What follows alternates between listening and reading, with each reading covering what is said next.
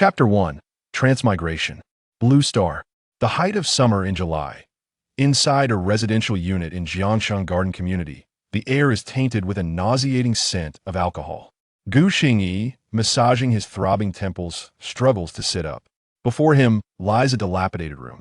The space is a mess, with a yellowed dining table stained with food residue and several empty bottles scattered beneath it. Where am I? Gu Xingyi is utterly bewildered. Hadn't he just attended a company celebration and returned home to sleep? How did he end up here after a single night? Mommy, I'm hungry. A child's innocent voice suddenly pierces the dimness of the room. Then Gu Xingyi hears a rustling sound behind him. He turns mechanically, even more confused. Not far away, on a couch, a little girl with two curly pigtails gazes at him with wide, fearful eyes.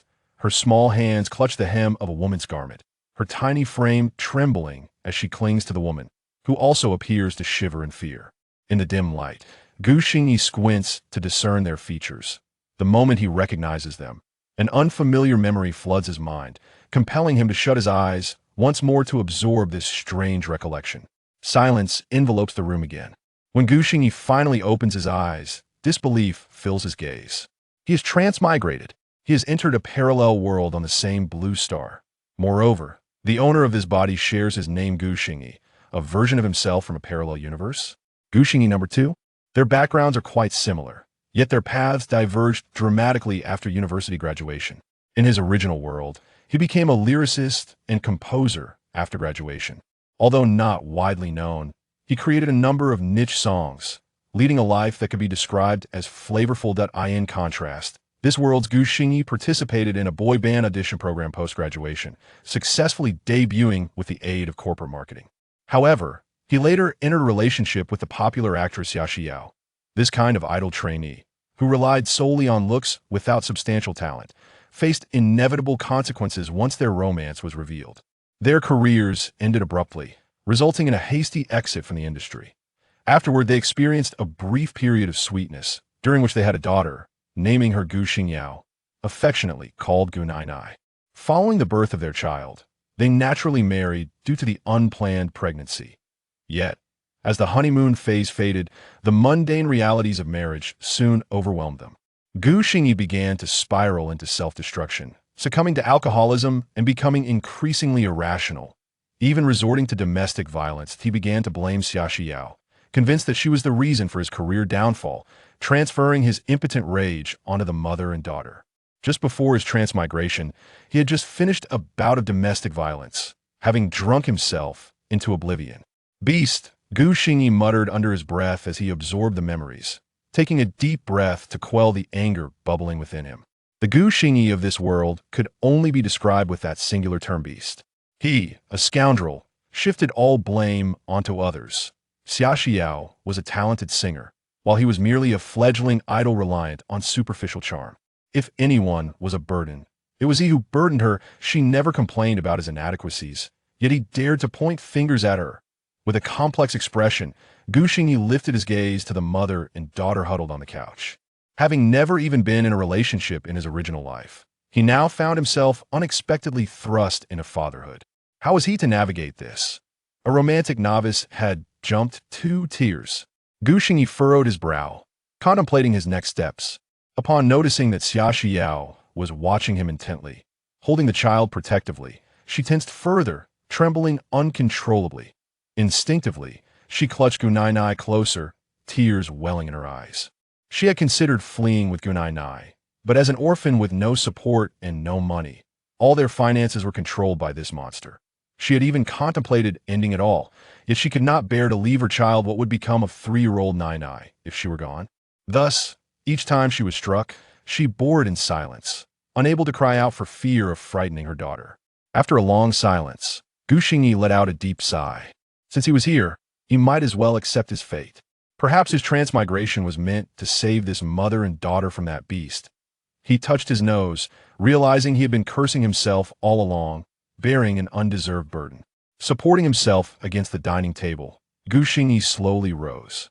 A wave of weakness washed over him, rendering him speechless. This body had been thoroughly ravaged by its original owner.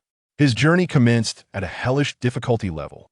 If possible, Gu Xingyi felt an urge to let out a roar at the heavens. What a sin! He turned on the light, the warm orange glow illuminating the entire room. The worn furniture, the shabby couch, and the pervasive stench of alcohol created a disheartening atmosphere. Gazing at the chaos before him, Gu Xingyi scratched his head in bewilderment. He first opened the windows to let in fresh air, then, following his memories, located a large woven bag and began collecting the empty bottles scattered throughout the room. Xia Xiao remained curled up on the couch, clutching Gunai, her eyes filled with a flicker of surprise. It was known that this monster never cleaned up after himself. He would merely drink and sleep. This was the first time she had witnessed such behavior. After considerable effort, Gu Xingyi finally gathered all the empty bottles and set them aside. He refrained from disturbing the mother and child, instead retrieving a towel from the kitchen to wipe down the table. By the time he had cleaned the room to perfection, he was drenched in sweat. Sensing the lingering smell of alcohol, he opened the windows wider and began transporting the trash down to the garbage station, one trip after another. Once he had disposed of the rubbish, Gu Xingyi felt pain coursing through his entire body. He glanced at the time. It was 8 in the evening, then looked at the filthy kitchen, letting out a resigned sigh. Very well, he would take his time. With that thought, Gu Xingyi wiped his brow, retrieved a clean outfit from the bedroom, and entered the bathroom. Xia Xiao observed the closed bathroom door, listening to the sound of running water, her taut breath loosening slightly, her previously tense body gradually relaxing. She looked around at the now spotless room, disbelief etched on her face. He had even thrown away the remaining alcohol? What could have prompted this change? Was he out his mind? To believe he had turned over a new leaf was inconceivable. To her, a monster remained a monster. How could he suddenly become kind? Mommy, I'm hungry. 3-year-old Gunai, unlike other children, did not fuss. Although her little stomach was flat, she merely gazed at her mother with her round, innocent eyes. Nai, be good, mommy will make you dinner soon, Xia Xiao gently replied, stroking her daughter's hair. She could only wait for this monster to fall asleep before she could prepare a meal for herself and her child. Understanding, little Nai nodded and turned her head to stare at the bathroom door alongside her mother. Even at her tender age, she understood that only when Daddy was asleep would they have something to eat. Chapter 2. A Demon and Amp. Oppos. As transformation, after indulging in a soothing hot shower, Gu Xingyi felt an intensified weariness. He changed into fresh attire, retrieved his phone from the reeking, alcohol-soaked garments, tossed the clothes into the washing machine, and approached the mirror to confront his reflection. His hair, long and unkempt, obscured his eyes. His complexion was pallid, and a dense stubble covered his face, betraying days of neglect. A quintessential image of a recluse. Gu Xingyi swept back his hair to gain a clearer view of his countenance. It was evident that with some grooming, this version of Gu Xingyi could still possess a certain allure, reminiscent of his days as a heartthrob who relied on his looks. The bathroom door creaked open, and Gu Xingyi emerged. He distinctly noticed the mother and daughter, huddled on the dilapidated sofa, recoil slightly at his appearance. Gu Xingyi shook his head, ignoring their reaction, and strode out of the apartment. Xia Xiao was stunned, a look of despair clouding her eyes. Had he gone out to procure more alcohol? Was he not yet satiated from tonight's indulgence?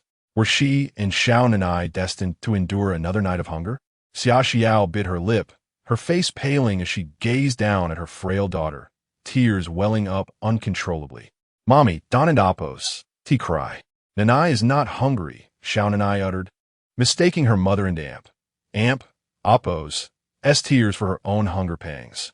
She reached out with her delicate hands, clumsily wiping away Xia Xiao and Amp, Oppos, tears.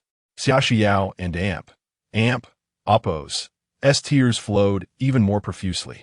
After a long pause, she tenderly whispered in a trembling voice, Nanai, be a good girl. Mommy will lull you to sleep. Once you and Amp, Oppos, re-asleep, you one and Amp, Oppos, feel hungry anymore. Mommy will wake up early tomorrow to make you something delicious. Okay? Okay. Mommy, don't cry. Xia Xiao gently rose, cradling Nanai in her arms. The movement caused a dull ache in the wound on her back, and prolonged malnourishment made her vision blur momentarily.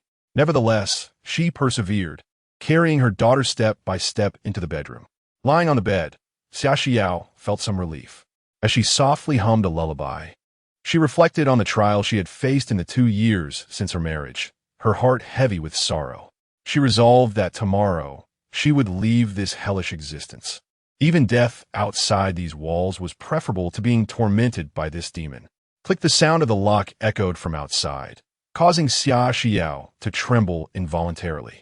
She instinctively covered Nanai and Amp, Appo's ears, listening intently to the sounds beyond the door.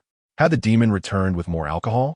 Gu Xingyi pushed open the door and glanced instinctively toward the sofa, momentarily taken aback. Had they retreated to the bedroom? But it seemed they hadn't, and Amp, Appo's eaten yet. Gu Xingyi stared at the food in his hands, pondering for a moment before placing it on the table and heading toward the bedroom. Xia Xiao remained tense. Hearing his footsteps approach the bedroom, she quickly closed her eyes, feigning sleep, and prayed that he wouldn't Amp, Appo's enter, that he would simply go drink and pass out on the sofa outside. But then, a sharp knock echoed through the room. Knock, knock, knock ahem. I bought you some food. If you and Amp, Appo's hungry, come out and eat. I and Amp, Appo's sleep in the side room tonight. Upon hearing the familiar voice, Xia Xiao and Amp, Appo's eyes snapped open. She then heard his footsteps receding, the opening and closing of the side room door. Silence descended upon the room, broken only by Xia Xiao and Appo's nervous breathing. Xiao Nanai had opened her eyes at some point, clearly hearing Gu Xingyi's voice, and was now staring curiously at the closed door. Today, that awful father had an Amp, Appo's returned to the room to sleep, and he even seemed to have bought them food? The thought of food made her stomach rumble, and she swallowed hard, looking expectantly at her mother. The situation was so bizarre that Xia Xiao felt bewildered. She couldn't and Amp, Appo's bring herself to trust him. Yet the facts seemed to align with his words. Xia Xiao lowered her head, gazing at her daughter's hopeful expression. She mustered her courage, tiptoed to the bedroom door, and cautiously opened it. The warm, amber light from the living room streamed through the doorway, carrying with it the tantalizing aroma of food. Xia Xiao peered at the dining table in the distance, where 2 steaming bowls of fragrant white rice and 4 dishes, 2 meat and 2 vegetable, were neatly arranged. Tears welled up in Xia Xiao and Appo's eyes, blurring her vision. He had truly bought them food. Faced with this sudden act of kindness from the demon, Xia Xiao felt not joy, but a profound sense of dread. Why was he doing this? What did he hope to gain from her? Tap, tap. Tap, perhaps drawn by the scent of the food. Xiao Nanai ran over barefoot, her little legs carrying her to the doorway. She peered outside, her eyes widening with delight, and saliva involuntarily trickled down her chin. But she refrained from acting rashly, instead looking up at her mother, her large eyes fixed on her expectantly. Seeing the food on the table and her daughter's yearning gaze, Xia Xiao closed her eyes in despair, took a deep breath, and forced a smile. She scooped up Xiao Nanai in her arms.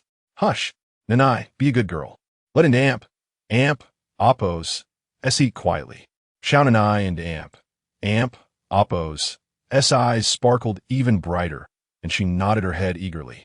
Xia Xiao stroked her hair, lifted her into her arms, and carefully walked to the dining table, where the aroma of the food made her own stomach growl in protest. Xiao Nanai wasted no time in grabbing a mouthful of rice with her chopsticks, and then picked up a chicken leg with her other hand, devouring it ravenously. It was clear she was famished. Xia Xiao and Appo's heart ached as she gently stroked Xiao Nanai and Appo's back, urging her to slow down. Yet she herself remained motionless, not touching the food. Xiao Nanai looked up, her eyes forming crescent moons as she offered the chicken leg to her mother, mumbling, "Mommy, eat." "Yes, Mommy will eat too." There and Amp, Appo's more in the dish. Seeing her daughter and Amp, Appo's obedient and considerate nature, Xia Xiao and Amp, Appo's eyes filled with tears. She nodded emphatically and took a bite of the delicious chicken leg offered by her daughter. How long had it been since she had witnessed such a scene? Xia Xiao couldn't and Appo's recall. Lost in thought, she turned her gaze toward the tightly shut door of the side room. Gu Xingyi, inside the room, had certainly heard the sound from outside. He sighed deeply, realizing that since his transmigration, he had sighed more than he had in his entire 30 years of life in his previous world. The original owner of this body was infuriating, causing him to feel a constant surge of anger, which he could only alleviate by sighing. After sighing, Gu Xingyi began to ponder. After getting a haircut and buying food, he had discovered that the household had only a little more than 1,800 in savings. Had he transmigrated any later, the family would have been unable to make ends meet. He needed to make money. Gu Xingyi interlaced his fingers behind his head, leaned against the headboard, and stared silently at the pristine white ceiling, deep in thought. Suddenly, he sat up straight, his eyes gleaming. That an amp? Oppos, that's right. How could he have overlooked it? This was a parallel world. Chapter 3. Father cooks for Nana for the first time. Gu Xingyi was filled with excitement as he continuously scrolled through his phone. After a while, a smile spread across his face. Indeed, this world was as he remembered. The cultural heritage and entertainment industry were completely distinct from his previous life. Particularly, the entertainment level in this world was rather barren, with even the most trivial pop songs that made Gu Xingyi frown dominating the charts. Any song that had achieved fame in his original world would undoubtedly be a sensation here. Clutching his phone tightly, classic melodies began to surface in his mind. As he pondered, fatigue gradually overcame him, and he succumbed to slumber. The next morning at 6:00 and Oppos, clock, Gu Xingyi and Oppos. S internal clock roused him on time. He opened his eyes, bewildered by the unfamiliar surroundings, and it took him a moment to recall that he had traversed into another realm. The summer sun always dawned early, its rays streaming through the curtains and warming Gu Xingyi. He turned, got out of bed, and opened the window to gaze upon the strange city outside, inhaling the fresh morning air deeply. Since crossing over was now a reality, he resolved to embrace life fully. Stretching languidly, Gu Xingyi gently opened the bedroom door and stepped out. The old sofa lay in the living room, while the dining table and kitchen had been tidied to perfection, likely by Xia Xiao after their dinner the previous night. In their home, it was Xia Xiao who always maintained cleanliness, and she continued to do so diligently. After a night of ventilation, the lingering scent of alcohol had diminished considerably. Standing still, Gu Xingyi contemplated before quietly tiptoeing into the bathroom to freshen up. He was aware that Xia Xiao usually rose around 8:00 and Oppos, clock to prepare breakfast, as the original Gu Xingyi typically slept until past 10. And only after he had finished drinking could they mother and daughter eat the remnants of his meal. Sighing instinctively, Gu Xingyi hurriedly completed his morning routine. Inside, Xia Xiao had already awakened. She vaguely heard the sounds from the bathroom, but hesitated to venture out, uncertain why this demon had risen so early. It appeared he had become uncharacteristically peculiar since waking up from his drunken stupor the previous day, leaving her puzzled about his intentions. The sound from the bathroom ceased, followed by the door shutting again. Xia Xiao bit her lip, her eyes fixed on the bedroom door, curious about his next move. After a considerable wait, when no further sounds emerged, she glanced at her daughter, still peacefully asleep, and mustered the courage to quietly slip out of bed and open the bedroom door. The scent of alcohol had thinned significantly in the room. Fresh air wafted in through the window, mingling with the pleasant fragrance of hand soap from the bathroom. This combination evoked a sense of unreality within Xia Xiao, as she had not experienced such freshness in ages. Could it be that her home could once again evoke such comforting feelings? Approaching the window, she gazed outside, momentarily lost in thought, until it dawned on her that she was only 24 years old. After an indeterminate span of time, the door creaked open again, startling Xia Xiao, who instinctively tensed and turned mechanically. Gu Xingyi stood there, equally taken aback. He had not anticipated that Xia Xiao was already awake. After freshening up, he realized the kitchen lacked ingredients and had hurriedly returned with some meat, vegetables, and rice. Both stood frozen, and it was then that Gu Xingyi truly took in his wife's appearance. She was stunning, far more beautiful than any internet celebrity from his previous world, especially her almond-shaped eyes, which seemed to convey emotions, now filled with fear and unease. Moreover, she appeared excessively thin, her face pale, likely a result of prolonged sun deprivation and malnutrition. This sight filled Gu Xingyi with pain anger, and embarrassment. It was utterly inhumane. How could someone so beautiful be treated so poorly? The original owner of this life was truly despicable. Clearing his throat, he broke the awkward silence. Good morning. I and Appos. LL start cooking. He lowered his gaze, unable to continue looking, and hastily entered the kitchen with the ingredients. Xia Xiao remained in a daze, but the next moment, her gaze followed Gu Xingyi and Amp. Amp, Appos, busy figure in the kitchen. She could hardly believe her ears and eyes. He had actually greeted her, and when had he learned to cook? Furthermore, he had groomed himself, his hair neatly styled and beard shaven, transforming him as if he had been reborn. Particularly, his eyes sparkled with a newfound clarity, shame, and a hint of tenderness, qualities that seemed fitting for him. Xia Xiao silently observed the figure laboring in the kitchen, overwhelmed by an immense sense of grievance. She bit her lip, her eyes brimming with unshed tears. What was this? Self-pity? A pang of conscience? How laughable! Could this demon truly possess a conscience? Mommy!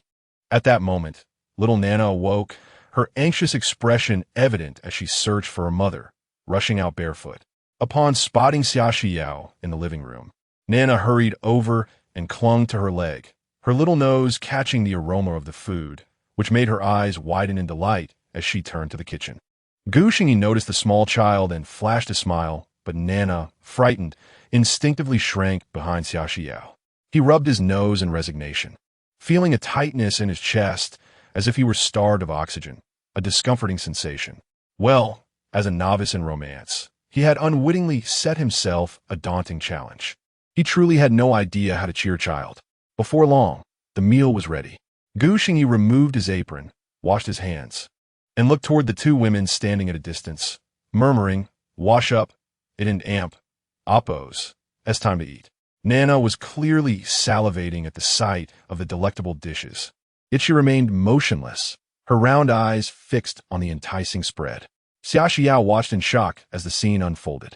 He had stopped drinking and was inviting them to join him for a meal. What was she to do? Gu Xingyi, initially hopeful, felt his expectations sink as he observed their wary demeanor. After a brief pause, he sighed, "You can eat first." With that, he rose and retreated into the side room. Xia Xiao remained still, watching the door close. She then glanced down at her daughter and Appos, as hopeful eyes, feeling a sigh escape her lips. "Nana, wash your hands and let in Appos. Just eat." On the dining table lay Gu Xingyi's fragrant millet porridge, glistening like gold, accompanied by 2 side dishes and a small bowl of steamed egg. The moment Nana saw the egg, her eyes lit up, and a childlike smile graced her face as she turned to Xia Xiao. Mommy. Did Daddy make this for Nana?" Xia Xiao found herself momentarily at a loss for words, staring into her daughter's expectant gaze before finally nodding. Upon receiving her mother's affirmation, Nana's eyes sparkled with delight as she eagerly scooped a spoonful of the egg into her mouth, her smile radiating warmth. "This is the first time Daddy has cooked for me. It's so delicious." Xia Xiao silently consumed her meal. The food was indeed flavorful, yet her heart was torn and bewildered. Her gaze unconsciously drifted to the closed door of the side room. Chapter 4. A Lifetime with You. Gu Xingyi sat at the desk in the side room. He was indeed ravenous. Yet he understood that the mother and daughter outside were not yet ready to share a meal with him at the same table. Alas, what a misfortune! Gu Xingyi shook his head, casting these thoughts aside. He took out his phone and opened the Douyin platform of this world, deciding to deactivate his previous account, which still had a few thousand followers. Yesterday, he noticed that the Douyin platform had become increasingly sophisticated with a growing number of users, akin to the state of the original world around 2016. Gu Xingyi registered a new account and contemplated briefly before naming it Xingyan, after his daughter. This would symbolize the new beginning he envisioned for the mother and daughter. Gu Xingyi harbored no grand ambitions. He was already 30 in his previous life, having traversed the experiences of youth. Now, having traversed time and returned to the age of 24, he felt a sense of liberation. His goal in this life was to ensure a stable and prosperous existence for the mother and daughter, after which he could part ways, whether through divorce or otherwise, and embark on a journey for himself, wandering the world, facing the sea, and embracing the warmth of spring.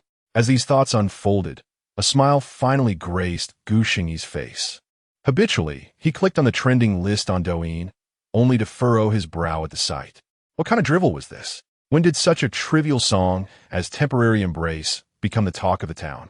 Its repetitive melody echoed in his mind, leaving him momentarily speechless. However, this could work to his advantage. His own music would surely stand out amidst such mediocrity. With newfound determination, he rummaged through his desk and retrieved a few sheets of long-forgotten manuscript paper, remnants left by Xia Xiao. The original owner of this body did not possess songwriting skills, but he had a melodious voice and had sung several popular songs upon debut.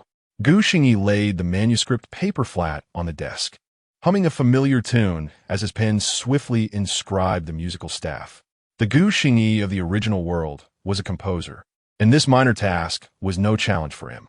In mere moments, a complete musical score materialized before him. Content. Gu Xingyi nodded in approval and unfolded another sheet of paper, the lyrics springing to life upon it. Task completed. He eagerly retrieved a guitar from the nearby wardrobe, tuned it, and settled at his desk to gather his emotions. The next moment, he closed his eyes and gently strummed the strings. The melodious sound of the guitar resonated in the quiet room, accompanied by his tender voice. Because I dreamt of your departure, I awakened from my tears. Can you feel my love as the night breeze sweeps past the window? As the song drifted through the air, Gu Xingyi lost himself in the moment.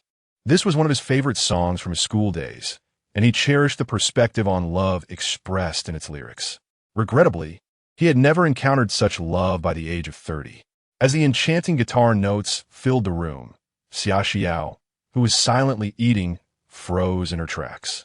She turned her gaze towards the closed door, eyes wide with astonishment. He can play the guitar? How could that be? That guitar belonged to her, and she was certain he couldn't play. At least, he hadn't been able to before. What was happening now? As the guitar melody continued, Gu Xingyi's voice emerged, further bewildering Xia Xiao, her eyes filled with disbelief. Even the little Na-Na, who had been happily eating, paused, captivated by the sound, her spoon halting midair as she turned to the closed door. With wide, blinking eyes, Na-Na tilted her head, recognizing her father's voice, the voice of the man who had prepared a meal for her for the first time. So gentle, it was the first time she had heard such a tender tone from her father. Will you still be by my side when the day comes that we grow old? Watch as those vows and lies slowly dissipate with the past. Upon hearing these lines, Xia Xiao could no longer contain herself. Her shoulders began to tremble, and tears cascaded down her cheeks. 2 years had passed, 2 whole years. For 2 years, she had lived in constant anxiety, had not heard music, nor ventured outside. Each day was filled with the mundane struggles of life, alongside a man who had gradually morphed into a demon. Now, after mustering the courage to escape, what did his singing mean? What did his sudden change imply? Xia Xiao felt a surge of despair, overwhelmed by fear of the unknown future and the transformation of the man before her. She feared this was merely a fleeting dream, and if it shattered, everything would revert to its original state. At that moment, the song came to an abrupt halt. Little Nana noticed her mother crying and, in a flurry of concern, climbed onto Xia Xiao and Appo's lap, reaching out her tiny hands to wipe away her mother and Appo's tears. Mama, Don and Appo's, tea cry, Don and Appo's, tea cry. Nana will blow for you. Believing her mother was in pain again, Nana gently wiped her tears while lifting her small face to blow softly at Xia Xiao and Appo's collar. Beneath the collar, a multitude of scars marred Xia Xiao and Appo's back. Unbeknownst to Gu Xingyi, the emotional turmoil unfolding outside was a consequence of his song. At that moment, he was opening Douyin again, clicking to record a video. In the video, his face remained hidden, only the lower half of his visage visible. Holding the guitar, he cleared his throat. Ding dong, ding dong, ding dong this time. Gu Xingyi appeared more formal as he performed the song in its entirety, concluding with a flourish. After saving the recording, he trimmed the extraneous beginning and end. Finally, he extracted the audio, paired it with the lyrics, and submitted it for copyright registration online. Once everything was in order, he crafted a title, A Lifetime with You. He noted that he was the songwriter and composer of this original piece. hoping it would resonate with everyone and inviting them to like and support it. Click upload. Ding, the video was successfully uploaded. Exhaling a sigh of relief, Gu Xingyi felt a sense of accomplishment. Now he could await the public and Oppo's response in silence. This song was destined to be a sensation in this era. Gu Xingyi had no doubts about its potential. He was confident in its success. After all, it had previously garnered the Golden Song Award. And if it didn't become popular, it would be an injustice. The original artist, Shui Munyanhua, had won the Best Newcomer Award with this very song. As a newcomer himself, he was certain he could make his mark. He returned the guitar to the wardrobe, then patted his empty stomach, scratching his head. I wonder if the mother and daughter have finished eating? Alas, I'm so hungry. What a misfortune. Chapter 5. The transformation of Gu Xingyi rubbing his stomach. Gu Xingyi could no longer endure the pangs of hunger. After all, a person is like iron, and meals are like steel. Missing one can cause distress. He gently pushed open the door, revealing a narrow crack, and peered out like a thief, just in time to see Xia Xiao cradling little Nina as she left the dining table. Her eyes were red, as if she had just been weeping. She evidently noticed him too. After a brief moment of hesitation, she hurriedly retreated to the master bedroom with the child. With a sigh of relief, Gu Xingyi stepped out and approached the dining table. Finally, he could indulge in a meal, observing the remnants of food left for him. He felt a surge of happiness and eagerly scooped up a bowl of millet porridge, relishing each mouthful. Perfect, truly a testament to his culinary skills. The sensation of being satiated was exquisite. After clearing the table, he patted his full belly with satisfaction and let out a contented belch. Having tidied up the dishes, Gu Xingyi wandered around the room, surveying the layout of this home. It was a modest two-bedroom apartment, merely 70 square meters, purchased jointly during their marriage, with furnishings that had been arranged at that time. Over the past 2 years, no new items had been added, and the existing belongings now appeared somewhat worn. The small size of the apartment, coupled with its silence, interrupted only by Gu Xingyi's footsteps, created a stifling atmosphere. He shook his head, then sank onto the sofa. It was difficult to fathom how Xia Xiao had managed to live in such an environment for 2 years with a child, rarely stepping outside. The ambience felt akin to imprisonment. Even Gu Xingyi, who had just recently traversed into this world, found it hard to bear. The atmosphere was devoid of any semblance of home. Knowing he could not effect immediate change, he settled into the small sofa and began fiddling with his phone. He sought advice on how to maintain a household, how to bring joy to a child, and how to be a good father. The myriad of responses online left him scratching his head, yet he persevered, fearfully aware of the responsibilities of first-time fatherhood. Suddenly, the door to the master bedroom swung open, and a small head peeked out, adorned with 2 bouncing pigtails. It was little Nina, tilting her head, her almond-shaped eyes mirroring her mother's curiosity as she studied him. The innocence and clarity reflected in her sparkling eyes nearly melted Gu Xingyi and Oppo's heart. However, her little face was too thin, like her mother. A bit more roundness would enhance her beauty. It was understandable, considering the mother and daughter had survived on leftover food, and the child could not consume dishes mixed with alcohol. The original owner had denied them any financial support, forcing them to endure cycles of hunger and feasting. Upon seeing Nina, Gu Xingyi instinctively wanted to smile, but before he could, Nina, frightened, quickly shut the door and retreated. The sound of Xia Xiao and Oppo's melodic voice echoed from inside, soothing the child. With his smile frozen on his face, Gu Xingyi innocently touched his nose. It seemed that his future days would require much more effort. Time slipped away, quietly, as Gu Xingyi scrolled through his phone for 4 hours, intermittently hearing Xia Xiao comforting the child. By noon, his head felt foggy and swollen, overwhelmed by a jumble of parenting knowledge. He set down his phone, rubbed his temples, and rose to prepare lunch. At that moment, the bedroom door opened, and a seemingly expressionless Xia Xiao emerged, carrying a pile of laundry. It was as if she did not notice Gu Xingyi standing before the sofa as she walked directly towards the bathroom. Gu Xingyi distinctly observed her body stiffening as she exited. Was she going to do the laundry? Suddenly, he recalled that his own wash clothes were still in the machine. With that thought, Gu Xingyi hurried toward the bathroom. Inside, Xia Xiao was tense. She had not expected Gu Xingyi to be home. Normally, he would have long since gone out to drink with his friends at this hour. As she heard his footsteps approaching, her heart raced and her body trembled slightly. My clothes are still in the washing machine. Could I retrieve them first? Gu Xingyi's familiar voice called from behind. Xia Xiao, bending to open the washing machine door, was startled and stumbled back into the bathroom. Be careful, Gu Xingyi urged. It was only then that Xia Xiao realized he was seeking her permission. She averted her gaze, not daring to look at him, yet managed to reply. Okay, you can go first. Thank you, Gu Xingyi said, his fists clenched, hands trembling, his eyes betraying a mix of anger and sorrow. He had clearly seen the purplish bruises adorning Xia Xiao and Appo's neck, though he carried the memories of the original owner. Witnessing the evidence of such brutality firsthand was unfathomable. It filled him with immense rage and sadness, as he had never harmed a woman before. As Gu Xingyi gathered the clothes from the washing machine, he refrained from looking at her, his mind racing with thoughts. I will prepare lunch shortly. Remember to call little Nina out to eat. Yes, Nina is asleep. I will wake her shortly, Xia Xiao stammered, retreating further into herself, her demeanor unusually flustered, even her speech becoming incoherent.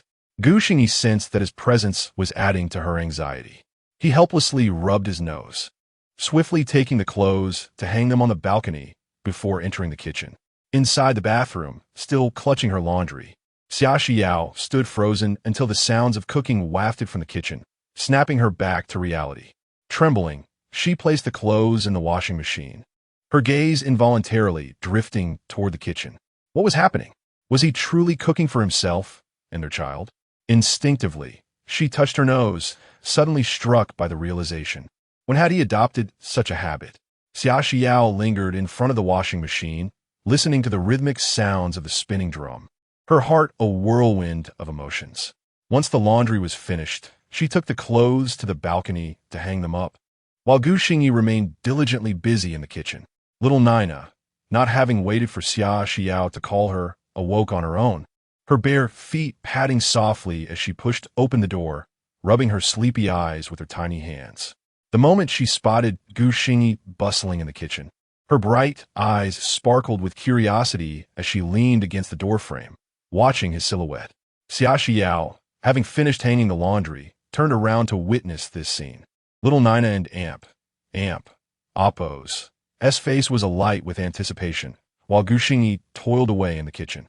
Overwhelmed, Xia Xiao turned swiftly, leaning against the wall, covering her face with her hands as tears fell silently. This was a scene she had only dared to dream of long ago. Chapter 6. The first interaction, Gu Xingyi continued to avoid dining at the same table as the mother and daughter. After hastily placing the dishes on the table, he swiftly exited the house. Upon hearing the sound of the door, Xia Xiao hurriedly wiped away her tear-stained face, bit her lip, and rose to embrace little Nai as they made their way to the dining table. The table was still adorned with 2 meat dishes and 2 vegetable dishes, accompanied by 2 bowls of rice and a bowl of steamed egg. Xia Xiao stared blankly at the appetizing spread for a long while before slowly sitting down. No one knew the complexity of her emotions at that moment, not even herself. The meal was as delectable as breakfast had been. The little one had already indulged in the steamed egg. However, their tranquil lunch was soon interrupted by the sound of the door opening. They instinctively lifted their heads and saw Gu Xingyi entering with a large bag in hand. Little Nai inched closer to Xia Xiao, her small spoon still poised in her mouth, her wide eyes following Gu Xingyi and Appo's every move. Gu Xingyi lowered his gaze, hesitant to meet the startled expressions of the mother and daughter. He approached the sofa, placed the bag down, and spoke, his voice somewhat muffled. I bought you some ointment. Remember to use it. I also got a toy for the child. I'm not sure she will like it, but I thought she should have one, just like the other little girls. Xia Xiao remained silent. After a brief pause, Gu Xingyi intertwined his fingers, discreetly pinching the flesh between his thumb and index finger. I know you want to believe me, but I must say this. I will no longer drink, nor will I harm you. You and little Nai need not live in fear at home. The atmosphere is detrimental to her. Having finished speaking, Gu Xingyi felt a weight lift from his heart.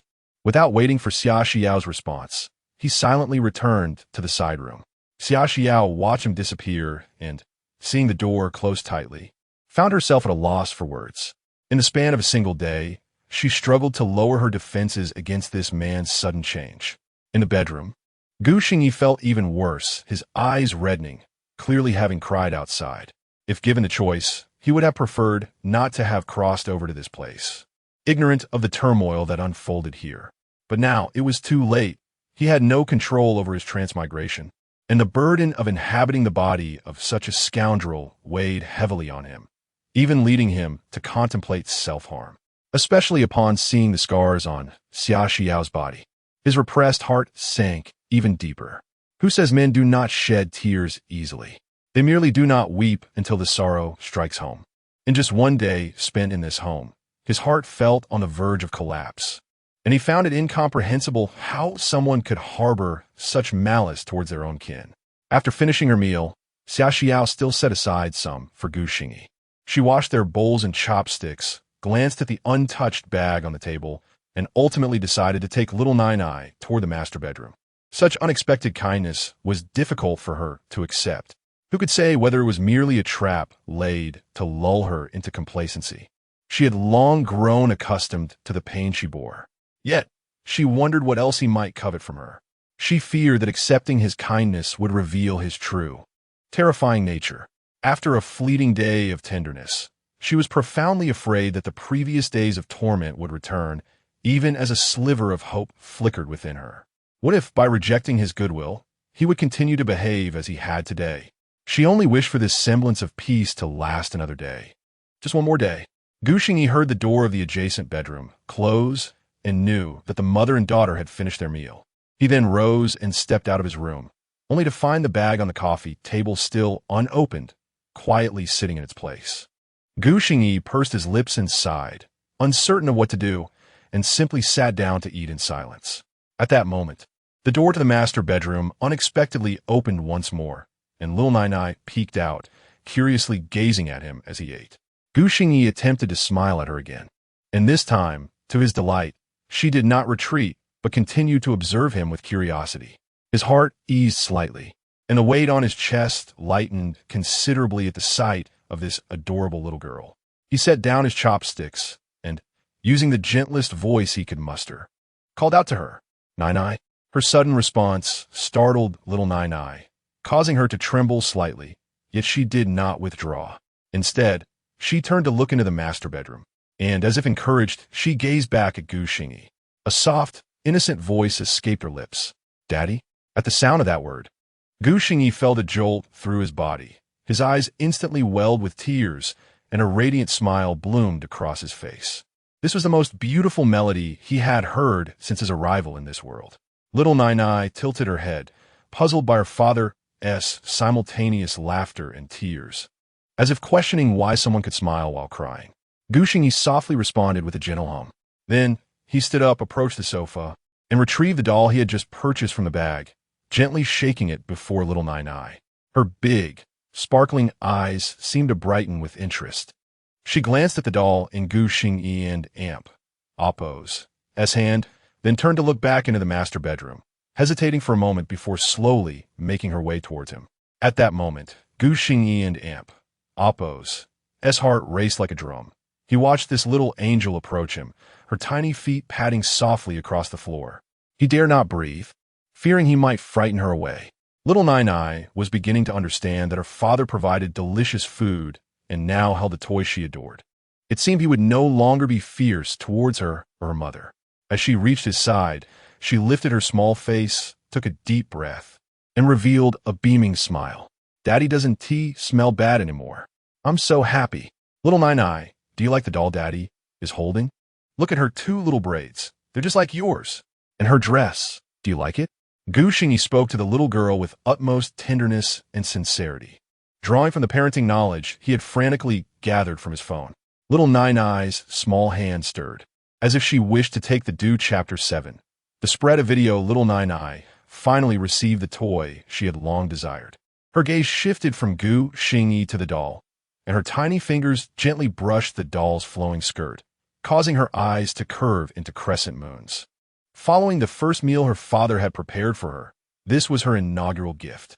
Observing the joy radiating from the little one as she clutched her toy, Gu Xingyi felt a surge of mixed emotions, especially upon noticing Nai Nai and Amp. Amp, Appo's dry, yellowing hair and her gaunt face, along with the noticeably small and faded outfit she wore. Gu Xingyi's heart ached painfully, as if pierced by needles. At merely 3 years of age, she should be cherished and adored. Yet here she was, finding immense joy in a simple toy. Clenching her teeth, Gu Xingyi quickly wiped her eyes and forced a smile, quietly watching as Nai Nai played beside her. Sunlight streamed through the curtains, illuminating Nai Nai's face. Beneath her delicate fringe, her round, almond-shaped eyes sparkled, and her long eyelashes fluttered like tiny fans. Her little nose crinkled slightly with every smile that graced her lips. In that moment, Gu Xingyi saw nothing else. In the master bedroom, Xia Xiao was increasingly anxious, uncertain if her actions were right or wrong. However, she concurred with Gu Xingyi and Amp. Amp, Appo's earlier words, the child was still young and should not grow up in such an atmosphere. Allowing Nai Nai to be close to Gu Xingyi was the utmost she could do at this moment. Outside, Nai Nai's laughter rang like silver bells, and Xia Xiao, unable to contain her tears, sat quietly on the bed, wiping them away silently. Before long, Nai Nai appeared to tire from playing. Clutching her doll tightly, she glanced at her father, who was still smiling foolishly at her. Her expression twisted momentarily before she turned and scampered back to the bedroom. Gu Xingyi watched the little figure disappear, touched her nose, and smiled silently. It seemed she would need to buy this little one a proper pair of slippers. Going barefoot was hardly a good habit. As time flowed gently, dinner was prepared by Gu Xingyi, comprising 3 dishes and a soup. As per usual, she allowed the mother and daughter to dine, first before she engaged in her own activities. Gu Xingyi retired early that evening, resolved to start morning runs the following day, for her body could no longer endure the fatigue of a single afternoon outing. Thus, by 8:00 and Appo's clock, she succumbed to slumber. At 8:00 and Appo's clock, while most indulged in leisure, Xiaoming lay in bed at a technological university in Jiangsheng, listlessly scrolling through Douyin. After a short while, he yawned, finding the videos pushed to him utterly uninteresting. Bored, he decided to scroll a couple more times before diving into a game. Suddenly, a gentle guitar melody wafted from his phone, causing Xiaoming to unconsciously halt his scrolling and glance at the screen. There, a thin young man, his face obscured, cradled the guitar and strummed the strings. What a delightful tune! Xiaoming nodded appreciatively and continued to listen. Because I dreamt of your departure, I awakened from my tears, as the night breeze brushes the windowsill. Can you feel my love?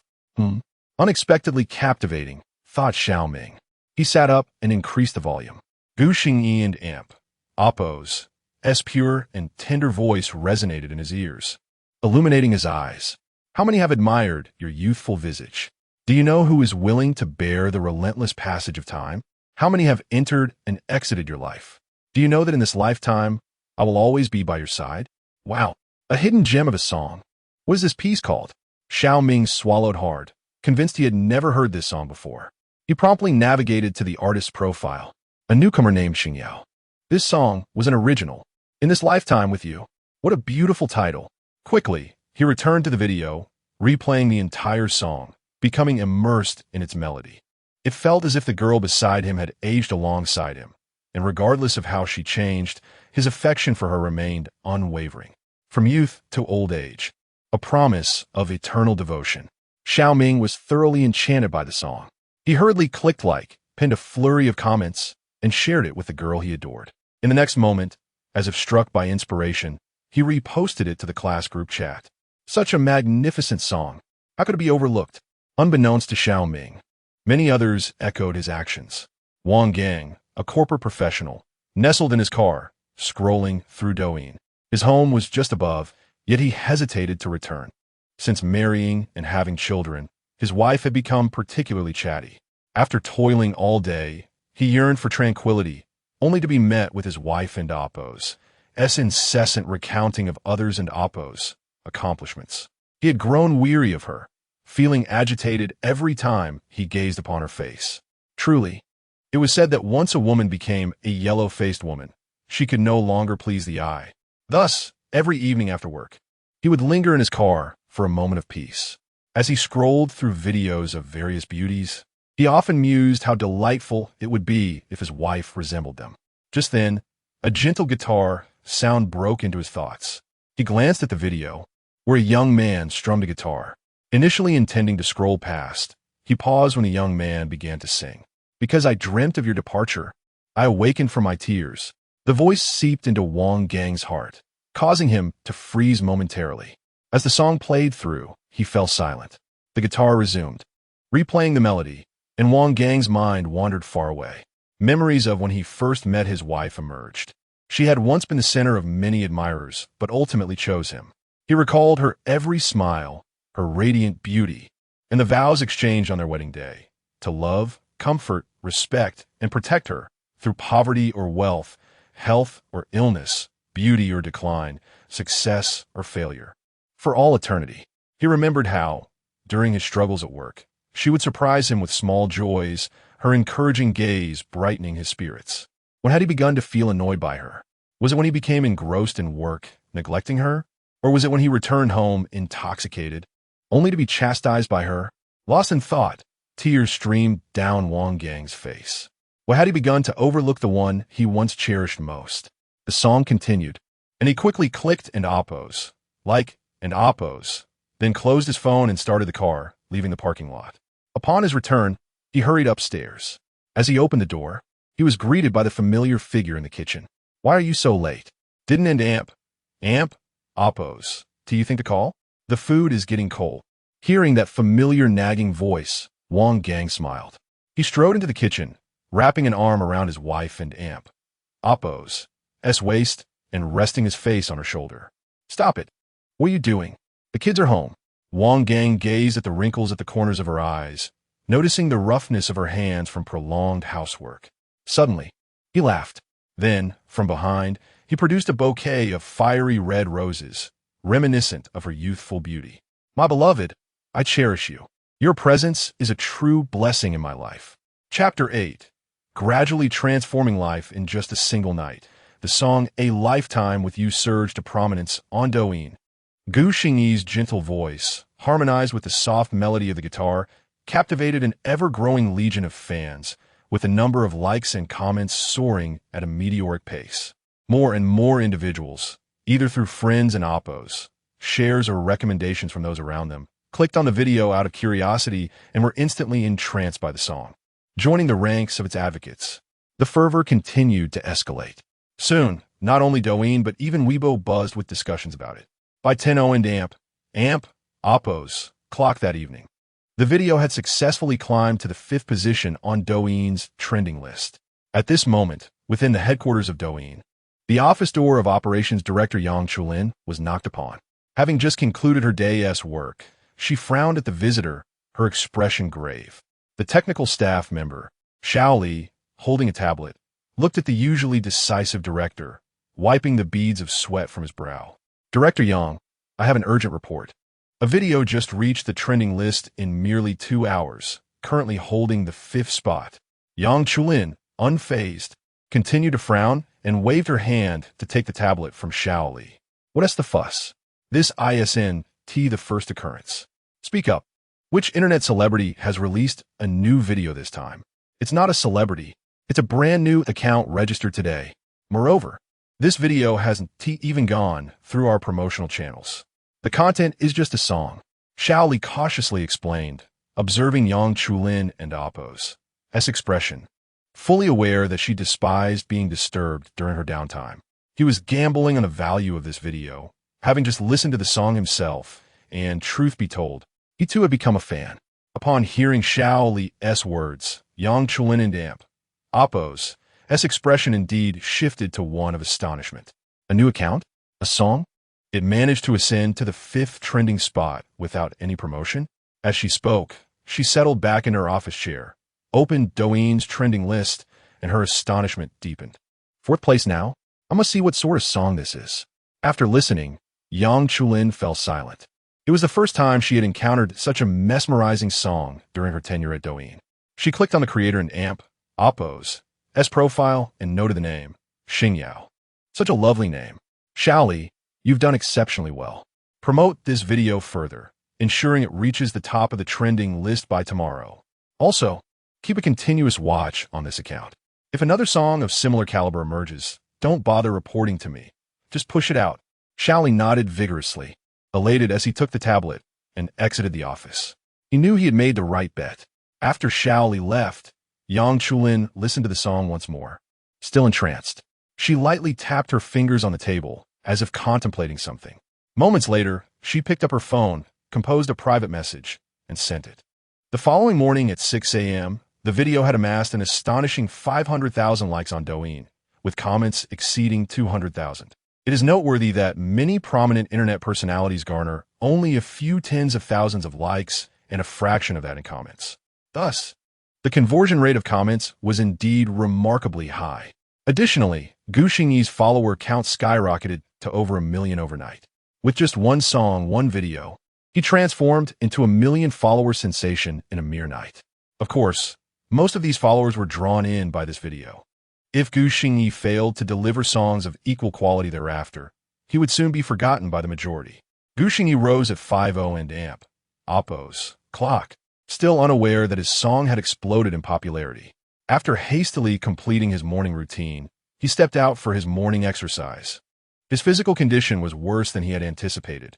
After only a brief run, he was already breathless, needing to pause every 20 minutes to catch his breath. Thus, he alternated between running and resting, eventually covering 5 kilometers in an hour, as per his self-imposed plan. After a brief rest, he performed several sets of push-ups before slowly making his way home. By the time he returned, it was already 7:40 a.m. As he pushed open the door, he unexpectedly bumped into Xia Xiao, who had just emerged from the bathroom. Water droplets clung to her hair as she dried it with a towel. And upon seeing Gu Xingyi, she was momentarily startled, her expression a mix of surprise and fluster. Observing the perspiring Gu Xingyi, she fumbled slightly, saying, I didn't know you were out. I'll start preparing breakfast now. Taken aback, Gu Xingyi felt a touch of awkwardness, but quickly replied, Is Xiao Nai still asleep? Yes. Xia Xiao bit her lip, nodding slightly, her heart racing. The sunlit aura emanating from Gu Xingyi after his workout was disconcerting compared to his usual disheveled demeanor, leaving her feeling flustered. Instinctively, she averted her gaze and hurried towards the kitchen. Could you keep an eye on Xiao Nai? I'll handle breakfast once I've showered. Is there anything specific you'd like to eat? Gu Xingyi's voice, laced with a hint of eagerness, floated from behind.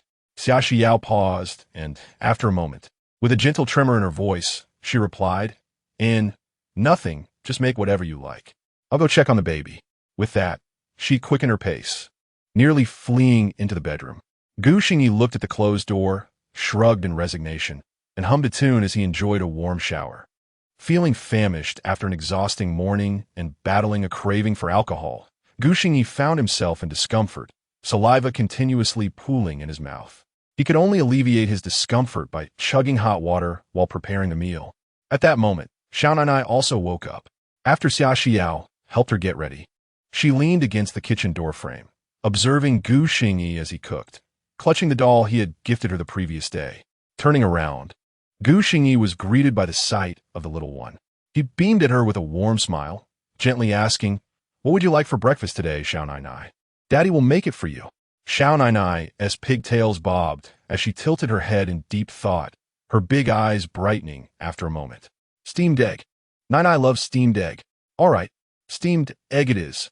Gu Xingyi replied indulgently, reaching out as if to ruffle her hair, but hesitating, fearful of startling the sweet child before him. Let us take it slow, no rush, he thought. It was evident that Xiao Nai was gradually warming up to him, igniting a glimmer of hope within Gu Xingyi. His spirits lifted, and in that moment, even his cravings and hunger seemed to fade away. The breakfast was as sumptuous as ever.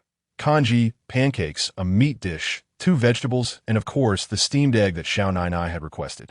As was customary, Gu Xingyi retreated to his small bedroom, allowing the mother and daughter to enjoy their meal. Though this time, the atmosphere was noticeably filled with laughter and joy. Chapter 9. Shopping in a state of repose, Gu Xingyi lay upon his bed, picking up his phone, which he had set to silent, eager to assess the impact of his video. As he unlocked the device, he was met with an overwhelming barrage of notifications. Goodness, how many alerts were there? The notification bar displayed a staggering count of likes, shares, and comments, all surpassing 99. Trembling slightly, Gu Xingyi dismissed the notifications, sensing that his song was destined for success. Yet he never imagined it would achieve such remarkable acclaim. It was nothing short of astonishing. Fortunately, he had silenced his phone the previous evening. Otherwise, the incessant notification sounds would have robbed him of a peaceful night and oppose as sleep. Swallowing hard, Gu Xingyi opened Douyin and navigated to his profile. The sight of over 1 million followers nearly blinded him with astonishment. Even someone as seasoned as he could not suppress a gasp of disbelief. It is worth noting that the Douyin platform in this world was vastly different from the original. Even in the well-established original world, there were few content creators who could amass a following of over 100,000 overnight. With exhilaration swelling within him, Gu Xingyi proceeded to view the video, which had garnered over 2 million likes and nearly 1 million comments, a smile spreading across his face. He had achieved fame with a single song. It appeared that, apart from himself, no one else in this world had reached such an extraordinary milestone. Moreover, the comment section was flooded with positive feedback, all extolling his talent, with many urging him to produce more songs of similar caliber. Indeed, good music transcends time and space. The excellent songs from the original world had not been lost in this realm. Instead, they had flourished, radiating their brilliance and successfully climbing to the top of the Douyin trending list. Gu Xingyi also observed that several prominent influencers had begun to cover his song, with a few of those cover videos making their own mark on the trending charts. However, they had all credited him as the original creator, so he chose not to dwell on it further. Returning to his personal homepage, he glanced at the private messages in his account, which were predominantly filled with advertisements from sponsors seeking collaborations and various guild recruitment offers. Ignoring them, he dismissed any notion of engaging in merchandise promotion. It was an impossibility for him. After all, he possessed the knowledge of an entire world. How could he stoop to such a trivial endeavor for monetary gain? Such a foolish act was beneath him. Next came the moment of reckoning regarding his earnings. Gu Xingyi accessed the Douyin back-end wallet, and the revenue displayed before him made him beam with delight. Without having accepted any sponsorships or promoted his videos, the earnings from mere viewership alone had reached an astonishing 32,000 in just one day. This amount was already post-tax, and it was quite splendid. With a sigh of relief, Gu Xingyi felt a weight lift off his shoulders. He now had money, and life would no longer be a strain. Previously, when he had only over 1,000 yuan to his name, he had been cautious even when buying groceries, dreading the prospect of financial ruin should any unforeseen circumstance arise. Now, with this first substantial income, he felt a newfound lightness in his spirit. After transferring the earnings to his bank account, Gu Xingyi waited until the two individuals outside had finished their meal before hurriedly stepping out to have breakfast. Following his morning exercise, his appetite had notably increased. He polished off all the food on the table, yet still felt unsatisfied. Fortunately, it was breakfast, and overindulgence was not advisable. After washing the dishes, Gu Xingyi grabbed his phone and hurried out of the house.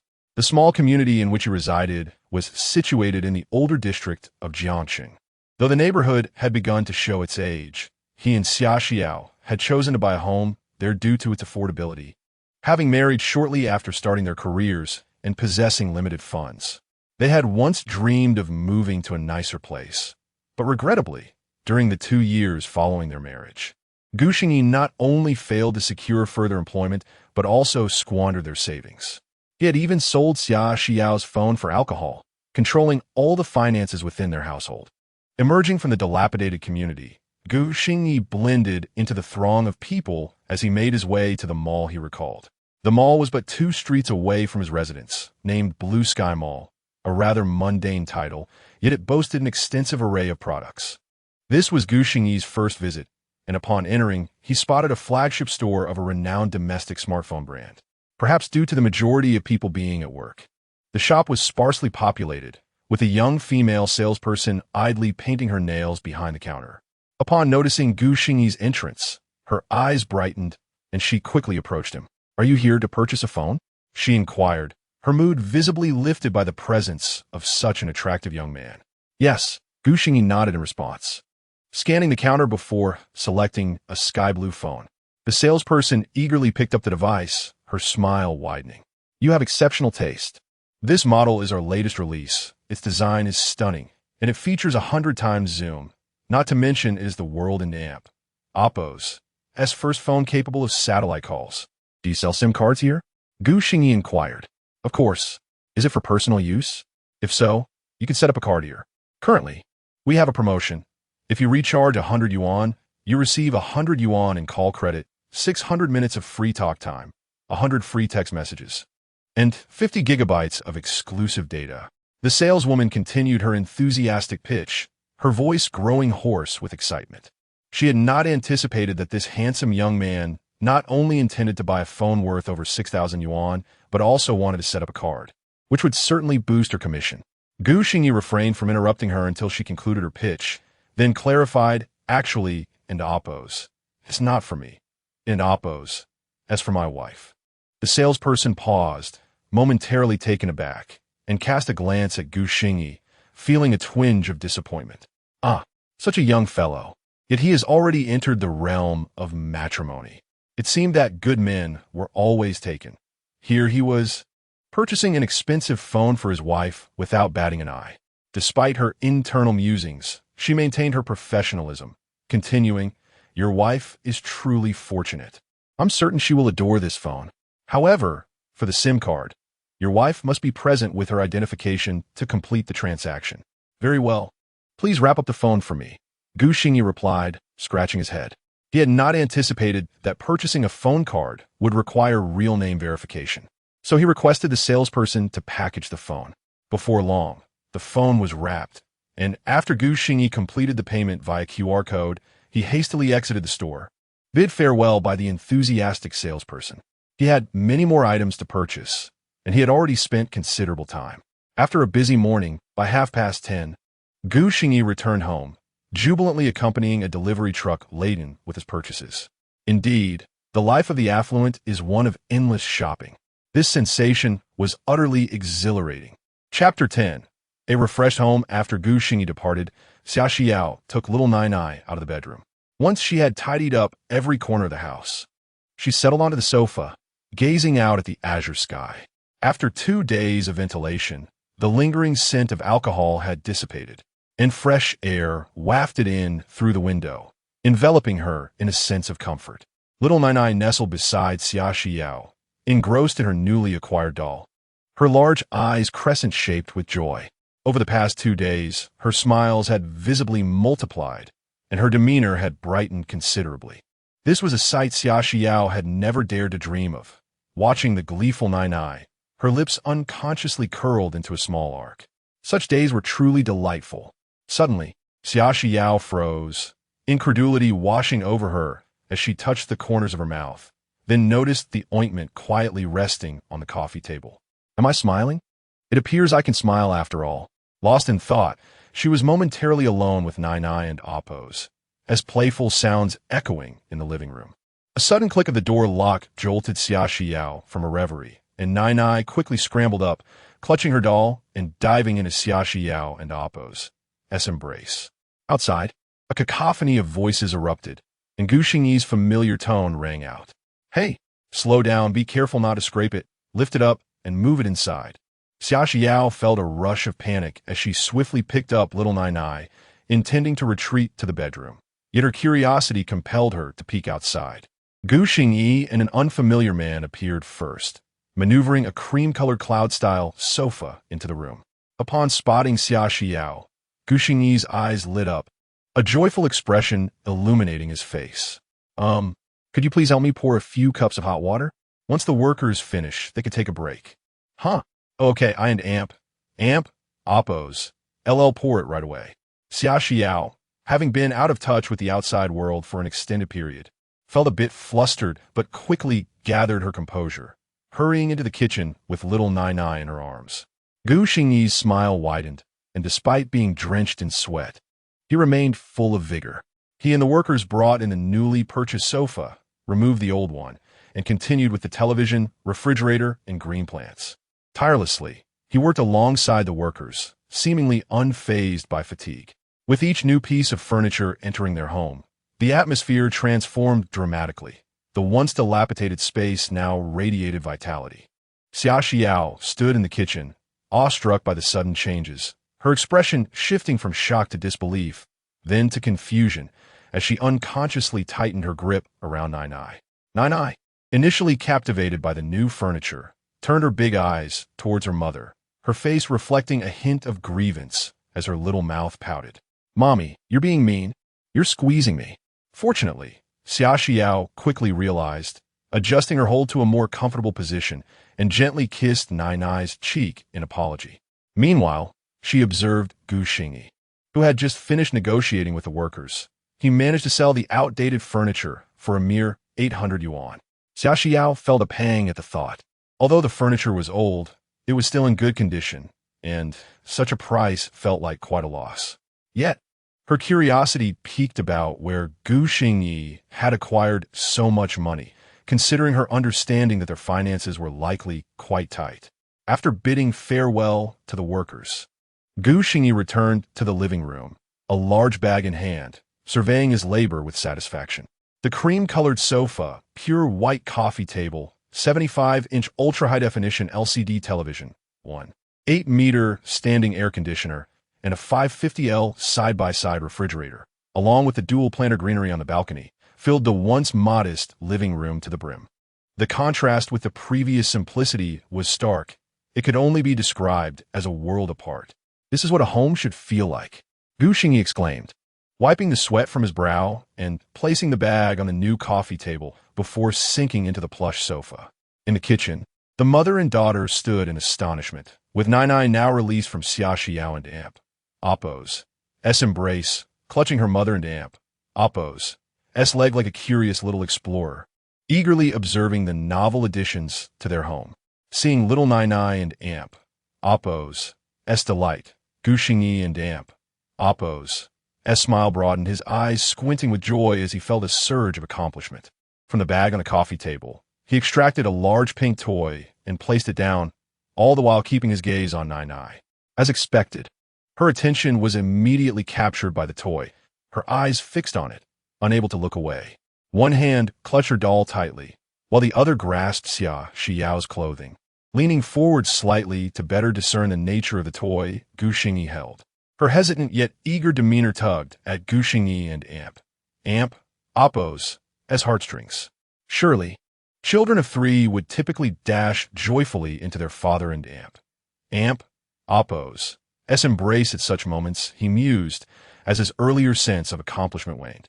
Clenching and then relaxing his fists, he extended a hand towards Nai Nai, affectionately beckoning her over. "Nai Nai, come here. Look at what Daddy got for you." Initially, Nai Nai hesitated, lifting her little face to glance at her mother. Upon seeing Xia Xiao and Appo's lips move without uttering a word, she cautiously approached Gu Xingyi. By this time, he had unwrapped the toy, revealing its contents. "Wow, and Amp, Appo's a princess house. Oh no, and Amp, Appo's so messy. Would you like to help Daddy decorate the princess and Amp, Appo's home?" Upon hearing Gu Xingyi's words, Nai Nai's eyes sparkled with excitement, her little body inching closer to the coffee table, drawn to the pink princess house. Gu Xingyi smiled tenderly, lifting the little princess from the toy house and playfully swaying her before Nai Nai. "The little princess isn't dressed yet. Daddy doesn't know how to do it. Can you help me make her look beautiful?"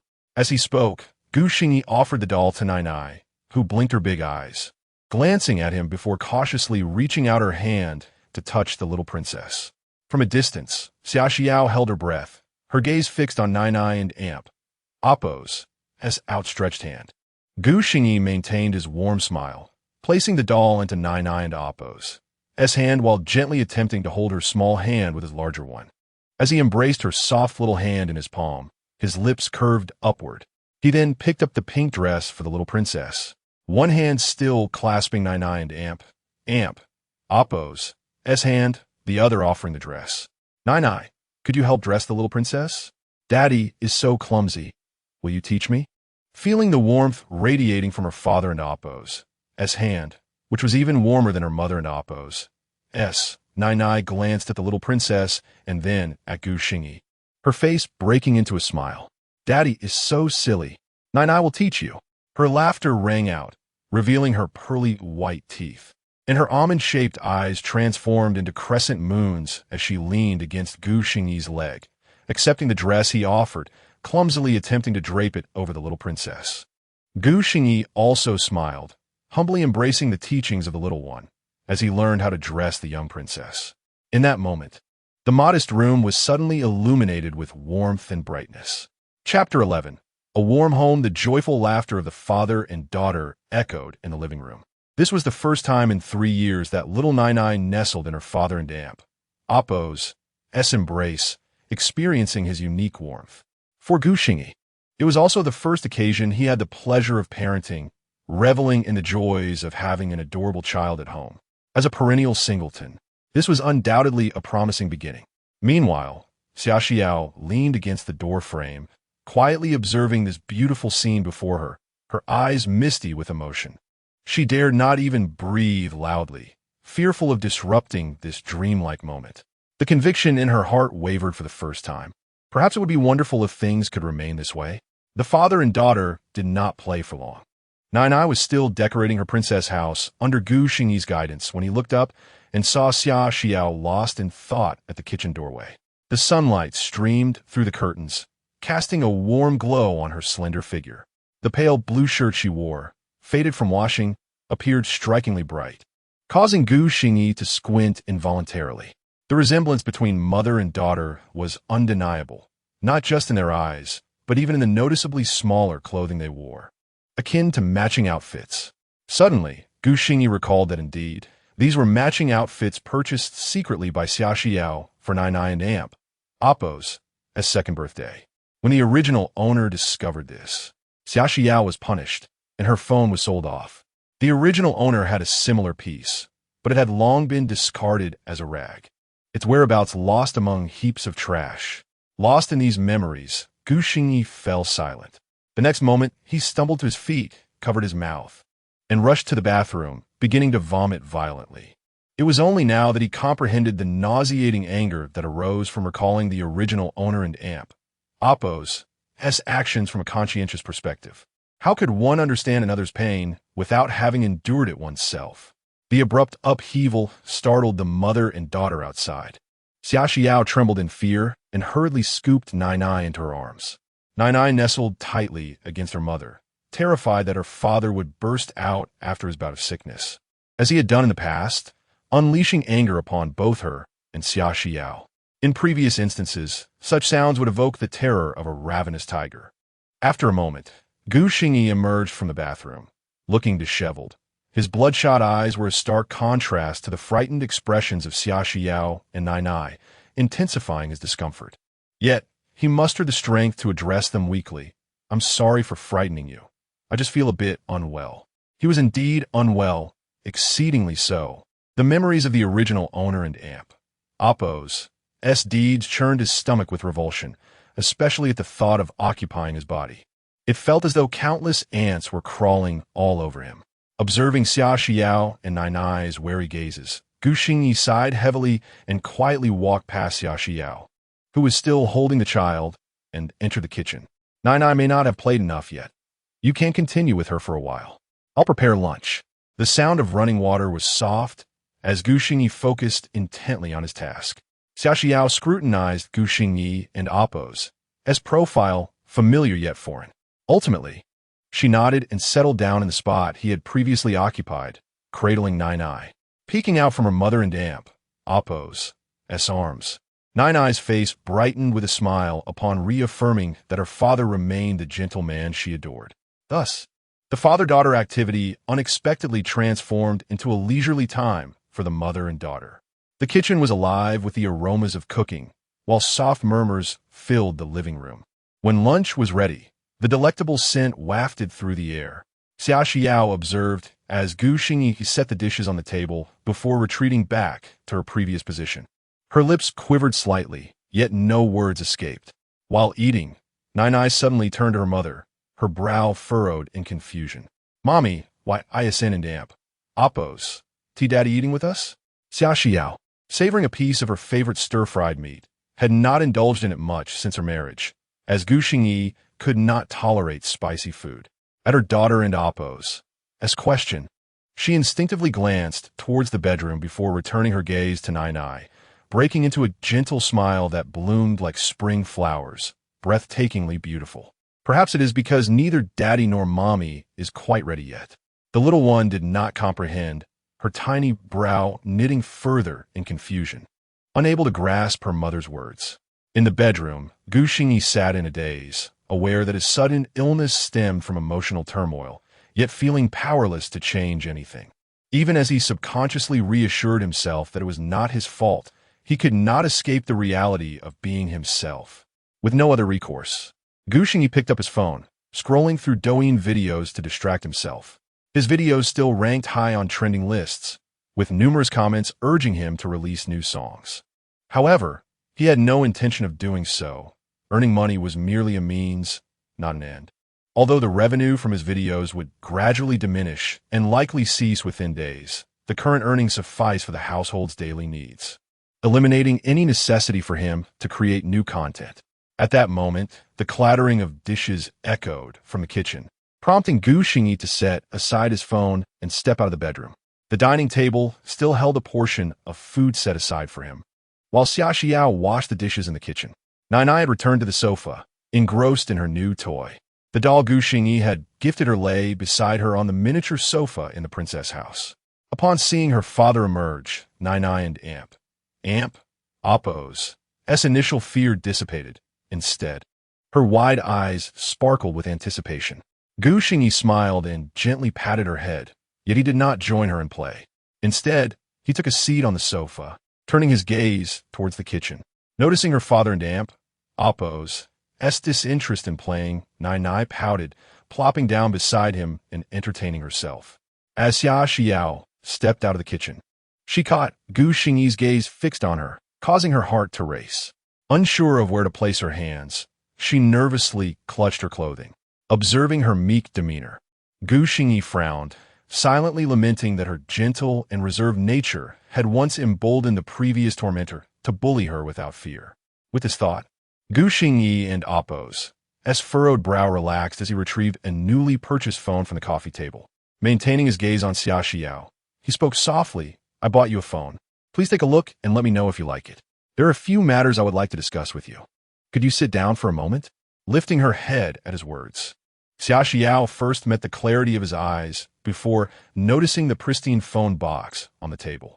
After a moment of hesitation, she responded with a quiet yes and slowly approached the sofa, settling down. "Is there something you wish to discuss?" Chapter 12. Stepping out of the door, the voice was faint, requiring Gu Xingyi to perk up his ears to hear it clearly. Gu Xingyi did not respond. Instead, he picked up the phone box from the table and began to unwrap it. He retrieved the sky-blue new phone, removed its protective case, and powered it on, the melodious startup tone resonating in the air. After a brief setup, he presented it to Xia Xiao. "This phone is for you. You will need to get your own SIM card. I have already saved my number in it, so if I and Oppo's am not at home and you need anything, feel free to call me." As Gu Xingyi spoke, he took out a wad of cash from his pocket and placed it in front of her. "This is the cash I just withdrew. Take the child out for a stroll this afternoon. It's not good to stay cooped up at home. If there's anything you want to buy, especially clothes, do so. I noticed that both of your outfits have become rather snug.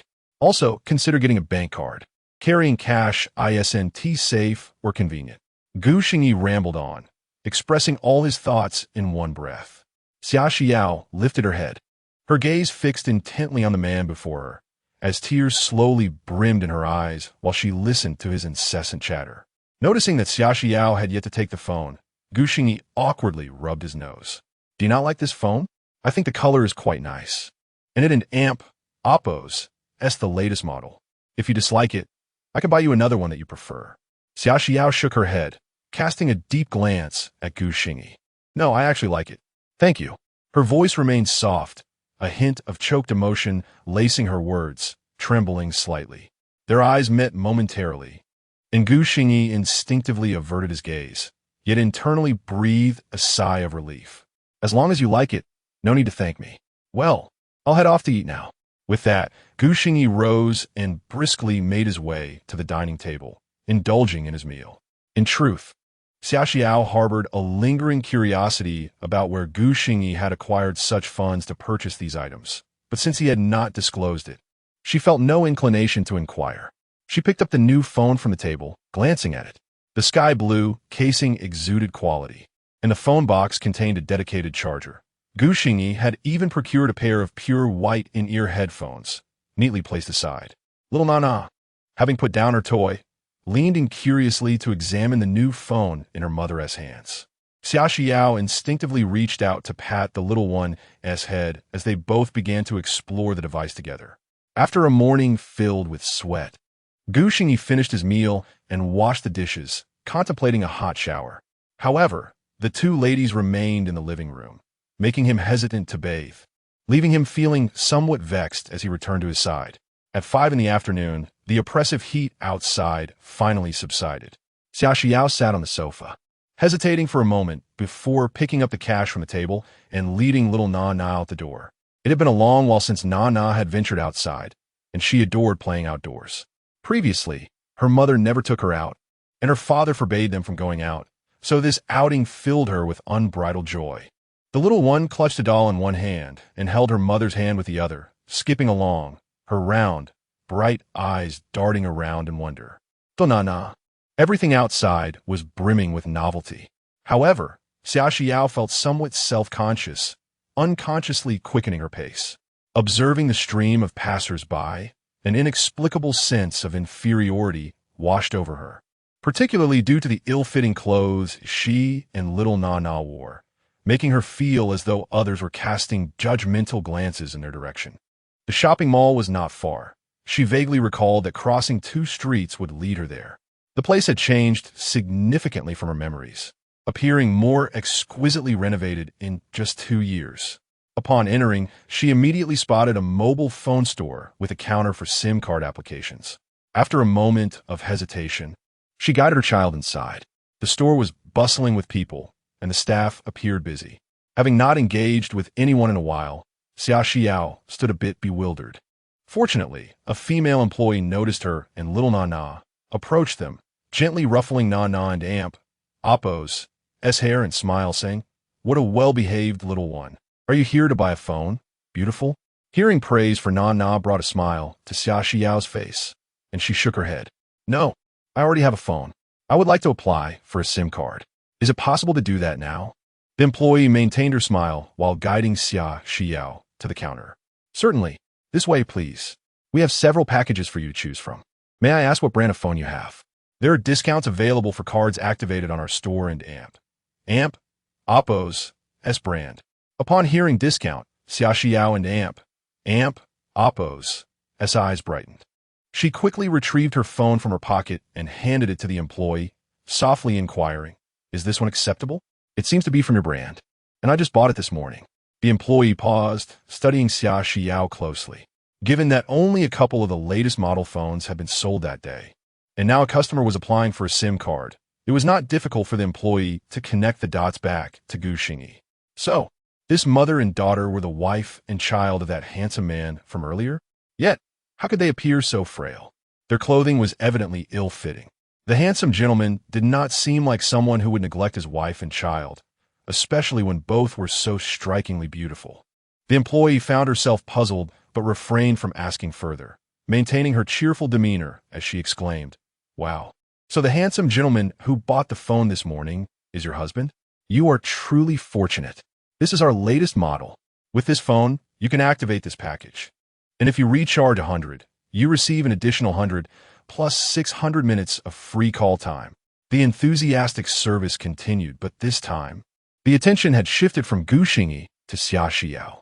Overwhelmed by the compliments, Xiaoxiao ended up paying and successfully acquiring the SIM card, her mind still echoing the employee's exuberant words as she exited the store. How astonishing! Yet, She couldn't help but think.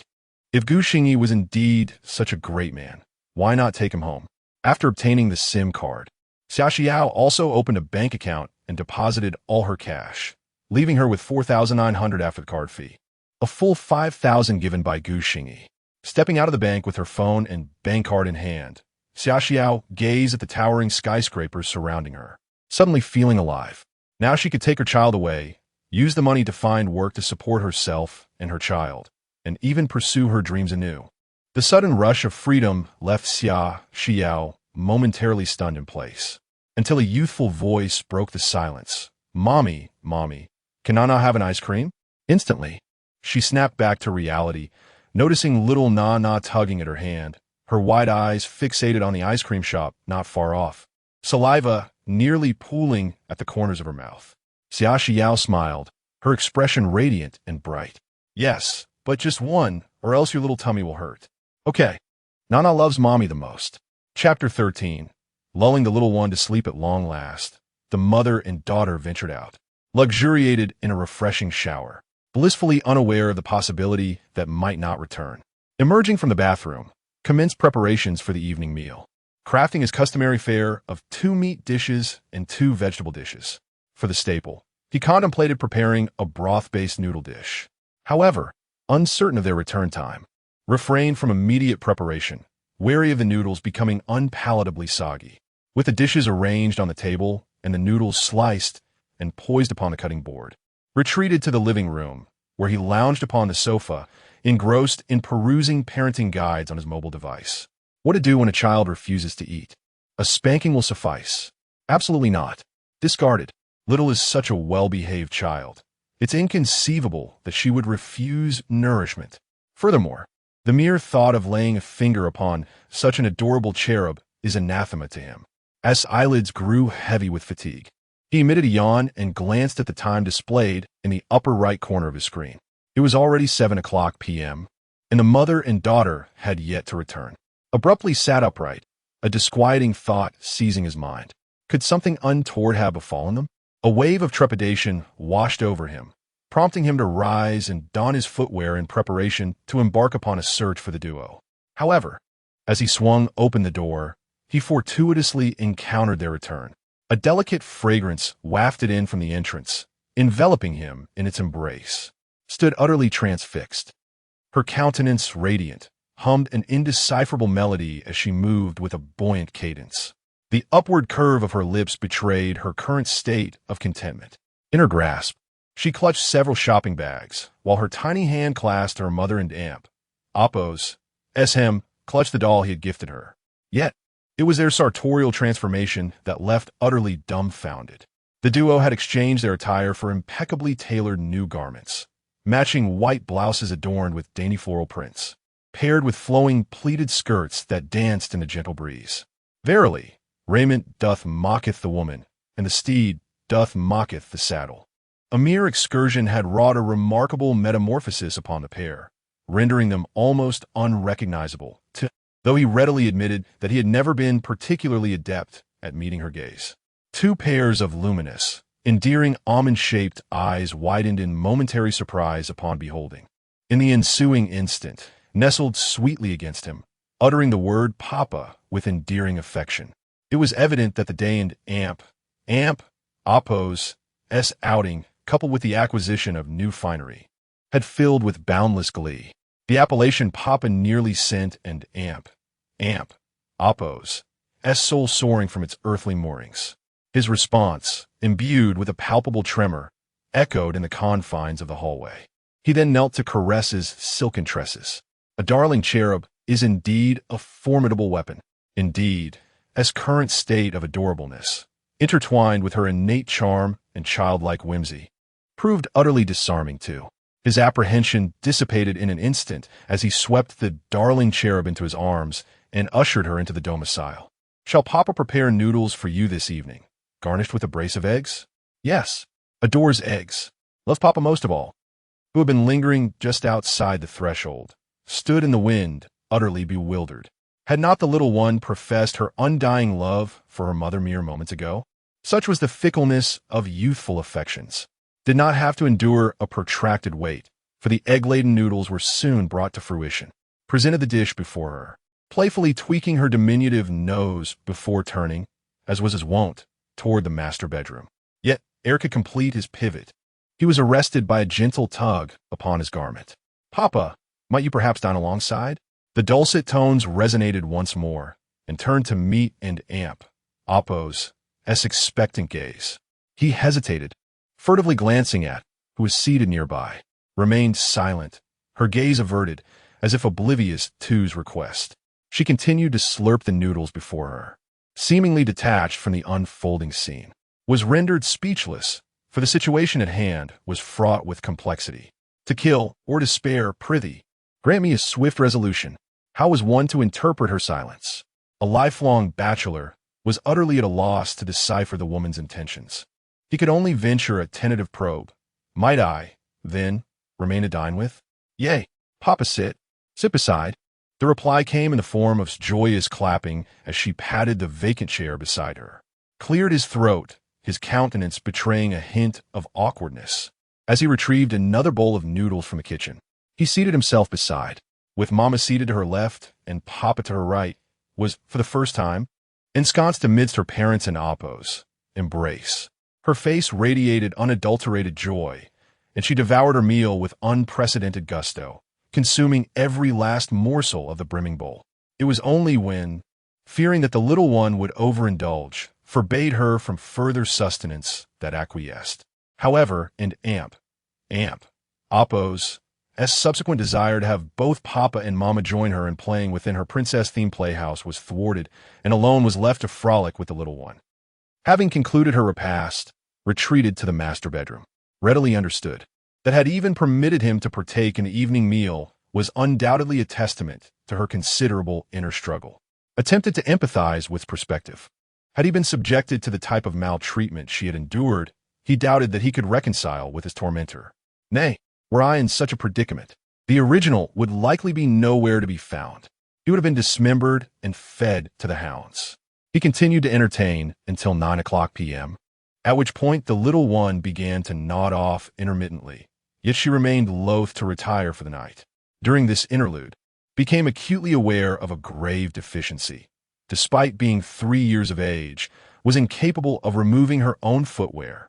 It was a skill typically mastered by children of her age, many of whom were already enrolled in preschool. Recognized that this was a consequence of the previously dysfunctional family environment, a matter that could not be rectified overnight. Nevertheless, he felt a pang of profound concern. It was at this juncture that emerged from the bedroom. She uttered not a word, but rather observed, and upon the sofa, her gaze laden with unmistakable meaning. Instantly comprehended, he lifted from the sofa, planted a tender kiss upon her cheek, and declared with a gentle smile, "Little, it is time for slumber. Shall Papa entertain you again on the morrow?" Whose eyes had begun to droop shut, fluttered them open slightly. She gazed at its countenance, then turned to regard. Abruptly, she buried her face in her father and Apo's neck. "Wishes to sleep with Papa tonight." The unexpected pronouncement left momentarily disconcerted, and in Apo's complexion darkened perceptibly. The air hung heavy with silence. His expression guileless, turned to, as if to convey, "These are the little one and Apo's sentiments, not mine." Clenched her fists in silent frustration. The ungrateful wretch.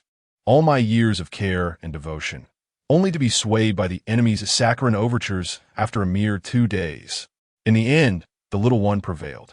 Gave her a perfunctory ablution, and the little one snuggled contentedly into her father and Apo's bed.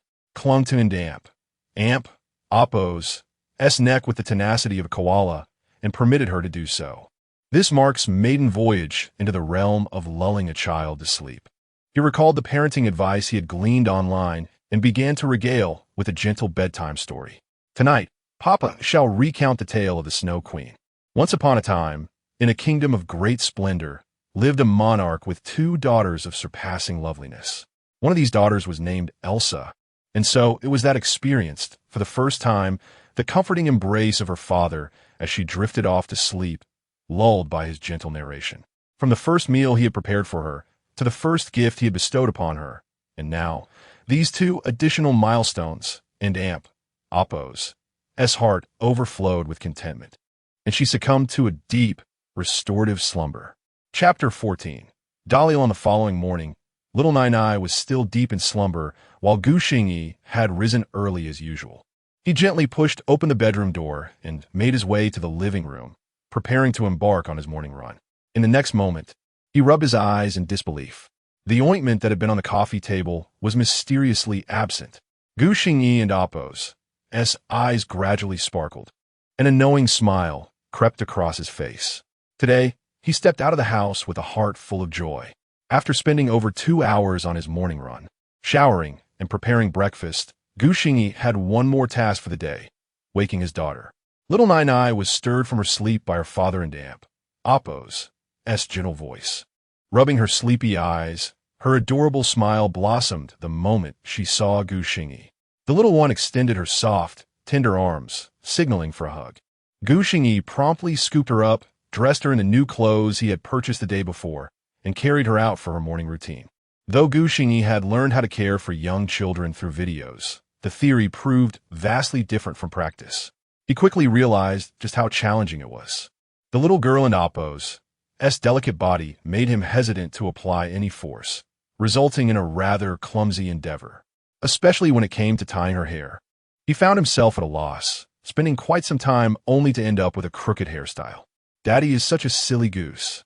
Little Nai giggled at her reflection in the mirror, pouting at her lopsided hair. Gu Xingyi playfully pinched her tiny nose, eliciting peals of laughter from her as she reached out to return the gesture. As Xia Xiao emerged from the bedroom, she witnessed this heartwarming scene between father and daughter. Without a word, she quietly entered the kitchen to serve breakfast. Perhaps unbeknownst to her, a subtle smile had already formed at the corners of her mouth. After the trio enjoyed a simple breakfast together, Gu Xingyi did not return little Nai to Xia Xiao, but instead continued to engage her and play with the princess house on the sofa. During their games, he subtly introduced her to simple numbers, counting from 1 to 10. Upon noticing Nai and Oppo's questions, Gu Xingyi devised a plan to nurture her independent learning through their playful interactions, gradually teaching her basic numbers and life knowledge. Success would not come overnight, but thankfully, little Nai was quite clever. She had simply lacked instruction before. Under Gu Xingyi and Oppo's unintentional guidance, she quickly absorbed some of the knowledge. Moreover, Gu Xingyi observed that since Xia Xiao returned home the previous day, she seemed to have transformed. Although still quiet, there was a newfound sparkle in her demeanor. Unlike before, she remained seated on the opposite end of the sofa, fiddling with her phone while occasionally glancing at Gu Xingyi and their child. This was a positive development, bringing comfort to Gu Xingyi's heart. As Xia Xiao downloaded various applications, such as WeChat and Weibo, she observed the interaction between father and daughter. She soon realized that Gu Xingyi was subtly teaching little Nai, and a sense of sweetness welled up within her. She had longed to educate her child, yet the previous familial circumstances had made their lives quite challenging, leaving her unable to guide Nai like a typical mother. Returning her focus to the phone screen, she was impressed by the speed at which her new device downloaded applications. In mere seconds, several programs were installed. The moment she logged into her WeChat, unread messages popped up. They were from her former assistant, Daliel, who had worked with her for 2 years. Her WeChat contacts were limited, comprising only a few individuals, including Gu Xingyi and several from her former company.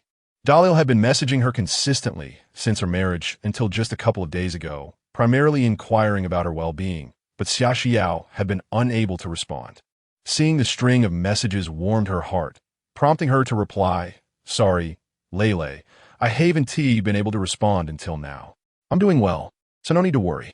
Within seconds, a reply came through. "Sister Xiao, you're finally alive. I thought you'd stop talking to me after your marriage. Boo-hoo. Sister Xiao, you have no idea. Since you disappeared, the gossip at the office has been rampant, especially that annoying Lu Qian, who has been unbearable these past 2 years. She constantly speaks ill of you, claiming you got what you deserved. It's infuriating." Reading Daliel's messages, Xia Xiao pursed her lips slightly. Lu Qian was not wrong. She indeed had it coming. During her time at the company, Xia Xiao had always overshadowed Lu Qian, so her current behavior was to be expected. Nonetheless, her little assistant remained as lively as ever. Lele, how have you been? Is life treating you well? Xia Xiao shifted the conversation away from Lu Qian. Quite well. Don't worry, Sister Xiao. I'm like a cockroach that just one tea die. I just miss you, Sister Xiao. But who will you be making a comeback? Xia Xiao paused, a flicker of yearning evident in her eyes. Would she indeed make a comeback? She turned a glance at Gu Xingyi and little Nai Nai, and after a moment, the longing in her gaze faded. I probably won tea. However, if you miss me, we could find a time to meet up. At that moment, in the heart of Jiangsheng, within the Tianmei Entertainment Building, a petite girl, approximately 1.60 meters tall, set down her burdens. Her slightly chubby face flushed with excitement, and dimples appeared on her cheeks. She felt an overwhelming urge to leap for joy, her hands eagerly tapping away at her phone. But soon, a sharp voice pulled her from her elation. Dolele, are you slacking off? Get back to work. Do you think you're still the assistant of a hot celebrity? If you don't want to work, then you might as well leave. Dalio looked up to see the source of the voice, a woman with a seductive face. Her eyes filled with disdain. What are you staring at? Hurry up and take the equipment to the recording studio. If you delay my recording, can you afford the consequences? Dalio rolled her eyes at the woman, muttering under her breath. Yet she shouldered the equipment and made her way to the recording studio. Okay, Sister Xiao, I have this Saturday off, so let us connect. Xia Xiao read the message and finally smiled. She scrolled through WeChat, finding no other messages, and switched to Weibo. Her last post, made 2 years ago, was an announcement of her retirement. Originally boasting hundreds of thousands of followers, her count had dwindled to a few thousand, with only a handful of loyal fans still leaving messages of concern.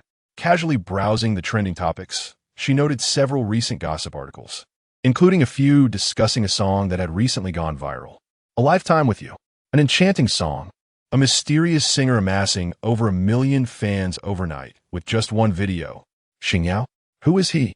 A deep dive into the gem of a song that skyrocketed to the top of the Douyin charts overnight. Listen now. Curious about this trending song, Xia Xiao clicked on the title.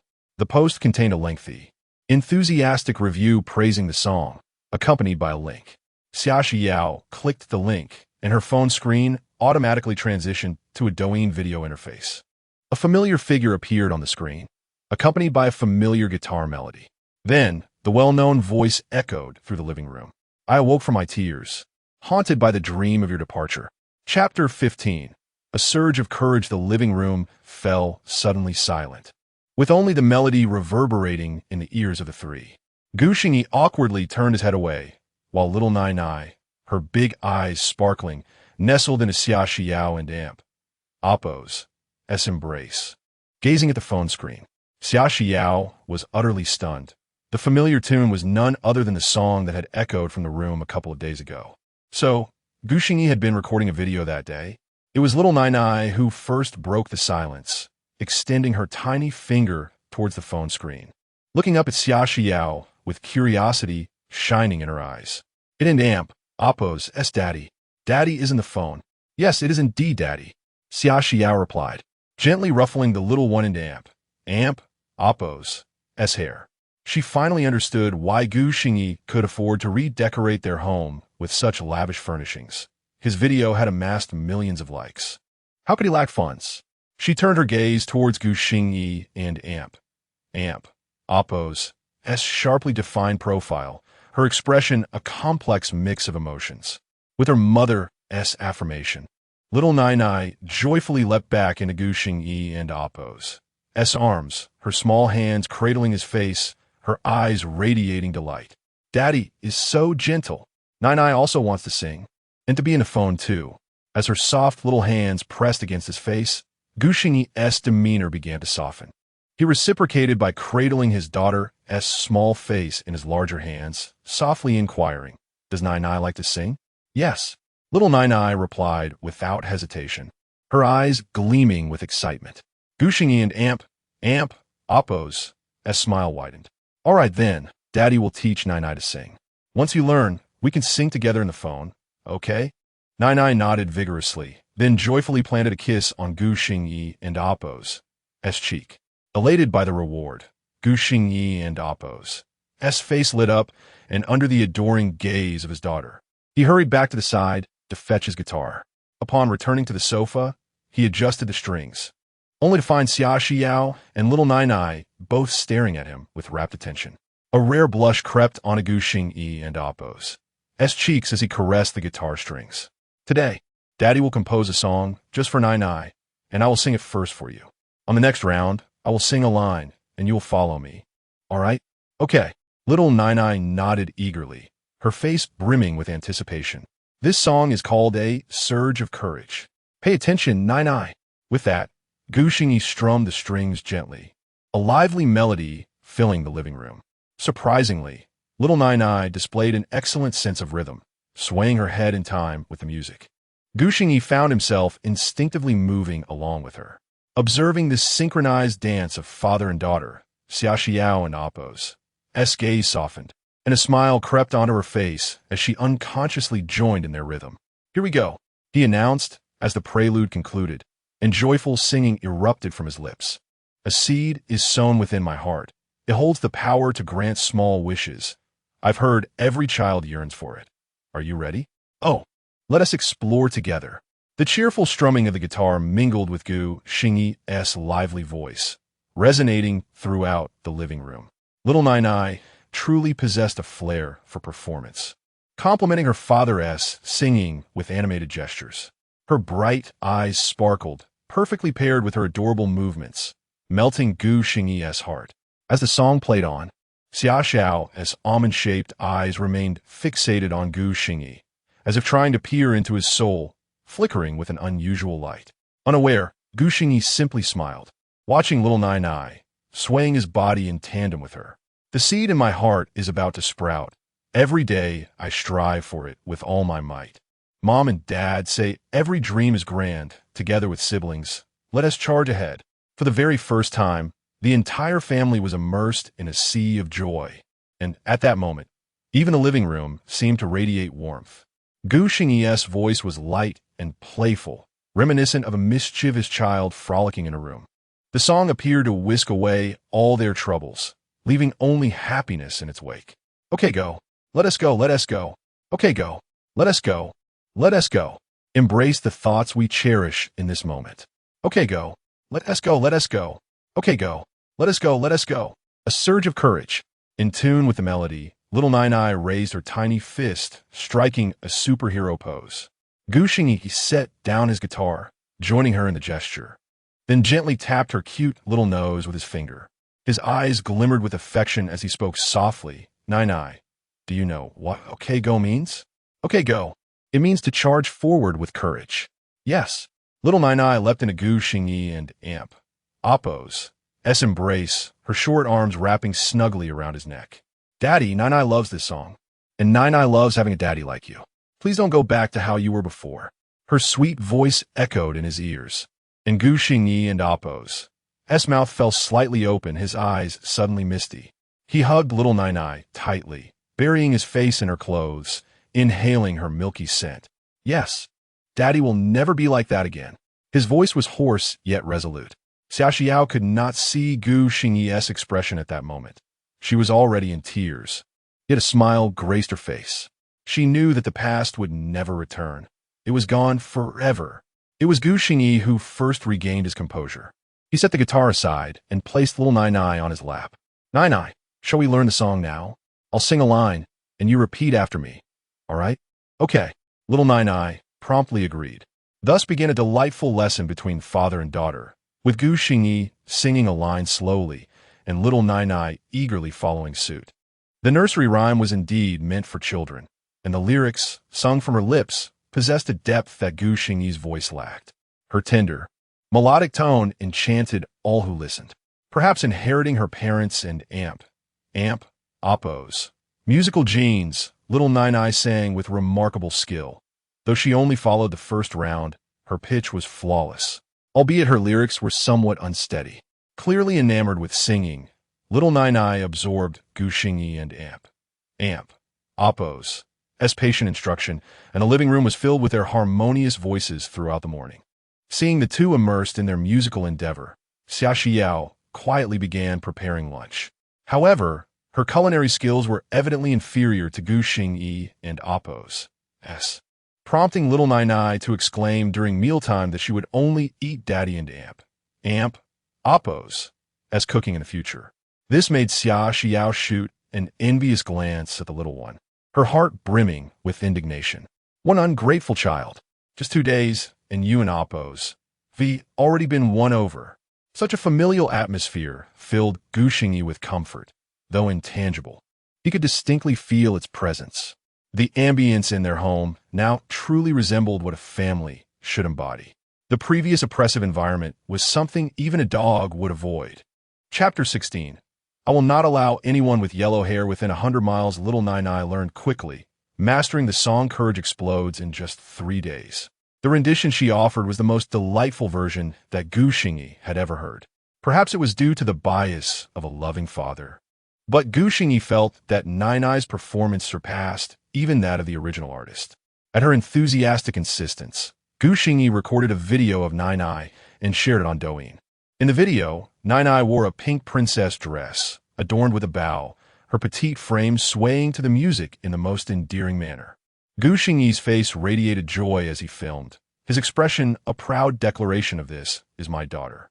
Xia Xiao, who was watching the scene unfold, caught a glimpse of Gu Xingyi's expression and nearly burst into laughter. It was the first time she had seen him display such a demeanor. Over the course of these 3 days, Gu Xingyi and Appo's commendable behavior had eased the relationship between him and Xia Xiao to the point where she now initiated conversations with him. No one anticipated that the second video on the Xingyan account would feature a Children and Appo's song, an original composition that was equally enchanting. At Douyin headquarters, Shaoli was quick to discover the video. After watching it in its entirety, he immediately decided to push it to the forefront of the platform.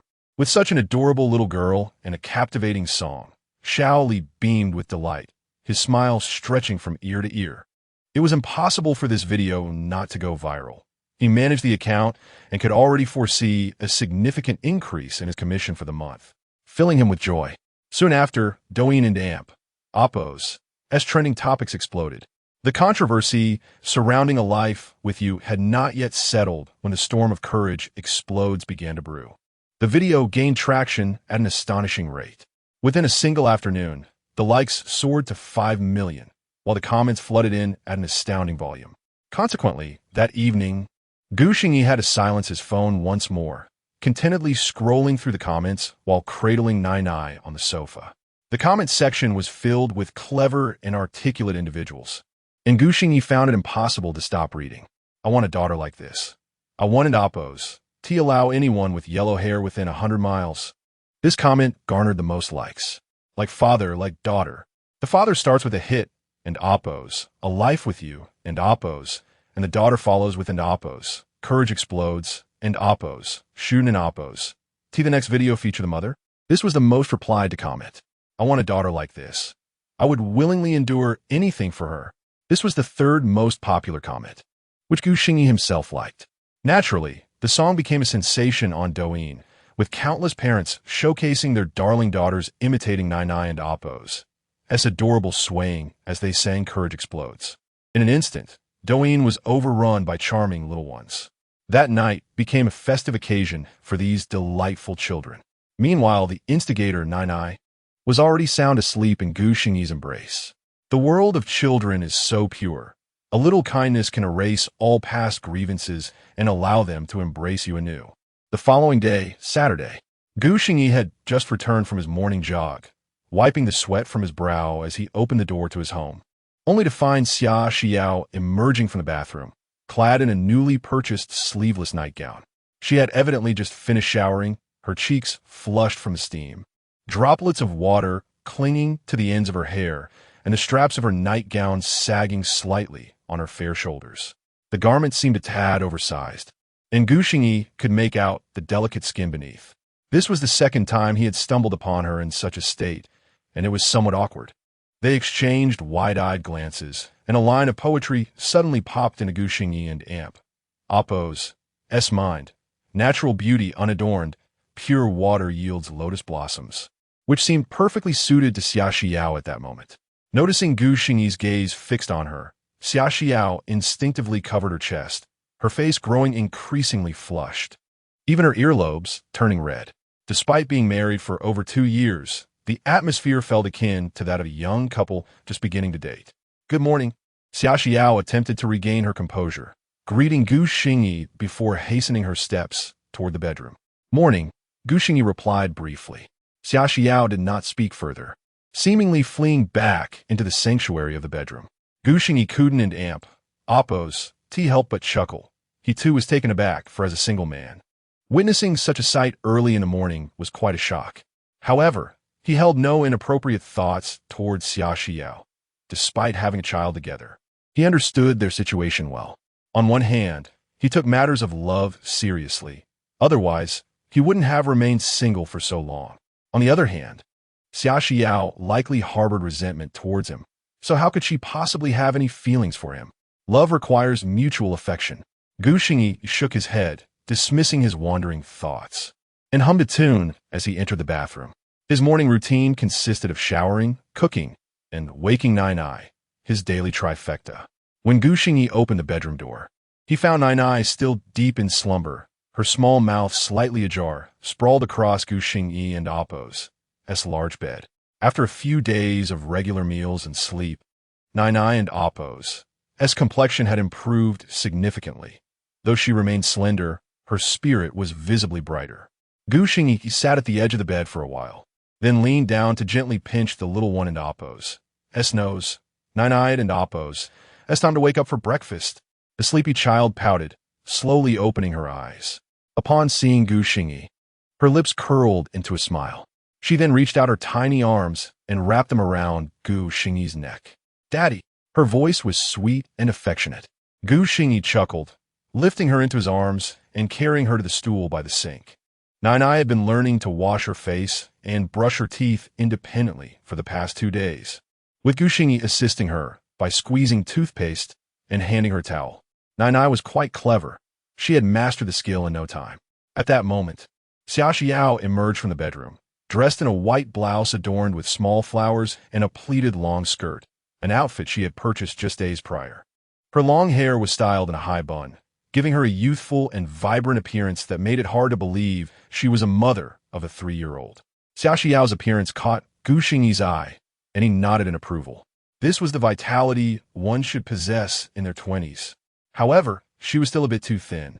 A little more fullness would undoubtedly enhance her beauty. Xia Xiao felt a flutter of nervousness, her cheeks reddening. It was her first time dressing up like this at home, and she was uncertain about her appearance.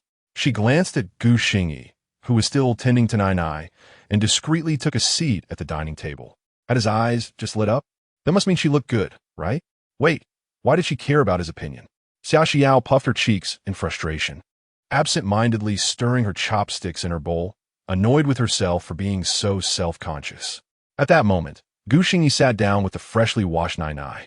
The little girl sweetly called out, "Mommy," before picking up her special small spoon to scoop up the golden millet porridge in front of her. "Can we go out together today?" "Huh? Me?"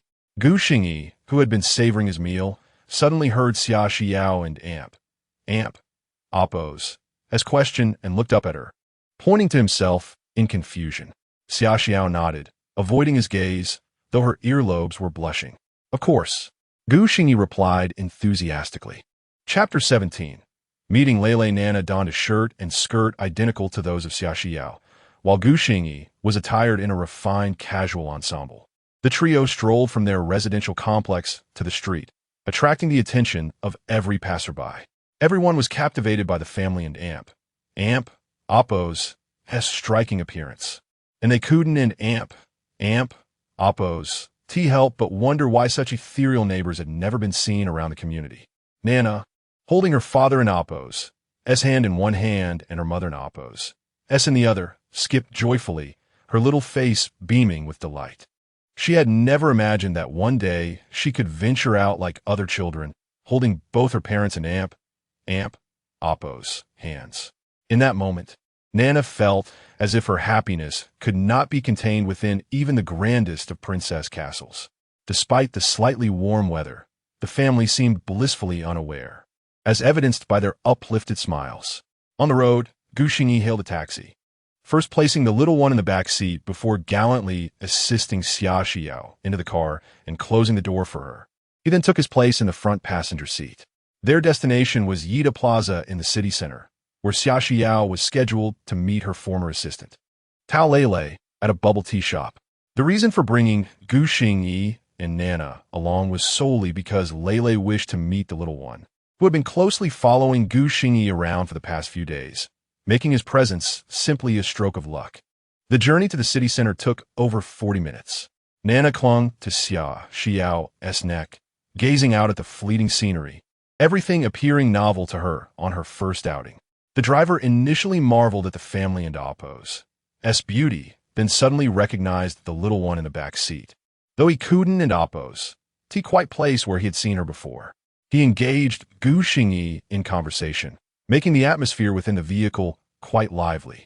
Before long, they arrived at their destination. It was not until the family had completely vanished from sight that the driver, idly waiting for his next fare, opened Douyin and suddenly realized that the little cherub he had just transported was the viral sensation everyone had been raving about. This revelation left him pounding his chest in regret.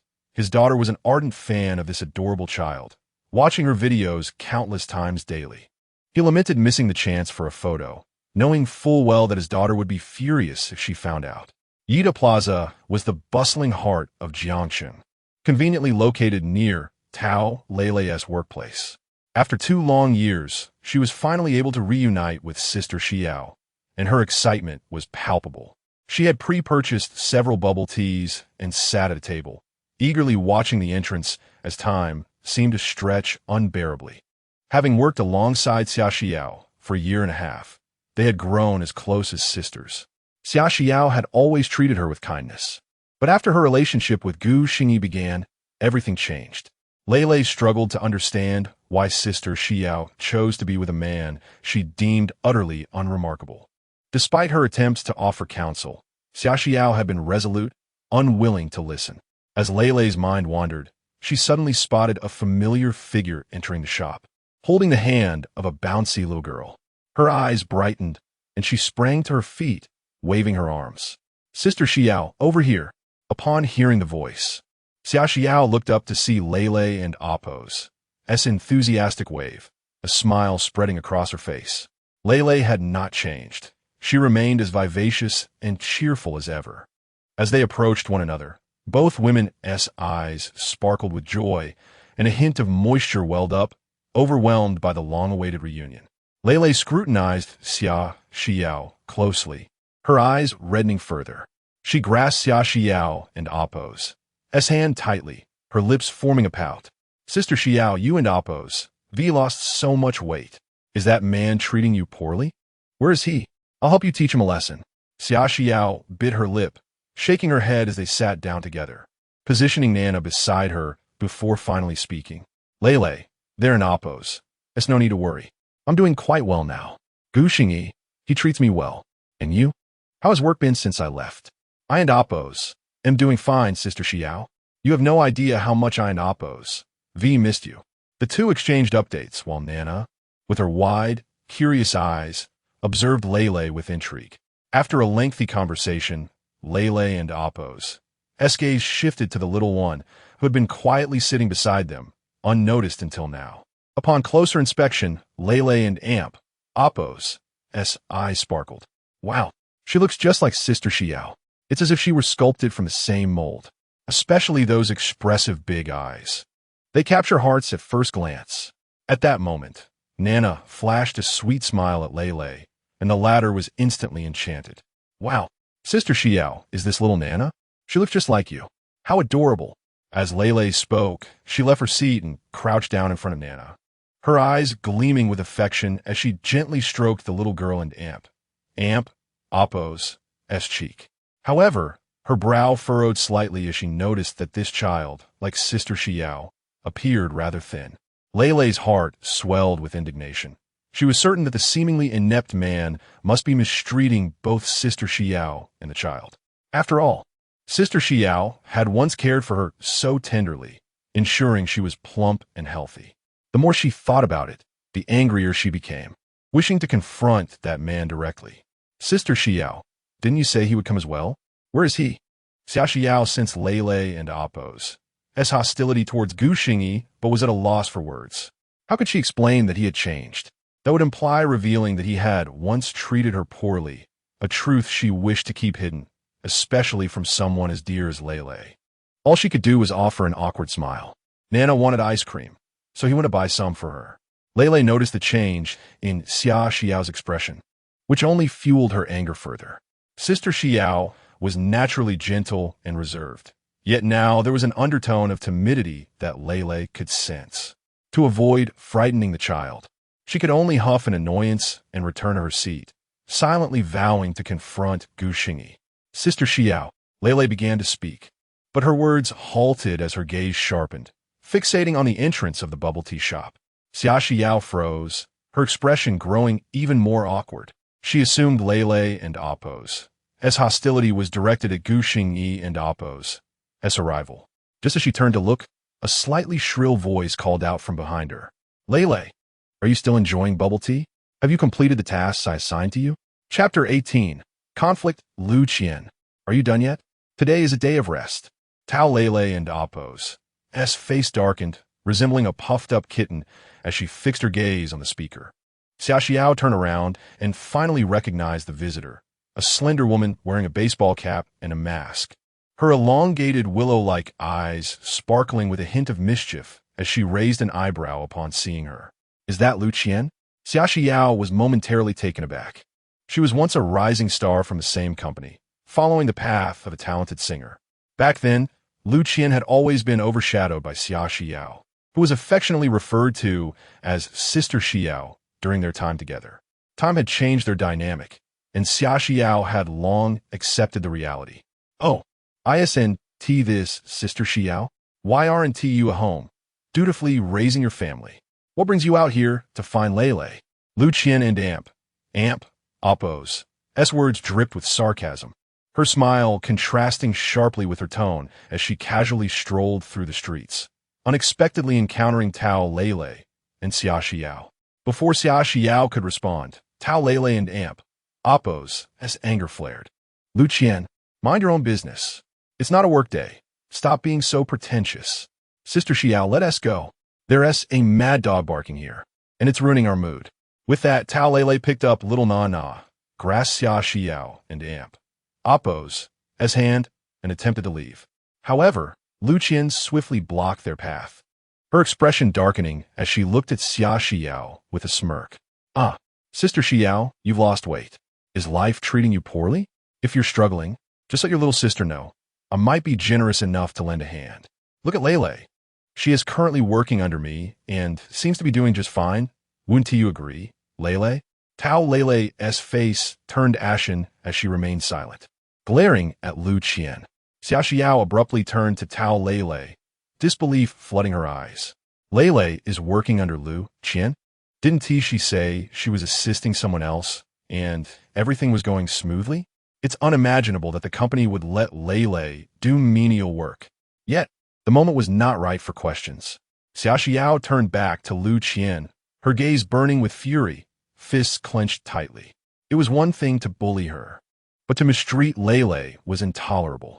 Just as she was about to speak, Tao Lei interjected. My contract with the company expires at the end of the month, and I will naturally resign. I just hope that certain individuals do not climb too high only to fall harder. If Sister Xiao makes a comeback, it might give someone nightmares.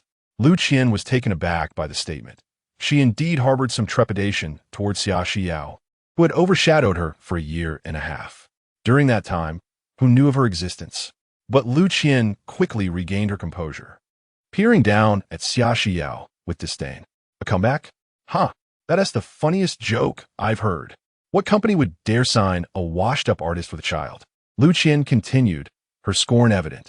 Speaking of children, Xia Xiao, your daughter is quite adorable. You might consider grooming her to be the next rising star. As Lu Qian spoke, mockery painted her features, and she even reached out, attempting to pinch Nana's cheek. Stop! Remove your filthy hands. Xia Xiao's voice rang out fiercely. Nana was her soft spot. No matter how gentle her nature, she would not allow anyone to harm her child. Even Gu Xingyi in the past, had never touched Nana, as she had always shielded her from harm.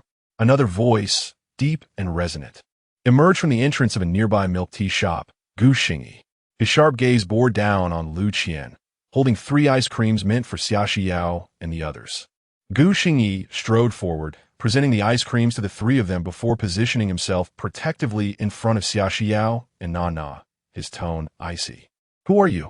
Lu Qian flinched, instinctively stepping back as the angry Gu Xingyi exuded an intimidating presence. Yet, as she steadied herself and scrutinized him, a smile spread across her face. "Oh, it's just you, the pretty boy. Useless waste. What? Do you still want to fight in public?" Gu Xingyi frowned, glancing back at Xia Xiao with a questioning look, clearly inquiring about the origins of this troublesome woman. She used to be a singer for my former company. I didn't expect to run into her here." Xia Xiao's voice quivered slightly, fearing Gu Xingyi's wrath, and she lowered her head. Seeing her like this, Gu Xingyi's brow furrowed deeper, and he sighed internally. He refrained from further questioning Xia Xiao, turning his attention back to Lu Qian, his stature imposing. "A singer? I'm sorry, but I've never heard of you, nor do I know you. All I know is that you are currently blocking our way. Please move aside." Gu Xingyi spoke earnestly, his words impeccably articulated, yet they struck Lu Qian like a thorn. Her voice grew sharper. One must know their own worth.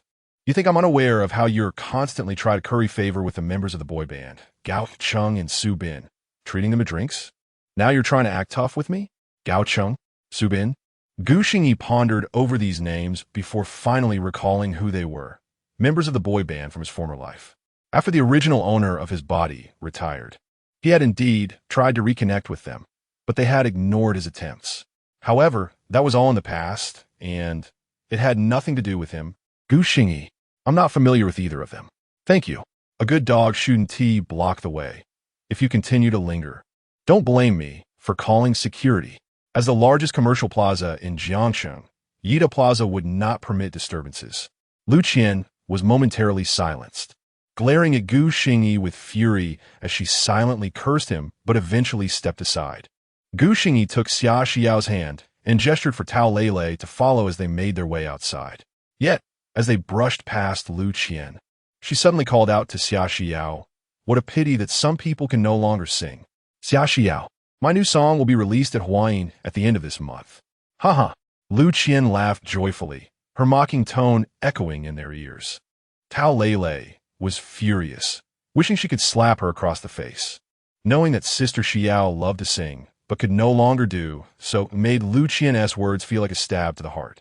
Gu Xingyi hesitated in his steps, casting a long, unyielding stare at Lu Qian before resuming his path with a stoic expression. Xia Xiao remained silent, merely pursing her lips. At that moment, a youthful voice rang out, clear and resolute. "Mommy sings better than you. You're a bad aunt." Chapter 19. Amusement Park. It was little Nai, her tiny hands waving and her lips pouting, her face adorned with an expression of indignation. "Mom and Appo's singing is undeniably beautiful," Nai exclaimed, recalling the lullabies her mother sang to her, which surpassed even her father and Appo's melodies. The crowd was taken aback. None anticipated that this little one would so fiercely defend her mother. Gu Xingyi paused for a brief moment, then with a smile, affectionately ruffled the child and Appo's hair. Impressive. She was indeed her father and Appo's daughter, far more formidable than her mother, who often played the role of the victim. Though Gu Xingyi initially felt a twinge of annoyance, Nai and Appo's spirited outburst swiftly dispelled his irritation, filling his heart and mind solely with thoughts of her. Ignoring Lu Qian and Appo's reaction, the group departed from the contentious scene.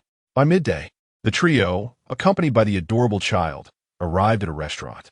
Gu Xingyi, cradling Nai, entered first, welcomed by the attentive staff. Xia Xiao and Tao Lei lingered behind, engrossed in conversation.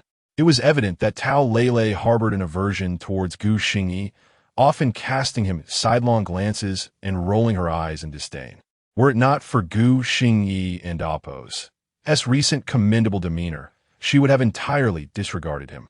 Once seated, Gu Xingyi presented the menu to Xia Xiao and Tao Lei. After they made a few selections, he added some dishes favored by little Nai Nai before returning the menu to the server. Although Nai Nai had become more sociable over the past few days and had grown closer to Gu Xingyi, she still exhibited shyness around strangers. This was reminiscent of Xia Xiao's temperament, albeit with a livelier essence.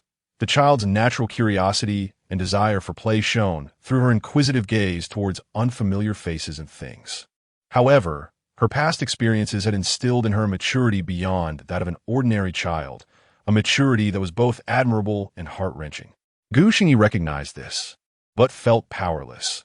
The little one still lacked confidence and required more time to rediscover her true self. The journey ahead would be long and arduous. Xia Xiao continued her conversation with Tao Lele, finally broaching a question she had long pondered now that they were seated and surrounded by no one else. Lele, how did you end up taking on odd jobs for Lu Qian? And what of Sister Yun? What's she doing now? Sister Yun had been Xia Xiao and Appo's manager in the past, nearly 40 years old, who had always treated her with kindness, as if she were her own daughter. While Sister Yun was around, she managed Xia Xiao and Appo's work affairs, deftly handling numerous troubles for her, including firmly declining invitations to certain social gatherings. Particularly during Xia Xiao and Appo's relationship with Gu Xingyi, Sister Yun had repeatedly cautioned her against pursuing romance with him. Regrettably, Xia Xiao had only ignored her advice that once before ultimately marrying Gu Xingyi, a decision that had caused Sister Yun considerable distress. Tao Lele's expression turned somber at Xia Xiao's inquiry. After you left, Sister Yun was dismissed not long after. She searched for work for quite a while, but found nothing. Eventually, her mother fell ill and required hospitalization, so she took a job as a caregiver. Xia Xiao was taken aback by Sister Yun and Appo's unfortunate circumstances, her mind drifting back to the image of Sister Yun and Appo's efficient demeanor during her tenure. The atmosphere grew heavy with silence. Xia Xiao bit her lip, understanding that all of this was her fault. Had she not been so headstrong, Sister Yun would not have faced such trials. Sister Yun had shielded her from numerous storms and defied countless corporate edicts on her behalf. When her future seemed bright, the company had remained indifferent. But after Xia Xiao had abruptly left, the treatment Sister Yun received was all too predictable. The mood was stifling. After discussing Sister Yun, both Xia Xiao and Tao Lele lost their appetites for food. They hastily completed their meal, and after exchanging a few more words, Tao Lele hurriedly departed. Xia Xiao and Appo's spirits remained low. Though the family had planned to take little Nai Nai to the amusement park that afternoon, she now found herself devoid of enthusiasm for the outing. Gu Xingyi, acutely aware of her discontent, contemplated saying something but ultimately held his tongue. He too was puzzled as to why Xia Xiao had seemingly been bewitched into marrying him. The original Xia Xiao had no answers, and he certainly did not. Xia Xiao yearned to return home, seeking solitude, yet when she caught sight of little Nai Nai and Appo's hopeful expression, her resolve wavered. To avoid disappointing Nai Nai, the family ultimately made their way to the amusement park. Perhaps it was the Saturday crowd, but the entrance was teeming with visitors. The little one was overjoyed. It was her first visit to an amusement park, and she tugged eagerly at Gu Xingyi's hand, practically dragging him inside. Xia Xiao mustered her spirits, unwilling to be a source of sadness in Nai Nai and Appo's cherished memory of her inaugural amusement park adventure. The adult tickets were priced at 200 each, while children paid half. Various attractions inside could be enjoyed for free with tickets, making it quite a bargain. After passing through the gates, the family smoothly entered the park. Nai Nai held her father and Appo's hand with one hand while waving her ticket with the other, her face lighting up with pure delight as she gazed at the attractions ahead. The family's first ride was the carousel. To the enchanting music, the beautifully crafted white horses bobbed up and down. Nai Nai, secured in Gu Xingyi and Appo's embrace, erupted in joyous laughter. Xia Xiao, momentarily setting aside her worries, joined them on another wooden horse, playfully engaging Nai Nai. Gu Xingyi, protecting Nai Nai, wore an unusually bright smile. In that moment, they should revel in joy, leaving behind any burdensome thoughts. As they rode together, they formed a picture of familial bliss, drawing envious glances from others, particularly young couples who gazed at them with longing, envisioning their futures filled with love and children akin to this family. Following the carousel, Gu Xingyi and Xia Xiao accompanied Nai to the Snail Special Forces ride, where they boarded a snail-shaped vessel, using water guns to shoot at an army of insects. Each time an insect was struck, it emitted its unique cheerful sound and quirky effects, much to Nai and Amp, Oppo's delight as she mimicked animal noises and directed her parents to shoot at her chosen targets. After enjoying several more attractions, the sun began to set, casting a gentle twilight over the amusement park, which now glimmered with vibrant lights, transforming it into a scene from a fairy tale. At that moment, Gu Xingyi took Nai for a ride on the flying chairs, slowly elevating them into the air. The colorful lights danced around them as a castle, seemingly conjured from a storybook, gradually came into view. The sight captivated Nai, her eyes wide with excitement, perhaps pondering if one day she too might reside in a castle like a princess. Chapter 20. In the embrace of a beloved wife, the final attraction was the Ferris wheel, which could accommodate either 2 or 3 people in a cabin. As Gu Xingyi held the sleeping Xiaonai in his arms and entered the cabin with Xia Xiao, the little one had already dozed off, her small frame nestled against him. After an entire afternoon of play, the sight of the castle had finally exhausted her spirit. Blissful dreams danced upon her face, adorned with a gentle smile. Had there not been a fireworks display to anticipate, Gu Xingyi and Xia Xiao would have already taken the little one home. The Ferris wheel ascended slowly, shrinking the vibrant, multicolored lights of the buildings below. Unbeknownst to Gu Xingyi, this was Xia Xiao's first visit to an amusement park, as well as her inaugural ride on a Ferris wheel. Her curious almond-shaped eyes sparkled as she gazed out of the cabin, while Gu Xingyi's eyes remained fixated on her. Perhaps sensing his gaze, her earlobes flushed a delicate shade of pink, and she playfully shot him a glance. Gu Xingyi was taken aback by this new display and found himself momentarily rendered speechless. The lights of the Ferris wheel illuminated her delicate face, and Gu Xingyi suddenly felt dazzled. As the wheel continued its ascent, he tightened his embrace around Xiaonai, casting his gaze outward with a hint of unspoken significance.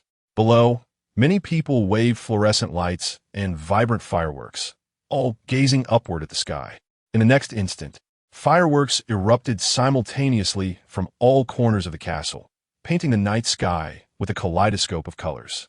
At that moment, Gu Xingyi distinctly saw a radiant smile illuminate Xia Xiao and Oppo's face, a genuine expression of joy that captivated him. The Ferris wheel reached its zenith, bringing the fireworks into sharper focus, and Xia Xiao and Oppo's enchanting visage became even more alluring. You need not be afraid any longer. Gu Xingyi and Oppo's voice, soft amidst the crackling fireworks. When unheard by Xia Xiao, she turned to him, her expression questioning. Gu Xingyi continued to gaze at the resplendent display above. You are too gentle. It is not wise, for it may lead to being taken advantage of. You need not fear as you once did. I understand your longing to sing, and I know you have many aspirations. Rest assured, Xiaonai is in my care. Xia Xiao offered no reply, and as Gu Xingyi turned to her, he noticed tears glistening on her cheeks. She bit her lip, her eyes fixed on him, filled with a profound sense of grievance and complexity that threatened to engulf him. Gu Xingyi's heart raced with concern. He could not fathom how she had suddenly burst into tears. Who are you? Xia Xiao's unwavering gaze bore into him, her voice delicate, yet resonating profoundly within his heart. Gu Xingyi fell silent, the air thick with tension, as if even the sounds of the fireworks had faded. After a long pause, he managed a gentle smile and, with a suddenly hoarse voice, replied, I am Gu Xingyi. Xia Xiao continued to gaze at him, her heartbeat quickening in a flurry of emotions. His response was unexpected, and as she sniffled, tears began to cascade down her cheeks. She hugged her legs tightly, burying her face, letting out soft sobs before speaking again. Indeed, you're Gu Xingyi. Who else could you be? Let me tell you a story, a rather cliché one. Once upon a time in an orphanage, there was a timid little girl protected by an older brother. One day, when she was bullied by some older boys, he shielded her, ensuring she suffered no harm. To her, he was her world. But after that day, he vanished. Years later, she grew up and finally reunited with him, marrying him as she had always wished. Gu Xingyi listened in stunned silence, finally grasping the deeper meaning behind her words. Xia Xiao raised her tear-streaked face, appearing so solitary and vulnerable. She had revealed the secret she had long kept hidden, a conviction that few understood her stubbornness, while all deemed her unworthy. Yet, she believed in her own value, despite the painful outcomes she had endured, until Gu Xingyi entered her life. She had questioned his identity, and he had replied with assurance that was sufficient for her. Gu Xingyi gently ruffled Xiaonai and Appo's hair, who squirmed closer to him. When he looked back at Xia Xiao, his eyes brimmed with tenderness. In that moment, he comprehended her feelings. Overwhelmed by the warmth and affection emanating from Gu Xingyi's gaze, Xia Xiao could no longer contain herself. She leaped into his embrace, vying for space with Xiaonai, softly weeping. Xiaonai, stirred from her slumber, blinked her drowsy eyes in confusion at her mother occupying her spot. The little one paused briefly before joyfully wrapping an arm around each parent, planting kisses on their cheeks. Today was undoubtedly Xiaonai and Appo's most splendid day. Gu Xingyi, witnessing the two beauties in his arms, couldn't and Appo's, helped but chuckle, feeling like a true victor in life, his face adorned with an endearing expression. He gently patted Xia Xiao's back before planting a kiss on Xiaonai's cheek. Gazing at the dazzling fireworks outside, his heart lightened. The trajectory of life was heading in a positive direction, and that was enough. However, some plans would need to be revised. As the fireworks gradually faded, the Ferris wheel descended slowly to the ground. Xia Xiao cradled Xiaonai as they walked ahead. The little one had fallen asleep once more, her energy spent from the day and Appo's adventures. Gu Xingyi followed behind, observing Xia Xiao and Appo's brisk pace, rubbing his nose. After disembarking from the Ferris wheel, she distanced herself from him, reverting to her former aloof demeanor. Could it be that the girl who had just wept in his arms was but a figment of his imagination? Xia Xiao felt a flutter of anxiety. Even her grip around Xiaonai tightened, her earlobes and cheeks aflame. How could she have lingered in Gu Xingyi's embrace for so long? Like a schoolgirl, she had nestled against him. It was utterly mortifying. He must be secretly mocking her in his heart. Recalling the moment they exited the Ferris wheel, she had noticed the suppressed amusement on his face. With that thought, her pace quickened, resembling a competitive walker. Gu Xingyi, bewildered, found himself nearly jogging to keep up with her newfound energy. As they reached the amusement park's exit, noticing Xia Xiao's determination to continue, Gu Xingyi finally called out, "Hey, are you planning to walk home? Let us catch a cab here." Only then did she halt, standing at the roadside without glancing back at him. She felt certain that he was once again laughing at her behind. How infuriating! The embarrassment deepened. Chapter 21. Someone as sleepless the streets were bustling with people returning home from the amusement park as evening fell. After a lengthy wait, Gu Xingyi finally managed to hail a taxi, which sparked in him the first inkling of a desire to own a car. He was concerned that Xia Xiao, who was cradling their child, might be weary, so he gently took Nana into his arms. Sitting cautiously in the back seat, he observed that Nana was still soundly asleep. Xia Xiao also occupied the back seat. Due to Gu Xingyi holding little Nana, they were seated quite close together. A fleeting glance at him made Xia Xiao and Appo's cheeks flush as she recalled the events of the evening. At that moment, Gu Xingyi yawned, startling her. She quickly turned her head away, feigning interest in the scenery outside. The view outside changed rapidly, and before they knew it, the taxi had exited the city center and arrived at the old town. Glancing at the time, Gu Xingyi noted it was 9:30. They had yet to have dinner, and seeing the peaceful expression of the sleeping child, he realized dinner might not happen after all. He felt a wave of fatigue wash over him. Had they been at home, they would have long been asleep by now. A sudden smile crossed his face as he reflected on how unlike typical young people they were, most of whom were accustomed to staying up late. Instead, they resembled middle-aged individuals with their early-to-bed, early-to-rise routine. The taxi came to a smooth halt at the entrance of their community. Gu Xingyi paid the fare, carefully stepped out while cradling Nana, and, accompanied by Xia Xiao under the night sky, they returned home. The warm, amber glow of the lights enveloped their quiet abode, a tranquility that felt markedly different from before. After settling Nana in the bedroom, Gu Xingyi emerged to find Xia Xiao already washing up in the bathroom. He didn't linger, but made his way directly to the kitchen, thinking about her meager lunch. Surely, she must be hungry now.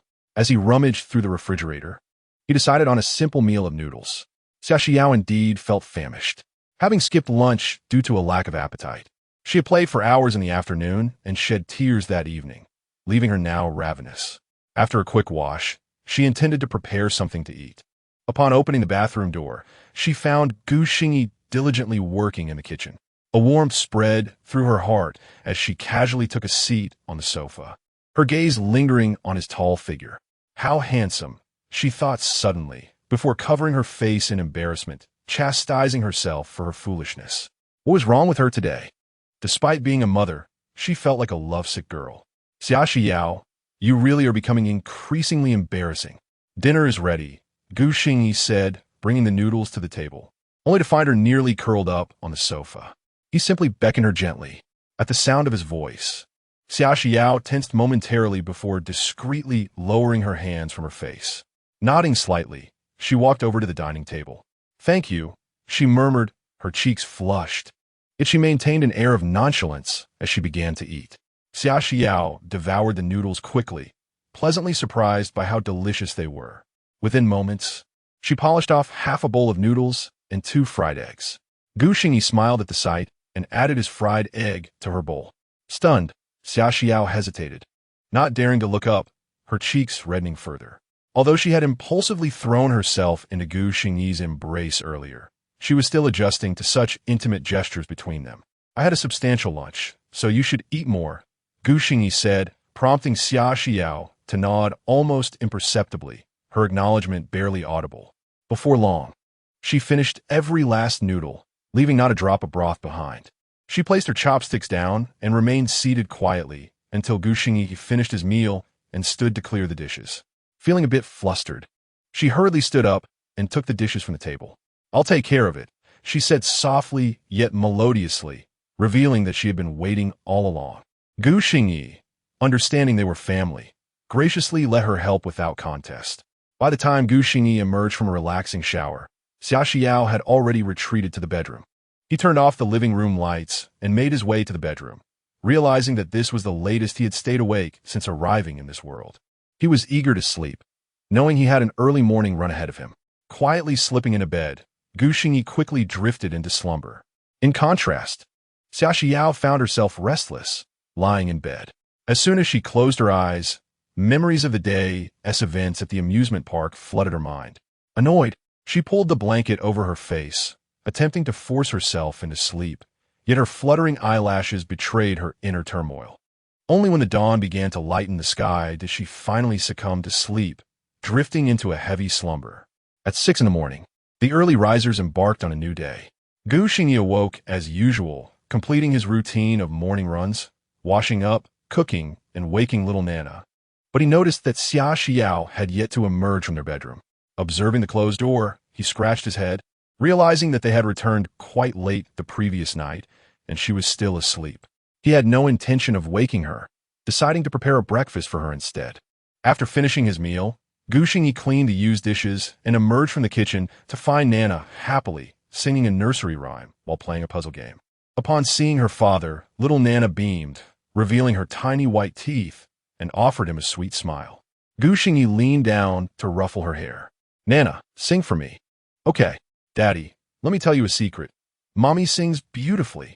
She sings lullabies for me every night, little Nana exclaimed, her face lighting up as she spoke. Does Mommy sing better than Daddy? Gu Xingyi teased, prompting little Nana to furrow her brows in deep thought. Her lips pursed as she weighed the implications of her answer. Seeing her dilemma, Gu Xingyi chuckled, easing the tension on her forehead. Ha ha, Daddy knows that Mommy sings far better than I do. Relieved, little Nana giggled, shaking her small hands at him in encouragement. Daddy sings well too. Gu Xingyi nodded, then inquired, do you know if Mommy wants to sing? Little Nana pondered for a moment before replying earnestly. Mommy said something about singing when she was asleep, about what she likes. Gu Xingyi nodded, stroking her hair affectionately, allowing her to continue her play. Given Xia Xiao's gentle nature, he knew she would never express her desire to sing outright. Chapter 22, Ocean of Entertainment. Little Nai obediently played a game. At that moment, Xia Xiao also got out of bed, her delicate face slightly flushed as she passed through the living room and made her way to the bathroom to freshen up. Do you still wish to sing? Upon hearing Gu Xingyi's voice, Xia Xiao momentarily froze, unable to respond for a while. Gu Xingyi leaned against the bathroom door frame, holding his phone, quietly awaiting her reply. After a brief pause, her soft voice finally reached his ears.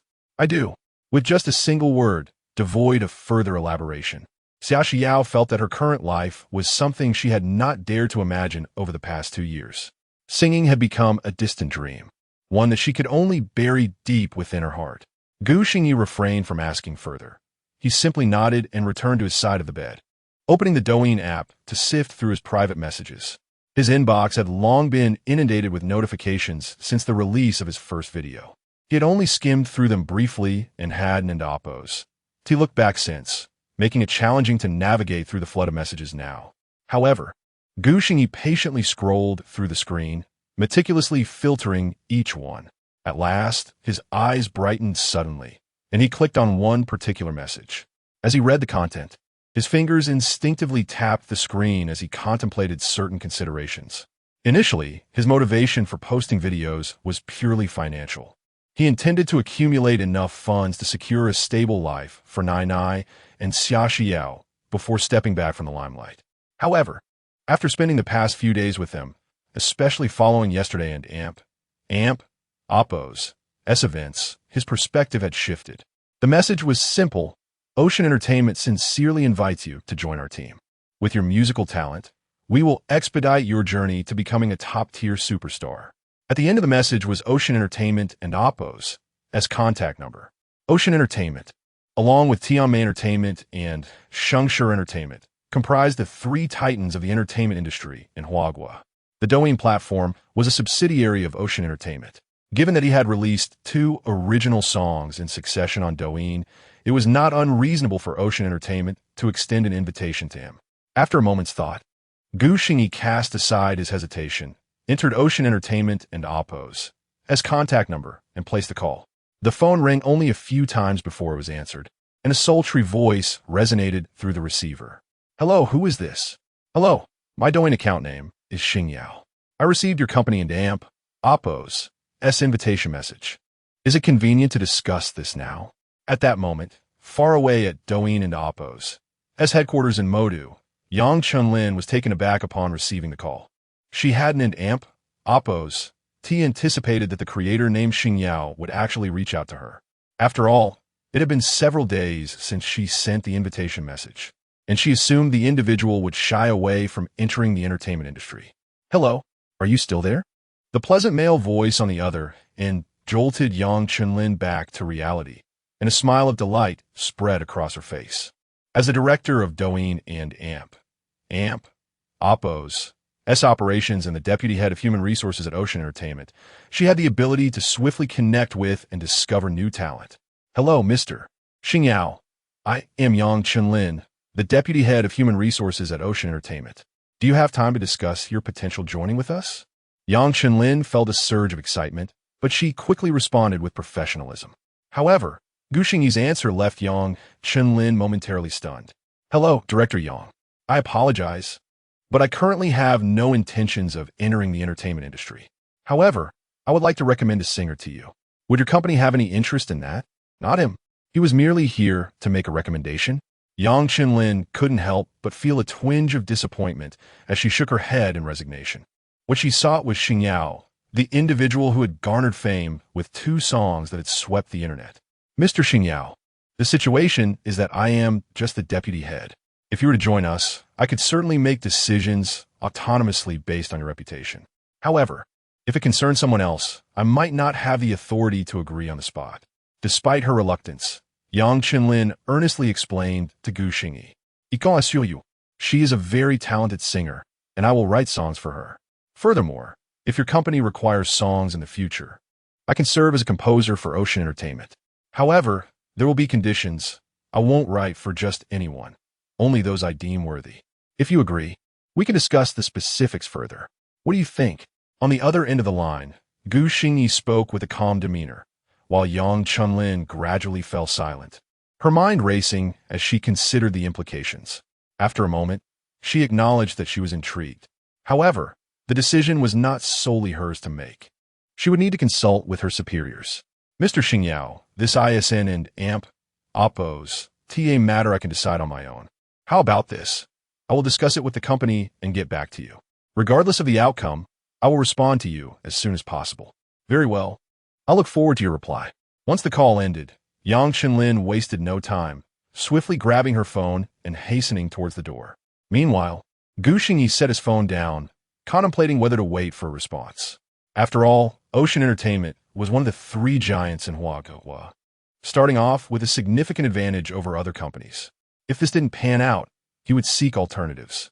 Having accomplished a task that weighed on his mind, Gu Xingyi exhaled in relief and opened the door, stepping out from his side of the bed. Little Nai was still diligently engaged with her toys, occasionally mumbling to herself. Xia Xiao had finished freshening up and was seated at the dining table, eating her meal. Upon hearing the door open, she glanced at Gu Xingyi before pretending to be engrossed in her food. Yet, the blush on her face did not escape Gu Xingyi and AMP. Oppo's notice, nor did her panda-like eyes. Who knew what thoughts had troubled her last night, leaving her sleepless? Gu Xingyi felt even more perplexed, not understanding why she was shy. He had not mentioned anything about the entertainment company to Xia Xiao, as it was still uncertain, and discussing it now would be futile. Choosing not to dwell on her, Gu Xingyi returned to the sofa to keep little Nai company.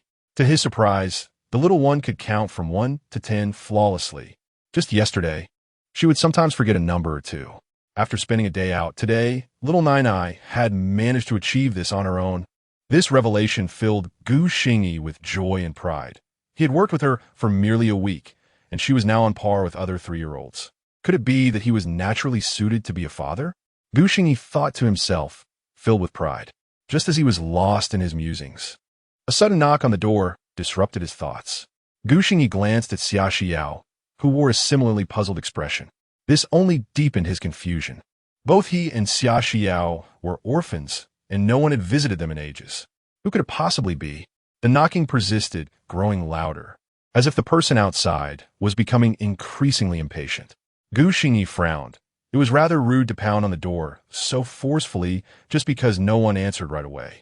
Without waiting any longer, he stood up, his expression cold, and strode towards the door. Just then, a voice called out from outside. "Xiao Gu, open the door. I know you're home. It's your brother Gao. Aren't you always messaging us to drink? Look, we're here. And me. It's your brother Su. Open up." Hearing those two obnoxious voices, Gu Xingyi's expression darkened completely. Xia Xiao's face also shifted, her brows furrowing in disgust as she glanced towards the door. Little Nai had already dropped her toys and rushed into Xia Xiao and AMP, Oppo's embrace, frightened by the loud knocking. As Gu Xingyi turned his head, he coincidentally witnessed this scene, his expression darkening further, even tinged with a hint of murderous intent. How dare they, after spending so many days soothing his precious little treasure, these two had the audacity to frighten her in such a manner. This was utterly unforgivable. Chapter 23. The clown Gu Xingyi opened the door, and before him stood Gao Cheng and Su Bin, former members of his boy band, their faces adorned with mocking smiles as they attempted to peer past him into the room. However, Gu Xingyi effectively obstructed their view. "Oh, little Gu, why are you opening the door so late? Are we not welcome?" Their smug expressions ignited a fierce ire within Gu Xingyi, who could hardly suppress the urge to punch them. Though both were older than him during their time together in the group, they had always referred to him as Brother Gu.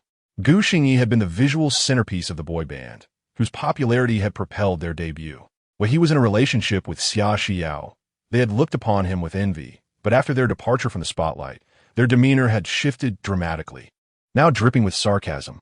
It was laughable that Gu Xingyi still sought their approval. He was no fool like his predecessor, and had no intention of granting them a warm reception. Do you even need to ask? You're not welcome here. Go back from whence you came. Anger flared as he narrowed his eyes, his expression icy and distant. Yet, Gao Cheng, undeterred, stepped forward with a grin. Little Gu, are you in a bad mood today? Weren't you always eager to see us? Now that we're here, why this attitude? Oh, I see. You haven't had a drink, have you? Come on, let me pour you a few drinks. Had it been the old Gu Xingyi, he would have happily welcomed them in for a drink. But he was not that person anymore. He shut the door with a firm motion, sidestepping Gao Cheng and Amp. Oppo's outstretched hand, his demeanor remaining cold and indifferent. I and Amp, Oppo's quit drinking and have no intention of ever drinking again. Moreover, I do not wish to see either of you again, so do not come looking for me. Gao Cheng halted, scrutinizing Gu Xingyi, then exchanged glances with Su Bin, both of them chuckling. Did I hear you correctly, Xiao Bin? He says he doesn't want to see us? Gao Cheng feigned disbelief, digging into his ear. Su Bin laughed. Gao Ge, you heard him right. He.S. issuing an eviction notice. Incredible. Qianjie was right. Someone else lost their mind, thinking they still have the same glory as before. Gao Cheng's expression darkened, his demeanor shifting. What? You're acting tough now? Have you forgotten how you begged us before? Gu Xingyi gazed at the two clowns before him, incredulous. Were they performing a Sichuan opera face-changing act? They should be performing comedic skits instead of trying to be idols. Subconsciously, he glanced at the tightly shut door, considering that Nai Nai and Xia Xiao were still inside. He didn't want to frighten the mother and daughter with their quarrel. So he placed a hand on Gao Cheng's shoulder, gesturing for them to leave. Let us discuss this outside. Without waiting for their response, he grabbed one by each arm and led them outside. When they finally registered his actions and attempted to break free from his grasp, they were astonished at his unexpected strength, unable to escape his hold. Once they reached the corridor outside, he released them. Return whence you came. Aishan and Amp. Amp, Oppos. To repeat myself. Both Gao Cheng and Su Bin's faces flushed crimson, having promised Qianjie they could handle this situation, only to be thwarted. Still, they hesitated to act against Gu Xingyi, who had surprised them with his strength. Don't you want to know why we came to see you? Gao Cheng asked, while Su Bin, fearing Gu Xingyi and Amp, Oppos' continued refusal, quickly added, we are here to invite you back to the boy band. Haven and Amp, Oppos, you always wanted to return? Oh. Gu Xingyi regarded them with a sidelong glance, curious about their ulterior motives. Seeing a flicker of interest in his eyes, the two exchanged looks. Pride evident in their expressions, as if to say, see? He.S. intrigued. Gao Cheng reverted to his previous haughty demeanor, looking down on Gu Xingyi. Haven and Amp, Oppos, you always wanted to return? You claim Xia Xiao ruined your career. Now we can help you come back, but... He paused for effect. You must divorce Xia Xiao. Simple enough, right? Gu Xingyi continued to regard them skeptically. Is that all? Have you finished? Now be gone. Seeing you two is downright nauseating. I might as well regurgitate my breakfast. Gu Xingyi, Don and Amp, Oppos, push your luck. The one pushing their luck is you, Gu Xingyi retorted without flinching. The two ingrates had long been steeped in indulgence, while he had spent a week training, feeling stronger than ever, perhaps even more so due to his transmigration. Observing their flushed faces, caught between wanting to retaliate and their fear, he patted Gao Cheng on the shoulder, startling him. I know why you're here. Go back and tell your master to stop harassing Xia Xiao, or else. Huh. With that, he turned away, leaving the two fools behind. As Gu Xingyi departed, Gao Cheng and Su Bin exchanged furious glances, their faces a mix of red and green, fixated on his retreating figure. They had underestimated him, expecting an easy task, only to be humiliated. Su Bin, still unwilling to accept defeat, grumbled, Gao Ge. Are we just letting him walk away like that? Gao Cheng rubbed his shoulder, still stinging from Gu Xingyi and Amp, Oppos' earlier slap, and replied, what else can we do? It's curious how he seems like a different person now, with such strength. Let us head back. Since this didn't work out, we'll have to devise another plan. Su Bin sighed in agreement, and the two turned to leave. Meanwhile, Gu Xingyi returned home with a light step. Upon his arrival, the little treasures at home breathed a sigh of relief, their expressions relaxing. Nai Nai remained in Xia Xiao's embrace, momentarily abandoning her game, her big, dark eyes fixed on Gu Xingyi's face. Only when she saw his familiar smile did she leap from her mother's arms, rushing to hug his legs. Xia Xiao, still at the dining table with an inquisitive expression, asked, "Did they leave?" "Yes, I sent them away.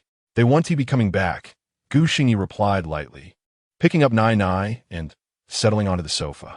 As he played with Nai Nai, Xia Xiao turned back to her meal, and the warmth of their home enveloped them once more, the brief disturbance quickly forgotten.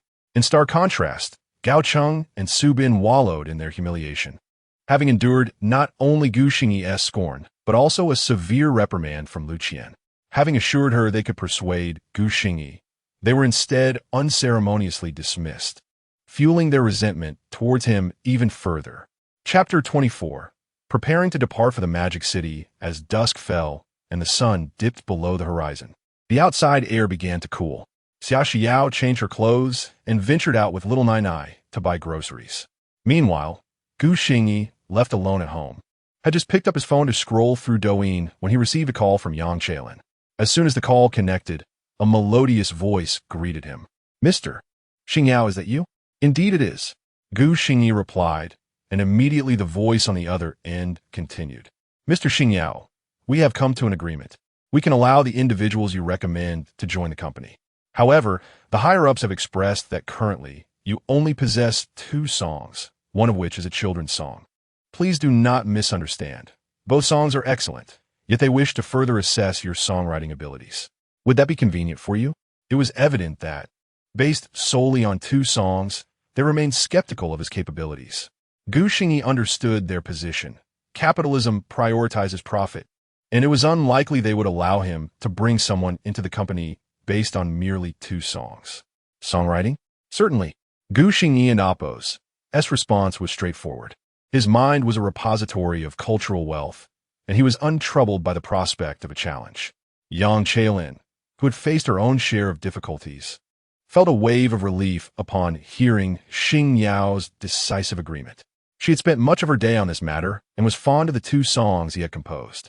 She believed in his talent, yet the higher-ups remained dubious. After all, no one could ascertain how long it had taken him to create those 2 songs. Perhaps they had been meticulously crafted over an extended period before their release. In truth, Yang Chaolin harbored a tinge of anxiety, but ultimately, she chose to trust her judgment.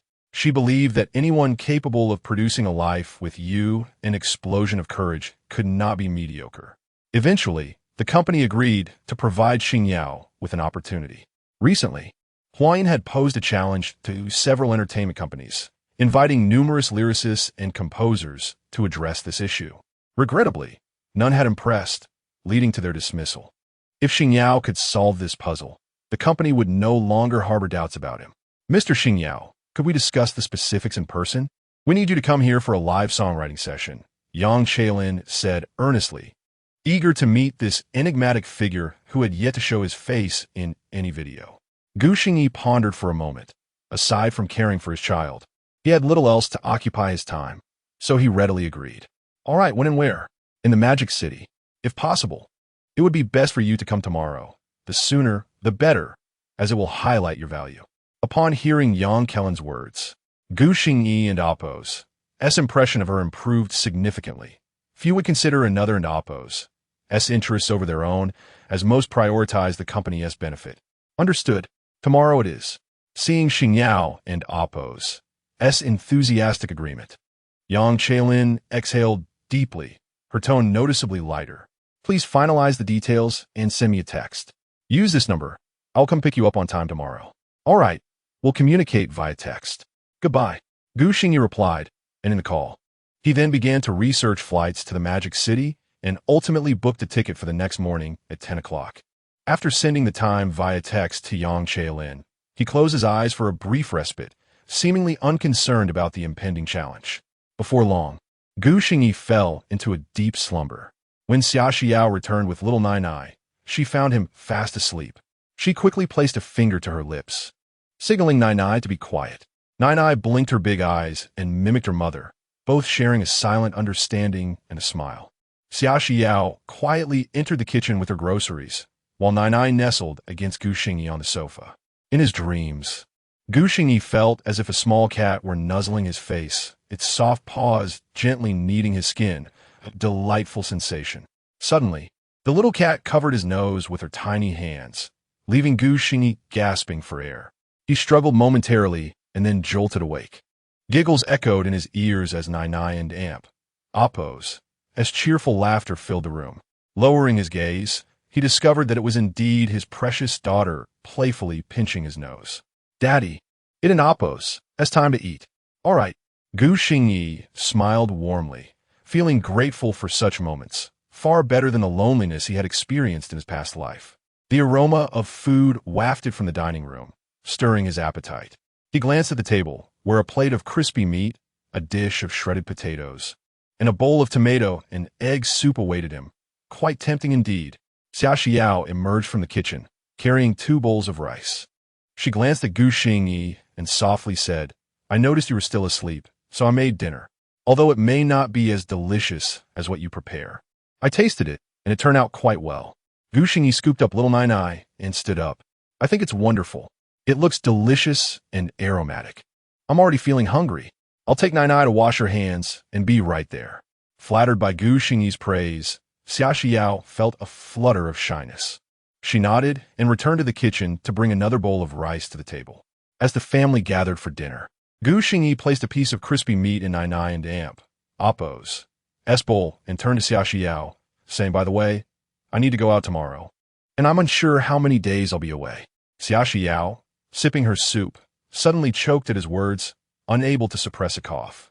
Gu Xingyi quickly handed her a tissue, concern etched on his face. Receiving the tissue, Xia Xiao turned away to wipe her mouth. The news of his impending departure startled her. Her instinctual reaction was to associate it with the 2 visitors from earlier in the day. However, upon reflection, she dismissed that notion.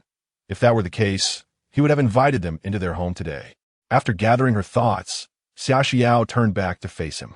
Unsure whether to inquire about his destination, she felt an inexplicable sense of unease. Just a week ago, she had contemplated escape, yet now, the idea of Gu Xingyi leaving stirred a reluctance within her. It was little Nai who broke the silence. Unaware of her mother's sudden cough, but having heard that her father would be away for a few days. The thought of not seeing her father for several days made her feel a twinge of sadness. "Where is Daddy going?" Nai pouted, her favorite steamed egg forgotten, her face awash with reluctance. "Daddy is going to help Mommy find a job. That way, you can hear Mommy sing more often." Isn't that exciting? Nai, still young, had no understanding of what a job entailed. To her, it seemed her parents had always been at home. Yet, upon hearing that she would get to hear her mother sing more often, she beamed with joy, clapping her tiny hands. Unbeknownst to her, in the future, she would often find herself separated from her mother, and she wondered if she would still feel this joyful then. "Will Mommy sing for Nai often?" "Yay." Gu Xingyi affectionately ruffled her hair, and then turned his gaze to Xia Xiao. "My apologies for making a decision without consulting you. Nai mentioned that you enjoy singing, and I assumed you would appreciate this opportunity. I hadn't mentioned it before since things weren't settled yet, but now another company has invited me to discuss matters. If this goes well, you can return to your passion for singing openly. In high entertainment should be a good fit." "He wants her to sing?" Xia Xiao instinctively looked at him, her heart racing. Gu Xingyi and Amp Oppo's expression was earnest. Their eyes met, and suddenly Xia Xiao and Amp Oppo's almond-shaped eyes glistened with unshed tears, her gaze slightly reddening. A pair of beautiful eyes suddenly softened like water, leaving Gu Xingyi somewhat at a loss. He lowered his head to eat. Xia Xiao never anticipated that one day she would be able to sing again, and that it would be this man who had chosen to support her. "Thank you, Gu Xingyi. I love singing. I truly adore it," Xia Xiao whispered, her voice growing ever more resolute. She cherished singing. Moreover, she desired a better life for Lei and Sister Yun, free from bullying. Since her encounter with Tao Lei, she had been persistently concerned for their well-being. "No need to thank me. Your joy is sufficient." Gu Xingyi looked up, his smile gentle. Chapter 25. The meeting the following morning after breakfast. "You should head back now. I estimate I'll be back in just a day or two, so do not worry." Gu Xingyi halted a taxi bound for the airport and turned to Xia Xiao. Xia Xiao nodded, her eyes betraying a hint of reluctance. Just a few days ago, she had been eager to escape from him. Yet now she found herself feeling a pang of sorrow at his departure. Xiao Nanai nestled against the side of Xia Xiao and opposed S thigh, equally unwilling to see Gu Xingyi leave. Her little lips puffed up adorably, her gaze evoking a sense of affection that made Gu Xingyi wish he could bind the little creature to himself. It felt as if they were parting for eternity rather than just a short trip. Resolutely, Gu Xingyi turned away, waving his hand as he entered the taxi. As the vehicle pulled away, the two figures in the rearview mirror gradually diminished, and Gu Xingyi closed his eyes, overwhelmed by an indescribable sensation. This was the first time someone had seen him off on a journey. At 9:30, the taxi arrived at the airport, and after waiting for another 20 minutes, Gu Xingyi boarded the flight to the bustling metropolis. Known for its high property values, this city houses the headquarters of most entertainment companies, where celebrity sightings have become an everyday occurrence. It is often said that this is a place where stars walk among us and influencers abound. At 12:20 p.m., the flight landed punctually. As Gu Xingyi disembarked, he was immediately enveloped by the city and Oppo's vibrant energy. In stark contrast to Jiangsheng, the throngs of people here were overwhelming. Following the bustling crowd, Gu Xingyi maneuvered through the masses until he reached exit 5, where he finally exhaled in relief. Standing before the exit, he scanned the sea of faces holding signs, searching for his name. Prior to his arrival, he had arranged with Yang Chenlin to meet him here. Among the many sign holders, he finally spotted a tall woman in a professional suit, prominently displaying a sign reading Xingyao. Indeed, she exuded an aura of sophistication. This woman embodied a style entirely different from Xia Xiao. Where Xia Xiao was gentle and nurturing, this woman radiated a commanding intelligence and poise. Gu Xingyi quickly approached her and waved. "Hello, are you Manager Yang? I'm Xingyao, actually named Gu Xingyi. I apologize for keeping you waiting." Yang Chenlin regarded the young man before her, a flicker of surprise crossing her features, though she quickly masked it. While she was aware of Gu Xingyi and Oppo's youth, she hadn't anticipated he would appear so youthful, reminiscent of a recent university graduate, and his visage was perfectly suited for stardom. A twinge of regret washed over her. How splendid it would be to sign him. "Hello, I'm Yang Chenlin. I just arrived not long ago." "Mr. Xingyao, you truly are very young." With a professional smile, Yang Chenlin extended her hand for a brief shake before letting go. "Let us move along. It's quite crowded here. My car is parked in the underground garage. Since it's lunchtime, shall we find a place to eat and discuss further?" "Certainly." Gu Xingyi nodded as he walked alongside Yang Chenlin. True to her seasoned nature, she effortlessly initiated conversation, expecting the young man to be somewhat reserved. To her surprise, he engaged her in an animated discussion, quite unlike other young individuals who often appeared shy. This impressed Yang Chenlin, confirming that capable individuals flourish wherever they go. As they entered the car, Gu Xingyi gazed out at the vibrant city, while Yang Chenlin occasionally pointed out local highlights. Soon, they arrived at a quaint restaurant reputed for its authentic cuisine. After placing their orders, Yang Chenlin finally broached the subject at hand. "I'll call you Mr. Gu. May I ask whom you are recommending? An amateur or a professional singer? Are you familiar with Xia Xiao? She was a singer who retired but is now making a comeback." As the conversation shifted to serious matters, Gu Xingyi and Oppo's demeanor grew earnest. Yang Chenlin frowned slightly, recalling Xia Xiao's songs from 2 years ago. She was indeed a rising star with exceptional vocal talent, but her withdrawal from the industry due to a publicized romance with an unremarkable figure complicated matters. This would be a delicate situation. After contemplating for a moment, she tucked a strand of hair behind her ear and focused intently on Gu Xingyi. "I know of her. What is your relationship with her? Are you aware of the reasons behind her retirement?" Gu Xingyi met her gaze and replied calmly, "We are married. She is my wife." Yang Chenlin, even with her extensive experience, could not help but gasp at his revelation. Married? Is he truly the infamous boy toy everyone whispers about? Could it be that Xia Xiao divorced and found another? Understanding her shock, Gu Xingyi offered a wry smile. "You're not mistaken. I was the one involved in the romance that led to her withdrawal." Yang Chenlin was momentarily at a loss for words. While she had listened to Xia Xiao's music, she had never followed her personal life, especially not someone like Gu Xingyi, who had built his career on looks. She now found herself questioning whether he had penned those two songs. Without allowing her much time for speculation, Gu Xingyi continued, "Is it difficult for her to join your company? If it poses a challenge, I can explore other avenues. Moreover, my request extends beyond mere inclusion. I desire for her to receive top-tier resources and autonomy within your firm, without restrictive contracts. Ultimately, it was a matter of mutual benefit. I am confident that with my assistance, Inhai Entertainment will ascend to greater heights. I sincerely hope you will deliberate this carefully." Gu Xingyi finished his thoughts, taking a composed sip of water. Yang Chenlin's expression grew serious, revealing her inner conflict. "Ultimately, we have not partnered before. Based solely on the two songs you released on Douyin, it lacks substantial value. While I recognize Xia Xiao's talent, the entertainment industry values more than just vocal ability.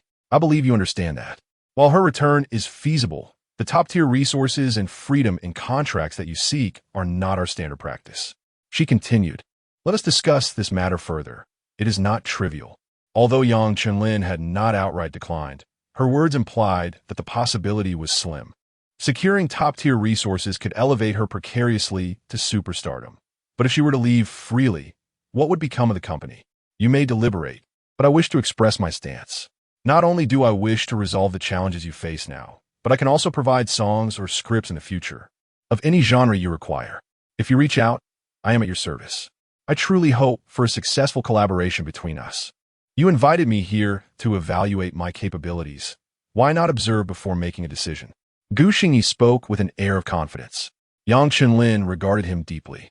She had never encountered someone so self-assured. Could this be the legendary boy toy? How naive the world can be. Chapter 26. The game. Eventually, Yang Yinlin departed in haste after the meal, eager to confer with her company. As she left, she handed Gu Xingyi a hotel keycard. Having reserved a room adjacent to the restaurant. "Await my news," were her parting words. She was captivated by Gu Xingyi's self-assurance. She couldn't believe that someone so confident possessed no talent. Gu Xingyi arrived at the hotel room, performed a brief ablution, and lay on the bed, pondering his options. If Inhai proved unsuitable, he would approach other companies. Surely one would suffice. Failing that, he could amass more wealth and establish his own company, nurturing Xia Xiao's career discreetly. Unbeknownst to Gu Xingyi, his aspirations had undergone a subtle transformation. Initially content with a life of leisure, he now strived for Xia Xiao's success. In their brief acquaintance, he had grown increasingly considerate of them, seamlessly integrating into their small family. Yang Yinlin's call came at 3 in the afternoon. She had arrived downstairs and requested Gu Xingyi's presence at the Inhai building. Gu Xingyi complied without further ado, joining Yang Yinlin downstairs. Inhai Entertainment's headquarters occupied an entire edifice in the most opulent district of Shanghai. At that moment, in a reception room on the 18th floor, the company's chairman, Yang Xian, the head of human resources, Zhang Chao, and several other Inhai Entertainment managers were assembled. Zhang Chao's countenance was grim as he addressed Yang Xian. "Chairman, I have no qualms about Vice President Yang and Appo's as professional acumen, but I believe she is placing undue emphasis on this Gu Xingyi. He was previously an obscure artist, yet he is now making outrageous demands. While those two songs on Douyin are commendable, who knows where he acquired them? I believe we are merely squandering our time." Yang Xian waved off Zhang Chao and Appo's grievances, a benevolent smile gracing his features. "We must afford young people opportunities. Let's assess his talent first. If he proves unsuitable, I trust Xiaolin will not press the matter." Observing the chairman and Appo's amiable demeanor, Zhang Chao could only suppress his ire, inwardly seething. "ISN and Appo's. It because she and Appo's. As your daughter? You're showing favoritism." Yang Xian chuckled at Zhang Chao's disgruntled expression. As the company's chairman, he wouldn't blindly follow his daughter's whims. In truth, he had listened to the two songs and found them nothing short of impeccable. However, he saw no need to explain himself to Zhang Chao. As for whether the songs were indeed the artist's creations, time would tell. Furthermore, he harbored a certain fascination with Gu Xingyi, a previously unknown artist now exuded such confidence, daring to propose such audacious terms. He couldn't and oppose. He believed that someone devoid of genuine talent would do so. Yang Xian shared this sentiment with Yang Yinlin, like father, like daughter. At that moment, Yang Yinlin escorted Gu Xingyi into the reception room. Upon entering, Gu Xingyi noticed numerous world-renowned celebrities, each a luminary in their respective fields. It was evident that this was one of the big three, a testament to its opulence and prestige.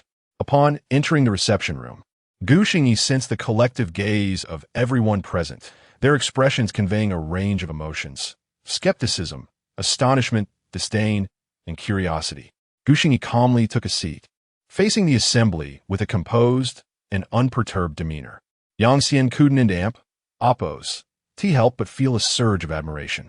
For such a young man to exhibit such poise in the face of such a gathering was impressive. Now that our protagonist has arrived, let us commence. Mr. Gu, your requests have been deliberated upon. Xia Xiao, you say? We can sign her and provide top-tier resources.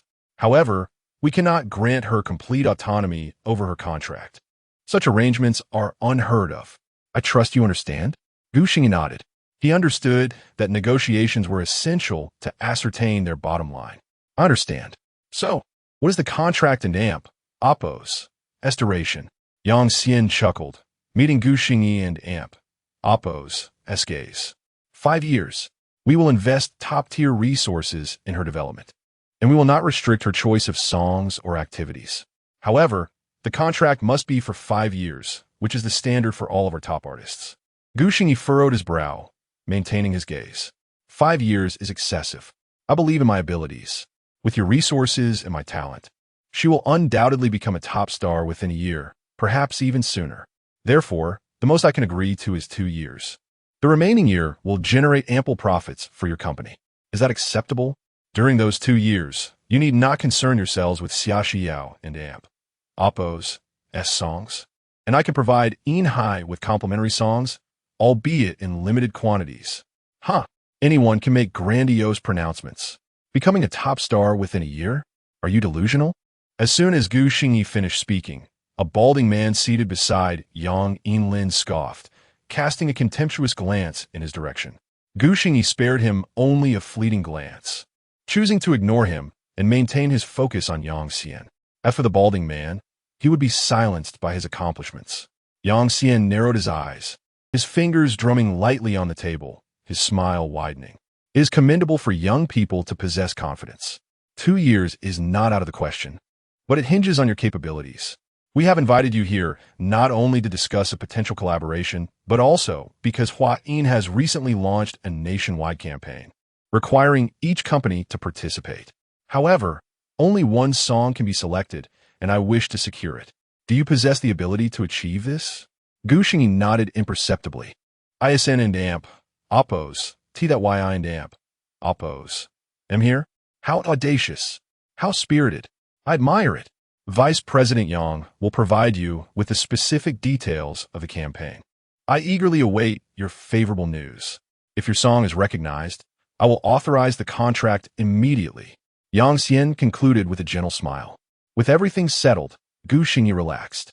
He rose, shook hands with Yang Xian, and departed the reception room with Yang Yinlin. Descending 2 floors by elevator, they arrived at Yang Yinlin and Oppo's office on the 16th floor. Yang Yinlin sighed wistfully, surprised that her father had agreed to such unorthodox terms. However, the campaign was of paramount importance, an officially sanctioned event. Its winning song would undoubtedly garner official favor. The benefits were self-evident, and her father, a shrewd businessman, would not engage in unprofitable ventures. Yang Yinlin and Oppo's gaze at Gu Xingyi was tinged with complexity.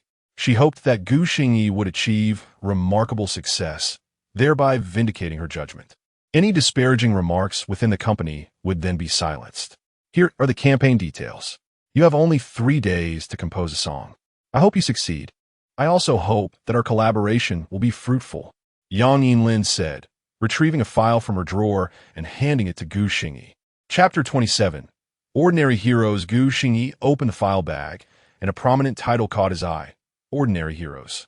Upon seeing these words, His expression immediately turned serious as he continued to read on. Heroes may be commonplace, yet they are extraordinary. They possess no divine powers, yet accomplish feats beyond the reach of the gods. There has never been a deity descending from the heavens, only mortals willing to step forward. In this chaotic world, it is those nameless heroes who tirelessly safeguard this sanctum, passing down their legacy through generations. As a great nation, our country, Huagua, is not lacking in such ordinary heroes, though few are aware of their existence. Currently, Huayin is collaborating with multiple departments to solicit songs from major entertainment companies with the theme of ordinary heroes, to promote our culture and establish a new societal ethos.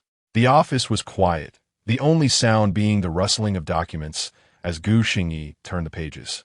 His demeanor was the most solemn it had been since his arrival in this world. As he flipped through the documents, he came across several photographs.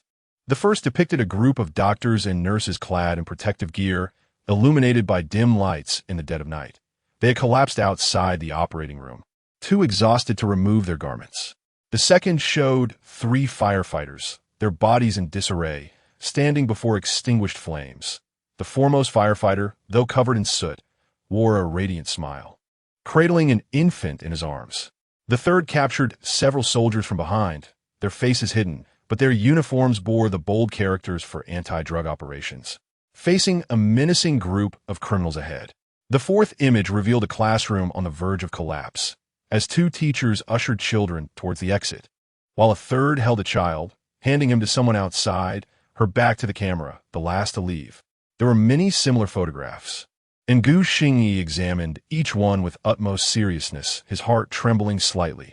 Upon seeing one, his fingers could not help but caress the page. This is the essence of Huagua.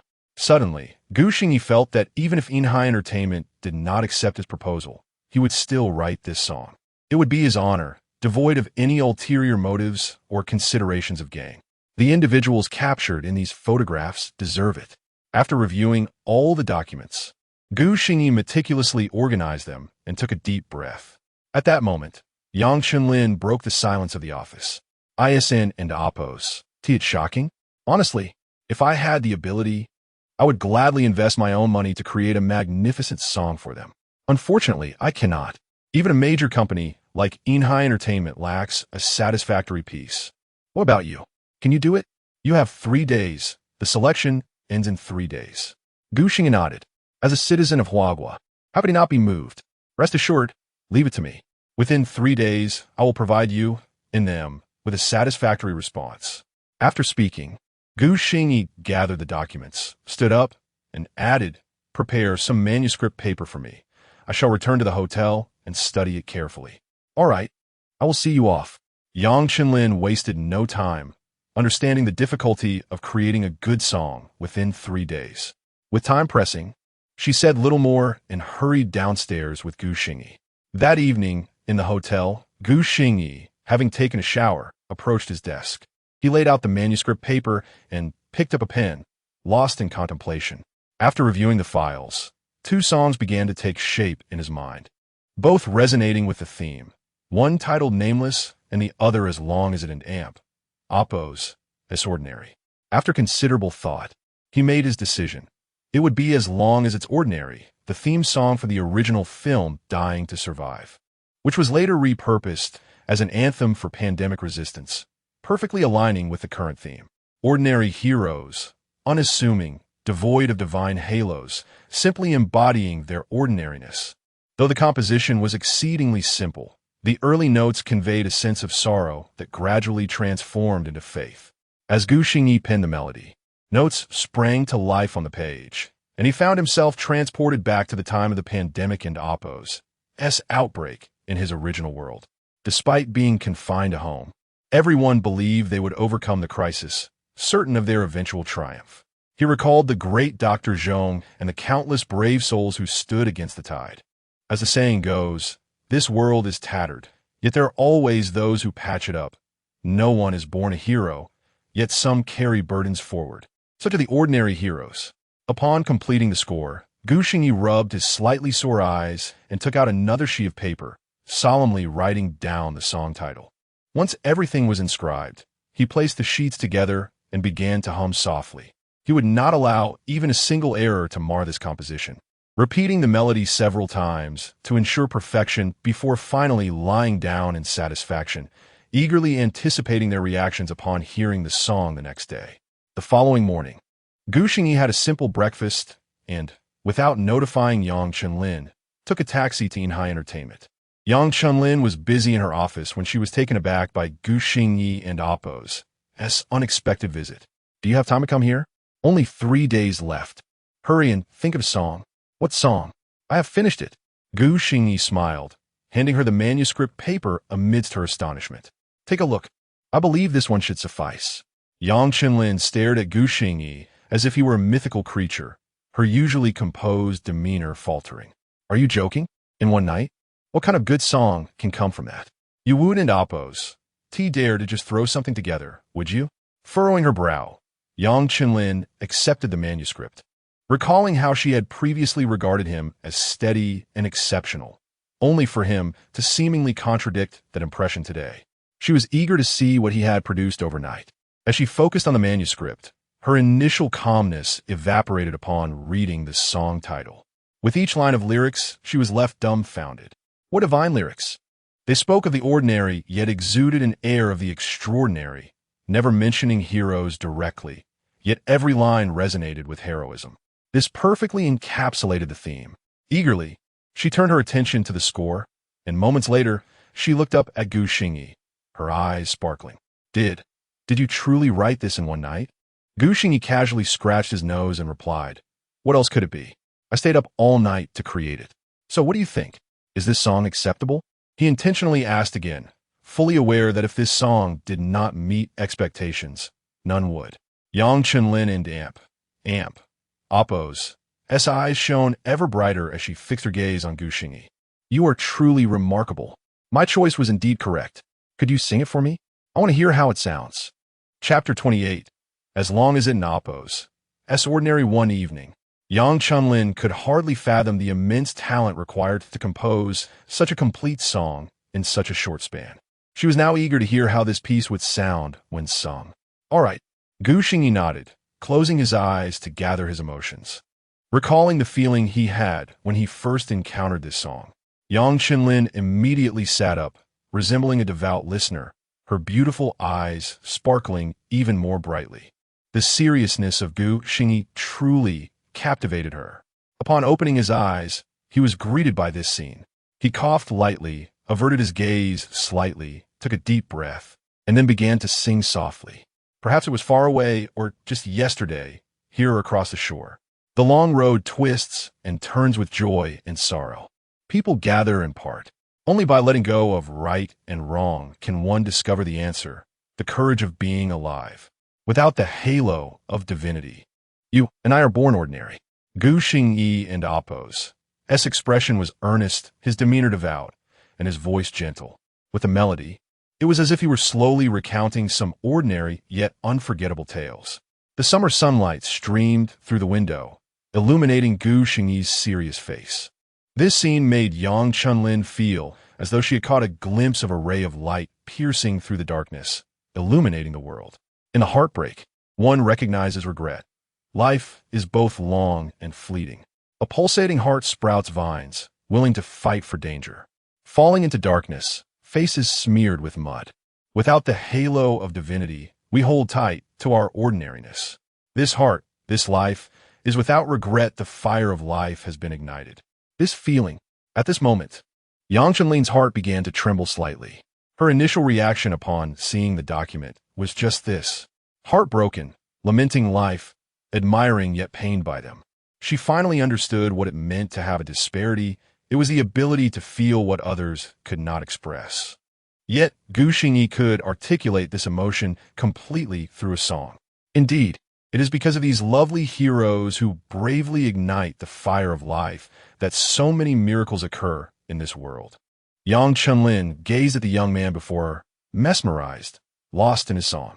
One day, perhaps we will drift apart, but maybe we will meet again, whether amidst the crowd or at the horizon. Let me see your face clearly once more. Even as tears fill my eyes, though I remain speechless. I need no divine halo, only your ordinariness. As Gu Xingyi sang these words, his eyes glistened with moisture, and he seemed to see the blurred faces of those with angelic visages before him. It felt as if he stood there, watching the people he had saved bow in gratitude. On the opposite side, Yang Chenlin's eyes had already shed tears, seemingly unaware, just staring blankly at Gu Xingyi.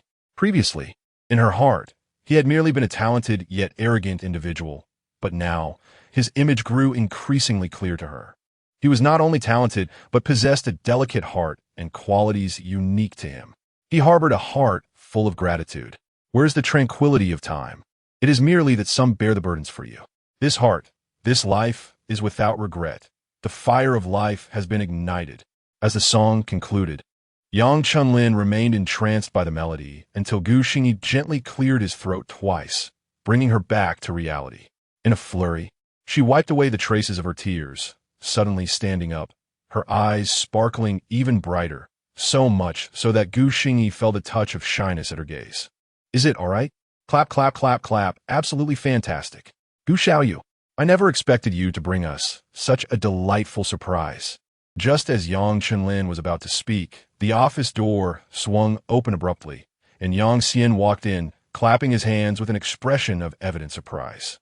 Following him was the head of the Human Resources Department, Zhang Chao, who looked incredulous, unable to believe that Gu Xingyi had crafted such a perfect song in such a short time. Dad, why did you come in without knocking? Upon seeing the newcomers, Yang Chenlin and Appo's expression turned flustered. She discreetly wiped her tear-streaked face and scolded Yang Xian with dissatisfaction. Yet Yang Xian showed no intention of apologizing, still smiling, though his gaze toward his daughter was a tad peculiar. How long had it been since he last saw his daughter in such a vulnerable state? If I hadn't come, how would I know that Gu Xiaoyu composed such a wonderful song?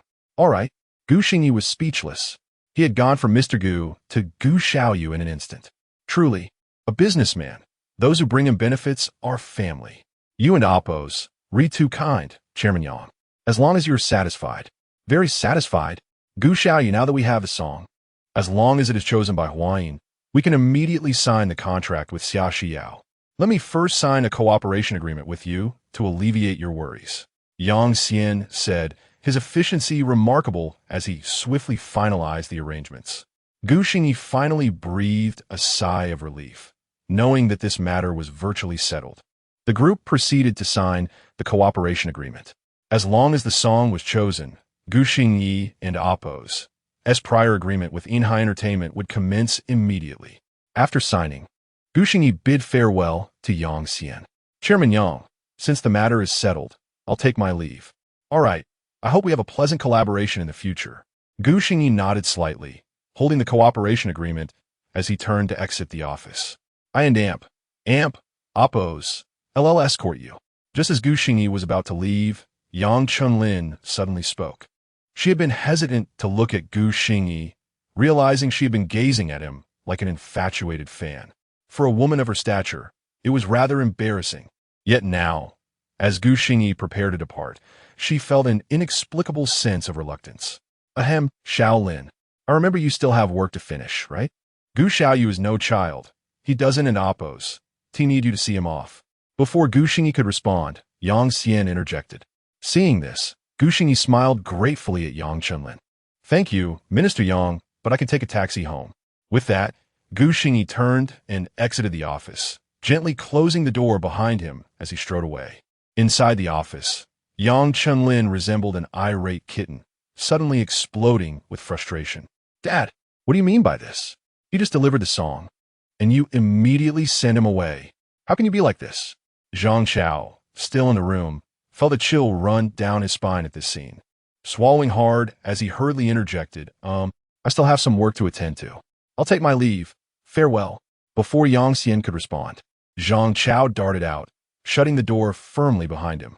Once outside, he wiped the fine sweat from his forehead and hurried away, realizing he should not linger in the midst of this father-daughter affair. Yang Xian regarded his daughter, not angry but speaking earnestly. Shaolin, you're not a child anymore. It's time to find a partner. Gu Xiaoyu is quite remarkable, but do not forget, he has a wife. And from what I know, he also has a daughter, right? Yang Qinlin fell silent, and after a moment, coldly replied, of course I know. I only saw him off because he was invited here by me. It and Appos. That's that simple. The aloof demeanor of the proud woman returned, a presence that even her father, Yang Xian, found slightly daunting. All right. Just as long as you know. I suddenly remembered I have work to do. I'm off. Yang Xian turned to leave, but just as he stepped out, he poked his head back in. I'm serious. My dear daughter, you're already 26. It's really time to find someone. Go away. Okay. I won't rush you. I'll leave now. Chapter 29. The waiting time upon exiting the Ocean Sound building. Gu Xingyi waited by the roadside for what felt like an eternity before finally hailing a taxi. As he settled into the vehicle, the driver jested about how only the affluent work in this area, implying that taxis seldom venture here. And Gu Xingyi must have been fortunate to secure one. Gu Xingyi shrugged, feeling somewhat helpless as he was there to seek assistance.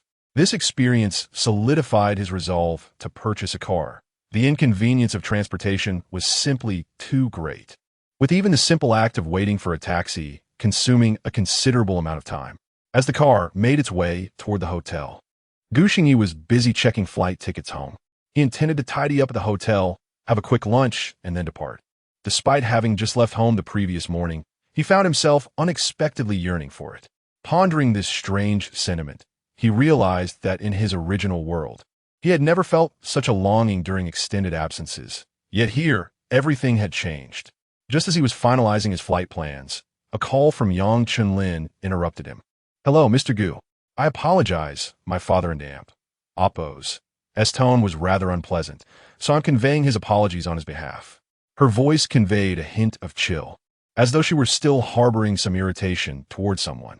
Gu Xingyi was taken aback. He had not given the matter much thought, and Yang Xian had already expressed himself quite tactfully. As a titan of capital, he had shown considerable restraint. As for any notion of betrayal, that was unfounded. It was a matter of fair trade. Having witnessed the myriad personalities in the capital market, Gu Xingyi was well acquainted with the nuances. Oh, it's quite all right. I don't perceive anything amiss. You need not worry. Upon hearing this, Yang Qinlin's tone softened somewhat. I'm glad to hear that. By the way, are you on your way back to the hotel now? Yes, I'm already in the car. I plan to pack up a bit before heading back to Jiangshan. As he spoke, there was a brief silence on the other end, followed by Yang Qinlin's voice again. Mr. Gu, it would be best if you could wait a couple more days. If your lyrics are selected, Huayin will likely require your assistance, as you possess the deepest understanding of the song, having crafted both the lyrics and melody. I've extended your hotel stay for a few more days, so you needn't worry. Hearing this, Gu Xingyi's plans to return home were thwarted, leaving him with a sense of emptiness. However, her words were not unfounded. If there were further matters to attend to, the prospect of flying back and forth between two cities was indeed daunting. All right, I understand. I shall remain a few more days. Thank you for informing me. Not at all. After ending the call with Yang Qinlin, Gu Xingyi reluctantly set his phone down and turned to gaze at the scenery whizzing by outside the window. He found himself missing the little one at home. Lost in thoughts of Xiao Nai, Gu Xingyi was surprised to find a smile spreading across his face, as if by some unspoken connection. The moment he returned to the hotel and, feeling a bit bored, took out his phone, a call from Xia Xiao came through. Hello, is that Daddy? Came the sweet voice of Xiao Nai. It's your father. Even without seeing her, Gu Xingyi and Appos' face lit up with an affectionate smile. Daddy, Mommy wants to know when you'll be back. At that moment, Xiao Nai was nestled in Xia Xiao's embrace, holding the phone with both hands as she sweetly spoke. Xia Xiao's cheeks flushed as she shot a playful glare at the little one, who had insisted on calling her father, now turning the attention back to her. Make sure to tell Mommy that Daddy will take a few more days to return. Gu Xingyi chuckled to himself, knowing that the little one was eager for him to come home and was cleverly using Xia Xiao as leverage. Xiao Nai, upon hearing this, appeared slightly displeased, pouting into the phone. Gu Xingyi couldn't help but smile as he shifted into a more comfortable position on the bed. Did you eat well today, Nai? Immediately, Xiao Nainai glanced at her mother and, in a conspiratorial whisper, replied, "Yes, but I want to eat the food Daddy makes." The earnestness in her voice was so genuine that it even amused Xia Xiao, who couldn't help but chuckle. "So you're already telling on me at such a young age, implying that my cooking isn't up to par?" Then, the sound of Gu Xingyi's hearty laughter rang through the phone, causing Xia Xiao's face to redden further as she snatched the phone away. "All right, this conversation with Daddy is over for today." "Hey, that wasn't my question." I understand. Is everything okay at home?" Upon hearing Gu Xingyi's response, Xia Xiao felt a surge of annoyance. Was he stifling a laugh? "Everything's just fine. You've only been gone for a day. What could possibly happen? Enough of this. I'm hanging up. I need to make lunch." "Wait, you can't do this. I still haven't finished talking to the little one. Goodbye." Without giving Gu Xingyi a chance, Xia Xiao hung up. Her face was now flushed, and she feared that if the conversation continued, she might just want to hit someone. Seeing Xiao Nainai's disappointed face as she stared at the phone, Xia Xiao resolved to prepare the green vegetables that the little one disliked the most for lunch. Yes, children should not be picky eaters. Gu Xingyi, hearing the dial tone in his ear, felt a pang of disappointment, yet a smile remained on his lips. It was the first time he had witnessed Xia Xiao displaying such emotions, and he found it rather delightful. Previously, she had always given him an inexplicable feeling of restraint, as if she lacked her own emotional essence, appearing gentle to the point of weakness. How to describe it? Gu Xingyi would refer to it as her lacking a singular soul. Yet now, this situation was gradually improving. She was returning to her true self, and that was wonderful. The waiting time stretched on interminably. Unbeknownst to him, July was drawing to a close, and August was just around the corner. Gu Xingyi had spent 2 days in the bustling metropolis, during which he and Yang Chenlin had conversed a few times, their relationship growing less formal. At least now, Yang Chenlin no longer addressed him as Mr. Gu, which had always felt somewhat awkward, considering he was still a young man. Gu Xingyi continued his morning runs, and everything seemed calm. News from Huayin had yet to arrive, leaving him to bide his time. On the evening of the 3rd day, however, he received a call from a familiar yet unexpected voice. "Hello, is this Gu?" "It's Chun Feng." Chun Feng. Gu Xingyi hadn't anticipated receiving this call. He quickly sifted through the original owner's memories, and moments later, he recalled that Chun Feng had been his closest friend during university. After graduation, they had gone their separate ways. The original owner had participated in a boy band audition, while his friend Chun Feng had been compelled to return home to manage his family's small supermarket. Returning home was never Chun Feng's intention. His aspirations lay elsewhere, particularly in the realm of animation, given their shared background in media studies, with Chun Feng specializing in animation production. "Feng, is that you? It's been ages." Recalling their camaraderie during university, Gu Xingyi smiled warmly as he spoke. He had yet to make any friends in this world, but remembering Chun Feng's character and temperament from the original owner's memories filled him with anticipation. Having a genuine friend seemed rather splendid. Chapter 30. A visit from a brother. Old Gu. What has become of you since your marriage? You neither answer calls nor reply to messages. Have you grown indifferent to your brother? The reproachful tone of Chun Feng echoed from the other end of the line, yet the underlying concern warmed Gu Xingyi's heart. He could only blame the original owner of this body, who, after getting married, had been preoccupied with currying favor with Gao and Su, neglecting even his closest friend. I admit my fault. Be magnanimous and forgive me this time. I promise to treat you to a meal to make amends when we meet again. What does that sound?" Gu Xingyi offered an apology while inwardly cursing the original owner for being such a fool. What a disgrace to Gu Xingyi. "Ha, you better mean it. No need to wait. Let us do it today, brother. I've come to Jiangsheng." Chun Feng's exuberant tone radiated excitement through the phone. Crazy one. It's not that I don't want to invite you, but I'm not in Jiangsheng right now. I'm in Modu for work and want to be back for a few days. Gu Xingyi felt a bit embarrassed, surprised to learn that Chun Feng had come to Jiangsheng only to be disappointed. "Why did you run off to Modu again?" "No way. Hold on. I'm flying over to Modu right now. I cannot let you escape this meal. I've just managed to sneak out of my house to embark on something grand." This is a good occasion that must be shared. All right, I will wait for you in Modu. I want to go anywhere. I'll send you my location on WeChat. I can certainly afford to treat you to a meal, haha. Gu Xingyi readily agreed, eager to reunite with his long-lost friend. It's settled then. I'll book my ticket now, and I must treat you to a feast. Hang up. Let us get moving. Chun Feng was efficient, and shortly after hanging up, he sent Gu Xingyi the flight information via WeChat. He would arrive at 10 o'clock tonight, which was still several hours away. Gu Xingyi felt cheerful, and even the worries that had plagued him for days dissipated as he hummed a tune while scrolling through his phone, waiting for Chun Feng's arrival. After a while, Gu Xingyi glanced at the time and headed downstairs to the entrance. A taxi pulled up outside the hotel, and two individuals emerged. One was a slightly plump young man about 1.70 meters tall, brimming with excitement as he eagerly scanned the hotel. The other was a petite girl dressed in an anime-inspired outfit, who followed behind the young man with a hint of impatience. Upon locking eyes with each other, both Gu Xingyi and the young man froze momentarily before smiles broke across their faces. Old Gu, crazy one. The slightly plump young man before him was none other than Chun Feng. Chun Feng rushed forward, his eyes gleaming with excitement, and embraced Gu Xingyi heartily. You haven't changed a bit. You've only grown more handsome. I hardly recognized you. Gu Xingyi surveyed him with a smile. Huh, you've gained weight. I remember how fit you used to be. You had muscles. What happened to you? Huh, it's not my fault. It's my mother at home who thinks I'm too thin.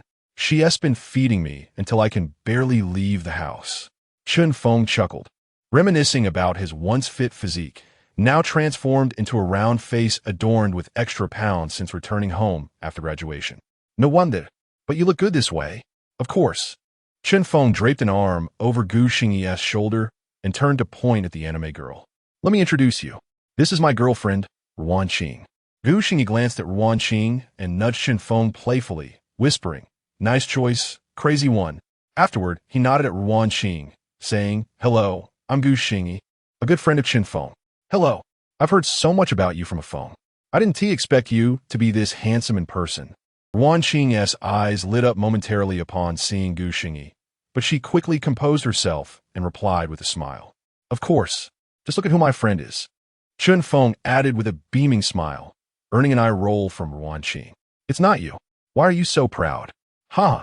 I'm here after flying such a long distance to treat you. You're not escaping this meal today.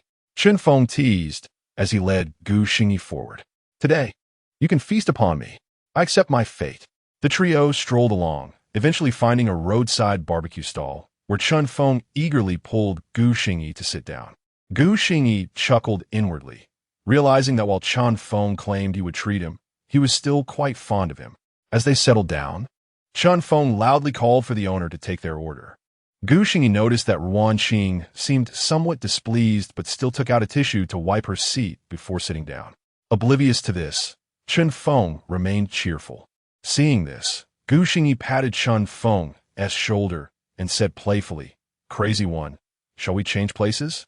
If you're treating me, how much can we eat here? To his surprise, Chun Feng shot him a sidelong glance. What's wrong? Are you too good for street food? Didn't we come here often in college? This is it. We shall drink to our heart and amp. Amp, Oppos, content today. All right then. Kind intentions wasted. Chun Feng remained his straightforward self. Gu Xingyi sighed, agreeing, Fine. We'll stay here. You decide. However, I must decline the drinking. I've quit alcohol. Chun Feng furrowed his brow, puzzled by Gu Xingyi's words. Gu Xingyi quickly reassured him, Brother, I truly have quit. I've made plenty of mistakes due to drinking before, and I've decided to stop. Seeing Gu Xingyi's sincere demeanor, Chun Feng relented, albeit with a hint of regret. That is fine. Quitting is good. It saves you from causing trouble. Let us just eat our fill today.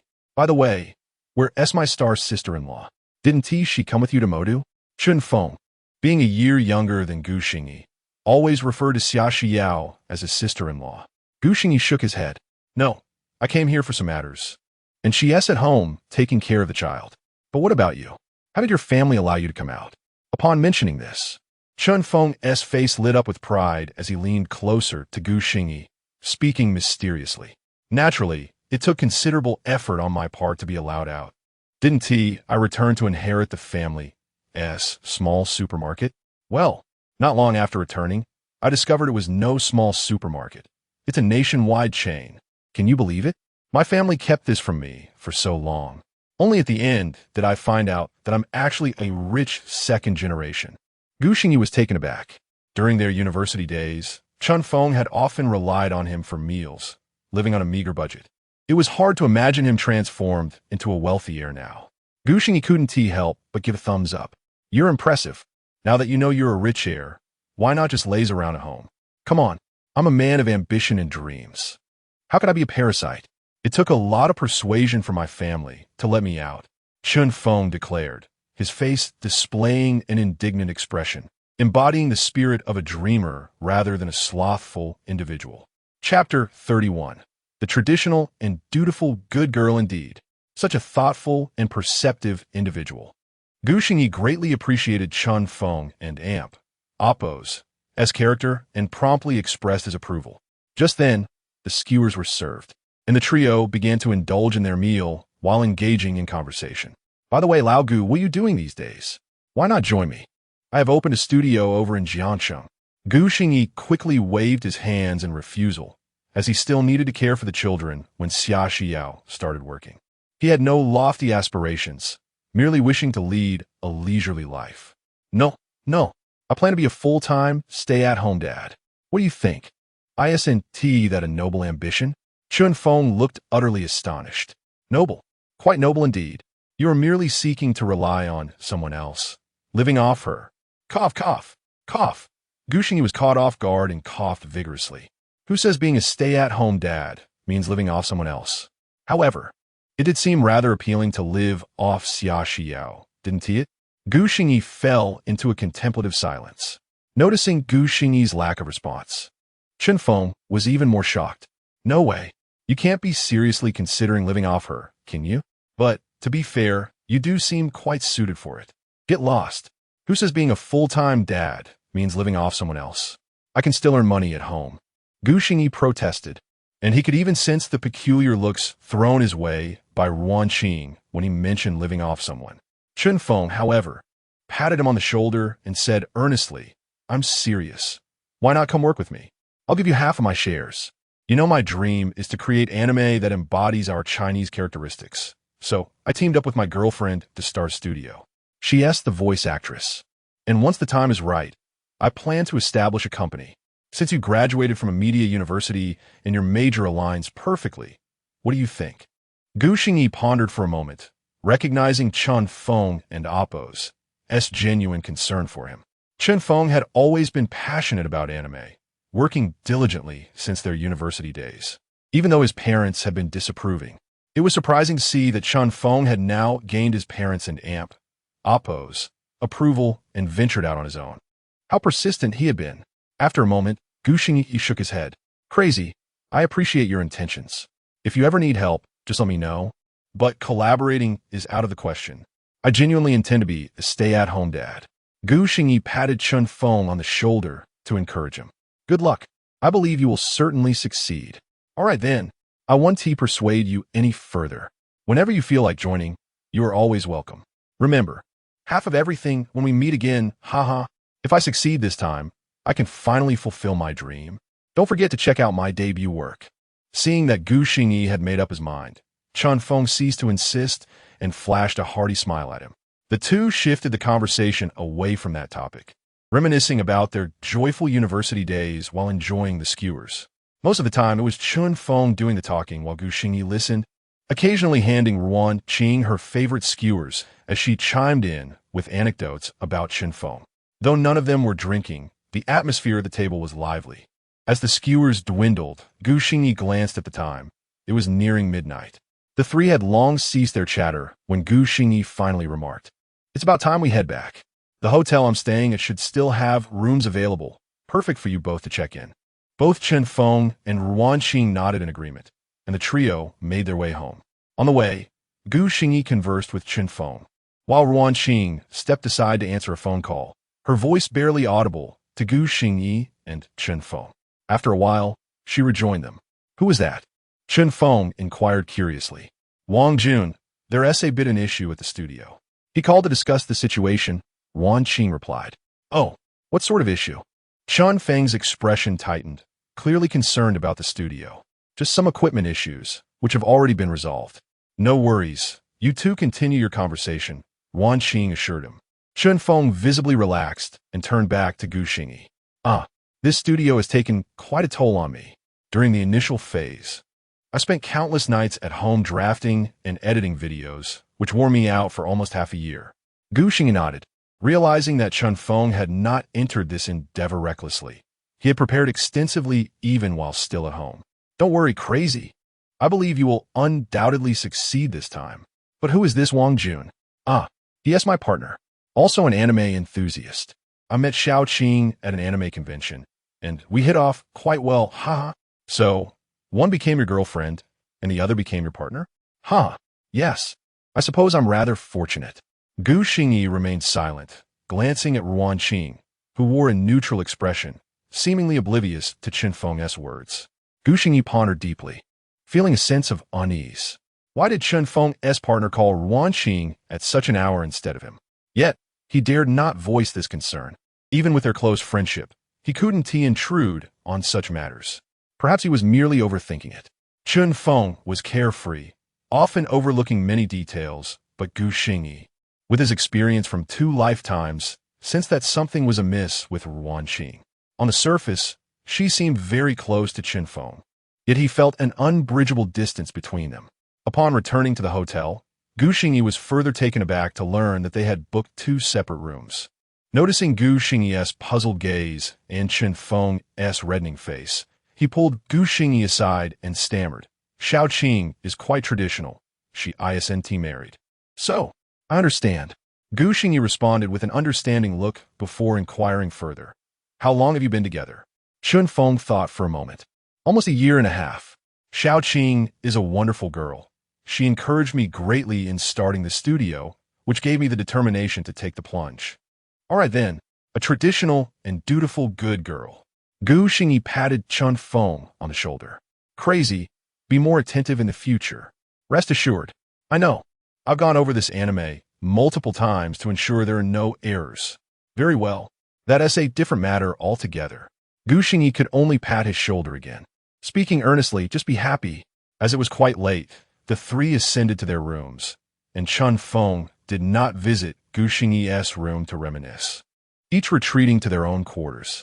The following morning, after finishing his morning run, Gu Xingyi intended to wake Chen Feng for breakfast, only to find that they had already packed and were emerging from their room. Lao Gu, there has been an issue at the studio, and I must rush back. In such a hurry? You're not even having breakfast? Gu Xingyi was taken aback. Everything had seemed fine yesterday, so how had an issue arisen overnight? Chen Feng's anxious demeanor suggested it was serious. No time for breakfast. Once everything is sorted, I'll come over to your place next time. I'll be sure to sample your sister-in-law's cooking. All right, I must hurry. Otherwise, I'll miss my flight. As he spoke, Chen Feng pressed the elevator button. Very well. I'll come down to see you off. The 3 hastily exited the hotel, and fortunately, a taxi arrived shortly thereafter. Chen Feng got into the car and waved goodbye to Gu Xingyi. Lao Gu, head back. We'll meet again when the opportunity arises. All right. And crazy. If anything serious arises, remember to contact me. Chen Feng nodded, and the car slowly disappeared from Gu Xingyi's sight. Only after the taxi was out of view did Gu Xingyi sigh, hoping that everything would go smoothly for crazy. Chapter 32. Journey to Huayin. Gu Xingyi was, by nature, an orphan belonging to 2 worlds devoid of family. However, in this realm, he discovered kinship and friendship, rendering him more appreciative of these precious bonds compared to others. Naturally, he would seek retribution for those who harmed his family and friends. When Chen Feng departed, a sense of solitude enveloped Gu Xingyi. Although he had arrived alone just days prior, the vibrancy around him accentuated his loneliness. Fortunately, this feeling of isolation did not linger long. Shortly after 9 in the morning, he received a call from Yang Chulin. His song had been selected by Huayin. According to Yang Chulin, the team there had chosen his piece at first glance. Amidst a sea of submissions, her excitement was palpable as she informed Gu Xingyi that they were preparing to shoot a music video and required his presence for guidance. While the term guidance merely suggested offering advice, as the composer, he was uniquely positioned to understand how the music video should be crafted and how the song ought to be performed. This was Huayin, a subsidiary of Huayang. After tidying himself and freshening up, Gu Xingyi descended to the hotel lobby. Outside, Yang Chulin was still driving that gray Mercedes, which could easily be mistaken for a vehicle driven by an elderly gentleman, showcasing her distinctive taste compared to other young women. Upon seeing Gu Xingyi, she tucked a stray lock of hair behind her ear, her eyes sparkling with excitement. I didn't oppose. T notice. You clean up quite nicely. Gu Xingyi touched his nose, deliberately ignoring the glances from Yang Chulin. Let an oppose. Let's go. Time is of the essence. We should leave promptly to catch lunch. Without hesitation, he hopped into the back seat, prompting Yang Chulin to roll her eyes. Wasn't and amp. Oppose. T their ample space in the front passenger seat. As they drove, Yang Chulin chatted animatedly. The director responsible for the MV at Huayin called and praised you profusely. Do you have any thoughts on the video and the lead singer? Don't falter when you get there. Clearly, Yang Chulin was concerned about Gu Xingyi's youth and inexperience in such high-pressure situations, prompting her to share advice in advance. Rest assured, I am fully prepared. Gu Xingyi exuded confidence, showing no signs of nervousness, while Yang Chulin appeared more anxious than he did. Through the rearview mirror, she cast a glance at him, relieved to see his calm demeanor, and decided to drop the subject. At 9:40, the car halted in front of a grand building. Gu Xingyi and Yang Chulin exited, and he lifted his gaze to behold the impressive sign above, Huayang Television Station, accompanied by the words Huayin Headquarters beneath it. Such grandeur was overwhelming. He never anticipated that, in this world, he would step foot into Huayin, and as a guest, no less. Yang Chulin, leading the way, urged Gu Xingyi, who lingered in awe, to enter the building. Upon their entrance, they were promptly greeted by a throng of individuals. At the forefront stood a silver-haired elder, whose robust physique belied his age, radiating vitality and wisdom, with eyes that sparkled with brilliance. He was unlike any other elderly person, devoid of any trace of dullness. Behind him were several middle-aged individuals, all around 40 years old, making Gu Xingyi and Yang Chulin appear exceptionally young in comparison. It was rather unusual that a group of older individuals would welcome two youngsters. Grandpa Lin, why did you come down personally? If my father finds out, I shall be in for a scolding. Yang Chulin rushed forward, playfully grasping the elder in Appo's hand. This gesture startled Gu Xingyi. An elder's charm is irresistible when met with such youthful affection. Ah, Lin girl, spare me your antics. Does your father even dare reprimand you? If he does, he should count himself fortunate. Grandpa Lin chuckled, his face lighting up with affection. Grandpa Lin. Yang Chulin's cheeks flushed slightly, her tone teasing. Now, let us get down to business. You must be the talented Gu Xingyi, the one who has captured our attention. Good day, sir. I am Gu Xingyi. Thank you for your kind words, he replied politely, nodding respectfully. Excellent, talented, and courteous. No wonder you were able to compose such a remarkable song. I am Lin Guodong, the director for this MV. If you don't mind, feel free to call me Grandpa Lin, just like Lin Girl does. Lin Guodong was pleased with Gu Xingyi and Appo's demeanor, polite yet unpretentious, radiating a sense of calm. He imagined Gu Xingyi to be precisely this way, someone with depth and talent, and a sense of gratitude, which is a rarity among youth today. I shall humbly accept that. Gu Xingyi maintained a gentle smile, exuding warmth and positivity. Excellent. Let us proceed upstairs. Lin Guodong was delighted, changing his address to Gu Xingyi with familiarity, and he took his hand, leading him toward the elevator, seemingly uninterested in introducing the others accompanying him. Gu Xingyi could only comply, but nodded in acknowledgement to the middle-aged individuals. The elevator ascended directly to the 20th floor. As they exited, Lin Guodong ushered Gu Xingyi into the recording studio. Gu Xingyi, I've heard from Lin Girl that you possess a splendid singing voice. Would you be so kind as to perform for us? We have yet to hear the song since receiving it, and the lead vocalist hasn't been finalized. Of course, Gu Xingyi replied with a nod. Shall it be an a cappella performance or accompanied by the piano? Let us go with the piano. This song only requires its melody. Very well. As business commenced, Lin Guodong adopted a serious demeanor, leading the others out of the recording studio to allow Gu Xingyi some solitude. As the microphone was activated, the middle-aged spectators eagerly awaited, their anticipation palpable as they watched Gu Xingyi settle into the recording studio, preparing himself emotionally. Once in the zone, Gu Xingyi became intensely focused, and those outside could visibly witness the transformation in his expression. Lin Guodong nodded approvingly. This was a true musician. A musician should first imbue their song with emotion rather than merely scream into the void. With that, Gu Xingyi began to play the piano, and a simple prelude resonated through the studio. Instantly, the audience held their breath, captivated by the sound, their eyes glued to the scene within. Perhaps long ago, or just yesterday, in this place or across the river, the winding road brings together joy and sorrow, where people gather and part ways. As Lin Guodong absorbed the first line, his eyes widened in realization. Indeed, this was the essence he had envisioned. Hearing the song now struck a deeper chord within him. The middle-aged spectators exchanged astonished glances, unable to fathom that this was the song they had received. Mianwile, young Chulin, even though she had heard Gu Xingyi sing this song before, was still enraptured, her gaze fixated on him. Gu Xingyi remained blissfully unaware, fully immersed in the song, striving to deliver his best performance, one devoid of regret. Perhaps one day, we may drift apart, yet we might meet again, regardless of the distance. Let me see your face once more. As tears fill my eyes, though silent, my heart speaks. I seek not divine glory, but your simplicity. As the song reached its conclusion, Lin Guodong and Amp, Appo's eyes glistened with unshed tears. Having been a soldier, he resonated deeply with the song's message. Often, those who toil in silence and anonymity are the true heroes, deserving of adoration from the younger generation. Yet, amidst countless fervent admirers, how many truly honor those unsung heroes? Not only Lin Guodong, but everyone outside is profoundly moved. At this moment, they find themselves in a state akin to that of Gu Xingyi. Indeed, a beautiful song can truly resonate with everyone. Chapter 33, Co-Creation. As the final notes of the song faded, Gu Xingyi took a deep breath to steady his emotions before rising to leave the recording studio.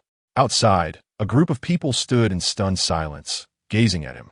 In the next moment, everyone erupted into spontaneous applause for Gu Xingyi, with Lin Guodong, in particular, eagerly stepping forward to grasp his hand, his eyes ablaze with excitement. Little Gu, this is the feeling. I believe there is no need to change the lead singer. It should be you. I have a premonition that this song will spark a wave of attention for the unsung heroes online. This is precisely the effect we wanted to achieve. Those silent contributors to society deserve it. Hearing such praise from the elder, even the seasoned Gu Xingyi felt a flush of embarrassment. However, he shook his head and earnestly replied to Lin Guodong, Grandpa Lin, I would rather not be the lead singer. I have a better idea. Would you care to listen? Lin Guodong furrowed his brow, wondering if there could possibly be a better lead vocalist than the one who composed this song. There were many talented singers, but he was confident that no one could grasp the song's essence quite like Gu Xingyi. Noticing Lin Guodong's evident reluctance, Gu Xingyi swiftly revealed his thoughts. Grandpa Lin, I believe this song will be better suited for children to sing. On one hand, their voices are more pure and ethereal. On the other, having the flowers of our nation sing for the unnamed heroes would resonate more deeply with the audience. Lin Guodong's eyes widened in surprise at Gu Xingyi's explanation. My goodness, this person is a genius. How did I not think of that? Children naturally possess an endearing quality, and with their voices paired with the footage we captured, it would undoubtedly touch the hearts of many. Remarkably, Lin Guodong's gaze grew even more fervent, and even the middle-aged individuals behind him looked at Gu Xingyi with newfound admiration. As if struck by sudden enlightenment, they had painstakingly curated the footage to match the song's length, but had struggled to settle on a lead singer. Yet Gu Xingyi's single suggestion resolved everything. Little Gu, You truly are a prodigy. Would you be interested in joining us at Huayin? Rest assured, your talent will not go unnoticed here. Lin Guodong, filled with a desire to nurture talent, wished to bring Gu Xingyi closer, believing it would be a waste to let such a gift remain outside their grasp. No, Grandpa Lin, I'm just a humble fish in a vast ocean. I'm already quite content to have assisted you this time. Gu Xingyi repeatedly waved his hands in refusal, chuckling. He was acutely aware of his own capabilities, merely offering suggestions while standing on the shoulders of giants. After all, the most profound impression Gu Xingyi had from his previous life was the children singing this very song. Lin Guodong was left speechless. Was this the mindset of today and Apo's as youth? Nevertheless, he did not press the matter further, knowing that Gu Xingyi was still present and would not be going anywhere. If an opportunity arose in the future, he could always seek him out again. Very well. Each person has their own aspirations. Little Gu, you must contribute your utmost this time. We shall discuss future collaborations when the time comes. Come with me. Let's take a look at our footage and see if you have any insights. Lin Guodong beckoned Gu Xingyi into another studio where the editing took place. All the footage would undergo meticulous selection and editing to create the music video. Upon entering the room, the intermediaries began to chatter excitedly, introducing various aspects of the project. Gu Xingyi gazed at the computer screen, where a myriad of clips flickered, each depicting the silent heroes of society. He was astonished by the sheer volume of footage available, yet saddened by the thought that many of these clips would ultimately be discarded. To him, every individual captured in this footage deserved respect and recognition. Sensing Gu Xingyi and Amp, Apo's sentiment, Lin Guodong patted him on the shoulder. Little Gu, there is no need to feel disheartened. This is their responsibility. In this promotional video, no one will remember each individual. They represent a collective. As long as society can remain grateful and remember that such wonderful people exist, that is enough. Speaking of which, they owe you a debt of gratitude. The song in Amp, Apo's, Ordinary and Amp, Apo's, not only resonates with the tastes of most young people today, but also promotes this spirit. We old-timers cannot create songs that appeal to the youth, yet we fear that people will forget them, which is why we sought to gather contributions. Lin Guodong reflected, smiling at Gu Xingyi. Fortunately, you have provided us with exactly what we needed, revealing the passionate hearts of today as youth. That is truly commendable. Gu Xingyi looked at the elder and then at the flashing images on the screen, genuinely moved. Indeed, no matter the world, there existed a group of lovable individuals. Grandpa Lin, I cannot contribute any of the footage, nor am I an expert in video production. It is something only you and your team can accomplish. To be honest, I find myself eagerly anticipating the finished video. Gu Xingyi expressed sincerely, believing that the final product, crafted by this group of dedicated individuals, would undoubtedly resonate even more profoundly. Absolutely. We will strive to complete it as soon as possible, by the end of July at the latest. This wave will sweep across the streets and alleys of Huagua. Hearing Gu Xingyi's enthusiasm, Lin Guodong nodded with a hearty smile. By the way, I heard from Lin that you have a Douyin account with millions of followers and have released 2 songs. Once we launch this promotional video, let us collaborate on your Douyin account. After all, you're a key contributor to this project. Gu Xingyi was taken aback. He hadn't expected his own involvement to extend this far. He had thought only his name would appear in the credits for the lyrics and composition. But now they wanted to collaborate on Douyin as well. This was clearly an honor bestowed upon him by the elder. One must understand that videos released by Huayin garnered immense viewership. The traffic alone could sustain him comfortably. Naturally, Gu Xingyi could not refuse and felt an even deeper sense of gratitude towards Lin Guodong. Thank you, Grandpa Lin. Gu Xingyi expressed with genuine sincerity. Lin Guodong waved his hand dismissively, indicating that Gu Xingyi deserved every bit of it. With that topic concluded, the room buzzed with discussions about the subsequent work details. This involved many specialized aspects, so Gu Xingyi remained silent, simply listening attentively. By the time Gu Xingyi exited the Huayin building, it was already 1:00 and Apo's clock in the afternoon. His mind felt a bit overwhelmed, as everyone had been so fervently engaged in their work, akin to a band of workaholics. Ultimately, It was Yang Chaelin's playful insistence that they take a break for lunch that allowed them to escape. Lin Guodong had initially hoped for Gu Xingyi to join everyone in the cafeteria for a meal and continue discussions in the afternoon, but Gu Xingyi cleverly excused himself, claiming his mind was utterly exhausted. As someone outside the industry, he felt he had little to contribute and thus saw no reason to linger any longer. The two walked side by side out of Huayin, and while the weather had been fair upon their arrival, a gentle drizzle now began to fall. Gu Xingyi, aren't you going to treat me to a meal? We're co-creating with Huayin. We're about to strike it rich. As they walked through the light rain towards the parking lot, Yang Chaelin playfully stuck out her tongue, teasingly. You're losing your cool demeanor, aren't you? Gu Xingyi raised an eyebrow. Are you seriously going to take advantage of a person with such wealth? Isn't that a bit shameless? Chapter 34, Homecoming Cut. So stingy. Yang Chaelin shot him a glance, quickening her pace and sulking as she got into the car. Gu Xingyi chuckled softly and hurried to catch up. The more he became acquainted with this elegant woman, the more he realized her delightful nature. The initial sense of intimidation had completely dissipated. She was a classic case of being aloof on the outside, yet warm-hearted within. In the end, Gu Xingyi could not evade the meal, allowing Yang Chaelin to relish in treating him to a sumptuous feast. After dining, Yang Chaelin drove Gu Xingyi to Xingyan Entertainment, where they were to collect the contract.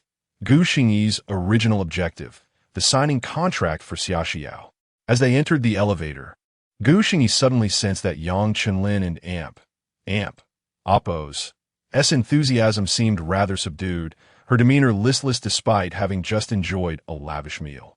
He found it perplexing. The thoughts of women were indeed enigmatic, much like the unpredictable weather. Upon exiting the elevator, they proceeded directly to Yang Xian and Oppo's office, where he had been waiting for quite some time, the contract laid out neatly on the desk. His ever-present smile greeted Gu Xingyi as she stepped in. Gu Xiaoyu, may our collaboration be fruitful. Here is the contract. Please review it and let me know if anything needs amending. Gu Xingyi nodded and took a seat at the desk to examine the contract. It was formal and comprised of 3 copies. Once Xia Xiao signed, it would take immediate effect. The terms were as previously discussed. Xingyan Entertainment would provide Xia Xiao with top-tier resources and the utmost freedom.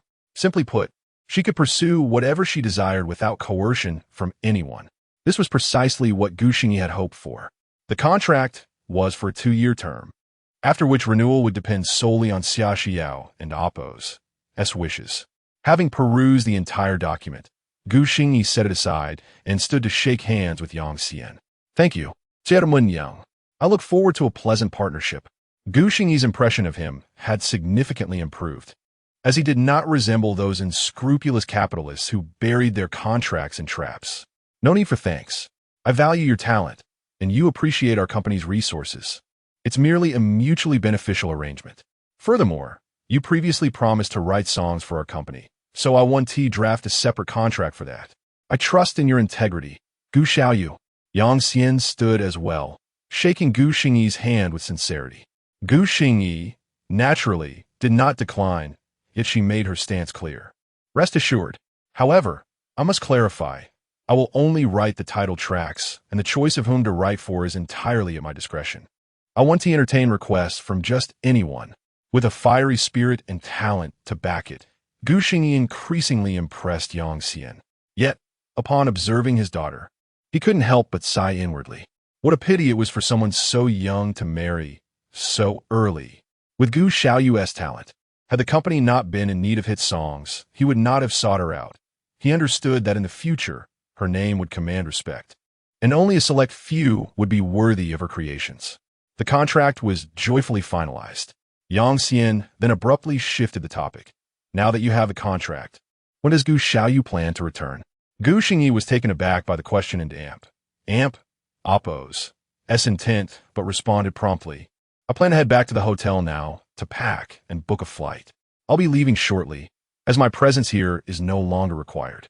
Gentleman Yang, is there anything else you wish to discuss? No. I wish you a smooth journey home. Yang Xian replied with a smile. Though Gu Xingyi noted the peculiar cheerfulness in his expression upon hearing of her departure.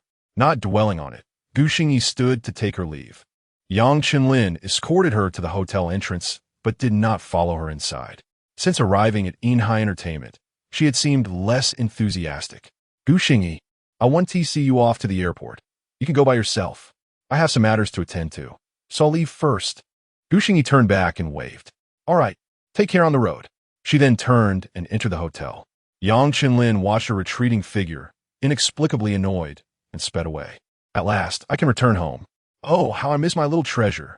This was the heartfelt sentiment of Gu Xingyi as she swiftly packed her belongings, which consisted of little more than a couple of changes of clothes.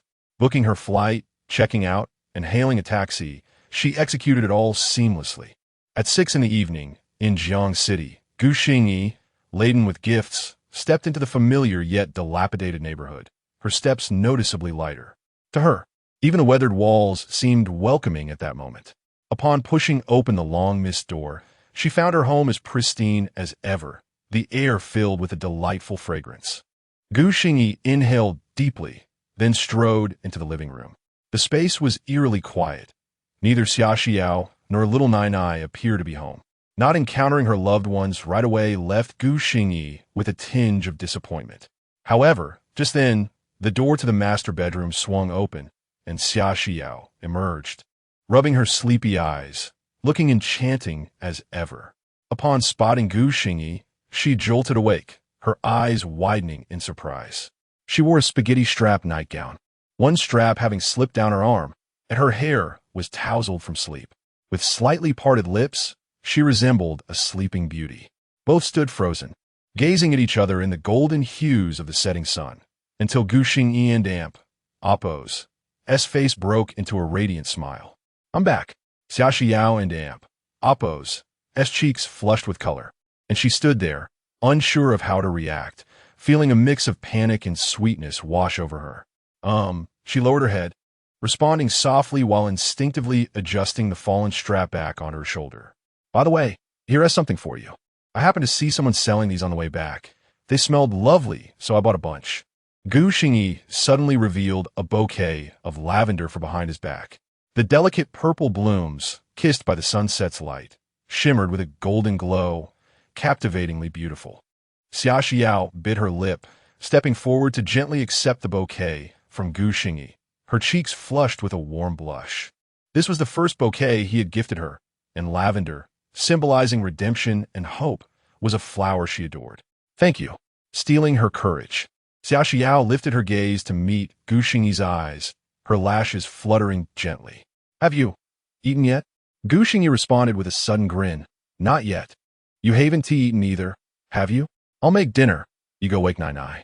Though Xia Xiao initially intended to cook herself, recognizing Gu Xingyi and Appo's evident resolve and recalling how much better he was at cooking than she ultimately nodded.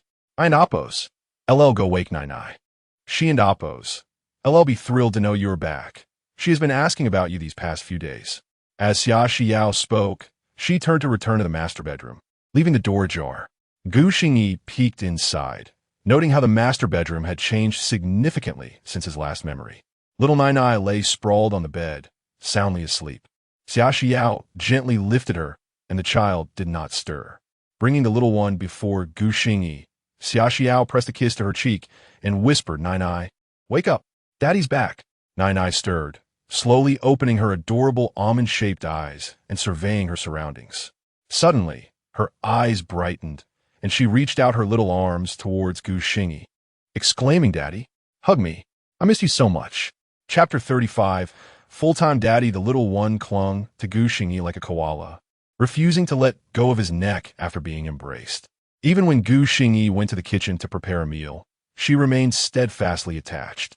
Ultimately, it was Xia Xiao, wearing a stern expression and armed with a newly purchased toy, who managed to extract the little one from his grasp and set her down on the sofa. While playing with her toy, Xiao Nai Nai's large eyes frequently darted towards the kitchen, as if fearing Gu Xingyi's presence might vanish again. After a while, the meal was ready. 3 bowls of steaming noodles accompanied by meat and a vegetable dish graced the dining table, with a family gathered in delightful harmony. Xia Xiao looked down at her bowl, which held noodles adorned with 2 green vegetables and, as customary, 2 golden fried eggs, enticingly delicious.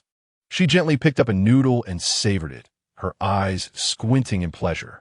It must be said that Gu Xingyi's culinary skills were truly exceptional. During his absence over the past few days, she had found her own cooking unappetizing. Little Nai, meanwhile, wielded her small chopsticks and slurped eagerly, a single noodle disappearing into her mouth in an instant, her eyes transforming into crescent moons. This manner of eating made Xia Xiao feel both exasperated and resigned, as if she had starved the little one for days. Outmatched, she could only concede defeat. This realization spurred Xia Xiao to hasten her eating. For reasons unknown, when they were alone at home, it seemed that neither of them possessed much appetite. Yet upon Gu Xingyi and Appo's return, they inexplicably felt relaxed. While she ate, her mind wandered to unsettling thoughts. It was startling to consider how, in such a short span, they had been subtly influenced by him, despite their previous desire to keep their distance. The dining table was filled with the sounds of slurping until Xia Xiao finished her meal, only to discover that Gu Xingyi and little Nai had already completed theirs and were simultaneously gazing at her. Xia Xiao and Appo's cheeks flushed crimson as she hurriedly wiped her mouth and stood up to mask her embarrassment, clearing the dishes from the table. I and Appo's washed the dishes. You keep Nai company, she said, stacking Gu Xingyi's bowl before heading to the kitchen. Watching Xia Xiao flit away like a breeze, Gu Xingyi shook his head. He truly had no intention of competing with her. Why was she so flustered? Daddy, come build blocks with Nai. All right. Little Nai jumped off her stool, tugging Gu Xingyi and Appo's hand toward the sofa, where her new toy building blocks awaited, capable of forming various shapes. The previous princess house had been neatly tidied up by little Nai, and now stood proudly in a master bedroom. Xia Xiao would occasionally take it out for imaginative play with her little one.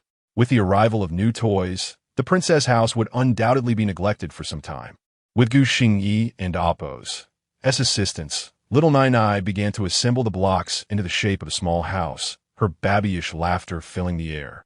It was at this moment that Gu Xingyi inquired about the household's recent happenings. The little one, ever candid, divulged everything, especially regarding Xia Xiao, who became thoroughly exposed. Mama thinks of Daddy too. I saw it. Mama often secretly laughs while watching Daddy sing. Gu Xingyi stifled a chuckle, realizing he had not intended to inquire about this. The issue was that little Nai spoke loudly, unaware that Xia Xiao had just emerged from the kitchen. At this moment, Xia Xiao's face turned as red as a ripe apple, her eyes glinting with icy disdain as she glared at the little traitor who was selling her out to her father. Noticing her sudden silence, little Nai looked up, puzzled, only to find her mother's flushed face. With a cry, she hid in Gu Xingyi's embrace, muttering, "Can't see. Mama can't see." Xia Xiao couldn't and Appo's helped but be amused and annoyed at the same time, playfully patting the little one in Appo's bottom that was peeking out from Gu Xingyi's arm, while her eyes remained fixated on Gu Xingyi and Appo's smirking face. Don and Appo's listened to Nai and Appo's nonsense. I didn't tea. Yes, you did. Mama Appo's ling. Lying is not good for children. Little Nai protested, her face buried in Gu Xingyi's chest. Xia Xiao was on the verge of losing her temper, but Gu Xingyi quickly raised both hands in surrender, revealing the little one completely. No, I believe you. A wise man knows when to concede. Unfortunately for little Nai, she was soon scooped up by Xia Xiao and subjected to playful torment. The little one's eyes sparkled with stars as she looked toward her father, completely unaware that he had just sold her out to her mother. Gu Xingyi, maintaining a stoic demeanor, focused on the task at hand. In order to ensure Xia Xiao's happiness and the prosperity of their family, he would have to allow his little treasure to endure a bit of injustice. The family spent a delightful time playing together until little Nai, feeling aggrieved, retreated to build blocks alone. Gu Xingyi ruffled her hair before standing up and retrieving a paper folder from a suitcase, placing it before Xia Xiao. Mission accomplished. Take a look. This is the contract from Inhai Entertainment. Xia Xiao glanced at Gu Xingyi's serious expression, her eyelashes fluttering slightly, betraying her inner turmoil.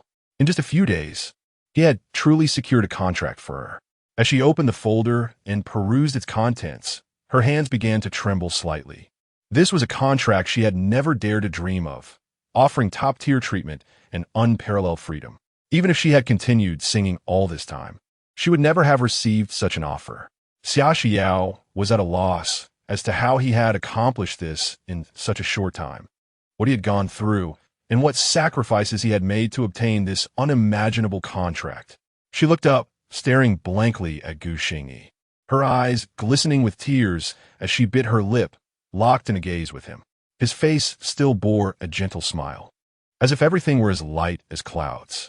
After a moment, Xia Xiao finally spoke softly. Gu Xingyi, actually, I could be fine without singing. Though her voice was soft, it was unwavering and resolute. Gu Xingyi furrowed his brows in confusion. She had always loved singing and desired to pursue it. What did this mean? It was perplexing, and he could not fathom what was going on in her mind. Why? Have you not always wanted to sing? Now that the opportunity has arisen, why are you hesitating? Gu Xingyi's tone grew firmer. This was the first time he had spoken to her like this since coming here. Having been a lifelong bachelor, he could not comprehend Xia Xiao and Appo's inner turmoil. She suddenly felt that continuing life as it was might be just fine. The prospect of actually singing filled her with trepidation. She feared that changes would follow, that life would never again be as it currently was. Xia Xiao bit her lip again and gazed steadily at Gu Xingyi, tears cascading down her cheeks. After a moment of silence, she whispered, I'm afraid that there will be unwelcome changes in the future. This was the first time Xia Xiao had candidly expressed her fears to Gu Xingyi.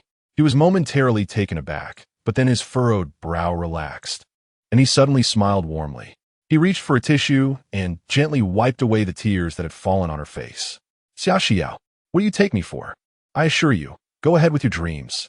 No matter what happens, nothing will change. I will be here, taking care of the children. After all, I am fully prepared to be a full-time daddy. Chapter 36.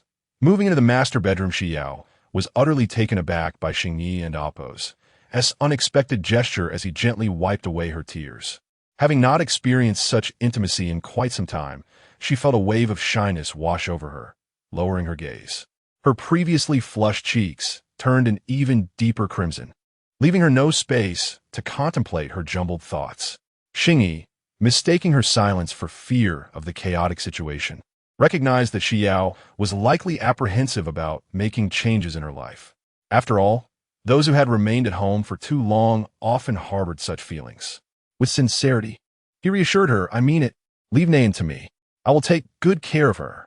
Moreover, you and Appo's, seeing that your contract allows for significant freedom. You can return whenever you wish. There is no need to worry about home. Just take care of yourself out there. However, Xiao's mind was still preoccupied with the moment when Xingyi had tenderly brushed his fingers across her face. On the sofa, little Nayan had been secretly observing her parents' interaction. She noticed the subtle uplift at the corners of her mother's mouth, despite Xiao's lowered head. Her father, on the other hand, seemed to be endlessly chattering away.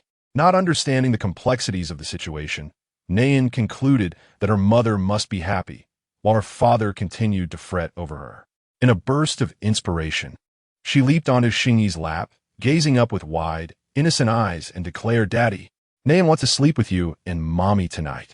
The moment those words left her lips, Xingyi was rendered speechless, and Xiao, startled, looked at the little one with wide eyes, her heart racing with anticipation. Is that all right, Daddy? Seeing Xingyi's hesitation, Nayan resorted to her endearing antics, rolling playfully on his lap. Xingyi gulped, glancing at Xiao, whose face was now a vivid shade of crimson, her gaze evasive. Well, you should ask your mother whether she agrees. How was he to respond to such a request? Overwhelmed with shyness, Xiao sprang to her feet and hurried towards the bathroom. I'm tired. I'll go wash up and get ready for bed. With that, she fled, leaving only Xingyi and Nayan in the living room, exchanging bewildered glances. Xingyi felt utterly at a loss, while Nayan, undeterred, hopped off his lap and wrapped her arms around his neck. Mommy said it's fine as long as Daddy is ready. Did Xiao really say that? Xingyi turned to the closed bathroom door, faint sounds of washing echoing from within. Perhaps it was permissible? Inhaling the sweet scent of Nayan, he steeled himself, convincing himself it was solely for the sake of the little one, nothing more. After some time, Xiao emerged from the bathroom, returning discreetly to the bedroom without sparing a glance towards the sofa. Finally, Xingyi gathered Nayan in his arms and assisted her with washing up before quickly freshening himself. Only then did he carry Nayan back out. At that moment, his heart raced as he crossed the short distance from the living room to the master bedroom, feeling as though he had traversed a vast expanse. Upon entering the room, he was enveloped by a delicate, inviting fragrance. Xingyi had never encountered such a situation in his life. He yearned for guidance. What was he to do? What actions should he take? Xiao had already nestled beneath the covers, seemingly asleep, turned away, making it impossible to discern her expression, though the rosy hue of her earlobes betrayed her current state. Gently closing the door, the sound caused Xiao to twitch slightly, yet she remained still. Resigning himself to the circumstances, Xingyi decided to relax. There was no point in being anxious now. With a lighter heart, he placed Nayan in the middle of the bed and sat down on the opposite side, embracing Nayan as he began to narrate a bedtime story. Tonight, Daddy will tell Nayan the tale of Snow White. Once upon a time, there was a charming little princess, much like Nayan, whose skin was as fair as snow and flushed like a ripe apple. Her hair was as dark and lustrous as the night sky, so her mother named her Snow White. His gentle voice resonated in the room, causing Xiao's eyelashes to flutter slightly as her racing heart gradually calmed with the unfolding story. Eventually, she drifted into slumber, just as Nayan succumbed to the soothing narrative. As night deepened, seeing their breaths steady, Xingyi turned off the light and slipped beneath the covers. The familiar scent enveloped him, and for the first time, he realized how fragrant a woman's pillow could be. Cuddling Nayan close, he soon fell into a deep sleep, devoid of further thoughts. The following morning, as dawn broke at 6, Xingyi awoke with his internal clock as precise as ever. Instinctively, he embraced the soft form beside him, only to freeze in disbelief. When did Nayan grow so big? Gulping, he glanced beneath the covers, only to find that it was not Nayan but Xiao. Stunned, he wondered how she had ended up in his arms. The delicate fragrance lingered in the air, and the warmth of her body shattered his composure. Leaning closer to Xiao and Appo's lovely face, he felt her warm breath against his skin, igniting a tempest of emotions within him. The distance between them was mere inches, allowing him to observe the rosy glow of her delicate skin. Caught in a fierce internal struggle, he noticed her long lashes fluttering. Startled, he quickly straightened, stealthily withdrawing the arm she had pinned beneath her head, crouching low as he quietly exited the bedroom. Once in the bathroom, he was overwhelmed with a sense of defeat. What a torment this morning had been. Little did he know, as he left the room, Xiao had just opened her beautiful almond-shaped eyes, releasing a relieved breath. Covering her flushed face, she buried herself deeper into the covers, feeling utterly embarrassed. She had no recollection of how she ended up in Xingyi's embrace. Using his arm as a pillow, realizing his breath was fanning across her face sent waves of panic through her. What were his intentions? Did he want to steal a kiss? What should she do? Terrified, she remained still, grateful that Xingyi had stopped before she had to confront him. Yet, as he departed, she felt an unexpected pang of disappointment. Unsure of her readiness, Xiao lay in the bed, her thoughts in disarray.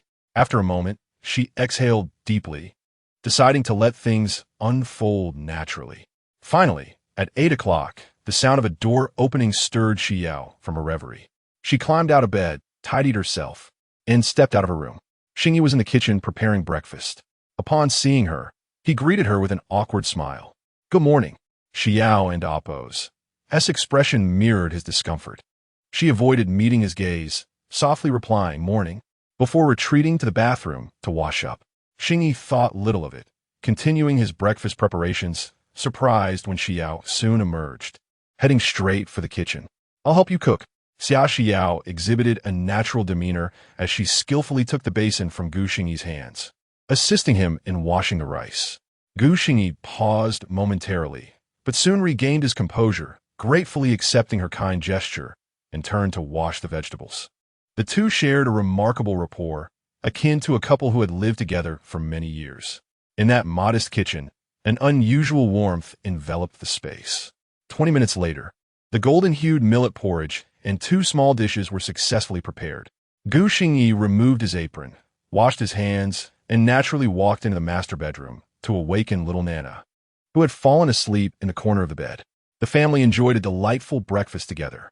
After the meal, Xia Xiao spotted a particularly lovely hairstyle that would be perfect for little Nana, especially since the little one's hair had grown considerably lately. Thus, she coaxed and persuaded Nana to accompany her for a haircut. Meanwhile, Gu Xingyi comfortably settled onto the sofa, retrieved his phone, and opened Douyin to browse videos. In the summer, with air conditioning, Wi-Fi, and watermelon, he relished the tranquility of the home devoid of his wife and child.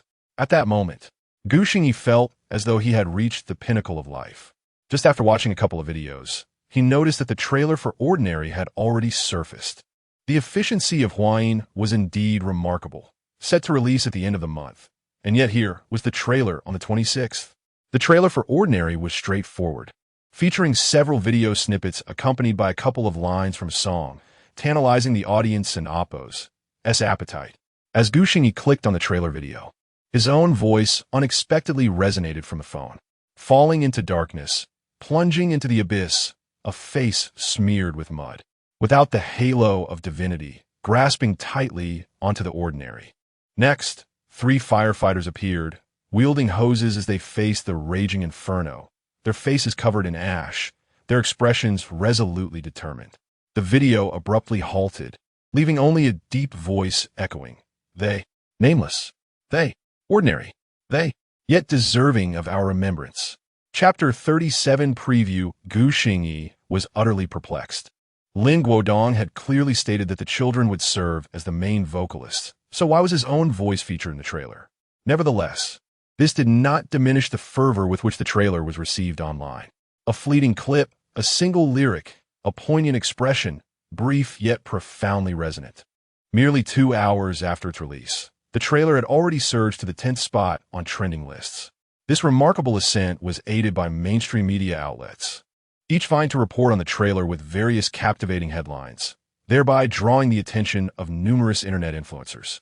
It was evident to any discerning observer what levels of excitement the official release would incite, prompting widespread sharing across social media platforms. As influencers began to circulate the trailer, its popularity escalated further, with comments flooding in at a meteoric pace from all corners. "Salute to the heroes," one comment proclaimed. "That lyric gave me goosebumps." The sense of heartfelt emotion conveyed through the ordinary was a testament to the indomitable spirit ingrained in the veins of the people of Hua country.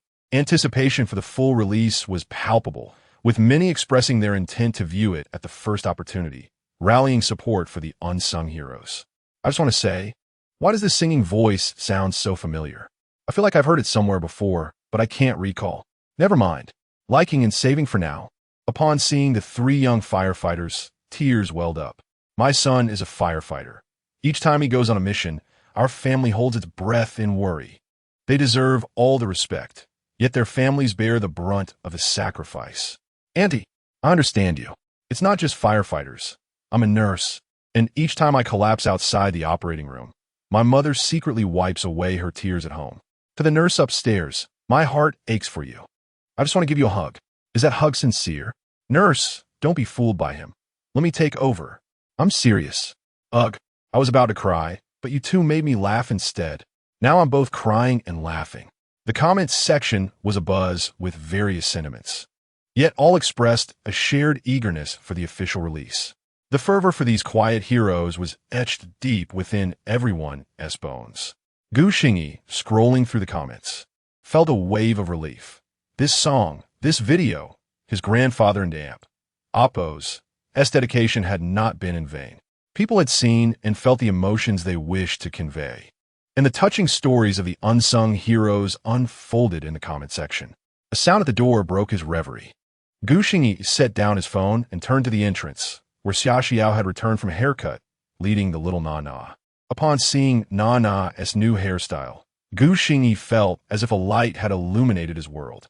The little one's two pigtails had been transformed into adorable little buns adorned with bright red ribbons, and her bangs delicately framed her forehead, accentuating her charm. She looked like a fairy who had just stepped out of a storybook, and Gu Xingyi felt his heart melt. He eagerly extended his arms. "Whose little fairy is this? Come here, and let me hold you." The little girl beamed, her smile brightening her face, but surprisingly, she shyly ran behind Xia Xiao, clutching her leg and burying her face. Xia Xiao chuckled at the playful interaction between father and daughter. "Look, the little one is still shy." Gu Xingyi was not about to let her off the hook. He wanted nothing more than to embrace his adorable daughter. He stood, approached Xia Xiao, crouched down, and feigned surprise. "Oh, so this little fairy is actually my precious daughter." Without regard for Na-Na's squirming, he lifted her into his arms, marveling at her rosy cheeks up close. Her bright eyes sparkled, and her chubby little face made Gu Xingyi and Appo's heart swell with affection. He couldn't help but gently trace a finger down her delicate nose. "Does Anna not want Daddy to hold her? That would make Daddy very sad." "I do. Daddy, don't be sad." The little girl immediately wrapped her arms around Gu Xingyi's neck, nuzzling against him, terrified that her refusal might hurt her father. Gu Xingyi planted a kiss on her tender cheek, his heart overflowing with sweetness. Truly, they say a daughter is a father's little cotton-padded jacket, and it couldn't be more accurate. All right, no more lingering at the door. Come inside." Xia Xiao laughed, shutting the door and nudging the affectionate duo towards the living room. Gu Xingyi, still grinning, settled back onto the sofa with Na-Na in his arms, feeding her a piece of watermelon before turning to Xia Xiao. "By the way, are you reporting to Inhai Entertainment in early August?" At this, Xia Xiao joined him on the sofa, her beautiful eyes blinking in thought. "Yes, but first, I need to pick up Lele and then find Sister Yin. They'll all be so happy to hear I'm making a comeback." Xia Xiao's genuine smile illuminated her face. She felt she owed it to her two friends, having made an impulsive decision to step back from the industry. Now, for their sake, as well as her own dreams, she resolved to strive hard. Gu Xingyi nodded in agreement, affectionately ruffling Na-Na's hair while contemplating what song he should write for Xia Xiao. This would be her debut after returning, and it needed to be stunning. Xia Xiao had a wonderful voice, capable of handling both sweet and melancholic songs, leaving Gu Xingyi momentarily indecisive given the plethora of choices. After a moment of contemplation, Gu Xingyi recalled another matter. "By the way, we should buy a car in a few days. No, let us get two. Nana will be starting kindergarten soon, and it'll be convenient for pickups. Plus, while Inhai Entertainment will provide you with a chauffeur-driven car, you'll still need a vehicle for outings." Xia Xiao pondered this and agreed it was time to purchase a car. Having stayed home for so long, she and felt the need for one, but with her new commitments, it would indeed be inconvenient without a vehicle. However, she worried about Gu Xingyi's finances, given that the earnings from the previous two videos had gone towards furnishing their home. She was uncertain how much remained after his recent departure. Though he had linked his bank card to her WeChat, she had no idea of the actual balance. With Nana soon to enter kindergarten, expenses would inevitably rise. After some thought, Xia Xiao looked up, a hint of concern etched on her brow. "Let us buy one car for now. It will make it easier for you to drive Nana around, and I'll manage with the company car for the time being. Once I start earning again, we can revisit the car situation." She resolved to focus on her upcoming songs and album, planning to consider such matters once she began generating income. Yet, a shadow of worry crossed her mind. She was uncertain when she would be able to sing again. While Inhai Entertainment offered top-tier resources, there was a clause stating that she needed to provide her own songs. She was perplexed as to why Gu Xingyi hadn't arranged for a songwriter, especially when he had secured such prestigious opportunities. After all, she didn't know many lyricists or composers. Suddenly, the thought of songwriters struck her, and she turned to the composed Gu Xingyi.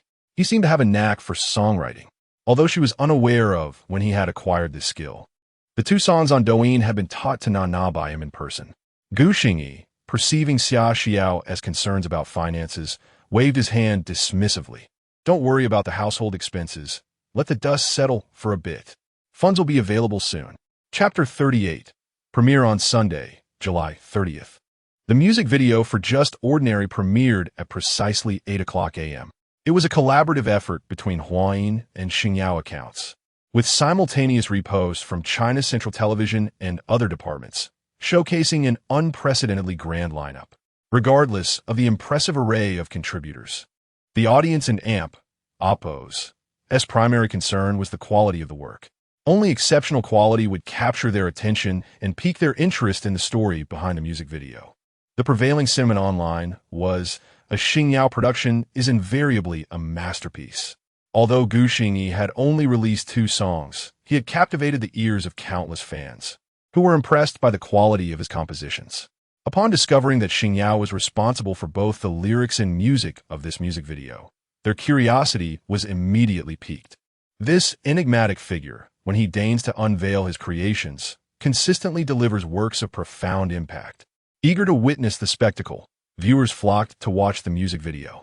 In the old residential district of Jiangcheng, Gu Xingyi and his family nestled together on the sofa, eager to watch the premiere. Gu Xingyi cast his phone screen onto the television and opened Douyin. Xia Xiao and Xiao Nana were still unaware of what was happening, only knowing that Gu Xingyi had roused them early in the morning, promising them something special, without revealing what it was. As Gu Xingyi played the music video, the entire family focused their attention on the television. The instant the music video's title card appeared, displaying the words, Just Ordinary, Xia Xiao and Xiao Nana fell silent. They were taken aback, seeing that the lyrics and music were solely credited to Xingyan. Furthermore, the music video spanned an impressive 7 minutes, leaving even Gu Xingyi bewildered. Lin Guodong had intended to show him the finished product beforehand, but he declined. He wanted to share this moment with his family and had unwavering faith in Lin Guodong and Oppo's professional expertise. Xia Xiao turned to Gu Xingyi, her almond-shaped eyes gleaming with astonishment. She was amazed that he had composed another song, and in collaboration with Huayin. It was astonishing. Had he been so busy lately? And she was completely unaware. Xia Xiao shifted her gaze back to the television, eager to discover what he had been up to behind her and their daughters' backs. As the title faded, the music video opened with a group of spirited children, around 10 years old, uniformly clad in black t-shirts. Among them, a middle-aged teacher played the piano. As the piano music began, the camera zoomed in on the first little girl, her eyes filled with emotion. She extended her hand as if gently beckoning someone, and began to sing, perhaps far away or yesterday, here or on the opposite shore. The scene transitioned to a group of resilient firefighters in orange uniforms, carrying rescue equipment, using their bodies as a bridge to cross a river. The camera shifted again to another little girl, her eyes already glistening with tears. She lowered her head and whispered softly. Long roads twist with partings and reunions, joys and sorrows. People gather and people disperse. The little girl and Oppo's figure gradually blurred, transforming into a family gathered around a table, enjoying dumplings and watching television. Despite the expected festive atmosphere, the scene was subdued. Only the grandmother at the head of the table, with tears welling up, gazed intently at the television. The television broadcast reported the heroic sacrifice of her grandson. 2 more little girls appeared, singing softly. Forgiving right and wrong is the answer, the courage to live. Without the halo of gods, you and I are born ordinary. As the 2 lines finished, their figures vanished, replaced by an unremarkable man with radiant eyes, intently watching a pickpocket on a bus. The moment the pickpocket succeeded, the man seized him. However, the nearby onlookers, out of fear, shied away, observing with indifference. Instantly, 2 more pickpockets surrounded the man, and the situation turned against him. Countless viewers watching the video couldn't and Oppo's help but feel their hearts clench, their fists tightening, tears welling up in their eyes. They desperately wished to leap into the video and help him subdue the thieves.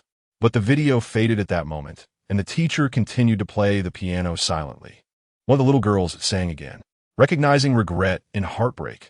Life is long and short.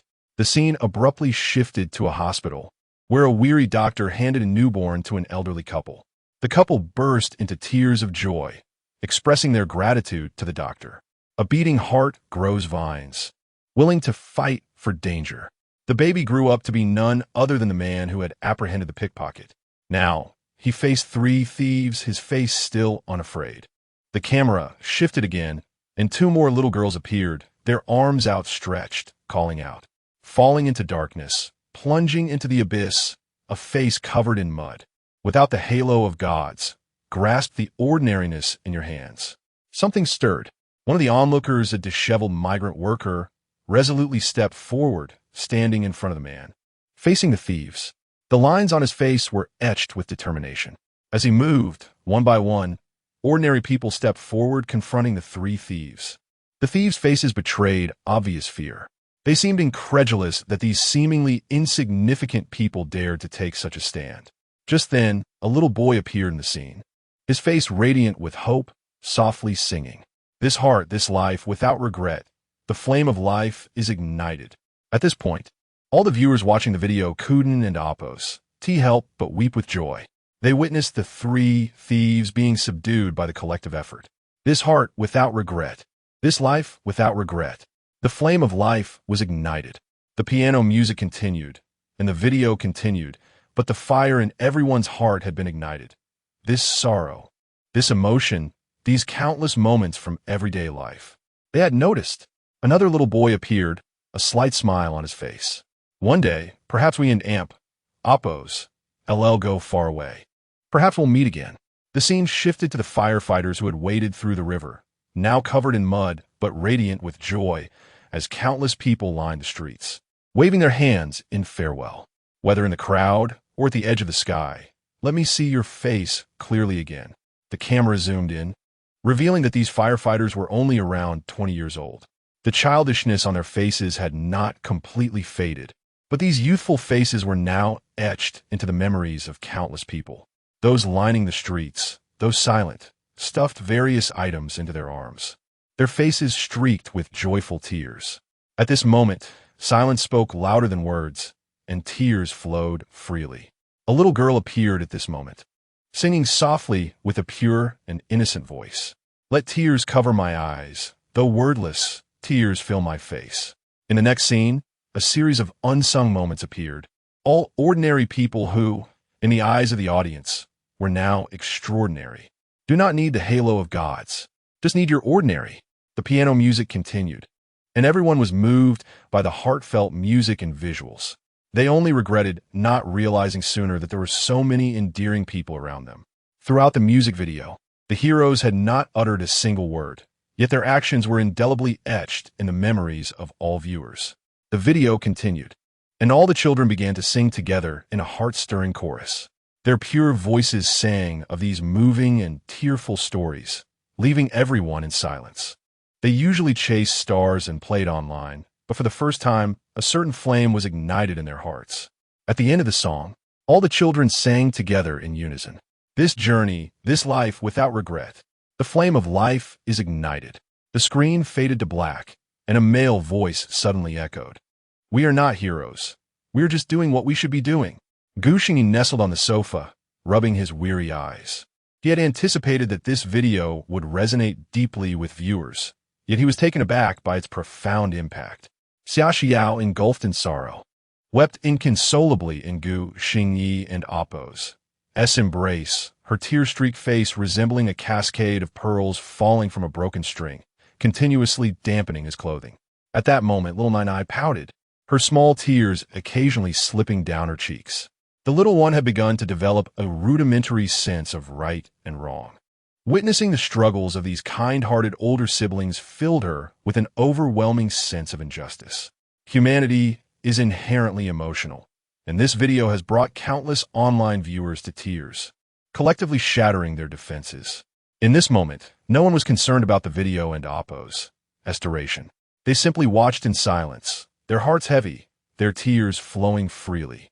Chapter 39. The Internet and Oppos' heated discussion. As the man and Oppos' voice concluded, another dialogue resonated from the darkened screen. Xiaogu, shall we proceed with a solo performance? Let an Oppos' stick to the piano. This song is best accompanied solely by its melody. All right. This simple exchange of questions and answers was tinged with a sense of familiarity from many netizens. who listened intently and suddenly realized that it was none other than Xingyan's uniquely gentle voice. Was this a hidden gem? Would the real Xingyan make an appearance? Indeed, as a flurry of eliminated footage swiftly passed across the screen, Gu Xing and Amp Oppo's distinctive soft voice emerged, once again stirring the hearts of countless viewers. This is so moving. How can I not shed a tear? Oppo's am overwhelmed. Until the final image faded, Xingyan remained an enigma, his presence shrouded in mystery. Yet, everyone felt a profound sense of fulfillment. The visuals and the video left an indelible mark in their hearts. They would remember the sights and sounds of this day for a long time to come. Even after the official release, not a single like or comment appeared, as if everyone had collectively vanished.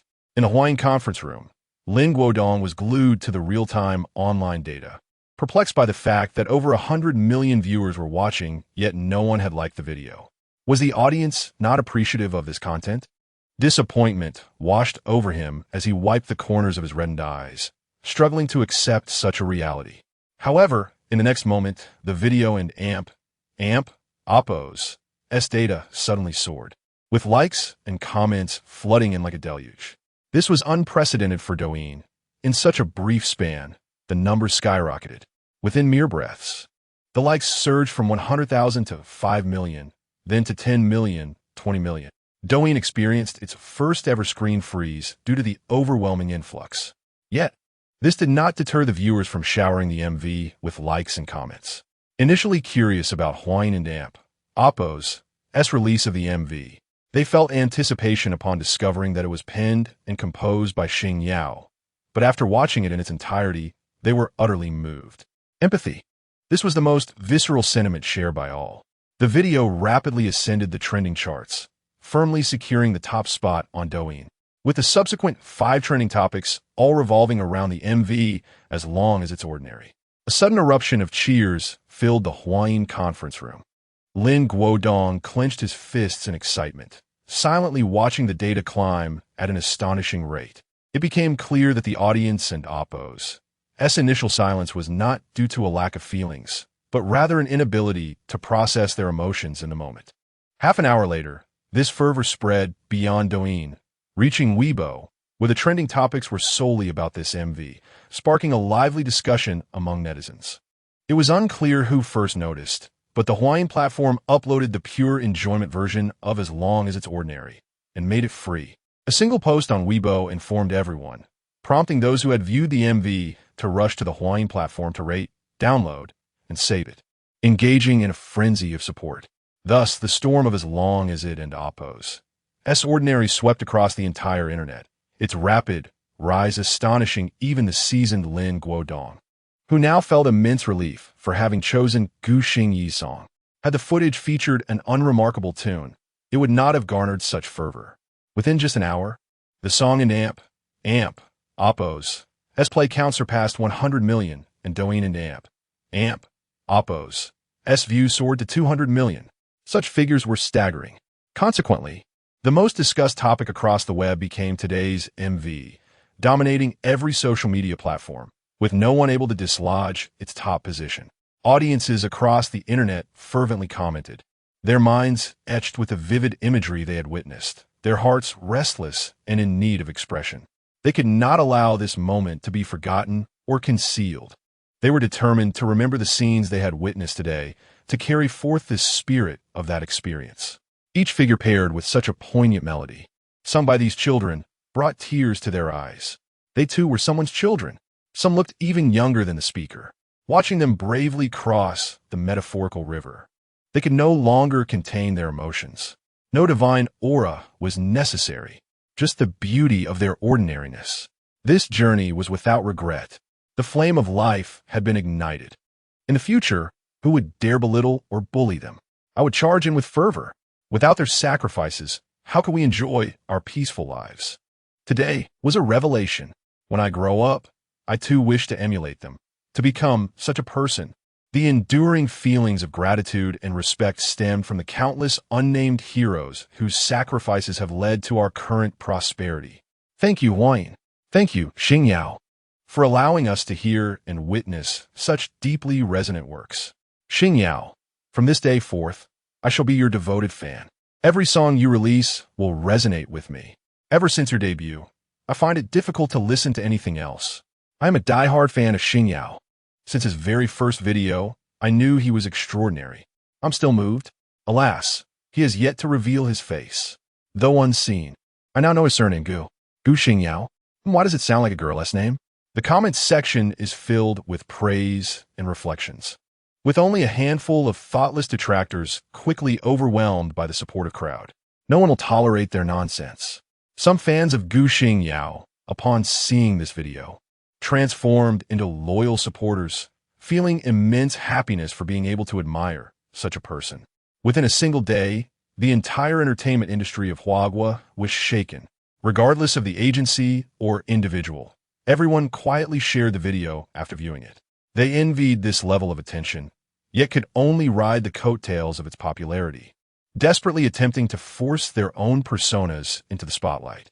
By noon, Gu Xing was embracing beautiful women of all ages, tenderly caressing one child's head while gently patting another's back. He wanted to speak, but found himself at a loss for words, as he too had been touched. Although he had entrusted the song to Lin Guodong, the entire video was a creation of the Huayin production team, and he had not previewed it beforehand. One could only say that Huayin had given the song a perfect home. Nestled in Gu Xingyi's arms, Xia Xiao sobbed softly, wiping her tears and snot on his clothing. Her pitiful appearance tugged at Gu Xingyi and Appo's heartstrings. Why are you crying just from watching a video? Went Appo's with the feeling of being wronged. Xia Xiao finally understood the extent of his recent endeavors. The creation of such a song, collaborating with Huayin to secure that unrealistic contract. What had he truly experienced? She felt hurt that he had undertaken so much without sharing it with her.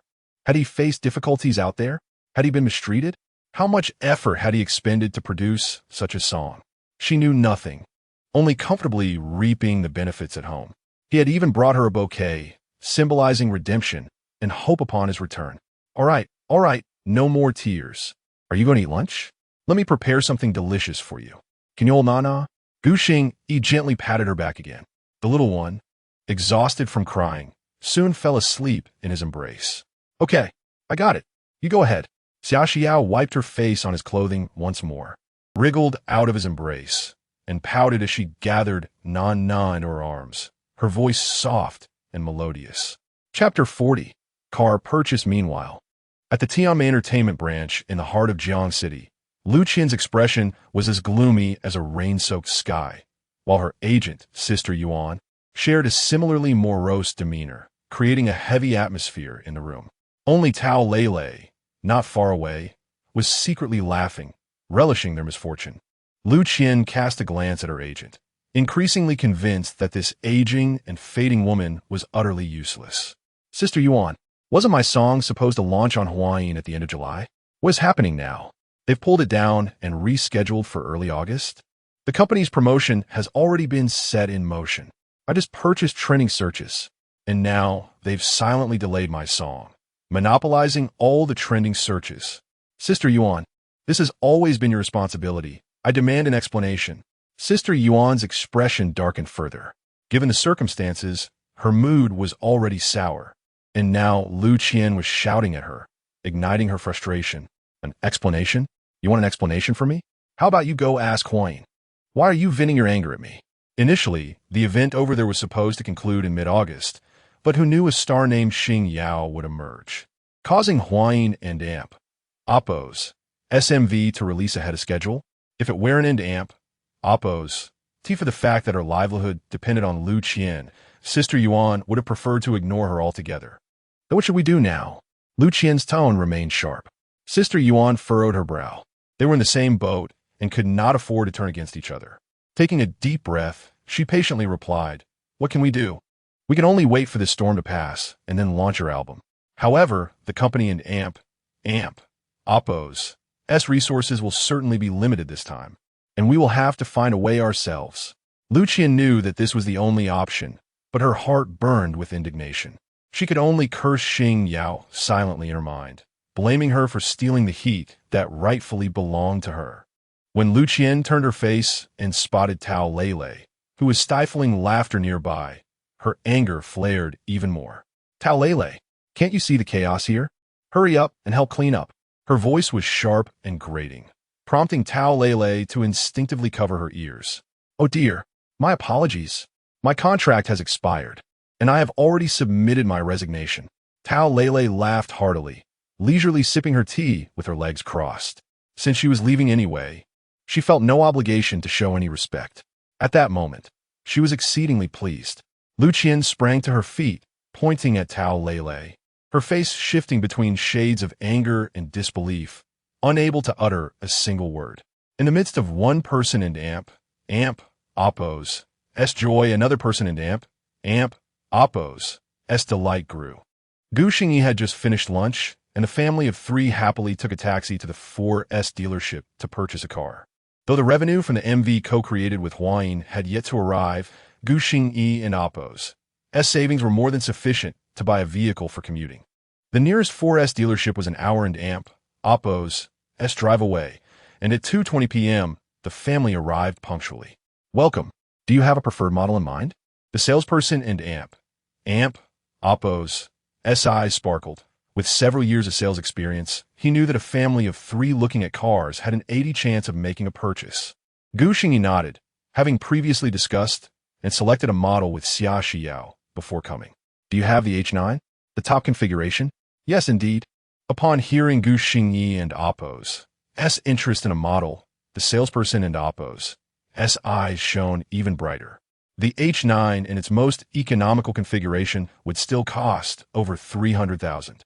Sir, we have 2 H9s in the top configuration available, one in flowing sand gold and the other in dragon gallbladder purple.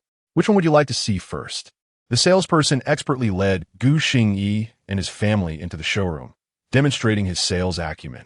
Rather than asking which vehicle they wanted to see, he inquired which one they would like to look at first, creating an inviting atmosphere that suggested that any choice would be suitable for someone of their stature, a true art of language. I'll take the dragon gallbladder purple. It appears more sophisticated. This choice had already been agreed upon at home, as the dragon gallbladder purple exuded elegance, ensuring that Xia Xiao would not lose face in public. Sir, you have exceptional taste. The dragon gallbladder purple is indeed more suited to your wife and Oppo's demeanor, the salesperson remarked, leading them to the vehicle and elaborating. This is the H9 in dragon gallbladder purple, top configuration with HUD head-up display, panoramic sunroof, electric memory seats, rear executive controls, heated seating, and stunning ambient lighting. Sir, would you like to sit inside and experience it? Gu Xingyi shook his head with a smile. No need. Xia Xiao, you hold 9-9 for me, and you give a try? He noticed that Xia Xiao and Oppo's eyes lit up upon seeing the car, clearly pleased with it. Xia Xiao felt a bit shy, her cheeks flushing slightly, but she bravely handed little 9-9 to Gu Xingyi and climbed inside. She had often fantasized about owning her own car, never expecting that dream to materialize today. The vehicle was exquisite, boasting elegant lines and a commanding presence, with great handling and a powerful engine sound. Xia Xiao particularly adored the interior design. Seeing Xia Xiao, so enamored with the car, made Gu Xingyi even happier. He confidently produced his bank card and driver's license, presenting them to the salesperson. I and Oppo's. LL take this one. Full payment. Card swipe. The salesperson and Oppo's smile nearly stretched from ear to ear, yet he still maintained his professionalism. Sir, wouldn't you like to inquire about the price? No need. I've already inquired about it. Just ensure you provide a discount as long as it doesn't exceed my consultation price, and I'll finalize the purchase today. Hearing this, the salesperson felt a jolt. This handsome gentleman was indeed astute, not revealing his consultation price, which limited the salesperson's negotiation space significantly. Very well, sir. I will ensure you receive the best possible discount. Please wait while I prepare the necessary documents. If everything is suitable, we will conclude the sale. With that, the salesperson took the bank card and driver's license and left to prepare the paperwork. Gu Xingyi did not wait long before the salesperson returned with the purchase contract and various documents, leading them to a table in the lounge area.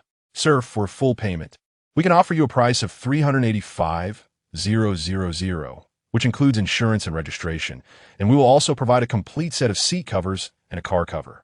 You can pick up the car tomorrow. Gu Xingyi nodded. This price aligned with his previous inquiry, and the salesperson was quite agreeable. Without hesitation, he entered his password and completed the car transaction. Once all the paperwork was finalized, Gu Xingyi arranged to pick up the car the following morning and left the 4S dealership in high spirits. Upon returning home, it was already 5 p.m. Just as Gu Xingyi arrived, he received a call from Yang Chenlin. Hello, great talent. Congratulations.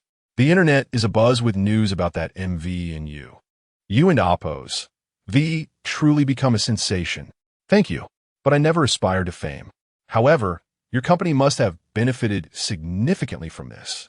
Gu Xingyi smiled, aware that his song represented Inhai Entertainment's collaboration with Huayin, ensuring that the company would reap substantial rewards. Though those benefits might not be immediate, they would gradually manifest over time, and Huayin would undoubtedly think of them first when opportunities arose. That's all thanks to you, oh great talent. On to serious matters. When will Xia Xiao report for duty? Yang Chenlin teased Gu Xingyi before inquiring with a chuckle.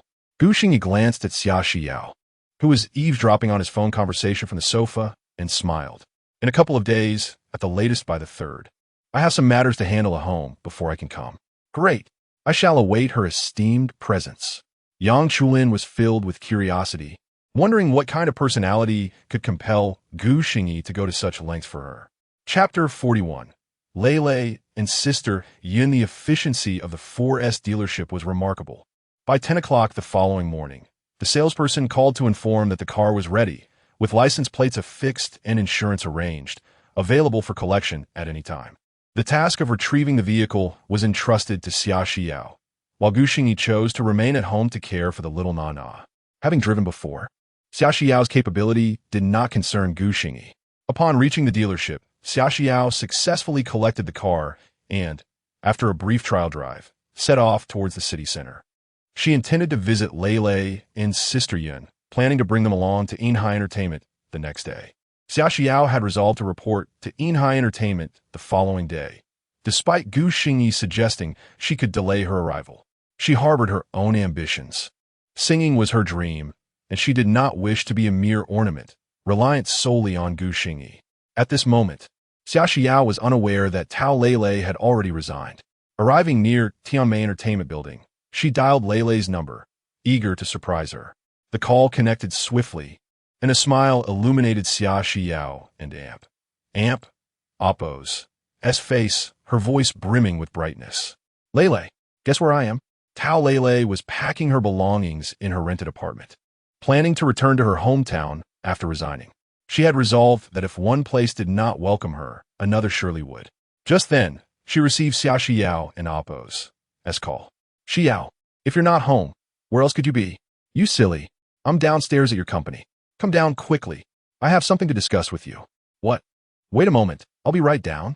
Tao Lei felt a surge of panic. Why was Sister Xiao at her company?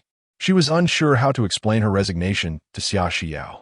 Fortunately, her rented apartment was nearby, and soon she rushed downstairs, panting and glancing around. Finally, she heard Lei. I'm here. Turning her head, she saw Xia Xiao emerging from a brand new car, waving at her. Sister Xiao. Tao Lei's eyes formed a delightful crescent as she hurried to Xia Xiao's side. Sister Xiao, you bought a car? A look of disbelief crossed Tao Lei's face as she gazed at the pristine vehicle beside Xia Xiao. How could that man have bought a car for Sister Xiao? Wasn't he supposed to treat her poorly? Xia Xiao nodded with a smile, taking Tao Lei's hand. Yes, I just bought it. I'm here to discuss something with you. Do you have time? Xia Xiao's bright eyes sparkled with joy. Tao Lei noticed that Xia Xiao seemed different from the last time they met. Her skin appeared more vibrant, her face slightly fuller, and her overall complexion had improved significantly. Most importantly, the confidence that had once radiated from her seemed to have returned. Seeing Xia Xiao like this caused a glimmer of excitement in Tao Lei's eyes. Her Sister Xiao was back. Sister Xiao, I have plenty of time. What do you need? Lei, come back to be my assistant. Let's bring Sister Yun along. I'm making a comeback. Xia Xiao clasped Tao Lei's hand, her eyes filled with hopeful glimmer. Tao Lei was momentarily stunned, struggling to believe her ears. It took her quite some time to regain her composure, gripping Xia Xiao's hand even tighter. Is that true? Sister Xiao, you're not joking, right? You're making a comeback? Indeed, Xia Xiao affirmed. Yay, I knew it. The path to joy is never obstructed. Ha ha ha. Sister Xiao, what a coincidence. I just resigned. We could be together again. Tao Lei leaped into the air, her joy spilling over as she danced about. She had longed to continue fighting side by side with her sister Xiao. Xia Xiao paused, realizing that Lei had resigned. Lei, I'm sorry. I was too headstrong before, but I won't be anymore. The realization that her decisions had led to Lei and Sister Yun's situations filled Xia Xiao with guilt and sorrow, dimming her earlier joy. Oh, Sister Xiao, everyone has the right to make their own choices. I don't blame you, and I believe Sister Yun wouldn't either. Plus, you're making a comeback. We should look to the future. Noticing Xia Xiao's renewed self-reproach, Tao Lei hugged her reassuringly. All right, Lei, you know where Sister Yun is, right? Let us go find her now. I do. She must be at the Qingpu District People's Hospital taking care of her mother, besides working 4 hours a day. Sister Yun is always there. Perfect. Let us go. Xia Xiao wasted no time, ushering Tao Lei into the car as they sped towards the hospital. Inside the car, Tao Lei curiously examined the pristine interior while glancing at Xia Xiao, who was focused on driving. Sister Xiao, does he know about your comeback? Xia Xiao nodded, her lips curling into an involuntary smile. He does. He even helped negotiate the contract for my comeback, and he bought me this car too. Tao Lei gasped, her mouth agape in disbelief. He helped negotiate your contract. How could that be possible? Sister Xiao, you're not pulling my leg, are you? Xia Xiao shook her head, speaking earnestly. It's true. He helped me negotiate a contract with Inhai Entertainment, and it's the top-tier kind. Tao Lei was at a loss for words. She couldn't fathom how Gu Xingyi could manage to negotiate such a prestigious contract. Seeing Tao Lei's silence, Xia Xiao continued, Gu Xingyi, he is genuinely treating me well now. Please don't hold on to that attitude towards him anymore. Oh, Sister Xiao, defending your man. I'm feeling a bit jealous. It's hard to please him. Tao Lei teased, pouting playfully. Xia Xiao's cheeks flushed crimson, yet she refrained from retorting. Their conversation swiftly brought them to the hospital, where Xia Xiao and Tao Lei carried the fruits they had purchased along the way to the inpatient department. On the third floor of the inpatient department, room 302, Xia Xiao knocked on the door, her heart racing with unease. Upon seeing Sister Yun, tears nearly welled in her eyes. Sister Yun, once adorned with flowing black hair, now bore hints of gray. Her once resilient face now reflected the burdens of hardship, looking weary and clad in a faded garment that had lost its color. This appearance mirrored Xia Xiao's previous struggles, revealing that Sister Yun had endured her own hardships. Upon seeing Xia Xiao, Sister Yun was momentarily taken aback, staring at her in disbelief. Words failed Xia Xiao as they exchanged glances, both momentarily speechless. It was Tao Lei who broke the silence, rushing in to grasp Sister Yun's hand. Sister Yun, I'm here with Sister Xiao. How is her mother doing? Sister Yun finally snapped back to reality, her hands fidgeting nervously. You didn't let me know you were coming. Look at me like this, Xiao. Come in and sit down. I just got my mother to sleep. She's doing well, can eat and drink, and after one more surgery, she should recover. Mentioning her mother brought a fleeting smile to Sister Yun's face, though it was laced with bitterness.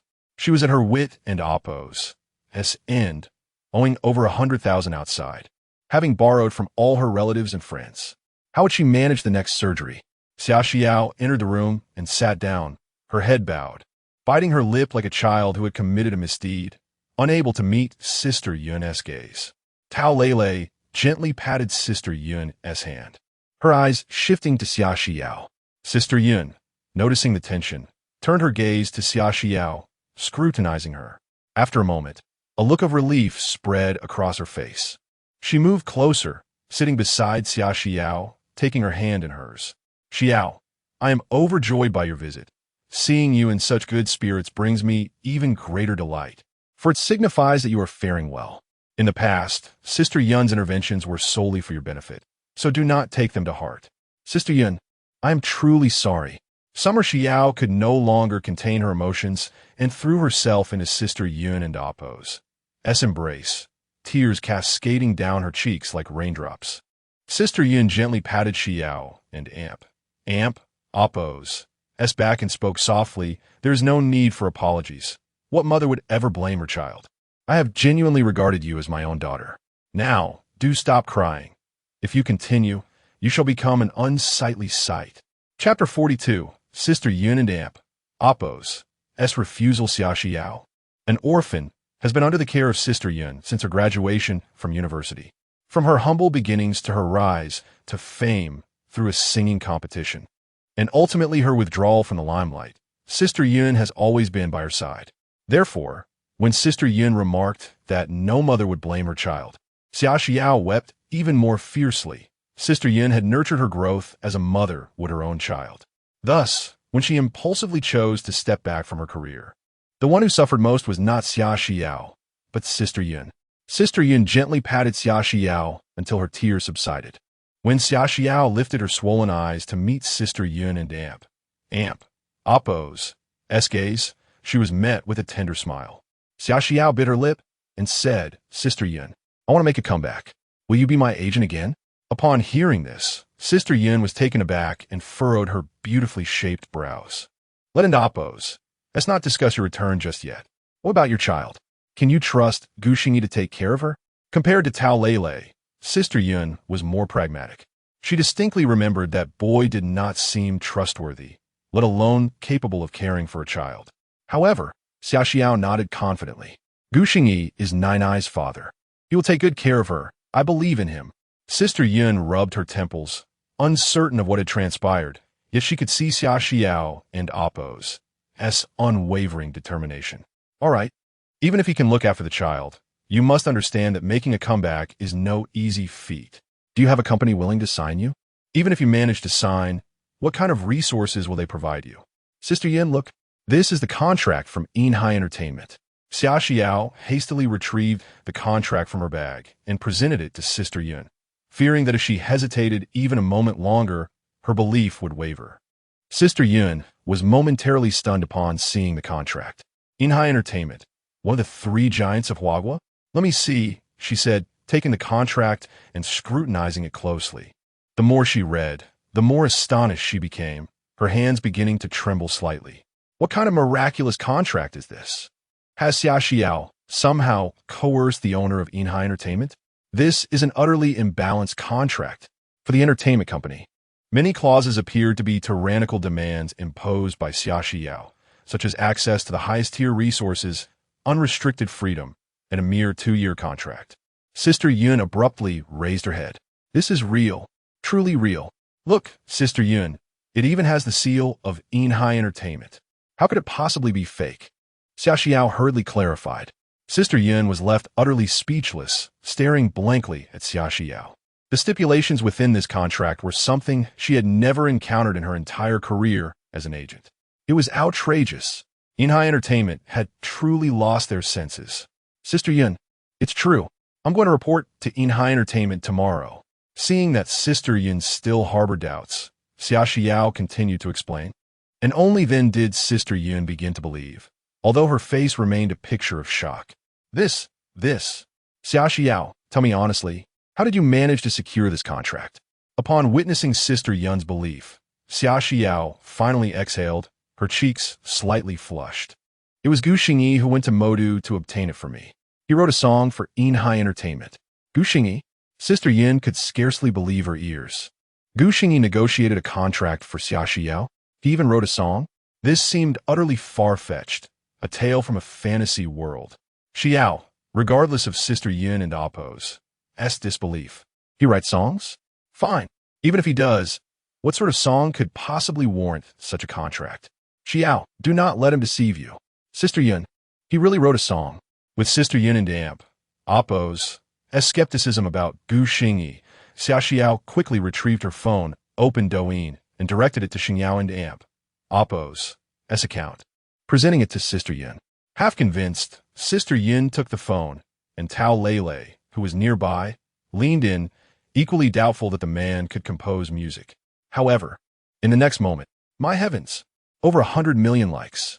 Tao Lele exclaimed dramatically before suddenly shrinking back, offering an apologetic smile. This was a hospital. Her loud outburst could disturb the patients. Sister Yin was equally dumbfounded. What video had garnered over 100 million likes? Then she noticed the account name, Xingyan, followed by Huayin Gongchuan. Xingyan, Huayin. So that was it. Without even clicking on the video, as they had all seen it before, Sister Yin looked up in confusion. Xingyan, is Gu Xingyi? Tao Lele gasped nearby, though this time she kept her voice down. Xingyan, the most popular and mysterious figure on the entire internet right now. Oh right, it seems he really does have the surname Gu. The astonishment on their faces caused Xia Xiao to blush once more. She felt elated that Gu Xingyi was being recognized. With utmost seriousness, she declared, indeed, Gu Xingyao, that is my daughter's full name. Oh my goodness, the big shot has been right beside us all along. What about his previous demeanor? Was it all an act? Sister Yun, regaining her composure, lifted her gaze and returned the phone to Xia Xiao, her expression somewhat complicated. It brought her immense joy to see Xia Xiao thriving and with a bright future ahead, yet, Xiao, with your talents, you could certainly find a better agent. I think I should step back. No. Sister Yin, why don't you want to come with me? Both Tao Lele and Xia Xiao voiced their discontent, with Xia Xiao wearing a particularly aggrieved expression. Sister Yin sighed, glancing towards the hospital room. You see my situation. My mother requires care, and I truly cannot leave her. But you could hire a caregiver. With Today and Oppo's advanced technology, you can remotely monitor her condition at any time. Tao Lele interjected, while Xia Xiao looked at Sister Yun with hopeful eyes. Sister Yun appeared troubled. She knew hiring a caregiver was an option, but her current financial situation simply did not allow for it. Moreover, staying with Xia Xiao would only serve to burden her. Xiao, please do not persuade me further. I want to be with my mother. You two should return. Sister Yun, return, Xiao. This is an incredible opportunity. You must cherish it. Do not be so headstrong in the future. Sister Yun ruffled Xia Xiao and Oppo's hair, resolutely turning away to avoid looking at her. Biting her lip, Xia Xiao was bewildered as to why Sister Yun was unwilling to accompany her, arriving with hope and departing with disappointment.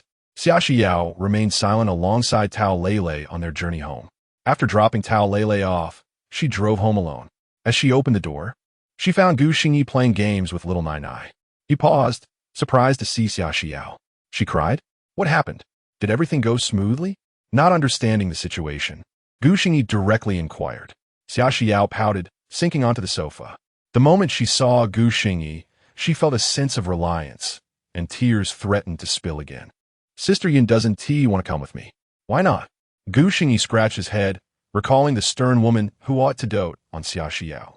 Why wouldn't she want to accompany her? Xia Xiao recounted her experiences at the hospital to Gu Xingyi, sharing her grievances while he listened attentively. Once she finished, Gu Xingyi nodded thoughtfully. I see. You, my dear, are quite foolish. Stay here with Nai Nai. I will step out for a moment. Huh? Where are you going? Xia Xiao pouted, her face displaying her discontent. It was unclear whether she was upset about Gu Xingyi calling her foolish or that he would be leaving her side. I'm going to retrieve someone very important to you, you silly girl. Chapter 43. Abba. Gu Xingyi first sought out a domestic service company and then drove to the hospital mentioned by Xia Xiao. He did not go directly to find Sister Yun, but instead approached the doctor first. After gaining a detailed understanding of Sister Yun and Oppo's mother and Oppo's condition, he ascended to the inpatient department and stood before room 302. Outside the room, Gu Xingyi composed himself, attempting to adopt an expression of indifference, and gently knocked on the door a few times. Footsteps echoed from within, and in the next moment, the door swung open. Sister Yun, her eyes slightly reddened, appeared before him, momentarily taken aback upon seeing him, uncertain of his intentions. Sister Yun, are you not going to let me in? Gu Xingyi and Oppo's voice was calm, and his towering stature exuded an imposing aura. Sister Yin furrowed her brows, but stepped aside to allow him entry. Xiao Yun, is this your friend? As Gu Xingyi entered the room, he noticed an elderly woman with graying hair and sunken cheeks, sitting on the bed and gazing at him. Before Sister Yin could respond, Gu Xingyi swiftly approached the bedside and took her mother and aunt, Appo's hand. Auntie, my wife is a friend of Sister Yin. She visited once before, but didn't disturb you as you were asleep. Oh, so you are Xiao Yun and Amp, Appo's friend. Young man, how thoughtful of you. It is a blessing for my Xiao Yun to have friends like you. Sister Yin and Appo's mother gently patted Gu Xingyi and Appo's hand, her expression warm and kind, though her frail body was heart-wrenching to behold. Auntie, you flatter us. It is truly a blessing to have Sister Yin as our friend. My wife speaks of her virtues daily, to the point where I nearly have calluses in my ears. It's just a pity that my wife wished to accompany Sister Yin on this work trip, but she is concerned for your health and does not want to go. You cannot imagine how upset my wife was when she returned home. Gu Xingyi chattered on, while Sister Yun's expression suddenly shifted. So this man was sent by Xia Xiao to act as a mediator. What work? Xiao Yun, what is going on? Sister Yun's mother, unaware of her daughter's specific job, furrowed her brow at Gu Xingyi's words. Mom, don't listen to his nonsense. There's no work. I'm doing just fine. Sister Yin glared at Gu Xingyi, quickly explaining to her mother. Though nearing 70, Sister Yun's mother was not oblivious. She recognized that her condition had caused her daughter undue worry, thereby hindering her work. She clasped Gu Xingyi and Appo's hands and inquired, Young man, my Xiao Yun has troubled you all. What work are you referring to? Gu Xingyi appeared troubled, glancing at Sister Yun before responding. Auntie, my words may lack clarity. The job requires travel, and I initially thought of hiring a caregiver for you. However, Xiao Yun is reluctant to leave your side and wishes to care for you herself. Xiao Yun, why didn't you tell me about this? Sister Yun and Appo's mother turned to her daughter. Mom, Sister Yun was exasperated, her resentment towards Gu Xingyi deepening. She genuinely wanted to stay and care for her mother, but the truth was she could not afford a caregiver. She was already overwhelmed with the costs of her next surgery. Xiao Yun, shall we step outside to discuss this? Gu Xingyi maintained his calm demeanor, seemingly unfazed by Sister Yun's furious gaze. He squeezed her mother's hand gently and added, Auntie, please don't worry. I merely wish to converse with Xiao Yun. With that, Gu Xingyi rose and exited the room. Sister Yin gritted her teeth, glanced back at her mother, and followed him outside. In the corridor, Sister Yin glared at Gu Xingyi. What on earth do you intend to do? Consider me a villain if you wish. I simply do not want Xia Xiao to be upset. I understand her well. If you do not accompany her, she will continue to dwell on you, and her enthusiasm will diminish to a mere fraction. By the way, I have already covered Annie's upcoming surgery costs and contacted a caregiver. I will provide you with their contact, so you may choose yourself. Gu Xingyi replied nonchalantly, the height difference between them lending him an air of superiority. Huh, Gu Xingyi, are you pitying me? Sister Yin scoffed in anger. You think too much. It's a loan. It will be deducted from Xia Xiao's salary. You and Lei were brought by her, and it has nothing to do with Yinhai Entertainment. I don't care how much she pays you. This is my money, and you must repay me. Gu Xingyi feigned a rogue demeanor, shrugging his shoulders. Regardless, I have already paid the surgery and caregiver fees. They will not refund me. What you do next is beyond my concern. Before Sister Yin could react, Gu Xingyi turned on his heel and strode toward the exit. Gu Xingyi, don't tell Xia Xiao. As he neared the door, Sister Yin's voice called after him. Gu Xingyi did not look back, merely waved his hand. Sister Yin watched Gu Xingyi's figure vanish beyond the door, her expression complex. After a while, she returned to the hospital room. Xiao Yun, did that young man leave? Sister Yin and Appo's mother patted the bedside, inviting her daughter to sit. Don't hold it against him. He is a good person. I've met many in my life, and I can tell from his eyes what kind of person he is. I know you're filial, but dear, there are many paths in life. Choosing the wrong one can lead to regret. Your mother is doing well now. Isn't she? With one more surgery, she can be fully healed, and the doctor has assured us that the risks are minimal. So do not worry about me. Go ahead. If your decisions lead to your future regrets because of me, that would truly break my heart. Sister Yin lowered her head, silently absorbing her mother's advice. After a long pause, she finally nodded gently. Meanwhile, upon returning home, Gu Xingyi was greeted by Xia Xiao, her face alight with curiosity. Gu Xingyi deliberately ignored her, happily picking up little Nai Nai. Nai Nai, what do you want for dinner? Xia Xiao and Amp, Oppo's expression froze, incredulous as she watched Gu Xingyi walk past her. Anything made by Dad is delicious. The little one cheerfully chimed in, oblivious to her mother's sulky demeanor. All right, I shall prepare it now, Gu Xingyi exclaimed, planting a kiss on the little one's cheek as he made his way to the kitchen. Gu Xingyi, upset. Xia Xiao pouted, her face full of grievance. Feeling ignored. Had he not realized how anxiously she had been waiting at home? Huh, what is it? Gu Xingyi turned, his expression innocent, further aggravating Xia Xiao, who recalled his gentle teasing before leaving. The more she thought about it, the angrier she became. Xia Xiao plopped down on the sofa, crossing her arms and turning her face away from him. Your temper is improving. Not bad. Gu Xingyi chuckled, deciding to cease his teasing. Remember to bring your 2 loyal bodyguards when you leave tomorrow. With your temper, if you don't take them, you'll be bullied. Xia Xiao suddenly turned her head, her eyes sparkling with excitement, her rapid change in demeanor astonishing Gu Xingyi. Did Sister Yin agree? What do you think? All right, I must prepare dinner now. Please do not disturb me. Gu Xingyi, how did you manage that? Abba. Chapter 44. Arrival at Inhai Entertainment in the end. Xia Xiao did not inquire how he accomplished it. Whenever she attempted to ask, he feigned ignorance. Nonetheless, this did not diminish the sparkle in her eyes as she gazed at him. Ever since he underwent a transformation, it seemed there was nothing beyond his capabilities. Gu Xingyi openly reveled in Xia Xiao and Oppo's admiration. He was now affluent, with financial dilemmas easily resolved, and the profits from their collaboration with Huayin had filled his pockets to the brim. Regarding the matter with Sister Yun, after Xia Xiao shared it with him, he could surmise the reasons behind it. People were struggling to make ends meet. How could one pursue dreams under such circumstances?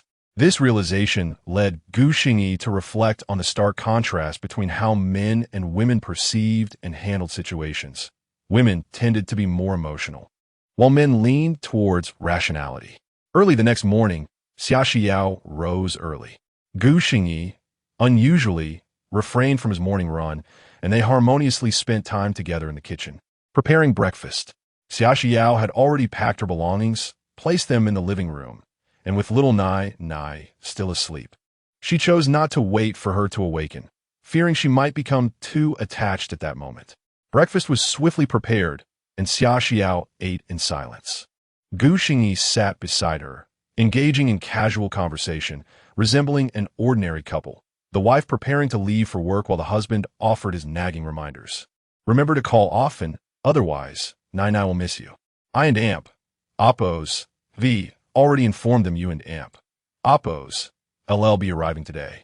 The Magic City ISN and Amp, Oppo's, Tfar, so come back whenever you can. If anything happens, Don and Amp, Oppo's, keep it to yourself. As Xia Xiao savored her porridge, she listened to Gu Xingyi and Amp, Oppo's, words. A sudden wave of melancholy washed over her, and she found herself reluctant to leave home. She consumed her meal slowly, and just as the porridge neared its end, her phone rang, jolting her from a reverie. Hello, Sister Xiao. I'm all set. Sister Yun is with me. When are you coming over? I and Amp, Oppo's, be there shortly. Just wait a bit. All right, I'll be downstairs at my place. Don't leave without me. After hanging up, Xia Xiao lifted her head to meet Gu Xingyi's gaze, her expressive eyes causing his heart to flutter. Xia Xiao was truly enchanting. Among all he had encountered, few could rival her allure. However, he perceived her nature as overly gentle. This might be attributed to her past. Having grown up in an orphanage, Gu Xingyi understood that individuals shaped by such experiences often exhibited either obsessive or accommodating personalities. The former version of Gu Xingyi was such. He had learned to gauge others and Oppo's moods from a young age, knowing the bitterness it entailed. Thus, he hoped Xia Xiao would not remain this way at the very least. To cultivate a bit more confidence, turning his gaze towards her luggage, He hesitated to meet her eyes. It's time to depart. Don't keep them waiting. Yes, I'll just check on Nai Nai before I leave, Xia Xiao replied softly, feeling that merely looking at him was the boldest thing she had done. Gu Xingyan nodded, accompanying her to the bedroom. Little Nai Nai lay sprawled in deep slumber, blissfully unaware of her mother's impending departure. Xia Xiao affectionately kissed her daughter's little face and nestled her own against the tiny neck, reluctant to rise. With each step toward the door, she turned back 3 times. Gu Xingyi followed her, assisting with her luggage as she settled into the driver's seat. Only then did he close the car door and step aside. I and Amp, Oppos, am leaving. Xia Xiao called back. Remember to come home often, or the little one will surely cry. Of course. As the car started, Xia Xiao suddenly turned back, her expression earnest. Gu Xingyi, thank you. Before he could respond, the vehicle sped away. Gu Xingyi smiled, thinking, we are family, no need for thanks. The journey led them to the city center, where Tao Lele awaited eagerly, standing downstairs. Beside her, Sister Yin shook her head at the girl's impatience, commenting on her restless demeanor despite having worked for a considerable time. Sister Xiao is here.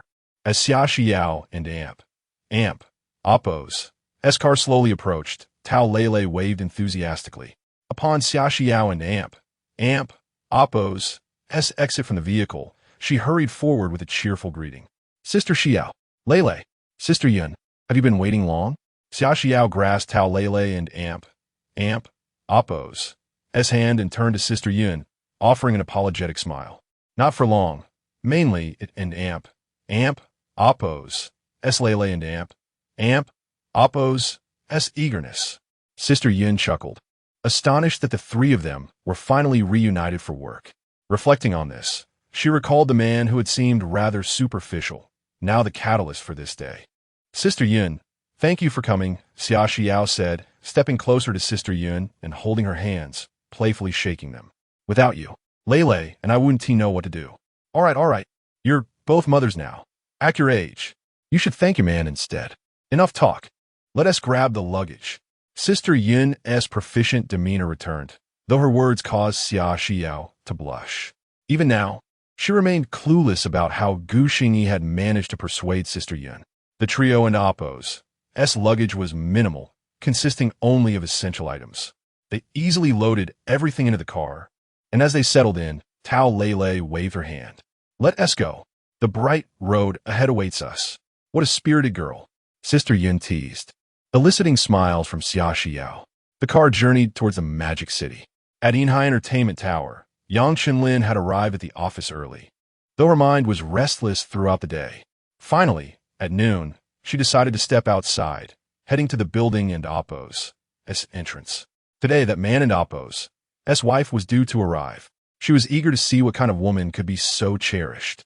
Not long after, Yang Chenlin spotted a vehicle with Jiangxing license plates driving into the parking lot. She narrowed her eyes, observing closely. 3 individuals exited the car. A lively, youthful girl chattering animatedly, an older woman with a few strands of white hair, whose face radiated warmth as she looked at the 2 younger ones with adoration. From these glimpses, Yang Chenlin discerned that Xia Xiao surely possessed a wonderful personality. Her gaze shifted to the girl in the center, whose heart-shaped face glowed with a rosy hue, almond-shaped eyes sparkling like water, cascading hair framing her face, and a gentle smile gracing her lips. Such a tender woman, she exuded an aura that tugged at one's heartstrings. No wonder Gu Xingyi was so taken with her. Regaining her composure, Yang Chenlin approached briskly. Hello, you must be Xia Xiao. I'm Yang Chenlin, Deputy Director of Human Resources at Yinhai Entertainment. On behalf of the company, I welcome you to join us. With a smile, she extended her hand, maintaining direct eye contact with Xia Xiao. Hello, I am Xia Xiao, she replied softly, her voice gentle as she admired the poised woman before her. Chapter 45. Someone as jealous her voice was unexpectedly melodious, and she radiated an astonishing purity. How could such a woman once have been entangled with Gu Xingyi, that rogue? The mature woman pondered, a hint of complexity flickering in her gaze. Indeed, it was precisely someone of her caliber who would possess the discernment to recognize and uplift the then obscure Gu Xingyi. Who are these 2? The mature woman, uncharacteristically, shifted her gaze, directing it towards Tao Lele and Sister Yun. Tao Lele, my assistant. This is Sister Yun, my manager, Xia Xiao replied earnestly. The mature woman was exceedingly polite, yet her reaction struck Xia Xiao as peculiar. With a slight tilt of her head, she appeared to suddenly recall something, her expression dimming. It seems she has her own entourage, but that's convenient. Yang Chenlin nodded at Tao Lele and Sister Yun before turning back to them. Allow me to show you around. After all, you will be working here for the next 2 years. The sooner you familiarize yourselves, the better. Once we finish the tour, I'll take you to the artist and damp, Appo's, apartment. All right, thank you. Xia Xiao nodded in gratitude. The group followed Yang Chenlin into the building, and Tao Lele was utterly astounded. This place was far more luxurious than the Tianmei entertainment branch in Jiangcheng. Moreover, they were surrounded by stars frequently seen on trending lists. This was beyond what the Tianmei branch could compare to. It was worth noting that in Jiangcheng, a second-tier singer like Lu Qian could flaunt her power. Yang Chenlin led them up to the 11th floor, enthusiastically introducing various professional recording studios. This floor is dedicated to recording, equipped with state-of-the-art facilities. She opened a vacant recording studio for Xia Xiao and the others to see. The primary floors for singers are the 3rd and the 11th, all recording studios. Now, let us proceed to the 12th floor, which houses the artists and Appo's lounge. Typically, they spend their time in the lounge, whether composing songs or receiving notifications. Each room is a private suite. Upon exiting the recording studio, Yang Chenlin guided Xia Xiao to the 12th floor. Many individuals greeted Yang Chenlin along the way, their faces adorned with a peculiar flattery. Xia Xiao felt a surge of curiosity. Why did they display evident jealousy when they spotted her? She was perplexed. Was Yang Chenlin not the deputy head of the Human Resources Department? Why did everyone regard her with such eyes? Adding to Xia Xiao and Appo's intrigue was a balding middle-aged man, sporting the title of Human Resources Director, who paused to greet Yang Chenlin and even acknowledged her. Xia Xiao, taken aback, responded. This Director Zhang Chao had such a pleasant demeanor, affording her such courtesy. It was worth noting that at the Tianmei branch, leaders greeted one another with an air of superiority. As they reached the end of the corridor, Yang Chenlin halted, pointing to the lounge in front of them. This will be your exclusive lounge. When you're not busy with schedules, feel free to rest here. Xia Xiao looked up to see the door tightly shut, secured with a password lock, and her name elegantly inscribed on the doorplate. Yang Chenlin inputted the code while explaining, these password locks have an initial code of 6 sixes. You can change it afterward. Now, let's take a look at your lounge. Upon entering, Tao Lele gasped in awe. The lounge was vast and exquisitely decorated. The expansive floor-to-ceiling windows offered a breathtaking view of the vibrant city center, with soft gray curtains drawn back to the sides, ready to be lowered at any moment. The enormous, plush sofas could easily accommodate 3 of Tao Lele and Appo's frames. The amenities included a television, refrigerator, and air conditioning, and notably, there was even a leisure area with a tea bar and tables, perfect for relaxation and entertainment. Even Sister Yun, typically composed, appeared astonished.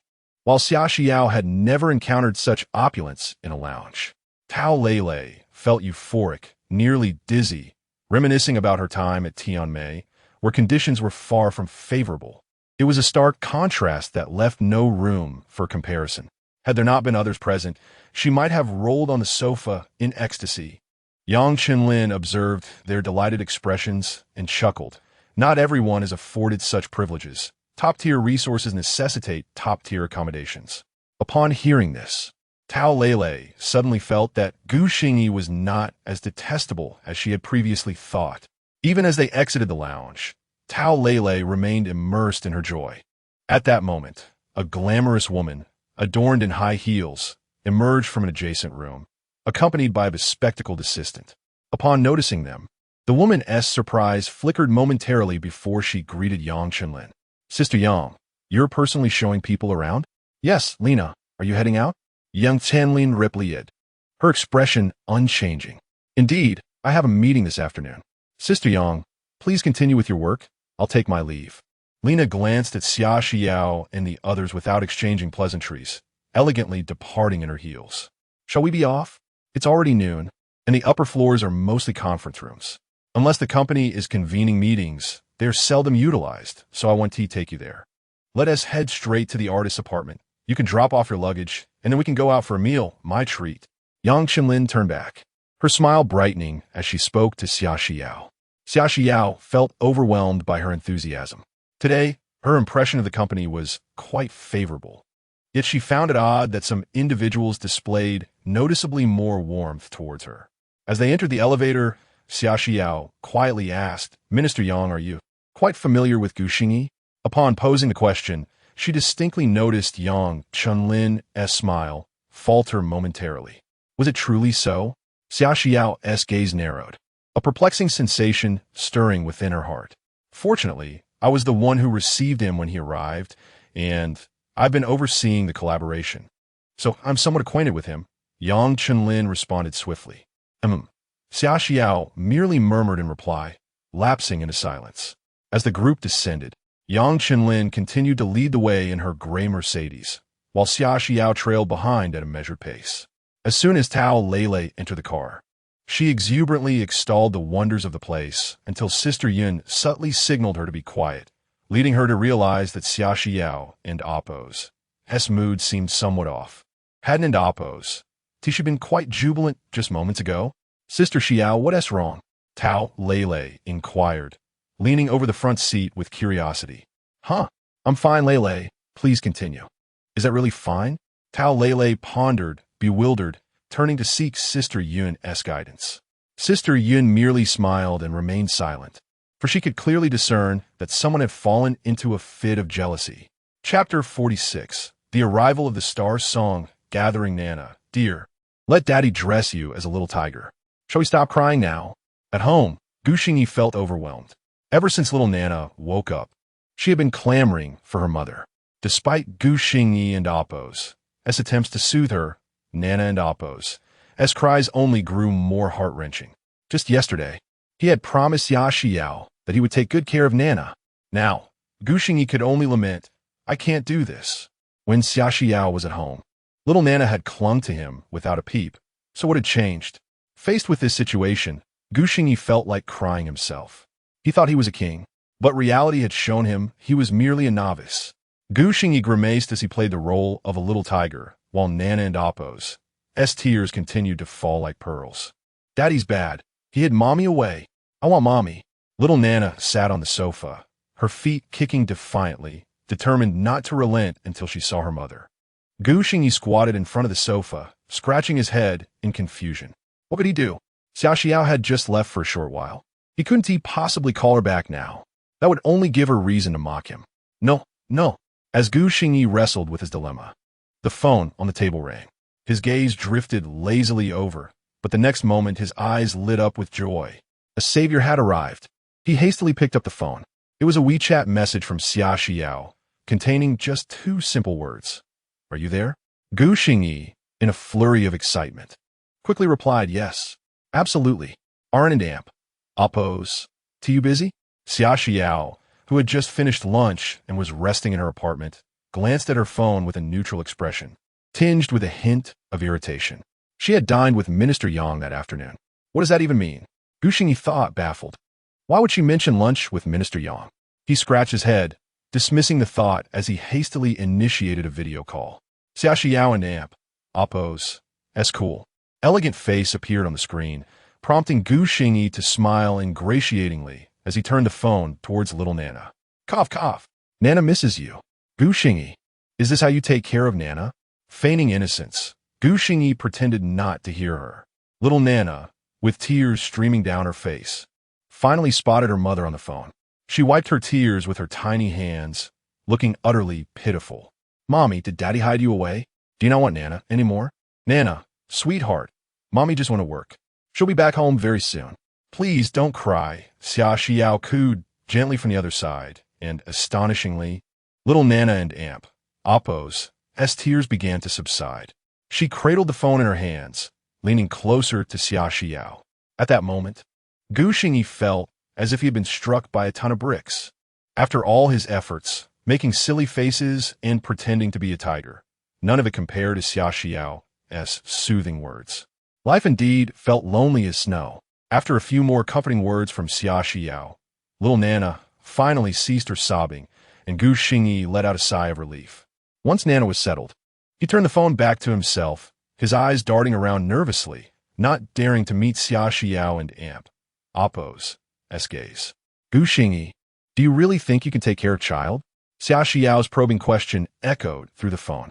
Gu Xingyi felt a rush of indignation. Who do you think you're looking down on? Today was just an accident. If I were to step out, you wouldn't be able to handle Nana either. He protested, his face a mask of defiance. Xia Xiao regarded him with a piercing gaze. Did he not realize the gravity of the situation? Wait, she hadn't Oppo's. He called to discuss this. This man was shifting the conversation. Xia Xiao narrowed her eyes and feigned nonchalance as she asked, You seem quite familiar with Minister Yang? He and Oppo's. That's all right, Gu Xingyi replied casually, completely unaware of the peril he was treading. Just all right? Xia Xiao echoed, her tone heavy with meaning. Gu Xingyi felt a chill run down his spine. He wrapped his arms around himself, puzzled. It was sweltering outside. Surely he was catching a cold? Heat. Are you settling in over there? Not really. I have to go now. I'm busy. Xia Xiao shot him a glare and decided to end the conversation. The video call abruptly cut off, leaving Gu Xingyi to ponder if she was angry. How utterly perplexing. Setting the phone down, he glanced at his daughter, who had curled up on the sofa, no longer crying but looking adorably sweet. He couldn't Oppo's. He helped but chuckle. In the following 2 days, Xia Xiao called home every day, which relieved Gu Xingyi somewhat. Although he found it odd that she always spoke to their daughter. Whenever she spoke to him, it was as if he owed her 8 million, and she wore a sour expression. Gu Xingyi could only console himself, believing that every woman has her off days. Xia Xiao had been quite idle lately. Either at the apartment or in the lounge, the company had given her no assignments. Xingyan had been trying to reach out to external songwriters, but unfortunately, with little success. This left Tao Lei lamenting her boredom all day long. At this moment, she lay sprawled on the sofa, hugging a pillow, complaining, Sister Xiao, what does Inhai Entertainment mean? They aren't giving us any activities or even releasing news about a comeback. How was that any different from not coming back at all? Xingyan wore a troubled expression as well. She had contacted several former industry songwriters over the past few days, yet they all politely declined when they heard it was for Xia Xiao's return. After all, who would be foolish enough to write songs for someone who had been out of the limelight for over 2 years, lacking both popularity and resources? That would be a waste of effort. Let's be patient for a bit longer. We'll find a way. Xia Xiao reassured Tao Lei. She had also been trying her hand at songwriting, yet she consistently found herself stumped due to a lack of inspiration. This led her to think of Gu Xingyi. If it were him, he would surely craft something even better. The thought of him left Xia Xiao feeling somewhat disheartened, as she felt she was falling short in comparison. Why not ask Gu Xingyi? Tao Lei suddenly suggested, sitting up abruptly. Xia Xiao hesitated, as her intention in coming out was to avoid relying on him too much. After careful consideration, she replied, Let us wait a couple of days. If nothing changes, I'll give him a call. All right. Tao Lei hugged her pillow, looking a bit dejected. She couldn't understand why her sister, who was married to Gu Xingyi, couldn't just ask him directly for a song. Unbeknownst to them, in the conference room of Inhai Entertainment, Yang Xian was leading a meeting with several executives, all gathered around a proposal document. Yang Xian raised his hand to quiet the noisy room. As you all know, the Star Song Gathering is the most renowned talent show in Huagua. Singers who have stood out on this platform have generally risen to the top tier. The event is about to commence, and we have 2 slots available. Let us discuss who should represent us. Upon hearing this, the conference room buzzed with whispers. Moments later, a man in his 30s, wearing gold-rimmed glasses and exuding a scholarly demeanor, spoke up first. I believe Chengdi would be a good choice. She has a sweet appearance, decent popularity, and her singing is commendable. Currently, she is a second-tier singer, and if she performs well at the Star Song Gathering, she has a great chance to ascend to first-tier status. As soon as he finished speaking, most attendees nodded in agreement. Seeing this, Yang Xian decided, Then we shall select Chengdi. Now, who do you think would be suitable for the second slot? No sooner had he finished speaking than Zhang Chao stood up and said, Chairman, I think Xia Xiao would be a good candidate too. Chapter 47 Notification Xia Xiao. Yang Xian suddenly recalled that this was the individual recommended by Gu Xingyi. Has she already arrived at the company? Amidst the flurry of activity these days, he had momentarily forgotten about it. Just after Zhang Chao finished speaking, the refined gentleman interjected, Minister Zhang, I believe Xia Xiao is simply inadequate. Even an unknown artist would surpass her. Let us not mention her lack of popularity in works. The fact that she withdrew from the industry due to marriage does not leave a favorable impression on the audience. Zhang Chao, however, waved his hand dismissively, arguing passionately. Precisely because of this, we should select her. Since she is making her comeback at our company, we must provide her with a stage. I have listened to Xia Xiao and Amp, Oppos, as previous songs, and she sings beautifully. Moreover, her appearance is flawless. If that is the case, why should we not choose her? The gentleman furrowed his brow at his words. Minister Zhang, you oversee human resources, while I am in charge of operations. In comparison to you, I am more acutely aware that a singer's greatest asset is popularity. We are not a charitable organization. Should we provide her with a stage simply because she is associated with our company? Minister Yin, you speak of popularity? Are you unaware of who recommended Xia Xiao? Zhang Chao retorted. Pray tell, Minister Yin, how is Xingyao and Oppos? As popularity? What if he were to write songs for Xia Xiao? In response to Yin Ping and Oppos' remarks, Zhang Chao remained assertively defiant, his face brimming with pride. You think you can compete with me? Perhaps you should eat a few more meals before you try. Zhang Chao had always harbored disdain for Yin Ping, who, wielding his authority as the operations minister, often acted imperiously within the company and even flirted with female singers. Numerous fledgling artists had confided their grievances to him. He found such behavior utterly contemptible. Xingyao? Even Yin Ping found himself momentarily speechless upon hearing the name. Could he truly claim that Xingyao lacked popularity? He dare not. The music video created in collaboration with Huayin garnered over 100 million likes, and it was said that his fan base had reached 50 million. Yin Ping adjusted his gold-rimmed glasses and fixed a dark gaze upon the smug Zhang Chao. Are you certain that Xingyao will compose songs for Xia Xiao? Enough. Let us cease this quarrel. I can assure you that it will be so. Yang Xian interjected, raising his hand to signal for silence. If that is the case, then the candidates will be Cheng Di and Xia Xiao. Notify them promptly. Upon hearing the chairman and Amp, Oppos' decree, Yin Ping could only nod reluctantly. He had another candidate in mind, but unfortunately, he had not had the chance to voice it before the decision was made. As the meeting adjourned, Zhang Chao, patting his smooth head, left with a cheerful demeanor, relishing this rare occasion of having bested Yin Ping. He felt immensely pleased. Meanwhile, at Shengshi Entertainment, Tianmei Entertainment, and other smaller entertainment companies, similar scenes were unfolding. At the Tianmei Entertainment branch in Jiangcheng, Sister Yuan hurriedly dashed into the lounge, panting, as Luqian meticulously applied her red nail polish at the vanity. Luqian, good news. This time, it seems we have turned misfortune into fortune. Luqian frowned, her concentration broken by Sister Yuan's sudden outburst, causing her to smudge a nail. What good news? With a tone laced with annoyance, Luqian wiped her nail polish clean and began to reapply it with utmost care. The excitement in Sister Yuan's heart was quickly extinguished, and the more she gazed at Luqian, the more irksome she became. The two were truly at odds with one another.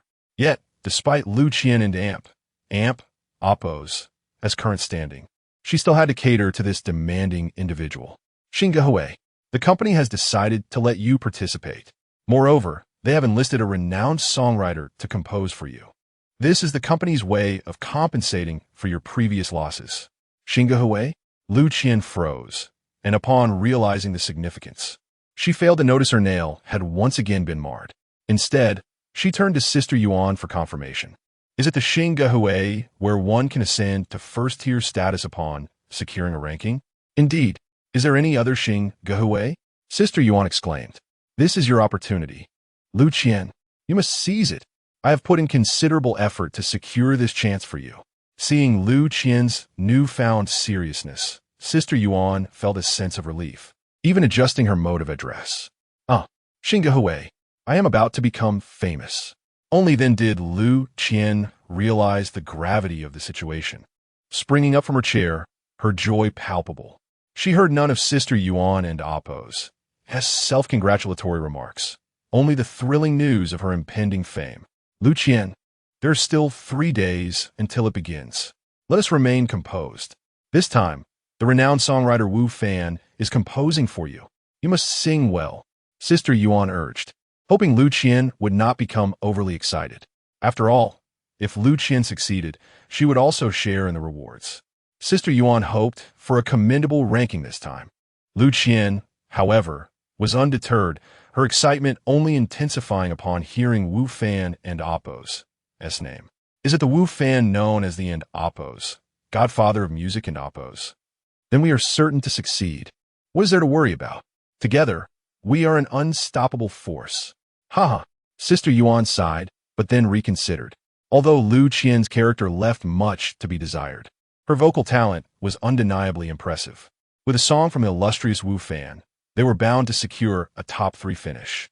In a magical city, at the artist's apartment, Xia Xiao received a call from the operations department, informing her to prepare for participation in Xingyan in 3 days. After hanging up the phone, Xia Xiao was left in a state of bewilderment. Just moments ago, they had been discussing how to make her come back, and now the company had unexpectedly provided her with a golden opportunity. Seeing Xia Xiao and Appo's dazed expression after the call, Tao Lele could not contain her curiosity. Sister Xiao, who was that? The operations department informed me that I will be participating in Xingyan in 3 days. Xingyan? Xingyan. Is this for real? Sister Xiao, are you serious? Tao Lele was momentarily stunned, but within seconds, she leapt up, grasping Xia Xiao's shoulders and shaking her excitedly. Lele, you're going to make me dizzy, Xia Xiao protested, pushing Tao Lele's chubby hands away, her face a picture of disdain. Xiao, is it true that the company is allowing you to participate in Xingyan? Yinjia, seated nearby, inquired earnestly. Yes, the operations department just informed me, Xia Xiao confirmed with a nod. Yinjian damp. Appo's face lit up with joy. Making a powerful return at Xingyan would be splendid. However, the immediate task was to find a suitable songwriter. I will reach out to some songwriters I know. Xiao, you should also try your hand at writing a song. In the next 3 days, we must secure a great song to herald your return. Understood. Xia Xiao nodded seriously. Tao Lele raised her hand. I'll prepare the nutritious meals. Just like before, let us ensure Sister Xiao gets back in shape. The trio divided their tasks efficiently. Tao Lele began selecting ingredients for lunch. Yinjia took out her phone to contact songwriters.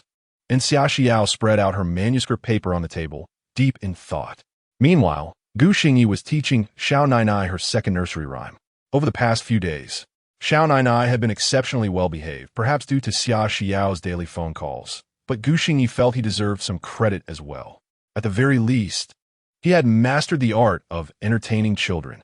Xiao Nainai clapped her tiny hands, providing accompaniment as Gu Xingyi donned a large wolf headpiece, feigning a fearsome demeanor while singing the adorable lyrics.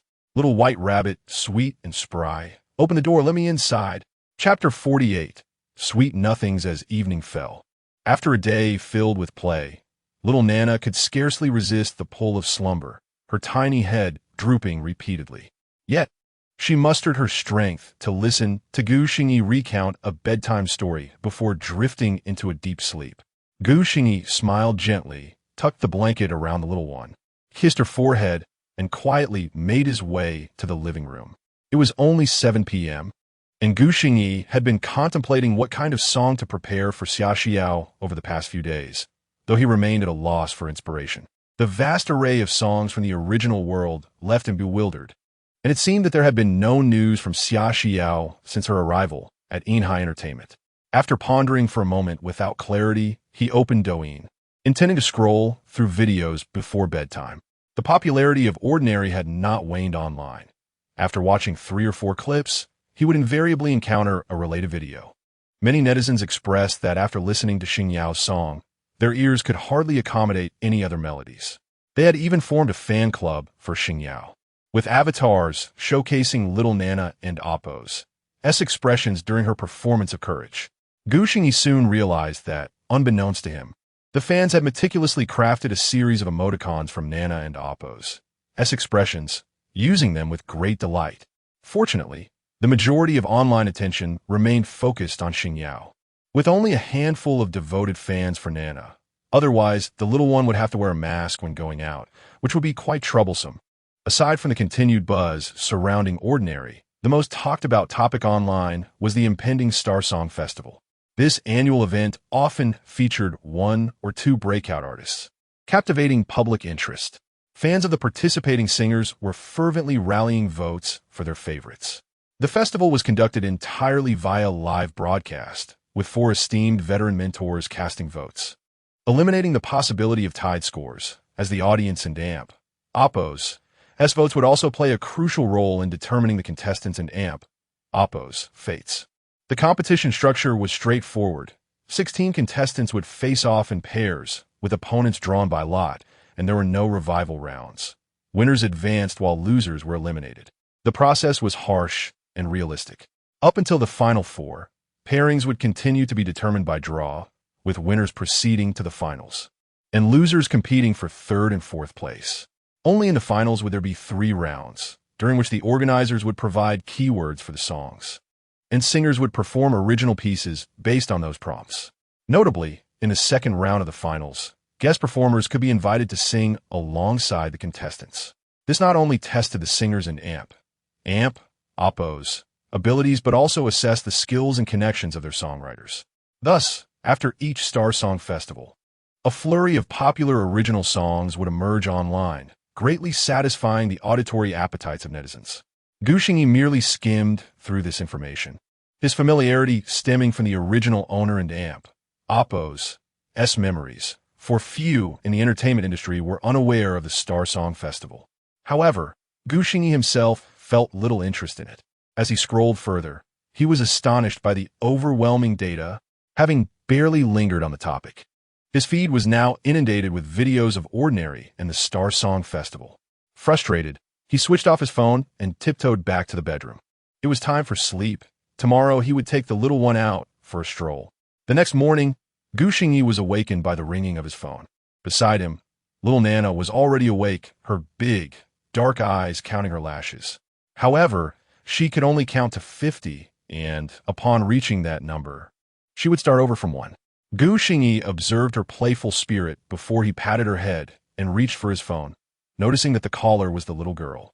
Tao Lele. Hello. What's up so early? Gu Xingyi yawned. Hey, Gu Xingyi, you need to check on Sister Xiao. She's gone a bit crazy. She hasn't Appo's. Slept since last night. Tao Lele whispered conspiratorially, having called him without Xia Xiao and Appo's knowledge. What happened? Gu Xingyi furrowed his brow, concerned for her well-being. He had just managed to help her gain a little weight, and he hoped she wouldn't lose it again. Sister Xiao is participating in the Star Song Festival, but we have no song. She's gone into a frenzy trying to create one. Gu Xingyi scratched his head, surprised that Xia Xiao was already competing after only a few days. The agreement with Inhai Entertainment had stipulated that he would write her songs, and it was indeed his oversight to have not recognized the urgency of the situation. I understand, I'll call her. Thank you for looking after her, Lele. Cut it out. I and Appo's am just doing what I should for Sister Xiao. Tao Lele retorted before hastily hanging up, casting a guilty glance at Xia Xiao. Fortunately, Xia Xiao, having spent the night awake, was in a poor state of mind and did not notice Lele and Appo's furtive actions. Agitated, Xia Xiao felt on the verge of grasping the elusive melody, yet each time it slipped away, leaving her perplexed and frustrated. It was then that Gu Xingyi and Appo's call came through. Gathering her thoughts, Xia Xiao answered, Hello? Did Nana miss me? Well, if Nana didn't miss you, could I still call? After all, I am your husband. Gu Xingyi's voice resonated through the phone, making Xia Xiao's cheeks flush. It was the first time he referred to himself as her husband. Xia Xiao remained silent, and a moment of awkwardness enveloped them. After a brief pause, Gu Xingyi sighed. Why didn't you tell me you were participating in the Star Song Festival? Why put yourself through such strain when it could have been easily resolved? If you wear yourself out, how heartbroken will Nana be? Gu Xingyi and Amp, Oppo's, words, though well-intentioned, felt like a rebuke to Xia Xiao, who had already been on the edge of emotional collapse after a sleepless night. His inquiry felt like an accusation, and she was suddenly overwhelmed with a sense of unjust grievance. Biting her lip, she felt tears welling in her eyes, her face a mask of defiance.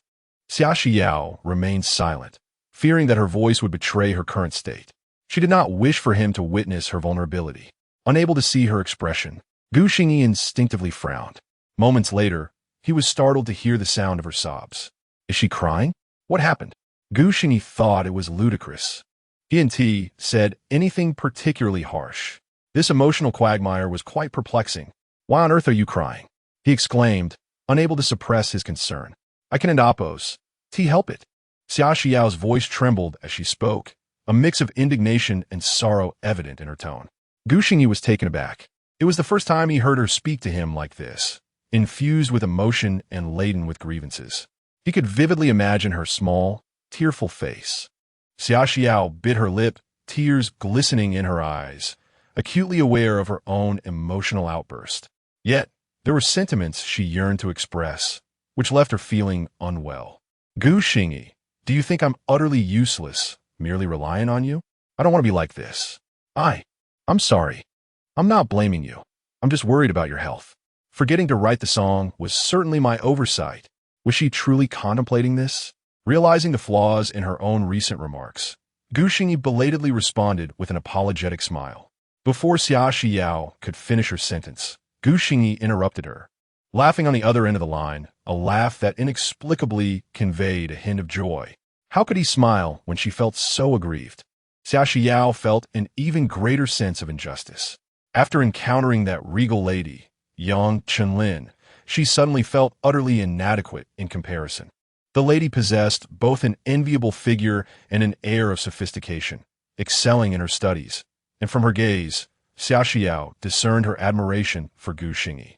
Lost in her thoughts, Xia Xiao continued to hear Gu Xingyi and Amp, Oppo's, voice on the phone.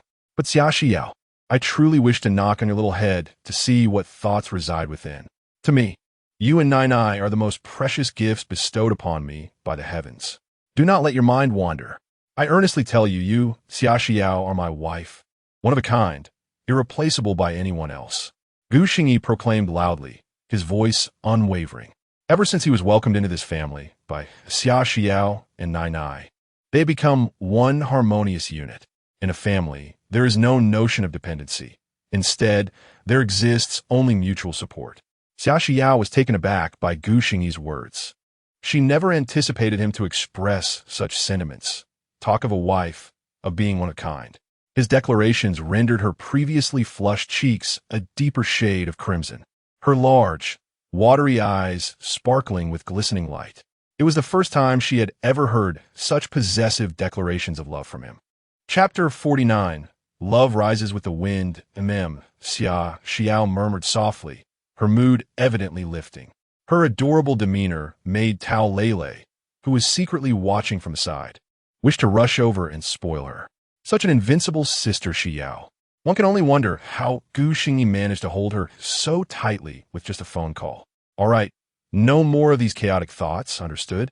I'll send you the song later tonight. Make sure to practice a lot these next few days. If you falter before your debut, it will be quite the embarrassment for me. Gu Xingyi. A chuckle escaped Xia Xiao and Oppo's lips as Gu Xingyi and Oppo's boastful words echoed through the receiver. And who is this in Oppo's, Gu and Oppo's, person? One might think he is a historical figure. However, his phrase about faltering before the debut was rather clever. One couldn't help but wonder how Gu Xingyi had suddenly become so cultured. Well then, I shall see what you, Gu Xingyi, can come up with. With Gu Xingyi's words resonating in her mind, Xia Xiao let go of her prior stubbornness, ceasing to deliberate over who was more dependent on whom. As soon as the tension released, fatigue overtook her. She felt like a languid kitten, her voice sweetly playful. The impact of her voice was profound, sending shivers down Gu Xingyi's spine. Ahem, off to bed you go. Only with a good night's rest can you practice well. Gu Xingyi, overwhelmed, wished for her to end the call quickly. With a playful hum, Xia Xiao yawned and walked in her bedroom, bidding Gu Xingyi farewell before hanging up. As the line went silent, Gu Xingyi exhaled in relief. Comforting his wife was even more challenging than soothing a child. But thankfully, this was no match for him.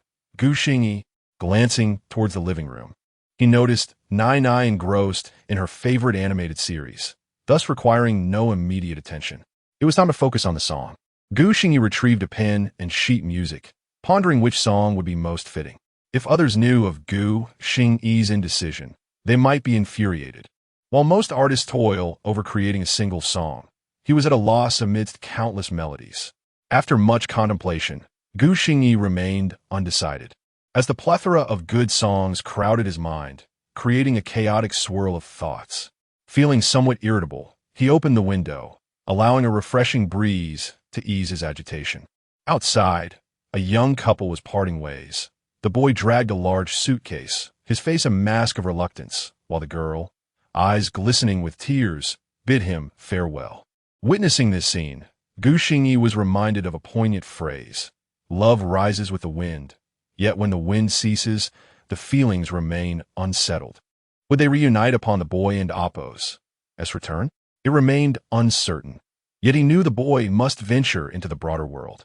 This thought struck Gu Xingyi, prompting him to hastily approach his desk and write down the title on his sheet music, The Wind Rises. With youth as the string, love as the wind, a song emerges, ushering in youth while bidding her farewell. The familiar melody flooded his mind, a song that had resonated with many during their own youthful struggles. As he spread the sheet music before him, nostalgia welled in his eyes, and he began to inscribe various notes, gradually losing himself in the enchanting music, humming along without realizing the passage of time. Hours slipped by until a child's voice broke his reverie.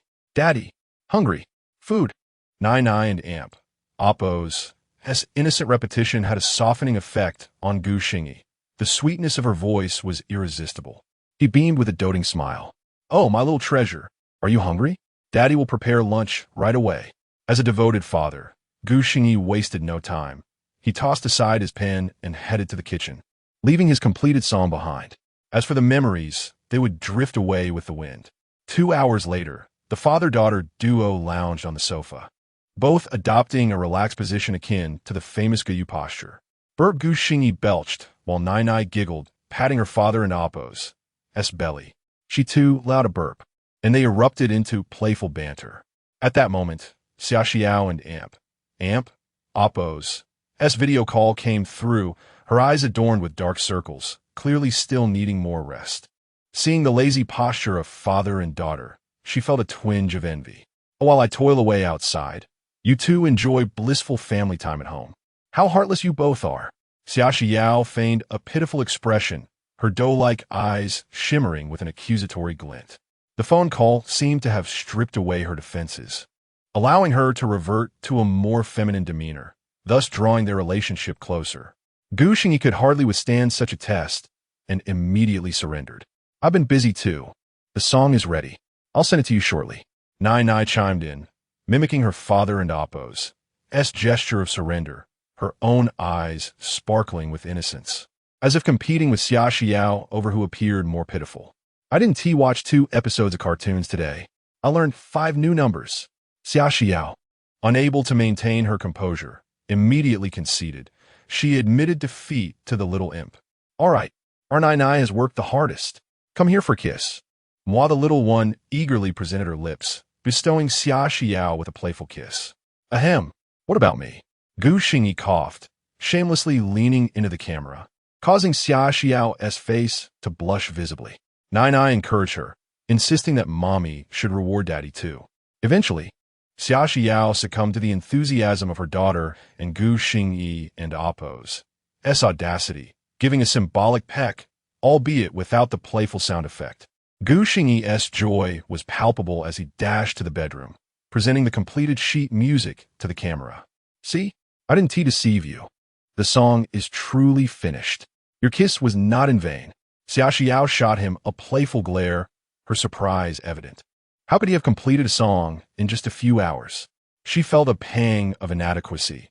After days of pondering, she had yet to grasp a melody, while Gu Xingyi had effortlessly produced a finished piece. This man was indeed a marvel. After a brief chat, the family ended the call. Gu Xingyi meticulously captured the score and lyrics, sending them to Xia Xiao before tossing his phone onto the table and resuming his leisure with Nai Nai. Upon receiving the WeChat message, Xia Xiao eagerly opened the images, her eyes landing on a bold title, The Wind Rises. Chapter 50. Practicing songs. What kind of celestial melody is this? After reading the lyrics and score, Xia Xiao felt her heart race slightly. She finally understood the value of those online comments. What does it mean when they say, Star Yao's productions are guaranteed to be exquisite? This is it. What is even more astonishing is that he composed such a song in merely a few hours. Xia Xiao could hardly contain her eagerness to ask Gu Xingyi just how much he had concealed from her. Taking a deep breath, she picked up her phone. At that moment, Gu Xingyi had just finished dressing up little Nai Nai and was preparing to take her out for a stroll when he received another video call from Xia Xiao. Is there something else? Gu Xingyi wondered, puzzled by the sudden call so soon after they had just hung up. In the video, Xia Xiao and Appo's eyes sparkled with fervor, locking onto him, which left Gu Xingyi somewhat flustered. Wah, what is up? His voice faltered, and his gaze shifted away. What was this woman implying? Was she flaunting her beautiful eyes? Can't I call you just for the sake of it?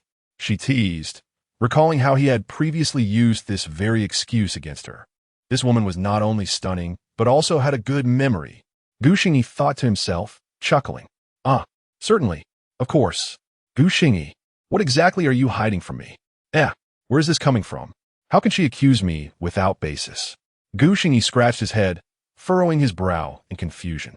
Seeing his bewildered expression, Xia Xiao felt her cheeks flush with a mix of embarrassment and irritation, her voice unintentionally rising. These songs of yours, these? Do you believe me if I say I suddenly had an epiphany one day? He laughed awkwardly. It was quite sudden, wasn't it? Gu Xingyi could only scratch his nose, trying to evade the question. Xia Xiao gazed at him intently, but instead of pressing further, she lowered her head to examine the lyrics. After a long pause, she spoke softly, "Thank you." Gu Xingyi was taken aback by her unexpected gratitude and could only nod in response. Practice well. Nai Nai and I will cheer you on. All right.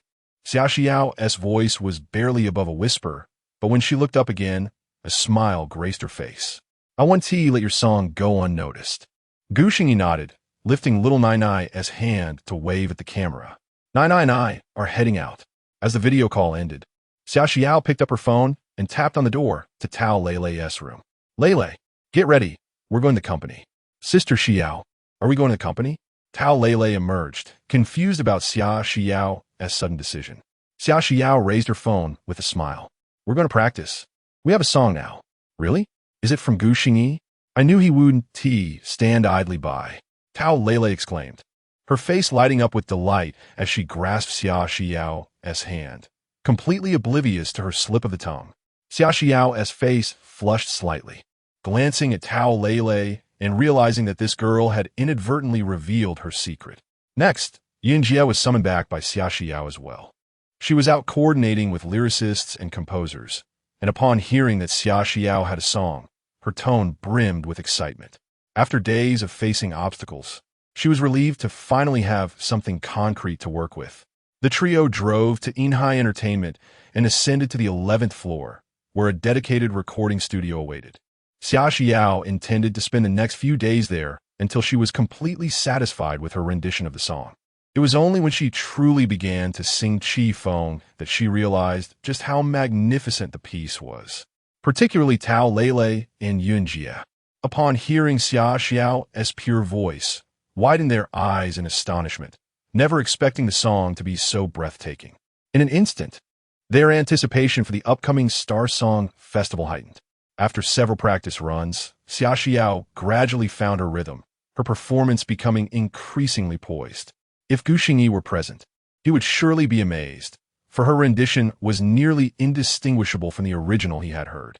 Time flew by during practice, and before they knew it, Afternoon had arrived. Xia Xiao had transcribed the lyrics Gu Xingyi had recorded for her onto the sheet music, and Tao Lele was tasked with contacting the company's recording team to lay down the background music and register copyrights for the song. The company's team was highly professional, handling everything efficiently without requiring much effort from Xia Xiao. Gu Xingyi had provided her with comprehensive notes, detailing even the types of instruments to be used. Xia Xiao was astonished upon first seeing them, prompting her to reach out to Gu Xingyi, as such meticulousness was indicative of a seasoned songwriter. Once Tao Lele returned, Xia Xiao finally exited the recording studio, planning to eat dinner before continuing her practice. With only a day left until the Star Song Festival, she felt the pressure. She could not allow Gu Xingyi's song to falter in her delivery. As the trio left the studio, the door of an adjacent room opened, and a cute girl with a cherubic face stepped out. She paused upon seeing Xia Xiao, but smiled warmly and nodded in greeting. Xia Xiao returned the smile, always embracing goodwill with greater kindness. However, the man standing behind her, sporting golden-rimmed glasses, looked down his nose at Xia Xiao, offering her no semblance of warmth. Unfamiliar with him, Xia Xiao chose not to acknowledge his presence and turned to leave with Tao Lele and Yunjie. After she departed, the man snorted disdainfully. She really lacks awareness. She doesn't even know to greet the leadership. I wonder how the company chose her. Uncle, it's not surprising that she doesn't know you. She just joined the company. Xiao Di, you must sing well this time. Do you understand? You're the one I selected. Don't embarrass your uncle. Got it. This girl was Cheng Di, who would be participating in the Star Song Festival alongside Xia Xiao, and her uncle was none other than Yin Ping. After instructing her, Cheng Di glanced at the now-closed elevator doors, deep in thought. Naturally, she had learned from Yin Ping how Xia Xiao had been selected, sparking her curiosity about the song Xia Xiao would present. After all, it was written by Star Yao. It should be remarkable, right? She was a fan of Star Yao herself. As for what kind of person her uncle was, Cheng Di was well aware, were he not her blood relative. She would prefer to ignore him. In the following days, Xia Xiao immersed herself in practice, toiling from dawn until dusk. Her dedication tugged at Tao Lele's heartstrings, prompting her to prepare even more nourishing meals. Yunjie also kept busy. She revived Xia Xiao's Weibo account and published a statement announcing her comeback. Hello everyone, I am Xia Xiao. On August 7th, at the Star Song Festival, I will embark on a new journey.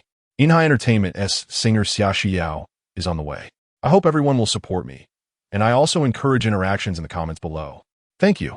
The statement was brief, and with Xia Xiao's remaining fan base numbering only in the thousands, mostly inactive followers, it garnered little attention and sank without a trace. Only a handful of old fans and some small marketing accounts noticed the announcement.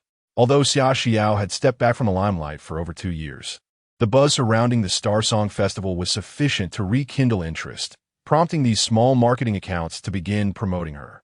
Through their efforts, many began to vaguely recall the former rising star. However, they dismissed it, thinking it was old news. Who still cared? Chapter 51. Breaking into Your Smile on August 7th. The Star Song Festival officially commenced at the Magic City Sports Arena. However, the festival's director, Rin Xiao, was beset with worries.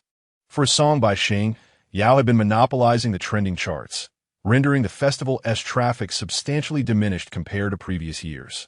Yet, the annual event could not be postponed due to the presence of a single individual.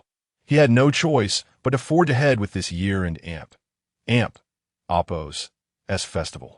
Unfortunately, he was unable to reach Xingyan. If only he could persuade him to attend as a mentor, the audience engagement would surely skyrocket. Rin Xiao had sent numerous private messages to Xingyan's account, but they had all vanished into the void without a trace of response. Fortunately, during this period, Xingyan had not released any new works, and the influence of his last piece had waned considerably. Apart from his videos, the Star Song Festival was now the highest trending topic online.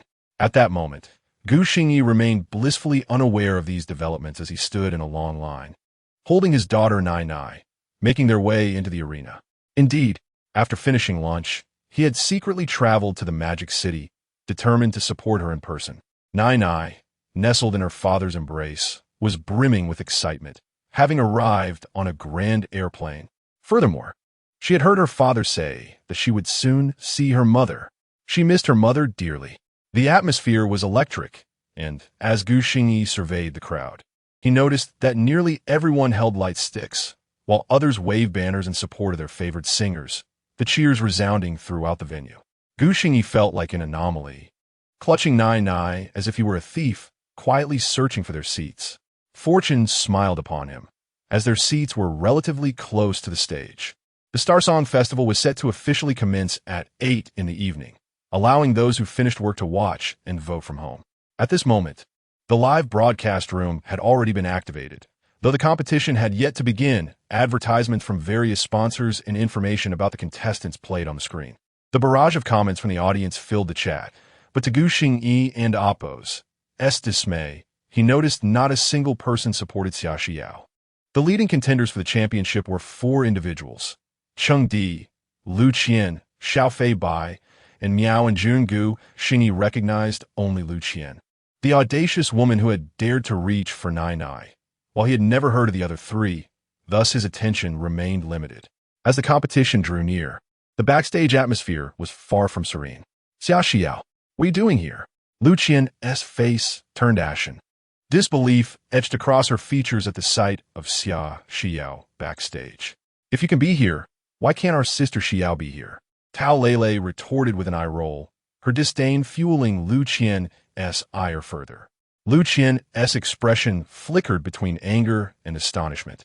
She had never anticipated seeing Xia Xiao, especially with Tao Lele and Yun Jie by her side. This moment evoked memories of the Xia Xiao who had once overshadowed her. Xia Xiao's presence today felt like a return of the past, especially with Xia Xiao's attire amplifying Lu Qian's discomfort. She felt like a jester in comparison, utterly overshadowed. The phrase fear before battle perfectly encapsulated Lu Qian and Appo's current feelings. Xia Xiao donned a sky-blue dress adorned with delicate green 5-leaf clovers at the hem. Her hair was elegantly styled into a cute bun, and a touch of makeup enhanced her youthful allure. A mere glance from her towards Lu Qian instilled a sense of pressure in the latter. Yuan Jie quickly pulled Lu Qian aside, casting a cautious glance at the other contestants before whispering in her ear, "Xiao Qian, this is backstage. Don't make a fool of yourself. It's just Xia Xiao. She has nothing now, and you shouldn't lower your stature." After hearing Yuan Jie's words, Lu Qian and Appo's demeanor softened. Indeed, the Xia Xiao of today was not the same as the once popular star. What could she possibly contest against her? Besides, she had the musical prowess of the legendary Wu Fan behind her. There was no reason for her to feel intimidated. With that thought, Lu Qian regained her composure and cast a disdainful glance at Xia Xiao. What good is singing? What does beauty matter? What can a married woman offer in terms of good songs? Meanwhile, the production team remained oblivious to the backstage drama. On stage, the host had taken a microphone, uttering a few introductory remarks before inviting the 4 esteemed judges to take their seats. As thunderous applause filled the arena, for spotlights beamed down from above, illuminating the seasoned mentors of the music industry as they waved to the audience before settling into their seats. With the mentors in place, the competition was officially underway. The rules of the Star Song Festival were bold. The photographs of 16 contestants would scroll across the large screen, and the audience would call out to halt the display, determining the contestants and Appo's numbers. The matches would occur in pairs, eliminating the possibility of premeditated cheating, as no one could predict when the audience would shout to stop. This segment was a favorite among the viewers, allowing them to choose the competitors in an entirely unpredictable fashion, heightening their excitement. Before long, 8 pairs of contestants had been selected. Gu Xingyi smiled at the matchup displayed on the screen. Just then, the host's voice resonated throughout the arena. Let us welcome the 2 contestants for the first match. Hailing from Inhai Entertainment, Xia Xiao, and from Tian Mei Entertainment, Lu Qian. The spotlight shone once more, and at the back of the stage, Xia Xiao and Lu Qian stepped forward, illuminated by the beams of light. Xia Xiao appeared somewhat anxious, as it had been a long time since she had graced a stage, and nerves fluttered within her. In contrast, Lu Qian wore a stoic expression, completely unprepared for the dramatic twist of facing Xia Xiao in the first round. Gasps of surprise rippled through the audience. Many did not recognize Xia Xiao and wondered how such a stunning beauty had escaped their notice. They began to inquire amongst themselves. Gu Xingyi noticed Xia Xiao and Appo's tension as her eyelashes fluttered when anxious, so he raised Nai Nai high, waving her arms enthusiastically. In that moment, Nai Nai transformed into a living support banner. Her round face beamed as her crescent-shaped eyes sparkled, chanting encouragement for her mother. Upon catching sight of the familiar figures, Xia Xiao gasped, covering her mouth in disbelief as she gazed towards the audience. The sight of those lively figures instantly dispelled her anxiety. In the next moment, her eyes sparkled with a brilliance previously unseen, and she mirrored Nai Nai and Appo's crescent-shaped smile. The tenderness displayed in that instant melted the hearts of all present. "Daddy, Daddy, Mommy saw us," Nai Nai exclaimed, her little hands waving even more fervently as her gaze met Xia Xiao and Appo's. "Yes." Gu Xingyi also looked towards Xia Xiao, his face radiating warmth. "Yes, Mommy has seen Nai Nai." As the host's voice rang out again, announcing, for the first match, Xia Xiao will face Lu Qian. Let's hand the stage over to her. She escorted Lu Qian back to the backstage area. The lights dimmed gradually, leaving only one spotlight illuminating Xia Xiao. As the background music began to play, Gu Xingyi embraced Nai Nai, gently closing his eyes to listen. For reasons unknown, the pure smile Xia Xiao had just displayed lingered in his mind, refusing to fade away. Suddenly, he recalled the lyrics, having traversed this world, filled with fleeting moments, turning over the years to reveal different profiles. Unexpectedly, I break into your smile. Chapter 52. The wind rises as the melody of the song began to play. It swept over the audience like a gentle warm breeze, softly caressing their ears. The venue fell into an involuntary hush, with mouths slightly agape as they listened intently. The large screen illuminated with the title of the song, The Wind Rises. This seemingly simple title was accompanied by the name of the songwriter, which caused the crowd in Appo's gaze to sharpen. Xingyao. This unfamiliar artist had managed to enlist the enigmatic Xingyao to compose for her. Everyone instinctively perked up, eager to hear what Xingyao and Appo's new song would sound like. In the backstage, Lu Qian was already dumbfounded, her hands trembling uncontrollably. The prelude was uncomplicated yet captivated everyone and Appo's attention as Xia Xiao and Appo's voice followed suit. The lyrics spoke of a journey, pausing at times, tracing the footsteps of youth. Just before stepping out of the station, a moment of hesitation overcame her. It was a poignant reminder of the bittersweet nostalgia that accompanies returning home. And yet, the sky of Jiangsheng remained warm, stirring memories from the past. The wind rose. Memories surged. The atmosphere was so quiet that one could hear a pin drop. The audience followed the music, as if witnessing the footsteps of their own unceasing youth. However, after traversing half a lifetime, the sight of their familiar hometown stirred an underlying excitement, tinged with that ingrained sense of trepidation upon returning. At this moment, Xia Xiao was completely immersed in her performance. She had rehearsed this song countless times, yet this time she poured herself into it with abandon, her gaze shimmering as it met the audience below. There stood the two most important people in her life, both present, once acquainted with the world, captivated by its myriad wonders. She was willing to traverse any hardship to experience it anew. Now, having journeyed through life, she reflected on the passage of time and recognized the different faces it wore. Unexpectedly, she was drawn into the warmth of a familiar smile. It was yet another ethereal melody, whether among the audience or those watching the live stream. Everyone was utterly captivated by the song, their minds flashing with a slideshow of countless familiar yet distant faces, ultimately settling on one smiling visage, the most unforgettable person from their youth. Thus, the wind rose, stirring the long-buried memories of their youth. Xingyao. Once again, she tugged at their heartstrings. The song continued, and the audience was enraptured. I was once lost in the vastness of the world, drowning in dreams and murmurs. No distinction of truth, no struggle, no fear of ridicule. I once transformed my youth into her essence, allowing summer to flow from my fingertips. Let the heart be moved and follow the winds of fate walking against the light, letting the wind and rain embrace me. In the vast stadium, silence reigned, as everyone fell into reverie alongside the song. Lu Qian, seated at the back, collapsed onto the ground, her face pale and her lips trembling uncontrollably. She lacked the courage to sing. With her dazzling entrance and impeccable vocal performance, Xia Xiao, armed with this almost invincible song, shattered Lu Qian and Appo's confidence completely. Sister Yuan stood not far from Lu Qian, her eyes filled with confusion. Who truly is the godfather of music? She had heard the song Wu Fan wrote for Lu Qian, but now, hearing Xingyan and Appo's composition made her feel that the former could not even serve as a prelude to this masterpiece. Sister Yuan smiled bitterly, acknowledging her inferiority.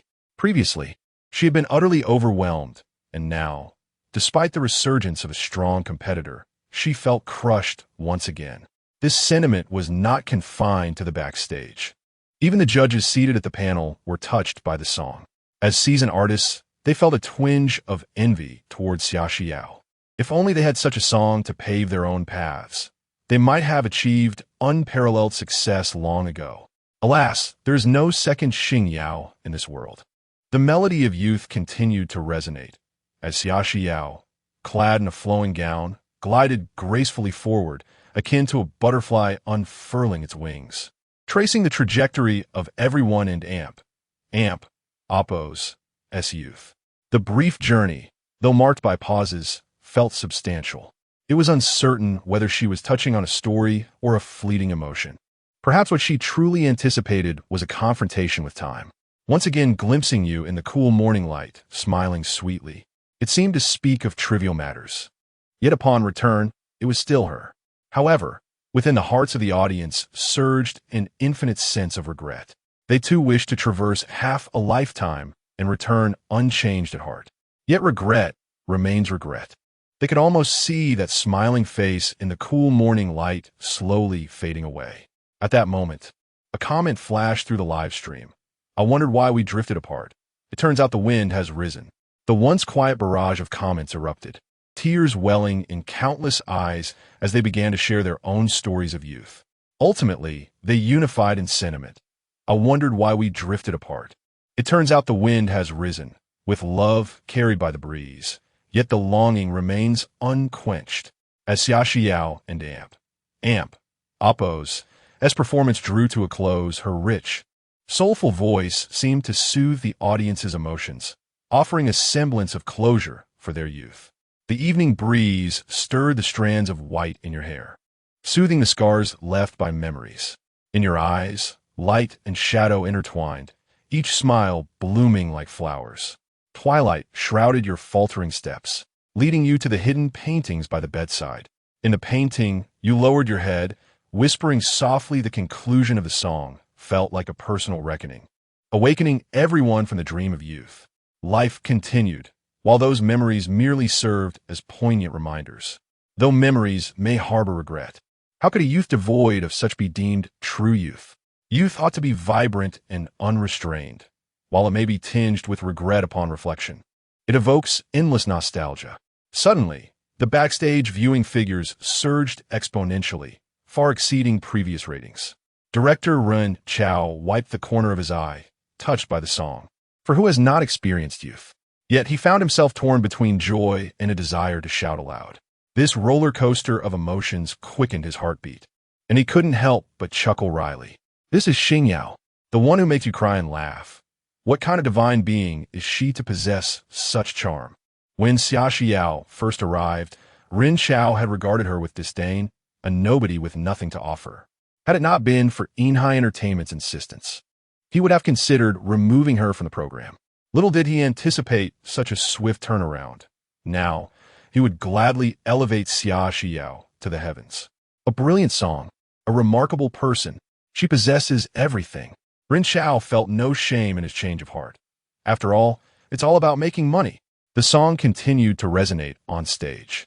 And Ren Xiao set aside his wandering thoughts to listen intently. I remain in awe of the vast world, lost in the sweet nothings of childhood. No distinction of truth. No struggle. No fear of ridicule.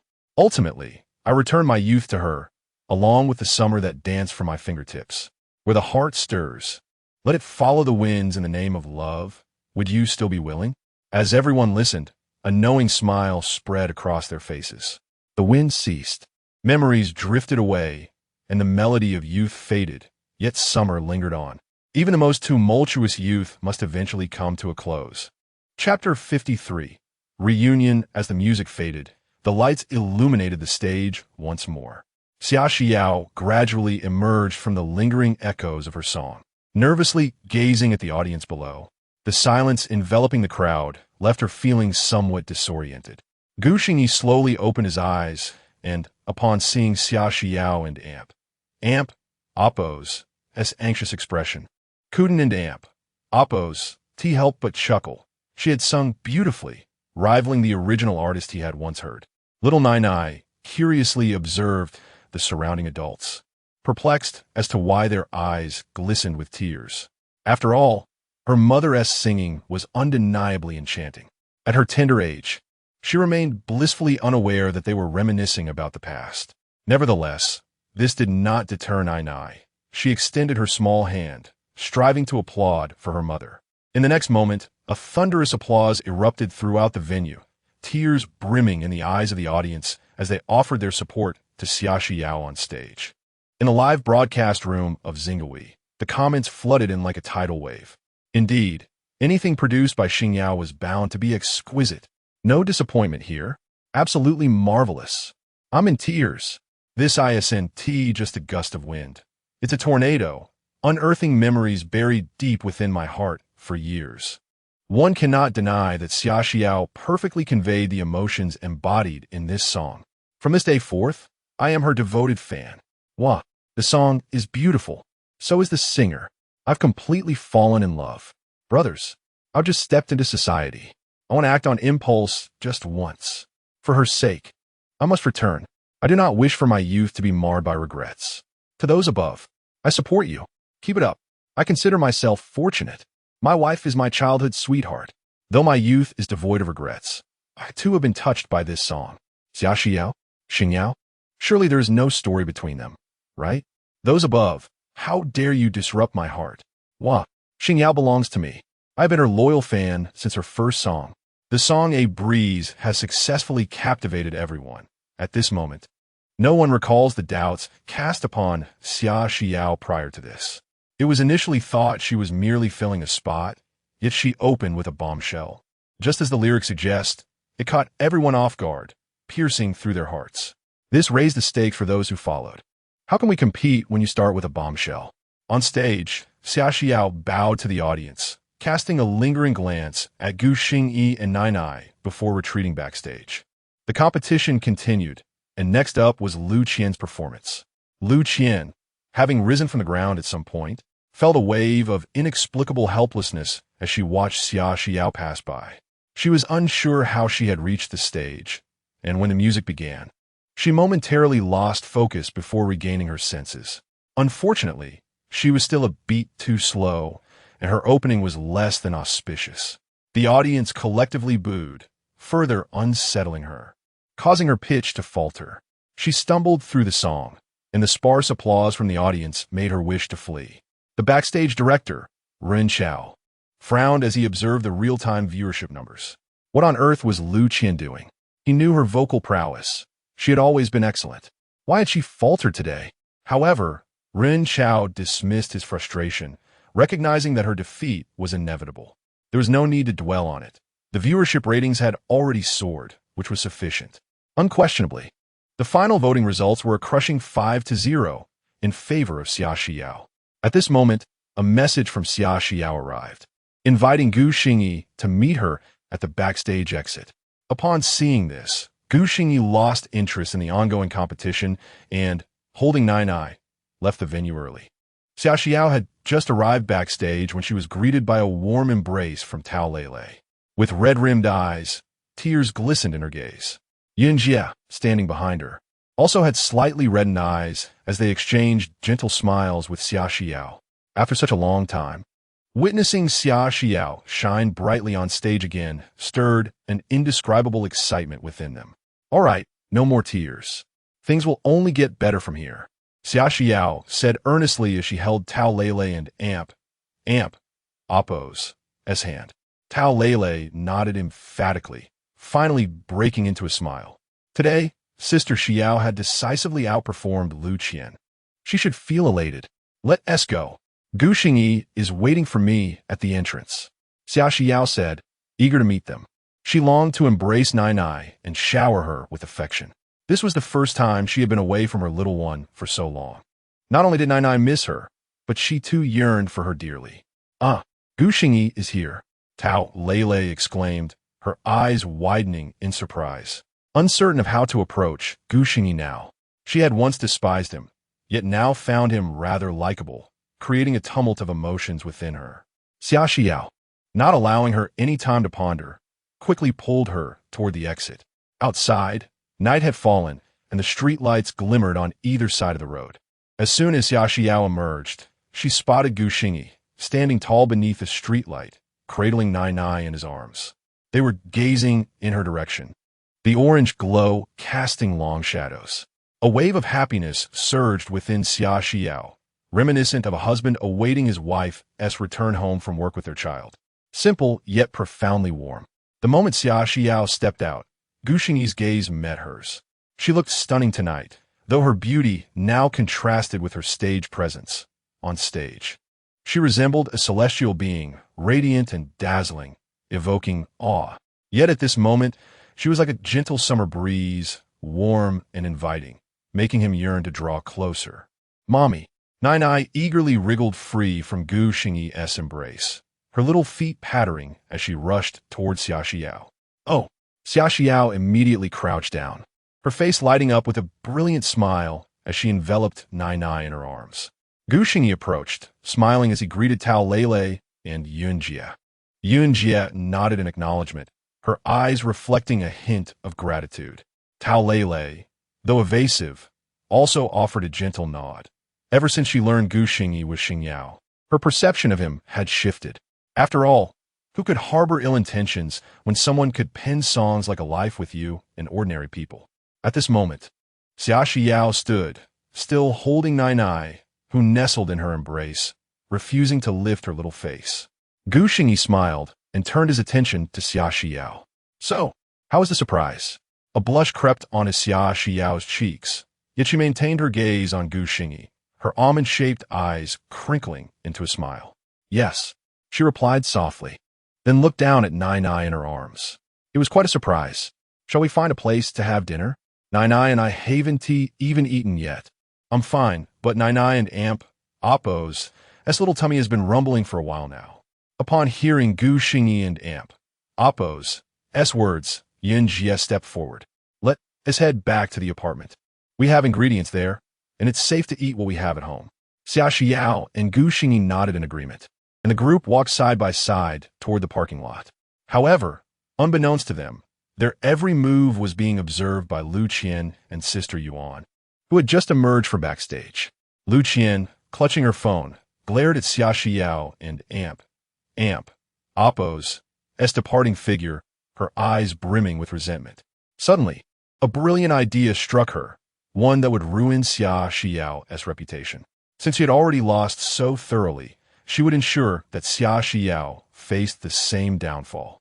If she couldn't have it, why should Xia Xiao? Chapter 54. A Brief Visit.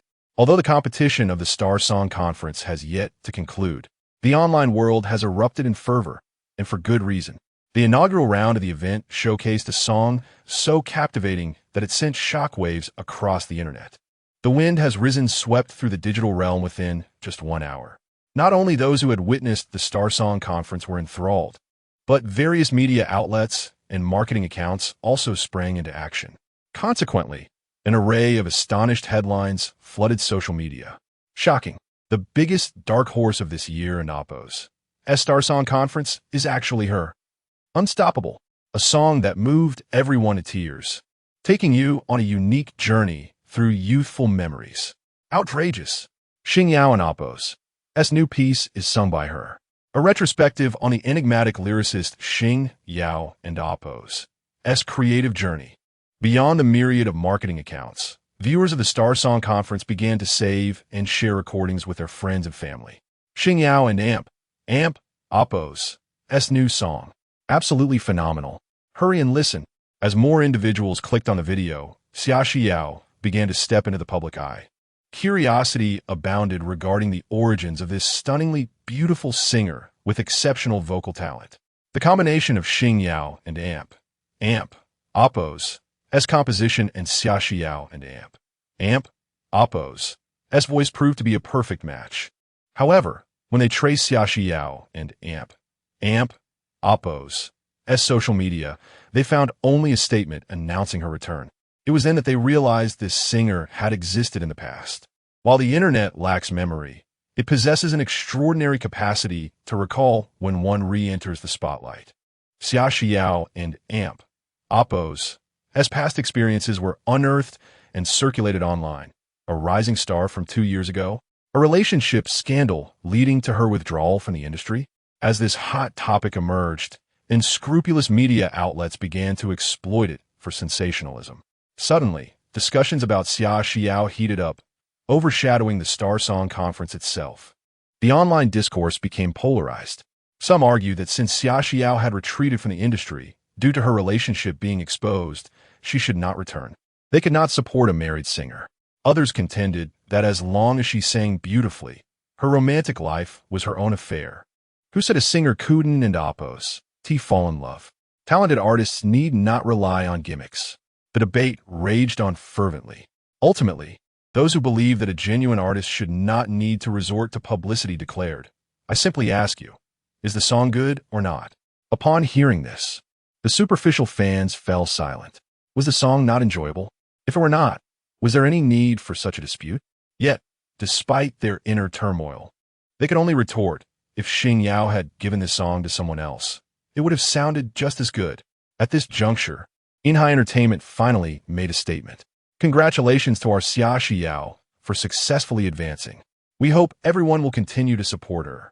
We hereby declare that in the next round, Xiaoxiao will once again perform a song by Xingyao. Additionally, the song from this round of the Star Song Conference will be compiled into an album, set to be released on Huayin after the conference, featuring lossless audio quality. Stay tuned.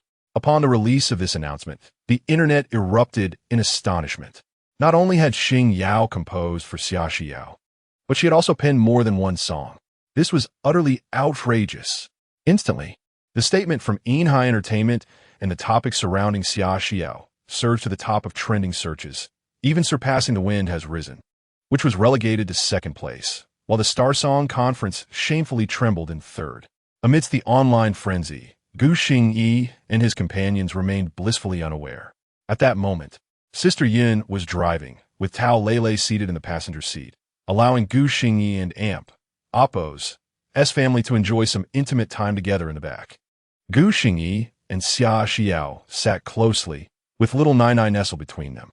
Rarely, Xiaoxiao initiated a quiet conversation with Gu Xingyi, and their proximity allowed him to catch a whiff of her familiar, delightful fragrance.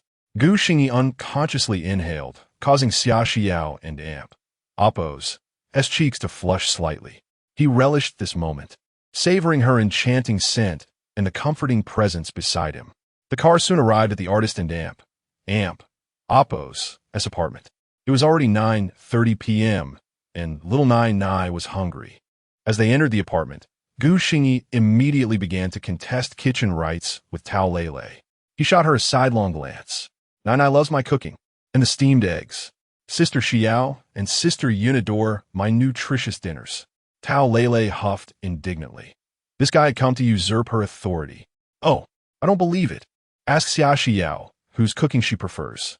Tao Lele turned, feeling wronged, towards Xiaoxiao, who was soothing little Nai in the living room. Xiaoxiao could only shake her head in exasperation.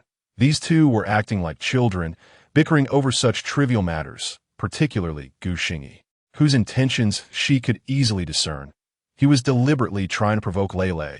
Yet, it had been quite some time since she had tasted Gu Xingyi and Appo's cooking. Avoiding Tao Lele and Appo's pitiful expression, she lowered her gaze, her cheeks slightly reddening. Lele, come out. Oh no, I feel abandoned. Tao Lele want to cry. Sister Xiao truly prioritizes romance over friendship. With Gu Xingyi dominating the kitchen, a delectable spread soon graced the table. Watching Xia Xiao enjoy her meal with such delight, Tao Lele begrudgingly took a bite to assess Gu Xingyi's culinary skills. The moment she tasted it, her eyes sparkled with amazement. This is incredibly delicious. Previously, she had felt sympathetic towards Xia Xiao. Now, she found herself envious of her. After dinner, Xia Xiao accompanied Gu Xingyi back to the hotel, while little Nai Nai stayed behind to spend the night with her. Since Gu Xingyi and Appo's arrival, he had hardly been alone with Xia Xiao. Now, with just the two of them in the car, the atmosphere turned somewhat tense. Gu Xingyi was at a loss for words, casting a glance at Xia Xiao, who was driving, before silently observing the nightscape outside the window. Xia Xiao sensed his gaze and discreetly stole a glance at him, but quickly averted her eyes. Her heart racing, her earlobes flushed red as she suppressed the peculiar feelings swelling within her, fixing her gaze ahead and feigning indifference. Until they reached the hotel, neither exchanged a word. To an outsider, it would seem as though they were complete strangers.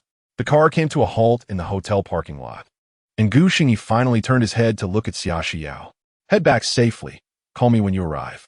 Xia Xiao lowered her head, offering no reply. Instead, she unbuckled her seatbelt and stepped out of the car first. Gu Xingyi felt a surge of emotion, staring at her as she stood beside the vehicle. What did she mean by that? Gu Xingyi swallowed hard, feigning calmness as he followed her out. Shall we go up for a moment? He inquired, his voice trembling with an inexplicable nervousness. Chapter 55. The storm bruised dressed in relaxed loungewear, Xia Xiao, her hair now cascading freely, walked alongside Gu Xingyi into the hotel.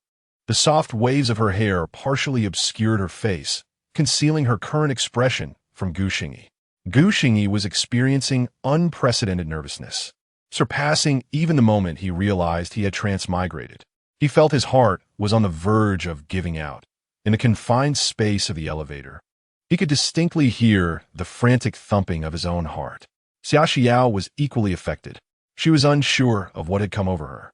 Upon hearing Gu Xingyi and Appo's suggestion that she return, she suddenly felt a reluctance to leave so soon. Now standing beside him, the palpable heat emanating from Gu Xingyi threatened to suffocate her. She didn't need Appo's. She needed to touch her face to know it was flushed, hotter than boiling water. I and Appo's am doomed. Why didn't an Appo's I just leave? What am I supposed to do now? Their marriage was one of convenience, and since their union, she had shared no intimacy with Gu Xingyi. She stared intently at her toes, avoiding eye contact, unsure of how to proceed. Ding before they could dwell further, the elevator doors opened. The third floor, where Gu Xingyi had reserved a room for the night, had arrived. Gu Xingyi instinctively stepped out, followed hesitantly by Xia Xiao. He swiped the card, opened the door, and entered, glancing around at the standard single room, furnished with only a bed. Xia Xiao was in a daze, unsure of how she had entered the room or how Gu Xingyi had closed the door behind them. The room was filled with the sound of their breathing. The events that seemed inevitable filled Xia Xiao with a sudden apprehension. She wasn't an Appo's ready. She had only just begun to accept him and couldn't and Appo's yet take that step. Gu Xingyi, however, was oblivious to Xia Xiao's thoughts. Even he knew what it meant when a woman agreed to visit a man's hotel room. He may have been a perennial bachelor, but he wasn't clueless. He had never eaten pork, but he had seen pigs run. Gu Xingyi had pondered his feelings for Xia Xiao countless times, from initially wanting to compensate her, to gradually feeling sorry for her, then developing a fondness, and finally admiration. He was acutely aware of his emotions. Gu Xingyi sat on the edge of the bed, gazing at Xia Xiao, who remained rooted to the spot, her head bowed. He took a deep breath and gently took her hand. Soft and warm like jade was Gu Xingyi and Appo's first impression, holding her delicate hand. Gu Xingyi lifted his gaze to meet Xia Xiao and Appo's eyes. However, The ardor in his heart was instantly extinguished. Her beautiful almond eyes were filled with panic, unease, and fear. Huff Gu Xingyi exhaled deeply and slowly released Xia Xiao and Amp, Oppo's, hand. I and Amp, Oppo's, wash my face first, he said, his voice husky. Xia Xiao remained with her head bowed, responding with a soft, tremulous okay. Gu Xingyi splashed cold water on his face for a long time before he finally calmed down. When he emerged from the bathroom and saw Xia Xiao again, he couldn't and Oppo's, help but smile. She was still standing there, head down, looking like a quail. Silly girl. Doesn't she know that she's tempting me to misbehave? It's shameful to start a fire and not know how to put it out. Let's go, I'll take you downstairs. Huh? Xia Xiao looked up abruptly, gazing at Gu Xingyi. What an amp, Oppo's, an amp, Oppo's. Let an amp, Oppo's, let's go. Gu Xingyi playfully tapped her forehead, causing her to cover her head. Her watery almond eyes fixed on Gu Xingyi, her lips pursed. She looked exactly like Xiao Nana. But in Xia Xiao, it was more charming. Wow, what an enchantress. Gu Xingyi couldn't and amp, Oppo's, take it anymore. Didn't and amp, Oppo's, she know how alluring she was? Let an amp, Oppo's, let's go. If you don and amp, Oppo's, leave now, you want and amp, Oppo's, be leaving tonight. Are you feeling wronged? Gu Xingyi opened the door and began to usher her out. Xia Xiao hurried out, patting her chest in relief as she watched Gu Xingyi close the door. He escorted Xia Xiao downstairs and waited until she drove away. Just as the car started, Xia Xiao suddenly lowered the window and looked directly at Gu Xingyi. Her cheeks flushed. Gu Xingyi, why? Don't you want to? Gu Xingyi sighed, covering his forehead. Alas, what do you think? But these things require mutual consent. When my wife is ready, I will be more than willing. Xia Xiao and amp, Oppo's, face turned crimson, but her eyes shone brighter than ever. I and amp, Oppo's, am leaving. Drive safely. Call me when you get home. As the car pulled away, Gu Xingyi chuckled wryly, turning and hurrying back into the hotel. Another late night. I need to take a shower and get some sleep. Don and amp, Oppo's, T1 suddenly dropped dead. Gu Xingyi returned to his room, and as soon as he finished showering, he received a call from Xia Xiao, who had already arrived at her apartment.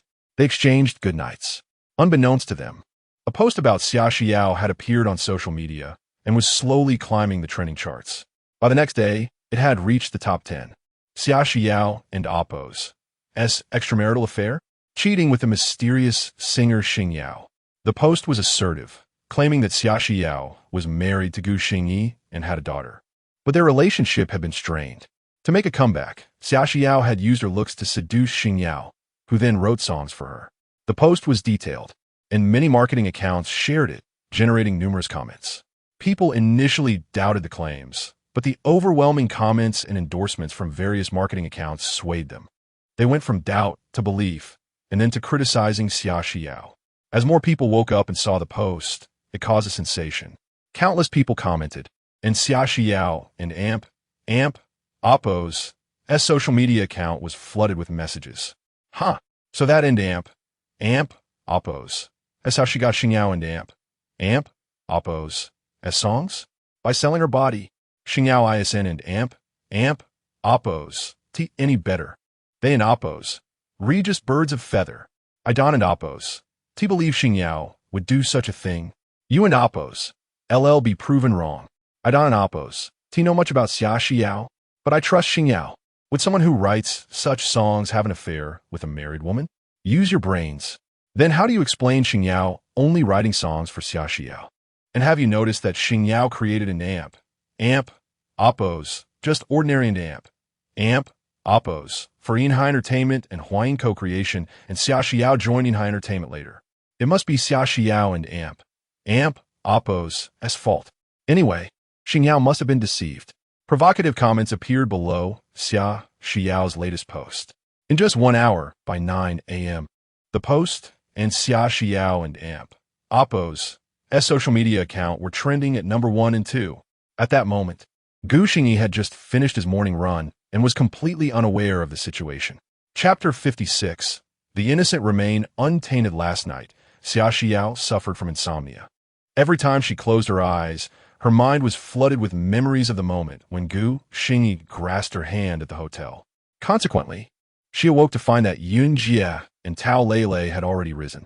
Nai was enjoying the breakfast prepared by Tao Lele, while Xia Xiao yawned, her face marked by two prominent dark circles, appearing lethargic. Xingyan and Tao Lele exchanged glances, both expressing concern. They believed that Xia Xiao had seen the trending news, which was why she had spent the night awake. With a sense of urgency, Tao Lele approached Xia Xiao, who had just settled at the dining table. Sister Xiao, what did Gu Xingyi say? Isn't he planning to clarify things? In situations like this, it would be best for Gu Xingyi to address the matter personally.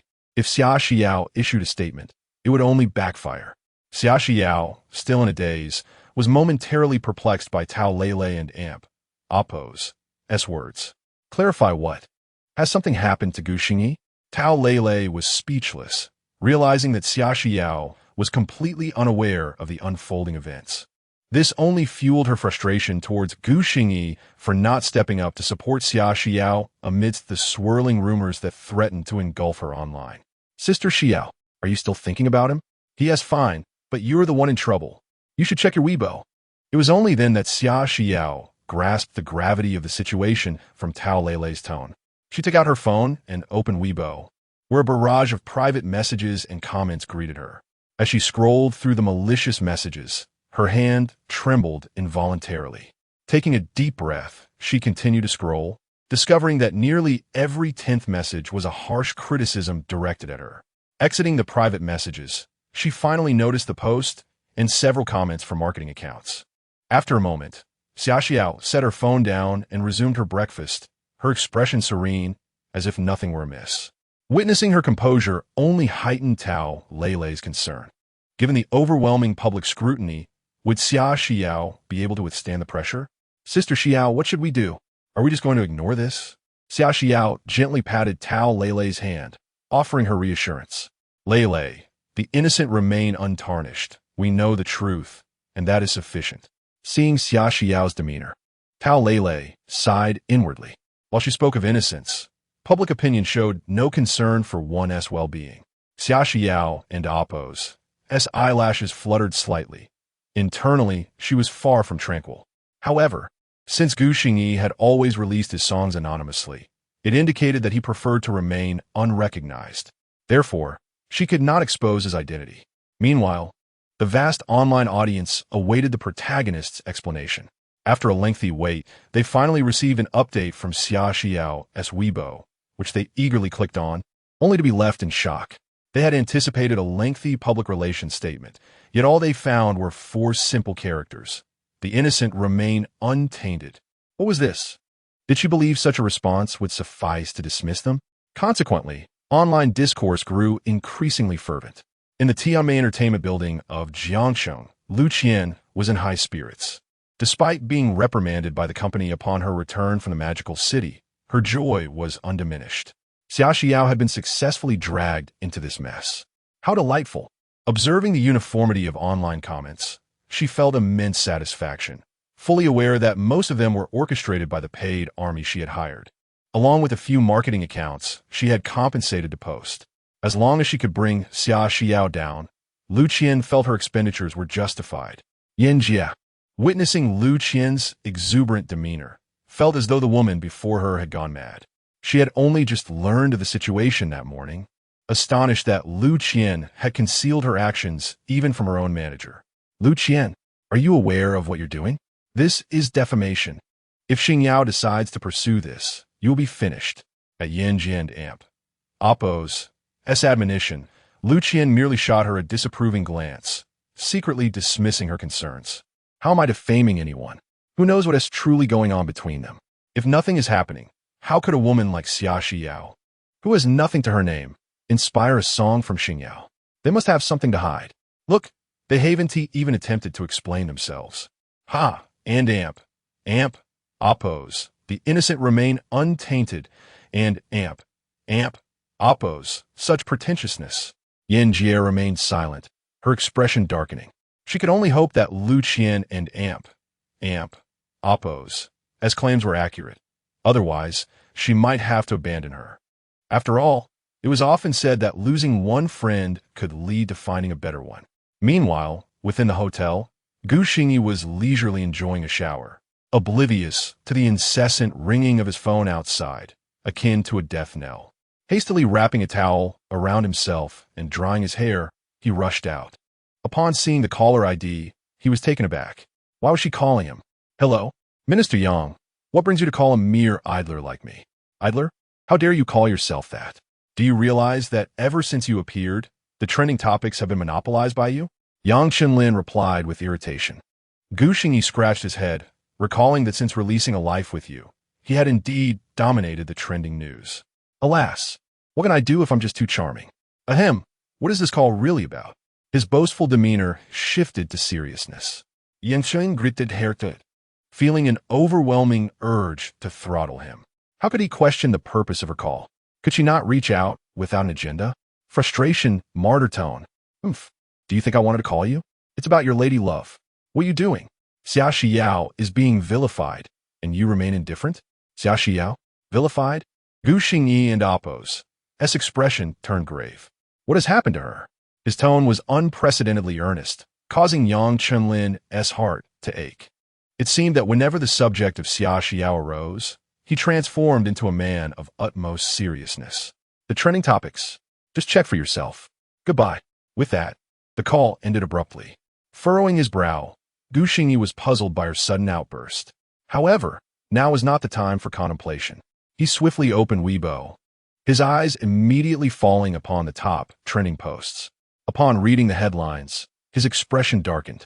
After digesting all the content, along with Xia Xiao and Amp, Appo's messages and comments, his face turned an ominous shade of black, and he was filled with wrathful amusement. Do they truly believe my woman is so easily bullied? And that foolish girl, how could she not inform me of such a grave matter? Did she intend to shoulder this alone? Gu Xingyi longed to confront that foolish girl and ascertain whether she regarded him as her partner. Yet, before he could question her, he had matters to attend to. If someone sought to play, then let the games begin. Chapter 57. The Pampered Wife Maniac. Gu Xingyi Lu Qian could hardly fathom the rapidity and ferocity with which the slap in the face arrived. Just as she began to revel in her moment of triumph, she plunged into a state of trepidation, unable to comprehend that Xingyan was, in fact, that once insignificant pretty boy at 10:00 and Appo's clock in the morning. While people were still engrossed in discussing Xia Xiao's scandal, a short video featuring Xingyan surfaced on Douyin. As another key figure in the incident and a mysterious magnate with tens of millions of followers, he had just released a video that was instantly seen by countless viewers.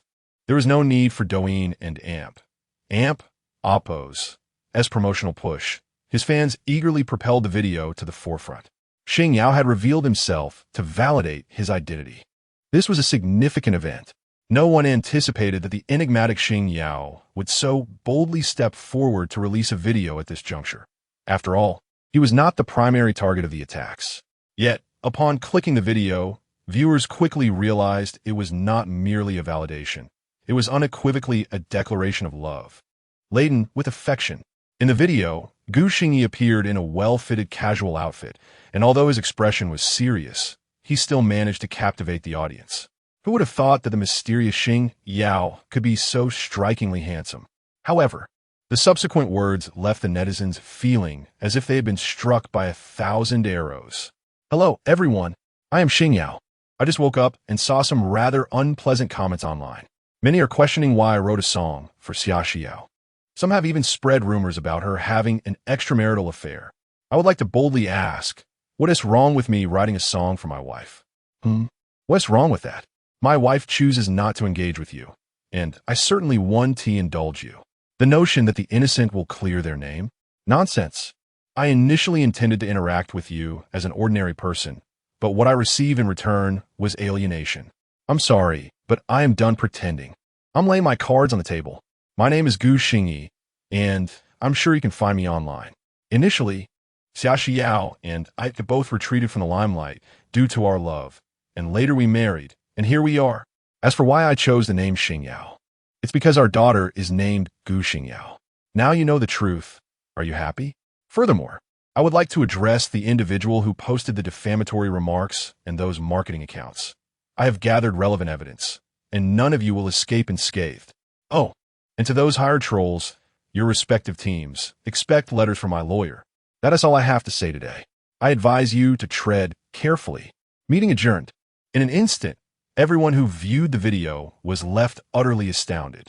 After all the commotion, it turned out that they were indeed a married couple. Everyone knew that Xingyan must have been married, as Xiao Nainai had once appeared in his Douyin videos, resembling him quite a bit. But no one had anticipated that Xingyan was actually Gu Xingyi. The video of Gu Xingyi spread like wildfire, as devoted fans fervently shared it on Weibo.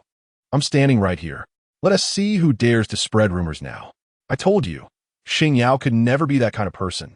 Look, they are indeed a couple, a divine pair. What happened to all those haters this morning? Open your eyes wide and take a good look. I can't believe it. I know him. He once bought his wife a phone. No wonder Xia Xiao looks so familiar. Who would have thought he is Xingyan? So pampered. I'm in love. Fans eagerly shared Gu Xingyi's video, and it wasn't enough for them. Since Gu Xingyi did not have a Weibo account, Xia Xiao's Weibo quickly became their battleground. You all owe Xia Xiao an apology. Xingyan. I should have guessed it. Xia Xiao, I'm so sorry. With such a husband, what more could one desire? Envious. Brothers. They are a perfect match. One is an unbeatable songwriter, and the other has a lovely singing voice. I shall henceforth be your couple fan. Gu Xingyi is so young. Why step into the grave of marriage so soon? It seems that all the good men belong to others.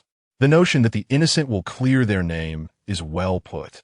Merely an hour into this public discourse, a dramatic reversal occurred.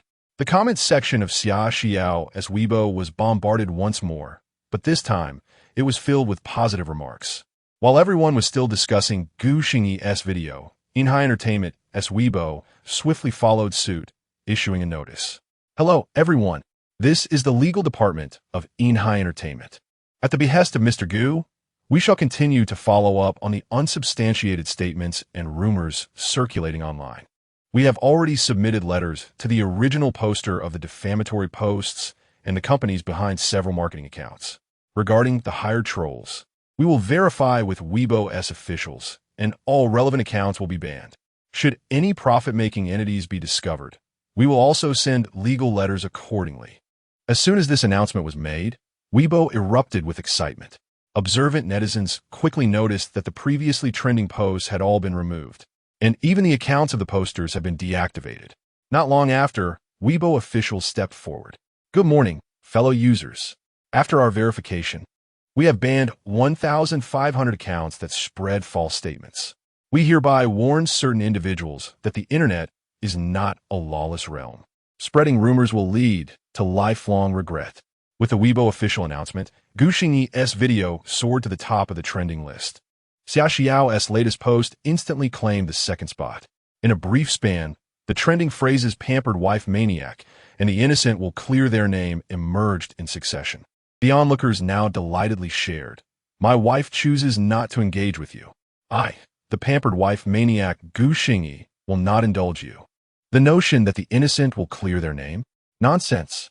In the artist apartment in Magic City, Xia Xiao remained cuddled with Xiao Nainai, watching cartoons.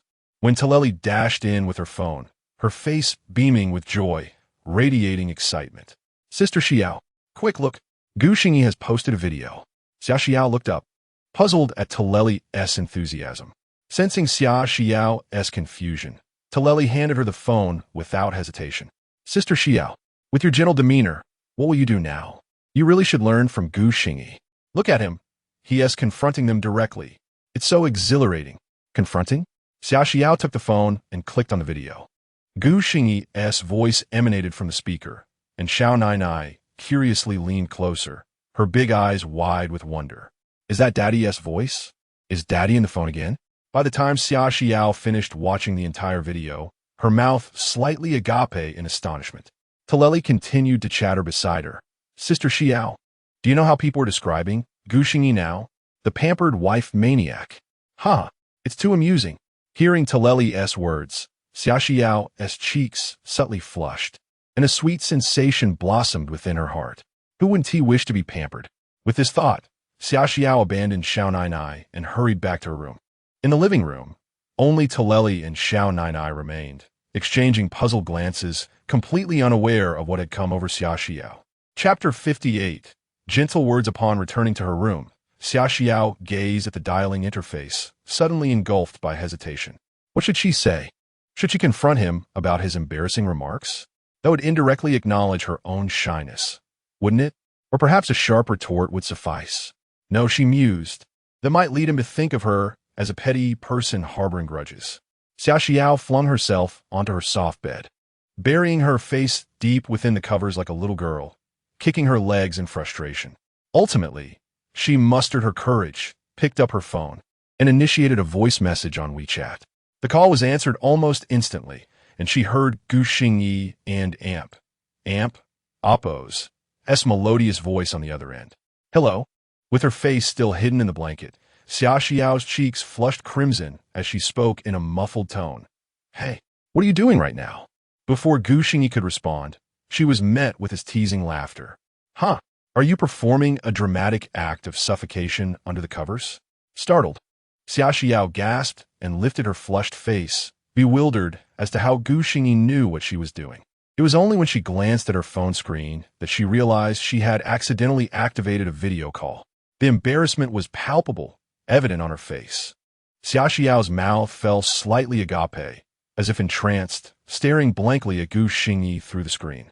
He rubbed his nose, finding her current state unexpectedly adorable. In the next moment, Xia Xiao let out a soft whimper and buried her face back into the blankets, unwilling to emerge. How mortifying! You mustn't Oppos, laugh. Hearing her muffled plea, Gu Xingyi finally had the decency to suppress his laughter. All right. I want an Oppos, laugh. I was just about to head out to the apartment. Are you coming to pick me up? Then wait for me there.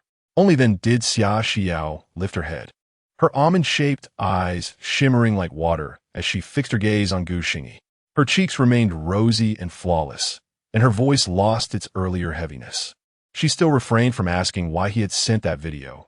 Some questions seemed unnecessary. Yet, Gu Xingyi broached the topic first. However, there are some things I must say. Xia Xiao, what have you done to yourself? Why didn't an Oppos, you tell me? What do you think I am to you? Xia Xiao bit her lip, momentarily silent. How did she perceive him? In truth, she felt somewhat lost herself. Did she harbor feelings for Gu Xingyi? She inwardly questioned herself. But soon enough, she found her answer. Yes, she liked him. She cherished the gentler version of him, the one who carefully looked after her and her daughter. His tender gestures in daily life delighted her, and the genuine concern and purity in his eyes were unmistakable. It was hard not to like such a Gu Xingyi. Yet, past experiences made Xia Xiao hesitant to fully open her heart. After a prolonged silence, Gu Xingyi, too, fell quiet, sensing her lack of response. Eventually, his voice broke the stillness, tinged with a hint of disappointment. It's all right if you don't want to say anything. I'm downstairs. Come down and meet me. As the video call ended, Xia Xiao snapped back to reality, reflecting on Gu Xingyi and Oppo's tone, which caused a sudden pang in her heart. Had she disappointed him? Quickly, she leapt out of bed, an urgency to see him filling her thoughts. As she hurried towards the door, her steps quickened. Tao Lele, still puzzled about Xia Xiao's solitary behavior in the room, was taken aback when she saw her rush out, stumbling as she exited. Sister Xiao, have you been crying? Indeed, Xia Xiao had shed tears, though she wished otherwise. Her emotions were overwhelming, and she feared that her silence might cause Gu Xingyi sorrow, perhaps even drive him away. Memories of their time together flashed through her mind, amplifying her anxiety. He had been making such an effort to draw closer to her. Why was she hesitating? Upon reaching the hotel entrance, Xia Xiao finally spotted the tall figure bathed in sunlight, and a wave of relief washed over her. She punched her palm as if to encourage herself.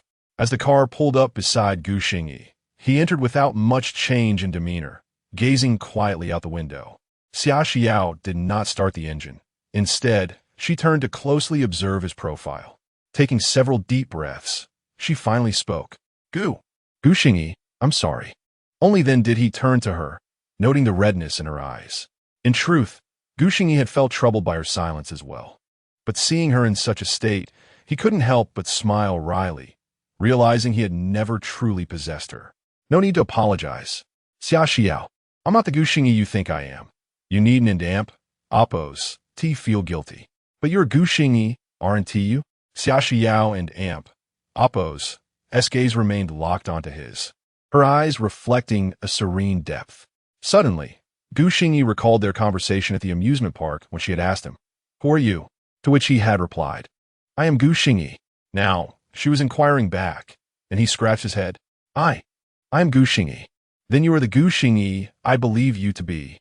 Upon hearing Xia Xiao's resolute affirmation, Guxingyi was momentarily taken aback, his hands trembling slightly as he clenched his fists. "But I'm a bit scared. I fear that one day, you won't need me anymore." "Guxingyi," Xia Xiao abruptly interrupted him, feeling a pang of sympathy for his distress. She reached out, firmly grasping his trembling hand, leaning gently against him. "Guxingyi, you are Nai's father and my husband. No matter the circumstances, we will never abandon you. And know this, Nai and I desire little. We will only appreciate your talents, but that is not what matters most. What truly matters is your presence and kindness towards us. That alone brings us joy." In that tender embrace, her gentle words provided Guxingyi with the solace he craved.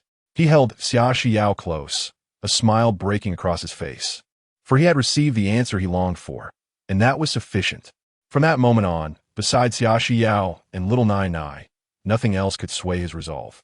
They lingered in that warmth for a moment, but Xia Xiao soon shyly extricated herself from his embrace, her face aflame with embarrassment. This was the extent of her courage. Guxingyi did not press her further, wearing a goofy smile that only made Xia Xiao feel more bashful. She cast a flirtatious glance at him, bursting into laughter. "What a silly man. Is it that easy to satisfy you?" As the car gradually departed from the hotel, heading towards the apartment, the heartsets of both had transformed entirely. Chapter 59. A fish dies and the net breaks. How is this possible? It cannot be. How could Xingyao be that pretty boy Guxingyi? Bang! Inside the Tianmei Entertainment Artist Department in Jiangsheng, Lu Qian, in a fit of rage, swept all the cosmetics off the table. The makeup shattered on the floor with a piercing crack. Yet, Lu Qian seemed unsatisfied, venting her frustration as she stomped on the remnants. Among the casualties was a lawyer's letter sent by the legal department of Inhai Entertainment. She had been exposed. The individual who posted the information had immediately turned her in as the mastermind. Tianmei Entertainment had ordered her to take a break, and she understood that her career was over. In a few days, she would be seated in the defendant and amp, oppose, chair. Not far away, Sister Yuan watched with glee, an old fox who knew that matters would not be so simple. Indeed, the turn of events was even more outrageous than she had anticipated. Gu Vingyi, Xingyao, how deeply they had hidden their identities. Sister Yuan sighed inwardly, aware of Guxingyi from 2 years ago when the summer incident with Xia Xiao had stirred up a storm in the company. No one had believed in that pretty boy then. Yet, unexpectedly, he had revealed his fangs and transformed into a waking tiger. The first to suffer the backlash was Lu Qian. One could not deny that Xia Xiao had an exceptional eye for talent. "I refuse to accept this. Sister Yuan, let me use your phone." Lu Qian gasped, her eyes bloodshot, having shattered her own phone in the chaos. Sister Yuan merely cast her a sidelong glance, her tone sharp. "What is there to refuse? You can end amp, oppose, sing better than her. You don an amp, oppose, look better than her. And when it comes to finding a man, you and amp, oppose, no match for her either. Are you really going to whine to me about it?" Lu Qian suddenly turned her head, staring intently at Sister Yuan, who remained unperturbed, still scrutinizing her. "What? Am I wrong? Once you're locked up, our contract is over naturally. You should understand the company and oppose, stance, right? What rest? They have already abandoned you. Why?" Lu Qian gritted her teeth, still unable to believe the company had truly forsaken her. "Why? You dare to ask why? The company needs a cash cow, and you hold no value, so you've been cast aside. As someone who has been there, let me give you some heartfelt advice. You have some looks. When you get out, find an honest man and settle down. Stop struggling." "Huh? Should I thank you then? My dear sister Yuan. Lu Qian laughed in anger, finally tearing off the mask of civility. In that case, can I borrow your phone just this once? Let us end this on a good note. Sister Yuan eyed Lu Qian, who suddenly wore a sinister smile, her brows furrowing once more. What do you intend to do? Lu Qian continued to smile, though there was something unsettling about it that sent shivers down Sister Yuan's spine. What do I intend to do? A fish dies and the net breaks. How dare she Xia Xiao oppress me at every turn? After enduring so long, she has resurfaced. An orphan. Why is she always better than me? Even when it comes to finding a man, she has to crush me. Heh. But now that I know Xingyao is Gu Xing Yi, I still have a trump card. If I can't take down Xia Xiao, then I will ruin Gu Xing Yi's reputation. If I am dragged down, then no one will have it easy. Sister Yuan narrowed her eyes, carefully observing the seemingly deranged Lu Qian. She had lost her mind. Sister Yuan wanted to tell her that what did it matter if Xia Xiao was an orphan? She had never fought with you. Her character was 1,000 times better than yours. But Sister Yuan refrained, knowing that Lu Qian had reached a desperate point. Any blow would shatter her already fragile psyche. Fine, here is your phone. But remember, everything you do now has nothing to do with me. I know. Sister Yuan, are you scared? Lu Qian laughed heartily, then continued, rest assured, what I'm about to do is genuinely happening. No lies. Sister Yuan, just wait for the show. Sister Yuan looked deeply at Lu Qian before reluctantly handing over her phone. Lu Qian seized it, and under Sister Yuan's watchful gaze, dialed a number. A man's voice came through the receiver. Hello? Who is this? Hello. Gao Cheng, it and Oppos. S. Lu Qian. In the bustling metropolis. Gu Xing, he was having lunch in his apartment, but today the atmosphere at the dining table felt oddly different. Little Nai Nai remained unchanged, enjoying her meal without a care. Yunjia wore a maternal smile as she slowly peeled a lobster, rinsing it in clean water before offering it to little Nai Nai. Tao Lu appeared shocked, occasionally stealing glances at Xia Xiao sitting across from her. Xia Xiao's face was flushed, her neck crimson, wishing to bury her head in her bowl, unable to meet the eyes of those at the table. The cause of everyone's discomfort was Gu Xing Yi, who was grinning foolishly as he helped Xia Xiao peel the little lobster, personally feeding it to her with his chopsticks. Xia Xiao felt he had lost his sanity. Since stepping out of the car, he had been acting strangely. However, Gu Xing Yi saw nothing wrong with his behavior. After all, Xia Xiao had just admitted in the car that he was her husband. As someone who had never been in a relationship, Gu Xing Yi thought the most intimate gesture was to feed her himself. Was that wrong? No, it was not wrong at all. Xia Xiao could no longer endure the peculiar stares of everyone. She felt her face was as red as the boiled lobster. Could he not do this? I can manage on my own. Raising her head, she glanced at Gu Xing Yi with a shy look that left him momentarily stunned. So this is how delightful it feels to be gazed upon by a girl with such shyness. Gu Xing Yi felt he had gained profound insight. Previously, he had always thought that those in love were silly. Now, he could only exclaim, so delightful. All right, then you do it yourself. Gu Xing Yi ceased his feeding, turning to little Nai Nai and offering her the same treatment. Xia Xiao rolled her eyes in exasperation at Gu Xing Yi. It seemed he could not have a proper meal today. He had not behaved like this before.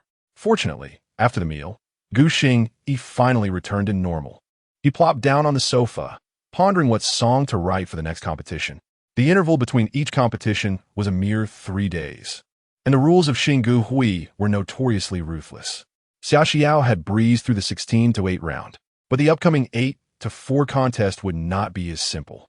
As the eliminations progressed, the remaining contestants only grew stronger, their vocal abilities rivaling Xia Xiao's.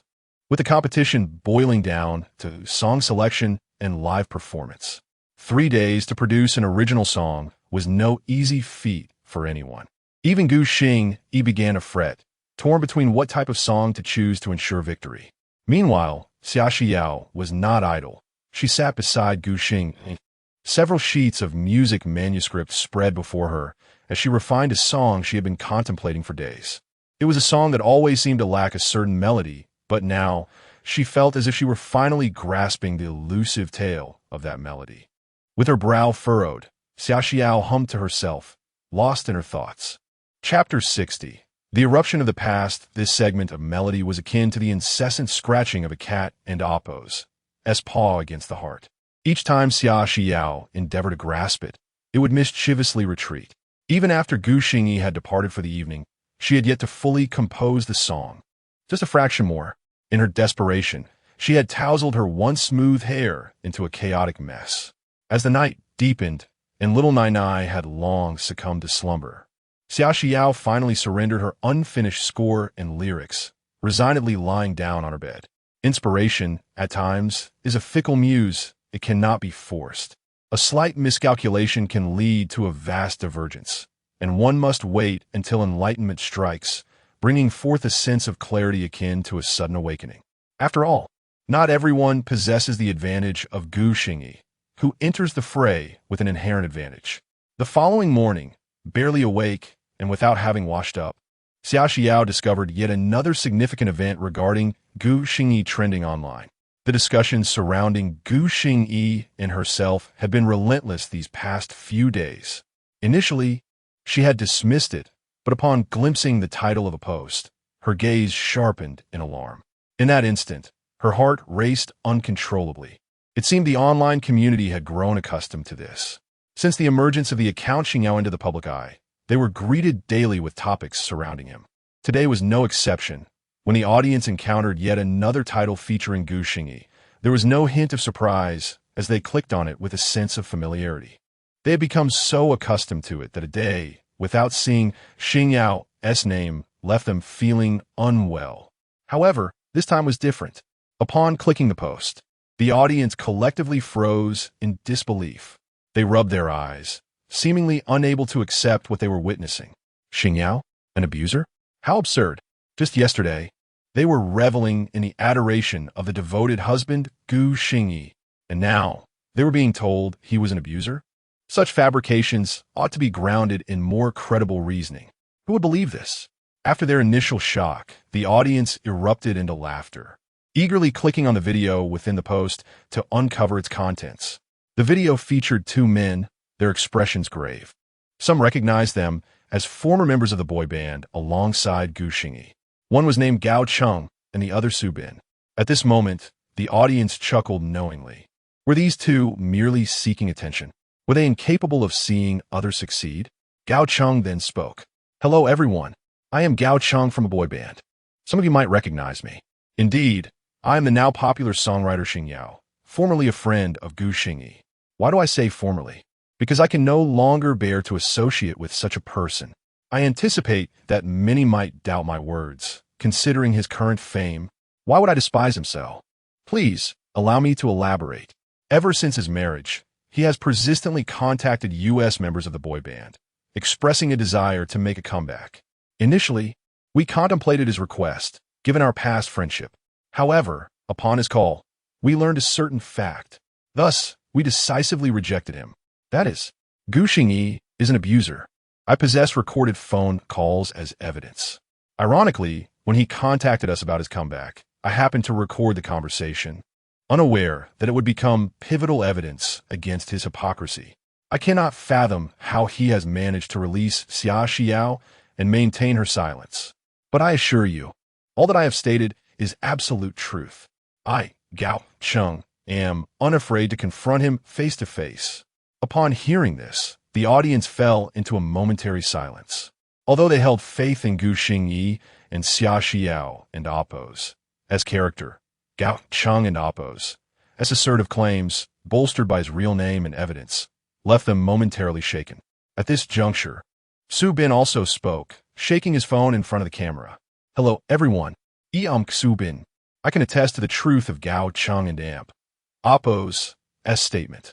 Currently, I hold Gao Cheng's phone, and together, let us listen to the recording from that time. With that, Su Bin unlocked the phone, revealing a recorded conversation on the screen. With a smile on his face, he casually played the recording. The audience leaned in, eager to hear the content. Hello, Gao Gu. This is Gu Xingyi. Are you free tonight? Let me treat you to a drink. It was indeed Gu Xingyi's voice. The audience immediately grew anxious, continuing to listen intently. Gao Cheng and Amp, Oppo's indifferent tone followed. Hey, Xiao Gu, just skip the drinks. What do you want to say? Well, I thought you might have time. You see, can I still return to the company? Xiao Gu, it an amp, Oppo's. It's not that I and amp, Oppo's, am criticizing you, but you've married a popular star? Why dwell on this? Hey, Go Ye. Women are like clothing. I and Oppo's. Come to realize that my career is paramount. Then, if you wish to make a comeback, can Xia Xiao allow it? Didn't it amp, Oppo's, till you just have a child? Gaoge. To be frank, in this household, I am the one who makes the rules. She dares not refuse. A good beating suffices. Women should not be spoiled. At this revelation, the audience could no longer remain silent. Is he even a man? He puts on a facade for the world while bullying his own wife? Disgusting. This sentiment resonated especially with the female audience, who transformed into warriors, vehemently criticizing Gu Xingyi. And even the male viewers were filled with righteous indignation. He cannot even be called a man. As the recording concluded, Gao Cheng's face bore an expression of anger as he continued. Did you all hear that? This is what you refer to as the devoted husband, Gu Xingyi. I refuse to believe that a person can change so drastically in such a short time. So I urge you all to open your eyes and not be deceived by such a duplicitous individual. Let me state this clearly. I, Gao Cheng, stand firmly against this abuser. The video abruptly ended. Yet, the outrage of the audience could not be contained as an avalanche of comments flooded beneath the post. I must have been blind to have liked such a person. Listening to that recording made me nauseous. It's hard to imagine the filth he hides behind closed doors. Ladies, let S charge at Xingyan, Doin. Demand an explanation. The affection I once held for him has turned to utter loathing. A coward resorts to violence against his own kin. I am furious, but I timidly ask, could it be that this ISNT Xia Xiao? It is him. I could recognize his voice even with my eyes closed. Damn, I need to cleanse my ears. This has sullied my hearing. And where was Xia Xiao? Why did she not come forward to confront this scoundrel? Such detritus should not be allowed to linger. The online vitriol surged incessantly. This behavior had crossed the line for many. It echoed the sentiment that the greater the admiration once held, the deeper the hatred felt upon uncovering the truth. No one could have anticipated that their beloved idol was, in fact, such a wretched being. Gu Xingyi Doin was bombarded with furious comments, as countless individuals demanded he emerge and address the situation. The collective anger online was palpable, while Gu Xingyi sat, observing the post with a heavy heart. He listened intently to the recording within the video. Moments later, the familiar wave of disgust surged within him once more, compelling him to rush to the restroom, where he began to retch. In that instant, he felt as though he had been thrust back into that stifling atmosphere of despair. Chapter 61. Redemption regarding the past. Gu Xingyi could only feel anguish, for he was powerless to alter what had transpired, nor could he refute it, as those events were undeniably real. And Xia Xiao had suffered even more grievously. This moment, for Xia Xiao, was a vindication of sorts. Gu Xingyi remained in a daze, experiencing for the first time since his transmigration a sense of utter helplessness. His phone rang incessantly beside him, yet he ignored it, not even glancing at it. He was uncertain who was calling or how he could possibly respond. For the first time, Gu Xingyi chose to evade, burying himself beneath the covers, as if by ignoring the situation, the pain would somehow diminish. It wasn't in Oppo's, the censure that distressed him, but the resurgence of those memories. The hardships endured by Xia Xiao and Xingyan, and the unbearable weight of the transgressions committed by his former self. Gu Xingyi realized that he had never truly forgiven himself. Since his arrival, he had ceaselessly strived to atone for his past actions toward them, yet he could not undo the past. With the unveiling of these raw wounds, he understood that his greatest obstacle was his own self-condemnation. Gu Xingyi, like an ostrich, curled into himself, seeking refuge in that confined space. Meanwhile, at the artist's apartment, Xia Xiao sat anxiously on the sofa, repeatedly dialing Gu Xingyi's number. Upon seeing the post, she was overcome with worry, knowing that no one understood the current Gu Xingyi better than she did. She had witnessed his transformation, his gradual atonement, and she comprehended it all. The recent revelation held little emotional impact for Xia Xiao, as she was confident that the past would remain in the past. However, she knew that the current Gu Xingyi would likely struggle to forgive himself. Yun Jie and Tao Lele, who were beside her, wore expressions of concern. Upon discovering the post, they were initially enraged. Tao Lele even contemplated confronting Gu Xingyi at the hotel, demanding to know if the accusations were true and whether he had indeed assaulted Xia Xiao. However, upon seeing Xia Xiao's anxious and worried countenance, they were at a loss for words. Even if the accusations were true, Xia Xiao was still deeply concerned for him, her heartache nearly palpable, which caused them to feel sympathy for her. The phone remained unanswered, as if Gu Xingyi had vanished into thin air. Xia Xiao's heart clenched with apprehension. Nianai, nestled in her arms, looked up at her mother's anxious expression and reached out with her small hands to embrace Xia Xiao's arm. "Mommy, are you calling Daddy?" Seeing the sensible Nianai, Xia Xiao squeezed her phone tightly and nodded. "Then why doesn't Mommy go find Daddy?" Nianai asked inquisitively. Xia Xiao longed to find him, but she feared that seeing her at this moment would only amplify Gu Xingyi and Appo's distress. However, upon seeing Nianai and Appo's gaze, Xia Xiao could no longer remain still. She rose abruptly, staggering as she rushed out. She had to find him. "Dioya, Lele, let her go." Tao Lele anxiously tried to stop her, as she had never seen Xia Xiao so distraught. Yun Jie shook her head, preventing her from interfering. Both of them watched the departing figure with worried expressions. Xia Xiao soon arrived at the hotel. After exiting the car, she hurried to Gu Xingyi's room, panting by the time she reached the door. After catching her breath, she bit her lip and gently knocked on the door. There was no response from within. Xia Xiao did not hesitate and continued knocking, determined to coax him out. Gu Xingyi, huddled under the covers, heard the knocking but remained motionless, feeling like a living corpse. However, the knocking persisted, as if it would never cease. Gu Xingyi finally relented and rose, dragging his heavy body to open the door. He was greeted by Xia Xiao and Appo's tearful face. Just yesterday, he had relished their time together, but in the span of a single day, he could barely bring himself to look at her. Gu Xingyi and Appo's gaze darted around, unsure of how to react. She must have seen the post. Has she recalled the past? "Move aside. Let me in." Xia Xiao bit her lip, pushed past Gu Xingyi, and entered the room. Gu Xingyi silently closed the door, like a prisoner heading to their execution, following her inside. What are you thinking?" Gu Xingyi and Appo's voice was raspy, his heart filled with dread. Now that everything was public, what would she do? Divorce? If they divorced now, everyone would side with her, and she would no longer have to suffer. Gu Xingyi. Xia Xiao, sensing his thoughts, grew angry. She grabbed his arm and bit down hard. Xia Xiao had truly exerted her strength. It hurt. Gu Xingyi felt a sharp pain, which cleared his mind. He instinctively wanted to pull back his arm, but he quickly stopped himself. Let her vent. It might make her feel better. When Xia Xiao finally released him and looked up at Gu Xingyi's still gentle face, her tears flowed uncontrollably. "Are you stupid?" she exclaimed, then pulled up Gu Xingyi's sleeve, revealing a row of deep teeth marks with traces of blood. "All right, now we into Appo's. Re-even," Xia Xiao said through her tears, throwing herself into Gu Xingyi and Appo's arms. "I committed domestic violence too. We and Appo's, re-even. You and Appo's, not allowed to be sad anymore."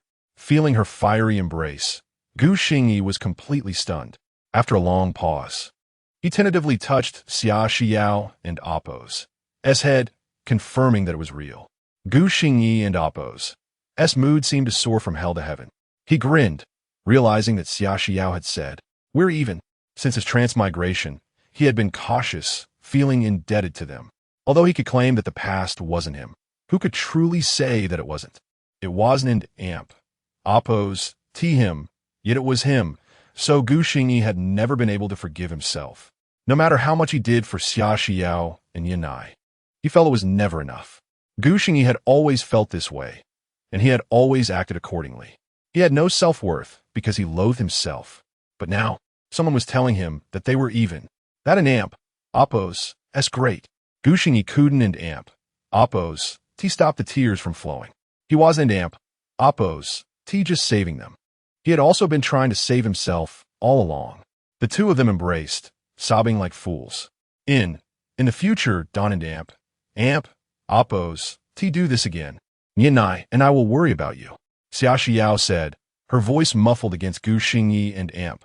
Oppos, S chest. Gu Xingyi nodded, his voice still raspy. I wanted amp, Oppos, T.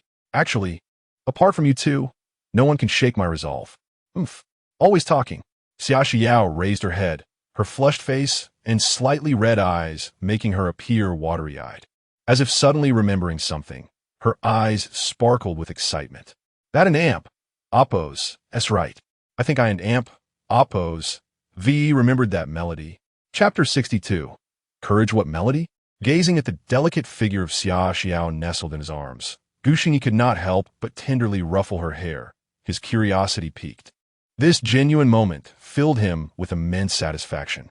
Xia Xiao squirmed slightly, casting a disapproving glance at him. His gestures resembled those of petting a dog. I've been working on a song of my own, but I always seem to lack inspiration. Suddenly, it has come to me. She managed to escape from Gu Xingyi's embrace, eager to seize the moment of creativity and perfect her composition.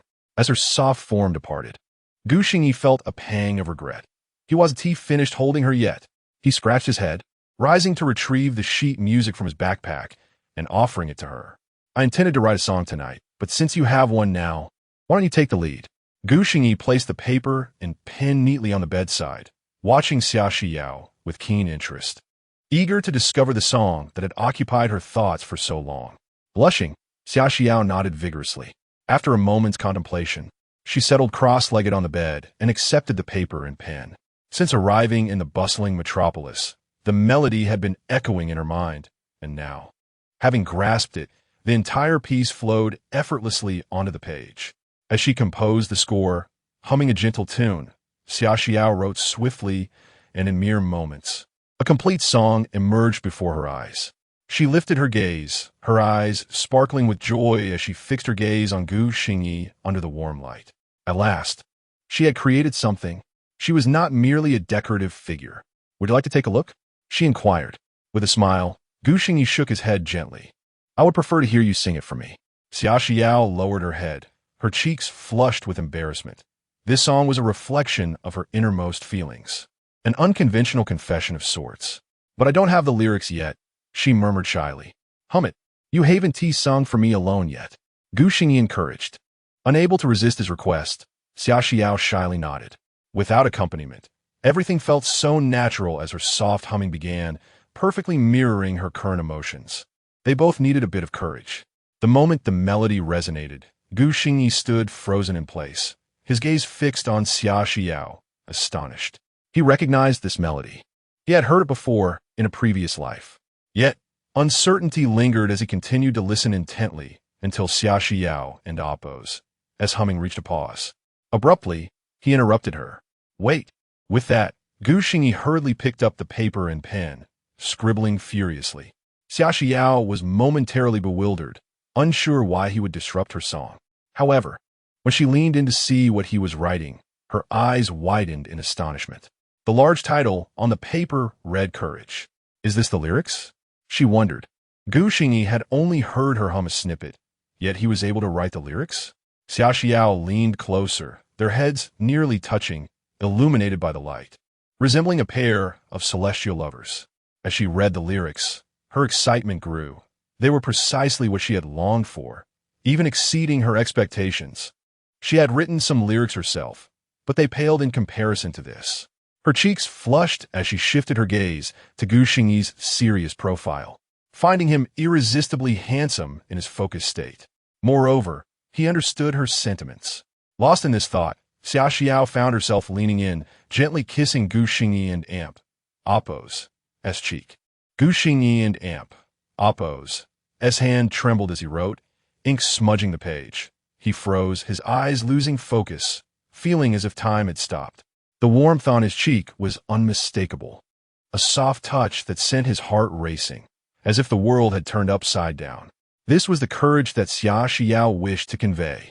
After kissing Gu Xingyi, Xia Xiao panicked, her face downcast, wishing for a hole to hide in. She couldn't fathom what had compelled her to act so impulsively. Fortunately, Gu Xingyi did not overreact. Otherwise, she would have felt utterly embarrassed. At that moment, Gu Xingyi struggled with his own turmoil, knowing Xia Xiao was shy. He suppressed his feelings and continued writing until he had completed the lyrics.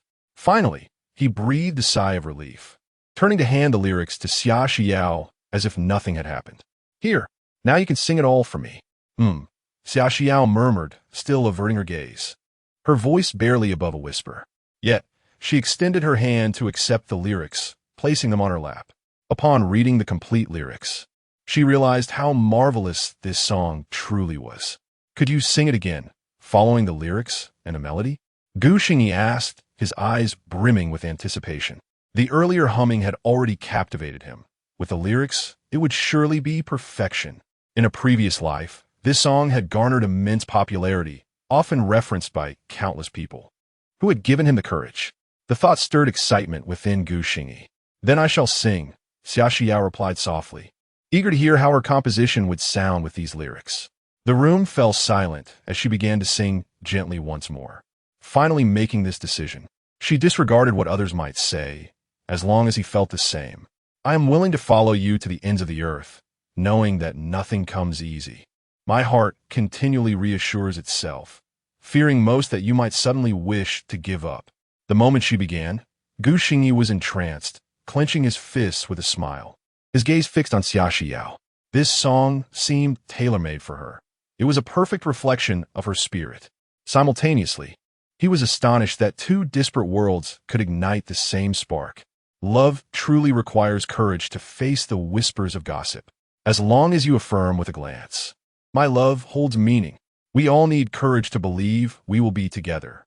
In the bustling crowd, I can feel you resting in my palms, your sincerity.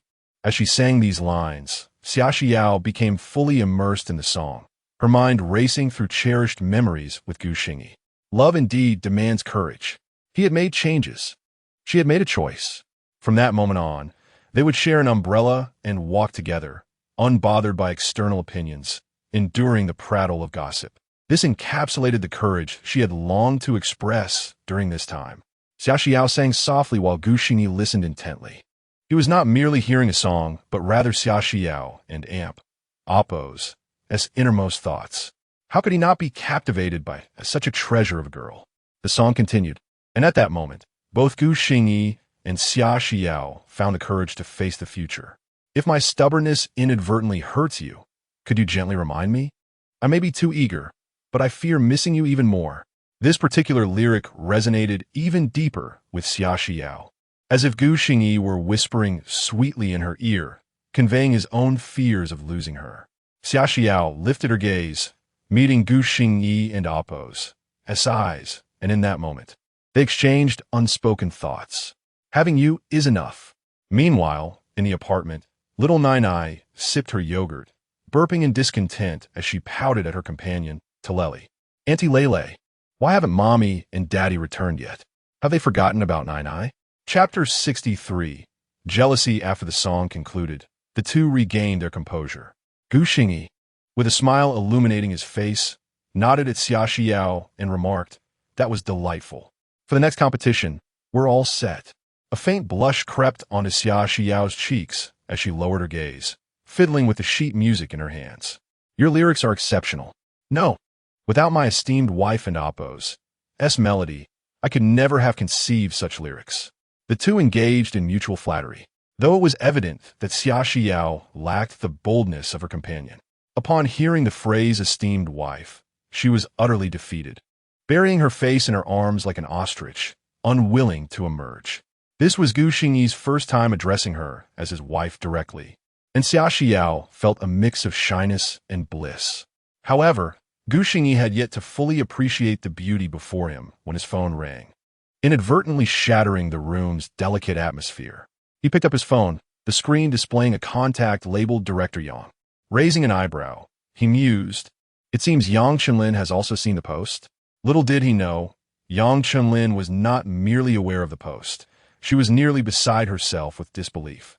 Upon seeing it, she struggled to accept the claims, but when Gu Xingyi and Appo's Estoing account was compromised, requiring technical intervention, his silence left her anxious. Could what was said online be true?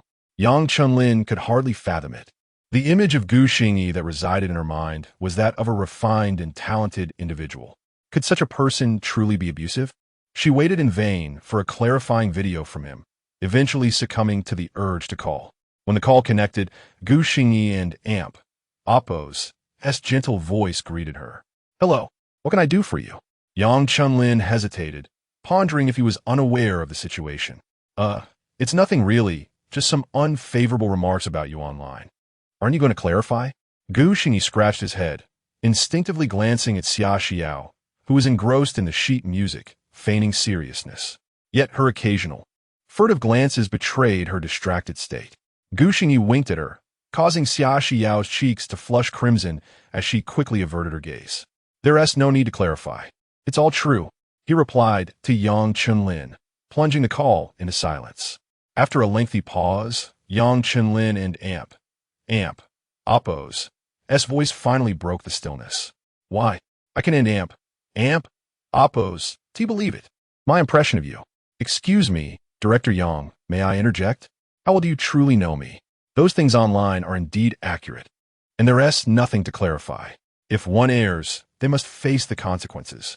As for the online chatter, let them say what they will. As long as those I care for understand me, that suffices." Gu Xingyi interrupted Yang Chunlin calmly, his gaze unwaveringly fixed on Xia Xiao.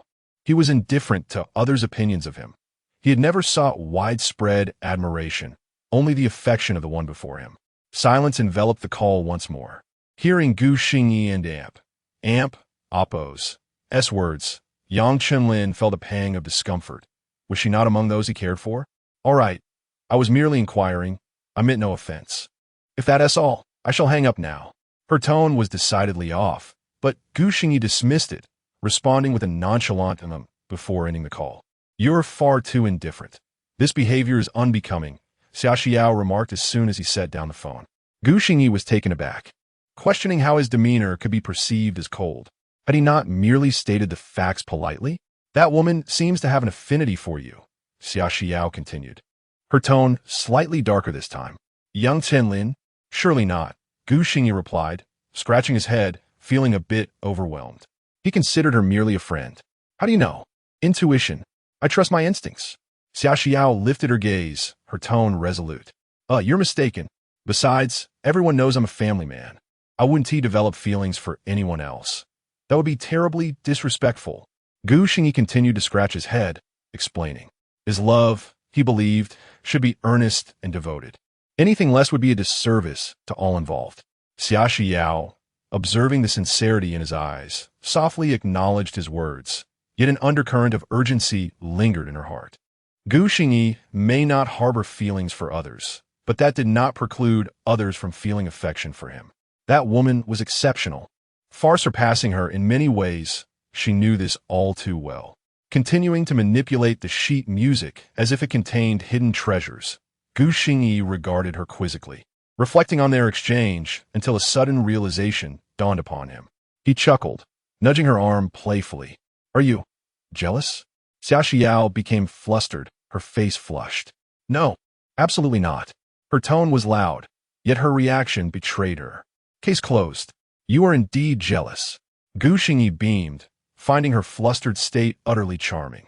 The more she attempted to conceal her feelings, the more flustered she became, acutely aware of Gu Xingyi's amused gaze upon her. This sensation ignited a mix of embarrassment and irritation within her. Finally, unable to withstand his gaze any longer, she flung the sheet music onto the bed in exasperation.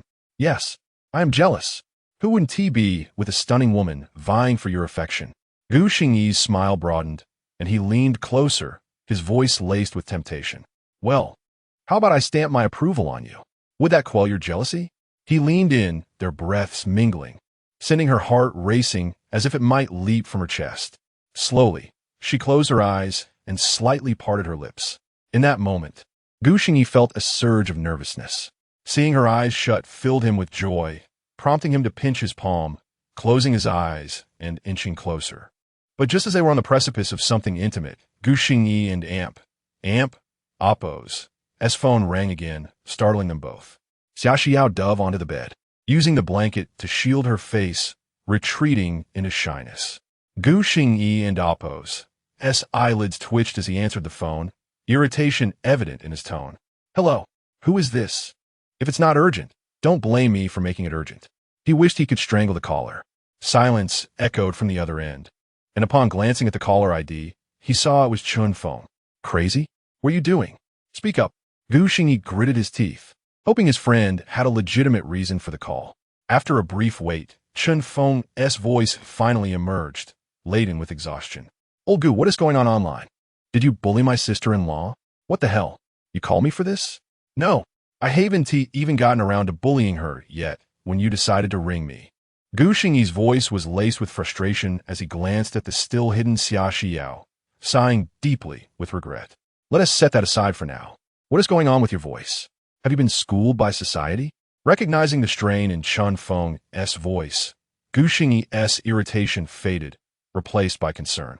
After a moment, Chun Feng continued, something like that. "I've learned my lesson the hard way. Are you free now? Can you come over for a drink? You don't have to imbibe. Just your presence would suffice. You're my only friend here." Gu Xingyi and Oppo's expression grew serious. He had sensed something amiss previously, and now it seemed Chun Feng was indeed in trouble. Without hesitation, he replied, "All right, send me the location. I'm in Modu and will arrive in 3 hours." "Great." Chun Feng responded with a sound, and the call was terminated. Chapter 64. Kindred Souls. After Gu Xingyi hung up the phone, he gently patted Xia Xiao, who was still hiding under the covers. "Darling, could you please get up? I need a ride to the high-speed train station." Xia Xiao, having overheard Gu Xingyi and Oppo's conversation, was aware that he had urgent matters to attend to. Though she was uncertain of the specifics, the seriousness in his tone had not gone unnoticed. Without hesitation, she emerged from the blanket, her flushed face reappearing. "All right, do you need to pack anything?" she inquired. "I only have a backpack. However, I'm unsure how long I'll be away, so I'll leave Nai with you for now," Gu Xingyi replied as he packed his belongings into the bag. Xia Xiao nodded, reassured by the presence of Yunjie and Lei, who could help look after Nai while she was busy with her own commitments. Once they were ready, Gu Xingyi checked out of the hotel, and they both got into the car. Due to the last-minute nature of his departure, they had to take the high-speed train, which for this distance was not significantly slower than flying. As they traveled towards the station, Xia Xiao focused intently on driving, while Gu Xingyi, seated in the passenger seat, glanced at her earnest expression. "I'm going to see Chun Feng. You've met him before. He's a college friend of mine.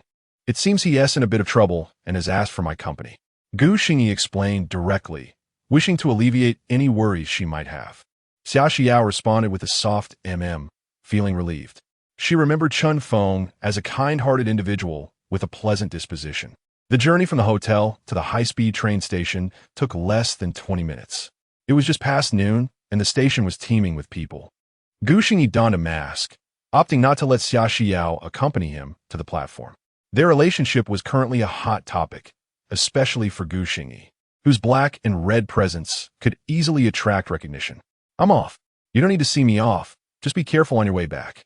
If time permits, I'll try to come watch your competition," Gu Xingyi said, tousling Xia Xiao's hair affectionately, a gesture he had grown fond of. "Oh," Xia Xiao's almond eyes flickered, still somewhat unaccustomed to the emotion of parting.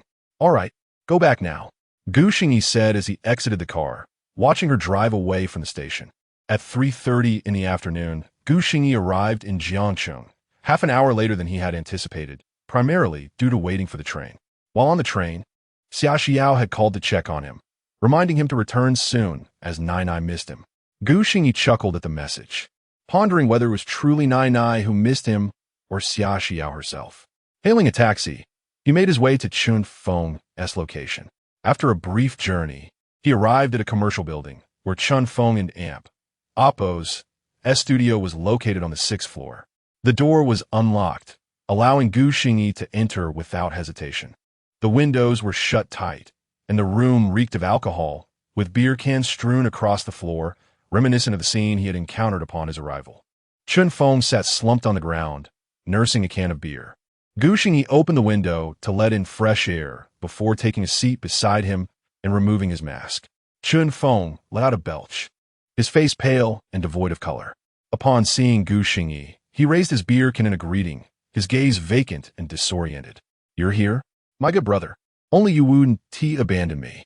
Gu Xingyi wrinkled his nose at the stench of alcohol, which made him feel nauseous and stirred up unpleasant memories. "Speak up. What monumental blow has brought such a cheerful person like you to this state?" After a moment of silence, Chun Feng downed the remaining beer in his can, then crushed it in his grip before tossing it to the floor. "I just can't wrap my head around it. Why? What did I do wrong? Why do they have to treat me this way?" Chun Feng clenched his teeth, reaching for another can of beer. Gu Xingyi refrained from intervening, understanding that Chun Feng needed to vent his frustrations. "Double-crossed?" Gu Xingyi inquired. Chun Feng nodded, taking another swig of beer. "Those two scoundrels. Old Gu, I truly didn't see this coming, nor can I make sense of it. Wait, old Gu, did you suspect something all along?" Chun Feng suddenly recalled Gu Xingyi's earlier advice to be more discerning in such matters. Gu Xingyi shrugged and patted Chun Feng on the shoulder. "I merely had my suspicions. Who calls their partner in the dead of night instead of their boyfriend? But since it pertains to your personal life, I thought it best not to interfere." Chun Feng's expression stiffened, and after a long pause, he managed a bitter smile. Indeed, had Gu Xingyi been more forthright, he might have reacted with anger. "So, what is the current situation?" Gu Xingyi pressed further. "You can see for yourself. This studio is nothing but an empty shell now. They've long since colluded to strip it bare, taking away my designs and shares. Haha, of course I've lost my girlfriend too." Chun Feng sank further into despair, his body slumping as he raised the beer to his lips once more. Gu Xingyi frowned at this revelation. "I can understand losing a girlfriend, but how did you lose your shares?" I transferred them to Ruanqing," Chun Feng admitted sheepishly. This was indeed a foolish move, a moment of weakness brought on by Ruanqing's superior acting skills. Gu Xingyi sighed inwardly, choosing to silently accompany him for the time being. In this state, it seemed futile to offer any words of comfort. He would wait until Chun Feng regained his clarity. After consuming a couple more cans, Chun Feng suddenly turned to Gu Xingyi. "By the way, I haven't asked you yet. What is the deal with that post online?" "Oh, that? It's a long story, and I'd rather not dwell on it. Just know that I used to be quite the rogue, which is precisely why I've completely sworn off alcohol." Gu Xingyi brushed off the topic, wishing to avoid delving into the past. Chun Feng nodded, not pressing further, instead patting Gu Xingyi on the shoulder in return. "So, we're both lost souls in this world, then?" "Nonsense," Gu Xingyi retorted, feeling exasperated. "I'm not like you. I have a wonderful relationship with your sister-in-law and a precious daughter. Life is treating me quite well. Are you here to comfort me or to bring me down?" Chun Feng shot back, taking another swig. Yet, the mere presence of Gu Xingyi had already improved his mood slightly. "Old Gu, if I had your talent and looks, do you think she would have left me? Would she have acted for so long? Looking back, I sometimes find it amusing that she managed to endure for so long." Observing Chun Feng's despondent demeanor, Gu Xingyi found himself puzzled. "Simon, is it really necessary to be this heartbroken?" Chun Feng shot him a sidelong glance and suddenly posed a question. "What do you think? We've known each other for 2 years, and have been together for nearly a year and a half. I genuinely liked her. Old Gu, let me ask you this. If Xia Xiao were to leave you one day, wouldn't you be heartbroken?" Gu Xingyi frowned, having never considered such a scenario. After some contemplation, he replied with uncertainty, "I suppose I would be. After all, I've lived for them since I crossed over." Seeing Gu Xingyi's furrowed brow and hesitance, Chun Feng suddenly punched him playfully on the shoulder. "What's there to hesitate about? Old Gu, do you even understand what love is?" Gu Xingyi fell into contemplation, momentarily lost in thought.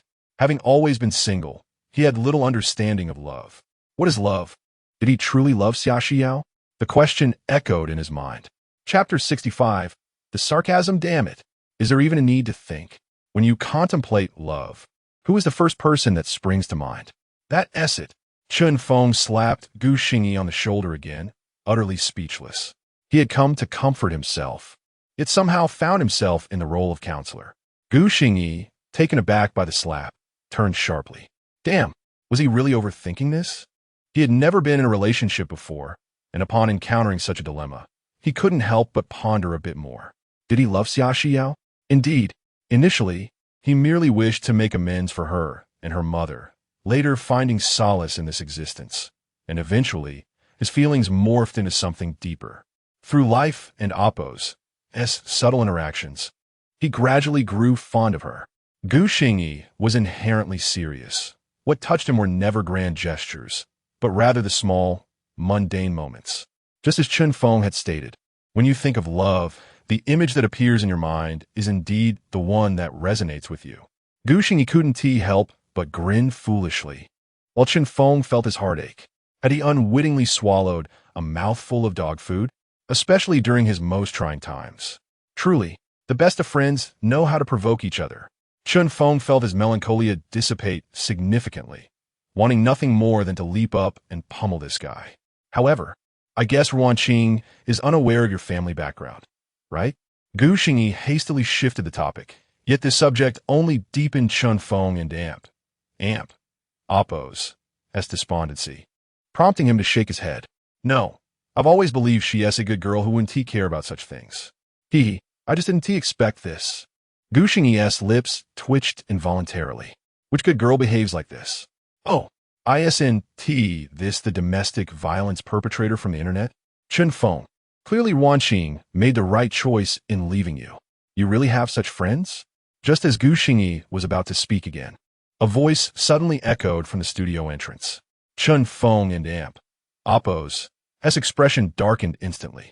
Gu Xingyi turned to see a fair-skinned, handsome man, whose overly delicate features made Gu Xingyi feel that those who had previously called him pretty boy were merely slandering him. This was the quintessential pretty boy. The woman accompanying him was none other than Ruanqing, whom Gu Xingyi had met before. She still sported her anime-inspired attire, but this time her makeup was bolder, and her appearance more alluring. Huh, what business is it of yours whom I choose as friends? Wang Jun, Ruanqing, how dare you show your faces here? Are you perhaps hoping to exploit this hollow studio for your own gain? Chun Feng retorted angrily. It was then that Gu Xingyi realized this pretty boy was Wang Jun. Chun Feng, don't be like this. We're here for your own good. Upon hearing Chun Feng and Appo's words, Wang Jun remained silent, while Ruanqing spoke first, adopting an expression that suggested she was solely concerned for him. For my own good? How utterly laughable. Is it your idea of goodwill? Giving me a green hat? Chun Feng, Wang Jun and I have always liked each other mutually. Before you, we had feelings for one another, but we just didn't realize it before. Chun Feng, we didn't come argue with you. Seeing you this way is disheartening. Why not join our studio? With your talent, you're bound to achieve even greater things. Wang Jun chimed in. Exactly. At least we understand each other. You've pursued your anime dream for so long. You can't just let it go to waste. Even if you can't be a couple with Qingqing, you can still be friends. Upon hearing this, Gu Xingyi couldn't help but chuckle. If that's the case, who exactly is putting a green hat on whom? Today, he would learn the meaning of collusion, the essence of treachery, and how to act shamelessly while maintaining a facade. These two perfectly embodied such concepts. Chun Feng was infuriated by their words and pointed an accusatory finger at Wang Jun. What kind of friend are you? Aside from that face, what do you possess? The designs are mine. The money is mine. Even the woman beside you was once mine. What the hell are you thinking? Asking me to join you? To be your friend? I, Chun Feng, have no inclination to demean myself. Wang Jun frowned, clearly struck by Chun Feng's words. But after a moment, he managed to smile. Don't be agitated. All of this belongs to me now. His smile was insufferably smug. Chun Feng sprang to his feet, ready to lash out, but Gu Xingyi restrained him. All right, let us keep the shouting to a minimum. Wang Jun and Ruanqing, do you know me? Gu Xingyi asked cheerfully, his demeanor unexpectedly gentle. Wang Jun scoffed, for even though he wasn't part of the entertainment industry, he was well aware of Gu Xingyi and Appo's name. A frequent guest on trending topics, albeit now for all the wrong reasons. What of it? A domestic violence perpetrator? You dare! Chun Feng nearly erupted again, but was stopped by Gu Xingyi, who nodded, still smiling. This only left Chen Feng feeling somewhat stifled. Gu Xingyi positioned himself in front of Chen Feng and continued, "Then you must also know I'm a lyricist and composer, right?"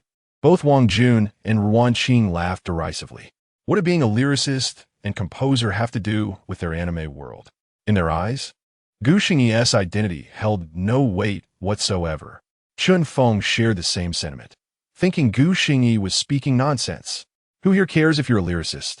Wang Jun regarded Gu Xingyi with amusement. You know, so what? Oh, then you surely don't know that I have a passing knowledge of anime as well. Just as I do with lyrics and composition. It's merely a passing knowledge. At this point, Wang Jun felt an unsettling sensation wash over him. He narrowed his eyes at the confidently smiling man before him. Yet, he quickly shook off the feeling, dismissing it as irrelevant.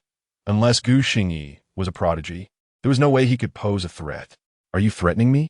A mere passing knowledge won't suffice. Gu Xingyi suddenly ceased his laughter, casting a pitying look at Wang Jun. A passing knowledge is all I need, with my casual understanding paired with a lunatic's expertise. It will be a piece of cake to toy with you two novices. Wang Jun abruptly lost the desire to engage further with Gu Xingyi. This guy spoke with a softness that concealed sharpness, entirely unlike Chen Feng, who was all action. Wang Jun had no fear of the latter's impulsiveness. Thus, he decided to ignore Gu Xingyi and redirect his attention back to Chen Feng.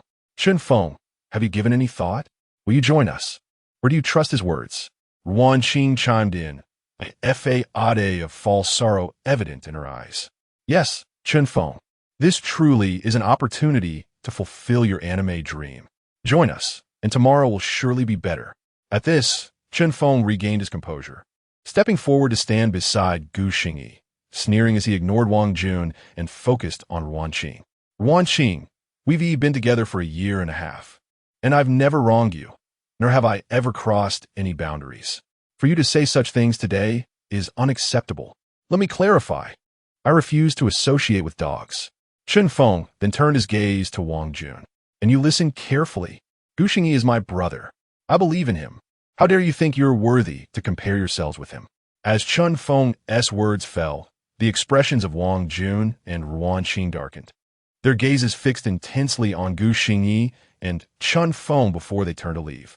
Yet, Gu Xingyi and Chen Feng's voices echo behind them. Oh, you're leaving already? I still have something to say.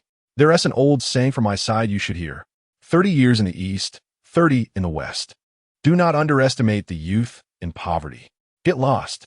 I'm not poor. I'm a wealthy second generation.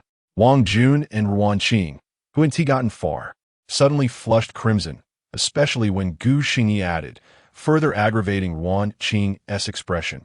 Did you hear that? A wealthy second generation. Chapter 66. Beneath 1. A synopsis. Wang Jun and Ruan Qing departed, their exit ignominious.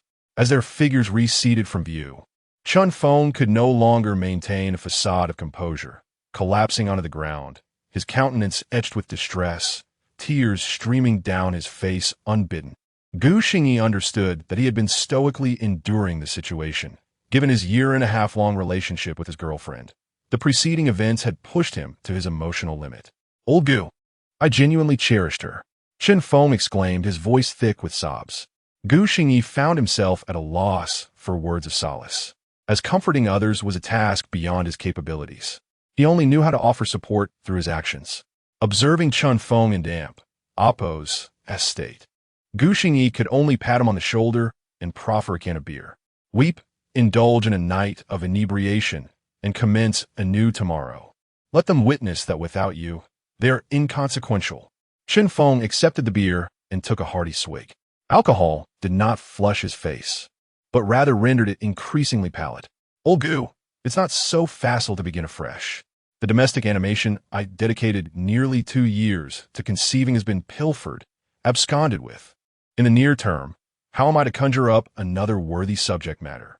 The domestic animation market is already in dire straits. With them seizing that animation, even a pair of swine could ignite a sensation. Gu Xingyi nodded in acknowledgement, aware of Chen Feng and Oppo's exceptional talent for crafting animations, a fact underscored by the shameless entreaties of the departing couple. However, Gu Xingyi and Appo's earlier assertion of possessing a modicum of knowledge regarding animation was not mere bravado. Yet, perceiving Chun Feng and Appo's evident intoxication and lack of mental clarity, he resolved to defer the discussion until the morrow. Having spoken his piece, Chun Feng lapsed into silence, immersed in his sorrow, consuming beer after beer, while Gu Xingyi remained steadfastly by his side, observing the tremor in his friend's hand as he raised each can. By the time Chun Feng had succumbed to complete intoxication, the city lights had begun to glimmer. Gu Xingyi, unaware of his friend and Appo's residence, had no recourse but to haul him toward the nearest hotel. Chun Feng, to his credit, remained relatively docile, albeit incessantly muttering about loving a swindler, prompting the hotel receptionist to cast peculiar glances in their direction, much to Gu Xingyi and Appo's chagrin. Securing a twin-bedded room, he deposited Chun Feng onto one of the beds, covering him with a blanket, and wiped the perspiration from his brow. This fellow's weight gain is proving to be a drawback. His mass is substantial indeed, truly heavy. Gu Xingyi then availed himself of the bathroom to cleanse himself, emerging feeling refreshed. Chun Feng continued to mumble, prompting Gu Xingyi to roll his eyes and, eschewing further interaction, retreat to his own bed, where he retrieved his mobile phone. A WeChat message awaited him, sent by Xia Xiao earlier in the afternoon, which he had yet to peruse. How did things transpire? Gu Xingyi smiled inwardly. Nothing of great consequence. Nearly resolved. It was likely that Xia Xiao was already asleep at this hour, Gu Xingyi mused. The next instant, the chime of a WeChat message reverberated. A prompt response. Was she perpetually glued to her phone, or had she been awaiting his message? In her Shanghai apartment, Xia Xiao, cradling the slumbering Nai, gazed at the message on her phone, her lips pursed in a delicate smile. I wonder what Gu Xingyi has been occupied with today. It and Appo's. It's only now that he and Appo's is responding. Is my esteemed wife concerned that I and Appo's he been unable to sleep? Gu Xingyi swiftly replied, his smile broadening. No, I merely awoke and happened upon your message. Huh, woman, ever recalcitrant, save for certain other aspects. Gu Xingyi chuckled to himself. Then, my esteemed wife, retire early. Barring unforeseen circumstances, I shall return tomorrow. Xia Xiao responded, a smile gracing her countenance, as she typed a single character. P.S. Good night. Gu Xingyi and Appo's message appeared once more, causing Xia Xiao to blink her alluring almond-shaped eyes. Good night. Xia Xiao set aside her phone, contentedly nestling into the covers, embracing the fragrant Nai, and drifting off to sleep. Meanwhile, Gu Xingyi, having also relinquished his phone, glanced at the slumbering Chun Feng, now resembling a lifeless pig, and sighed. He retrieved paper and pen, preparing to burn the midnight oil in the pursuit of his craft. The following morning, upon Gu Xingyi's return from his morning run, laden with steamed buns and fried dough sticks, he found Chun Feng stirring, his eyes swollen. Gu Xingyi urged him to wash up, after which they partook of their breakfast. Chun Feng, his mouth full of steamed bun, noticed Gu Xingyi and Appo's prominent dark circles and inquired, puzzled, as to why his friend and Appo's puffiness exceeded his own post-drinking condition. Were you engaged in clandestine activities last night? Chun Feng muttered under his breath. Gu Xingyi grimaced, fixing Chun Feng with a malevolent stare. It's all because of you. Chun Feng was taken aback, hastily examining his person to ascertain that nothing was amiss, before regarding Gu Xingyi with suspicion, recoiling slightly. Ahem. Old Gu, I have a predilection for women. To hell with your proclivities. It was all for your sake.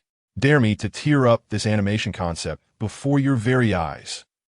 This time, Chun Feng was even more astounded, his eyes widening in disbelief as he beheld the notebook brandished by Gu Xingyi. What did you say? Animation? Are you implying that you spent the entire night pinning an animation concept? Gu Xingyi and Appo's expression remained dour, as he had racked his brains to the point of near baldness in the pursuit of this animation. His motivations were twofold: to assist Chun Feng and to expedite his return to Xia Xiao and Nai. What do you surmise? What else would I be doing? Ahem. Are you certain about what you conveyed yesterday? Chun Feng continued to stare at Gu Xingyi in bewilderment. When Gu Xingyi had asserted yesterday that he possessed a modicum of knowledge regarding animation, akin to his expertise in songwriting, Chen Feng had dismissed it as mere bravado intended to antagonize Wang Jun and Ruan Qing. He had not anticipated that Gu Xingyi would actually produce an animation concept overnight. Of course, I, your comrade, never utter falsehoods. What I presented here is merely a rudimentary outline, along with character sketches. Upon my return, I shall elaborate upon it in greater detail. In truth, Gu Xingyi had initially intended to compose the entire script last night, but he lacked a comprehensive understanding of the specific mechanics of animation production. Therefore, he had limited himself to drafting a rough outline and defining the core personalities and appearances of the principal characters, intending to research animation scriptwriting techniques online upon his return, thereby furnishing Chen Feng with a complete animation script. As he spoke, Gu Xingyi tossed the notebook into Chen Feng and Appo's lap. Chen Feng, still reeling from the sight of Gu Xingyi and Appo's dark circles, was deeply moved. This was his brother, though he had not articulated his feelings. He had demonstrated his devotion through his actions. Chen Feng opened his mouth to speak, but no words emerged. He then lowered his gaze and began to scrutinize the notebook with rapt attention. On the opening page, a prominent title was inscribed. Beneath one, Chen Feng was taken aback. The domestic animation he had conceived was entitled Above the Multitude, while Gu Xingyi's creation bore the name Beneath One. Was this a mere coincidence? He proceeded to turn to the second page, which depicted a world inhabited by individuals with extraordinary abilities. Zhang Chulan made his initial appearance, assiduously concealing his powers. His life took a dramatic turn when Bauer appeared, thrusting him into a maelstrom of zombie pursuits, attacks by bizarre individuals, and unprecedented predicaments. The unshakable Zhang Chulan, the grave-digging Bao and Appo's, as Gu Xingyi had intimated, this was merely a rudimentary outline, coupled with sketches of the characters and Appo's personalities. Yet, the more Chen Feng read, the more astonished he became. It surpassed his own creation by a considerable margin. Even in its condensed form, the narrative ensnared Chen Feng, captivating him with its dramatic plot twists and profound characterizations. He yearned to crack open Gu Xingyi and Appo's skull to discern the inner workings of his prodigious mind. Chen Feng and Appo's hands trembled as he clutched the notebook. This was a treasure trove. Chapter 67. Encountering a kindred spirit in this life, Chen Feng abruptly raised his head, gazing at Gu Xingyi, his voice trembling slightly. Is this truly your work, old Gu? For me? Why else would it be? Gu Xingyi calmly nodded. In this world, this was indeed his creation. Under one person, the wildly popular national animation from the original world, crafted by me which once captivated the anime realm. He believed that even in this world, it could still shine with its own brilliance. Old Gu, are you aware of the value of this? You just gave it to me? A smile spread across Gu Xingyi and Appo's face. There are some things between brothers that need not be elaborated. Just like Chen Feng, who clearly knew he was the online figure Xingyan, yet never mentioned it. He cared not for his fame, but rather for the negative comments directed at him online. What's wrong? Are you mad? Do you think so little of it? If so, I'll just tear it apart. Gu Xingyi teased, casting a sidelong glance at Chen Feng, feigning an attempt to reclaim the manuscript. No, what's given to me is mine. Chen Feng hurriedly clutched the manuscript to his chest, akin to a hen protecting her chick. Gu Xingyi chuckled heartily and patted Chen Feng on the shoulder. All right, one must always look forward in life. There's an old saying, a loss may be a hidden blessing. Madman, what are your plans next? Chen Feng looked at the smiling Gu Xingyi and found himself smiling as well. Though he was puzzled by Gu Xingyi and Appo's sudden transformation, his eloquence and ability to write songs and anime were of little concern to him. What mattered was the unyielding bond of friendship that would bring Gu Xingyi running, no matter the distance. All right, old Gu, I want to allow your anime to fade into obscurity. I plan to gather some people and revive this studio, ensuring that Appo's, under one person Appo's, resonates throughout the anime industry. Upon hearing Chen Feng and Appo's words, Gu Xingyi and Appo's eyes glimmered with appreciation. He He didn't in Oppos. He mind how Chen Feng would develop the anime. Witnessing Chen Feng regain his confidence was sufficient. When you seek out collaborators this time, make sure to be discerning. Haha, Gu Xingyi jested, while Chen Feng awkwardly scratched his head. A 1T, how could I stumble twice in the same place? Trust me, the people I find this time will be professionals for sure. Indeed, I shone and Oppos. Say more.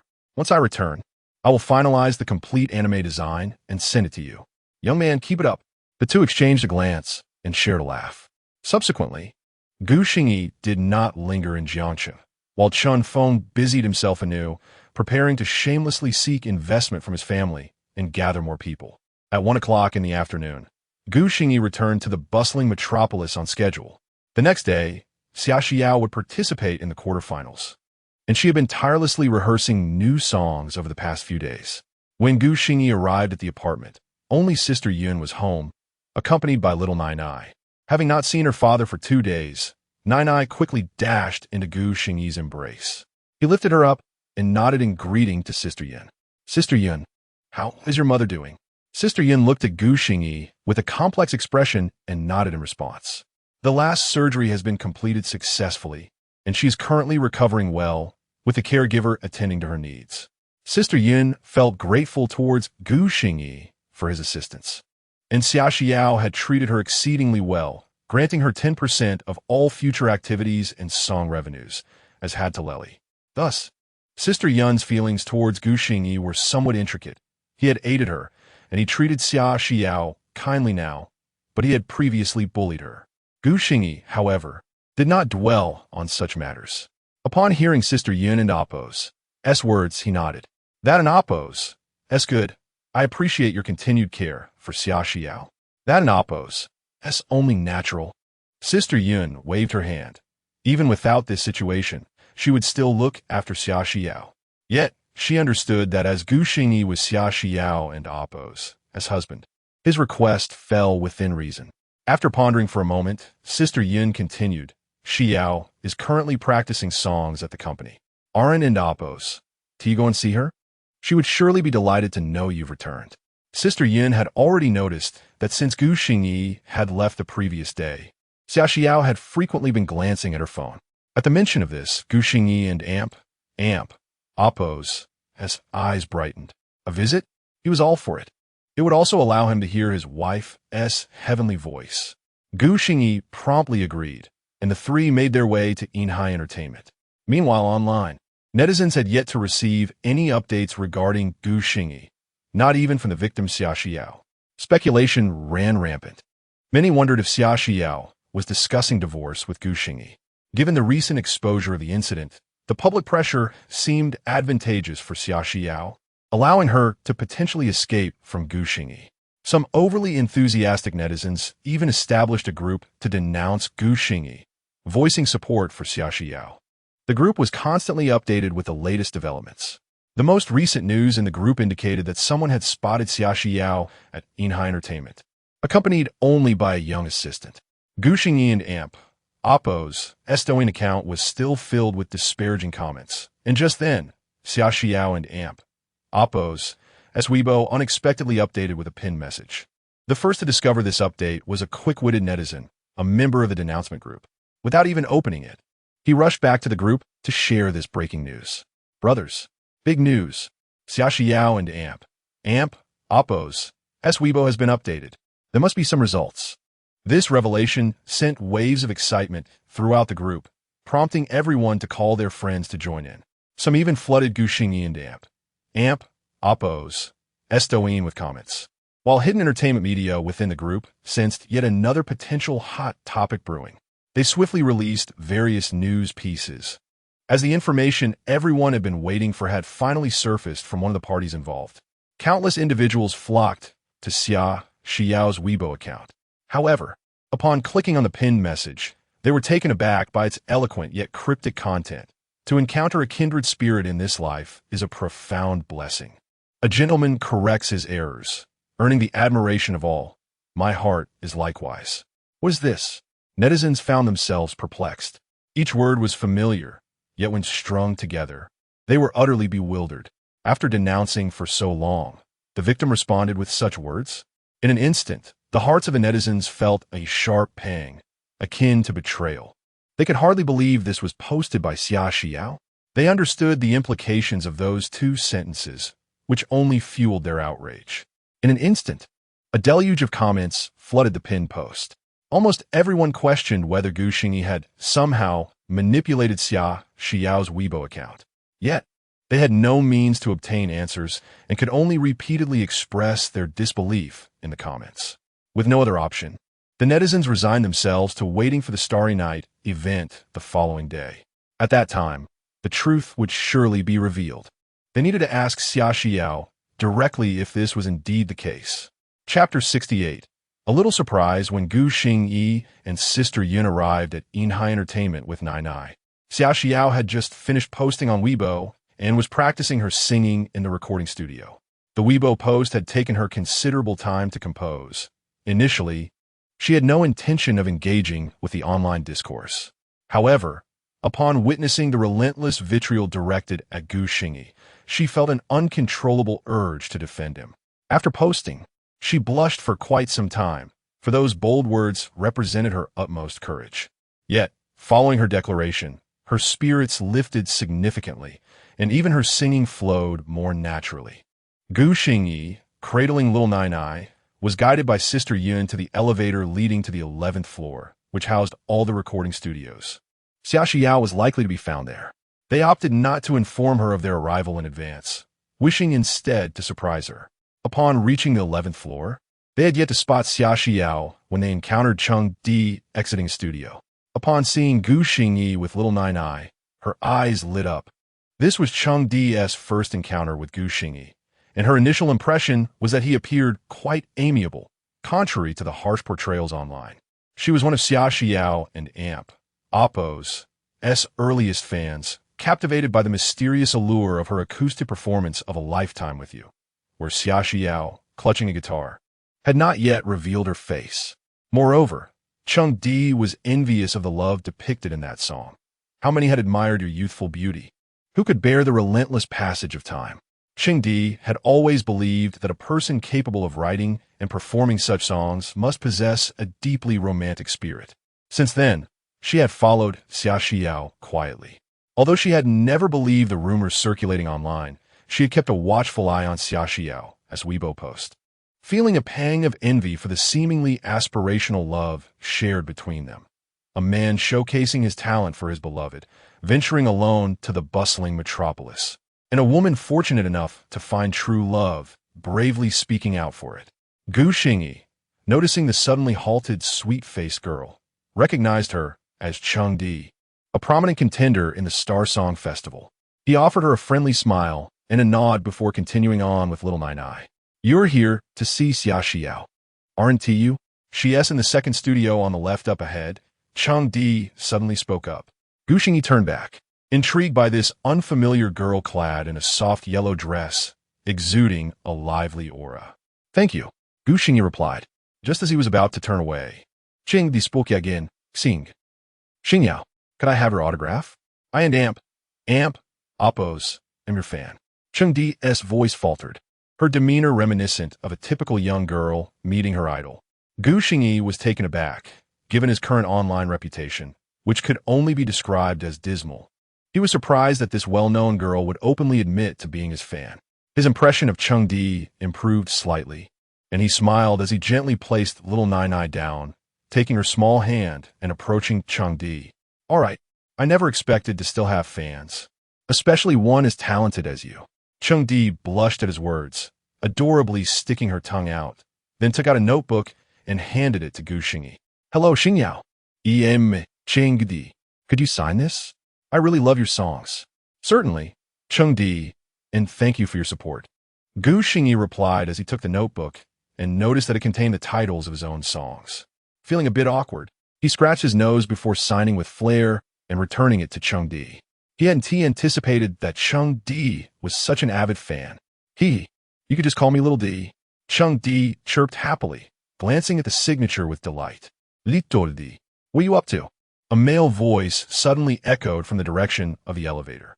Gu Xingyi and Oppo's gaze drifted past Chung Di to see a well-groomed man with gold-rimmed glasses approaching with a frown. Nothing much. Chung Di quickly tucked the notebook away, appearing obedient as she responded to the man. "Uncle, what brings you here?"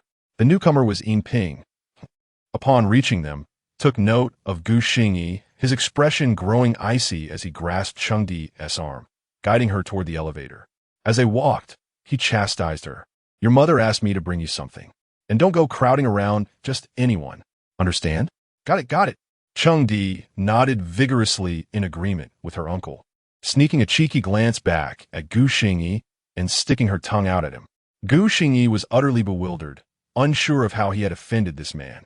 However, he dismissed it as a minor incident, shaking his head and proceeding toward the recording studio where Xia Xiao was situated. Gu Xingyi knocked on the door, which was opened by Tao Lele.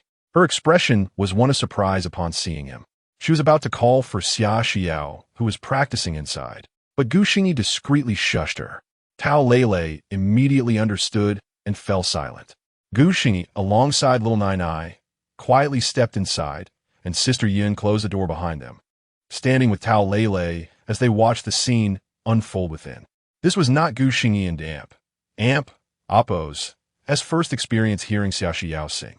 However, no matter how many times he witnessed her performances, he remained captivated by the earnestness and focus she brought to her music, which was truly enchanting.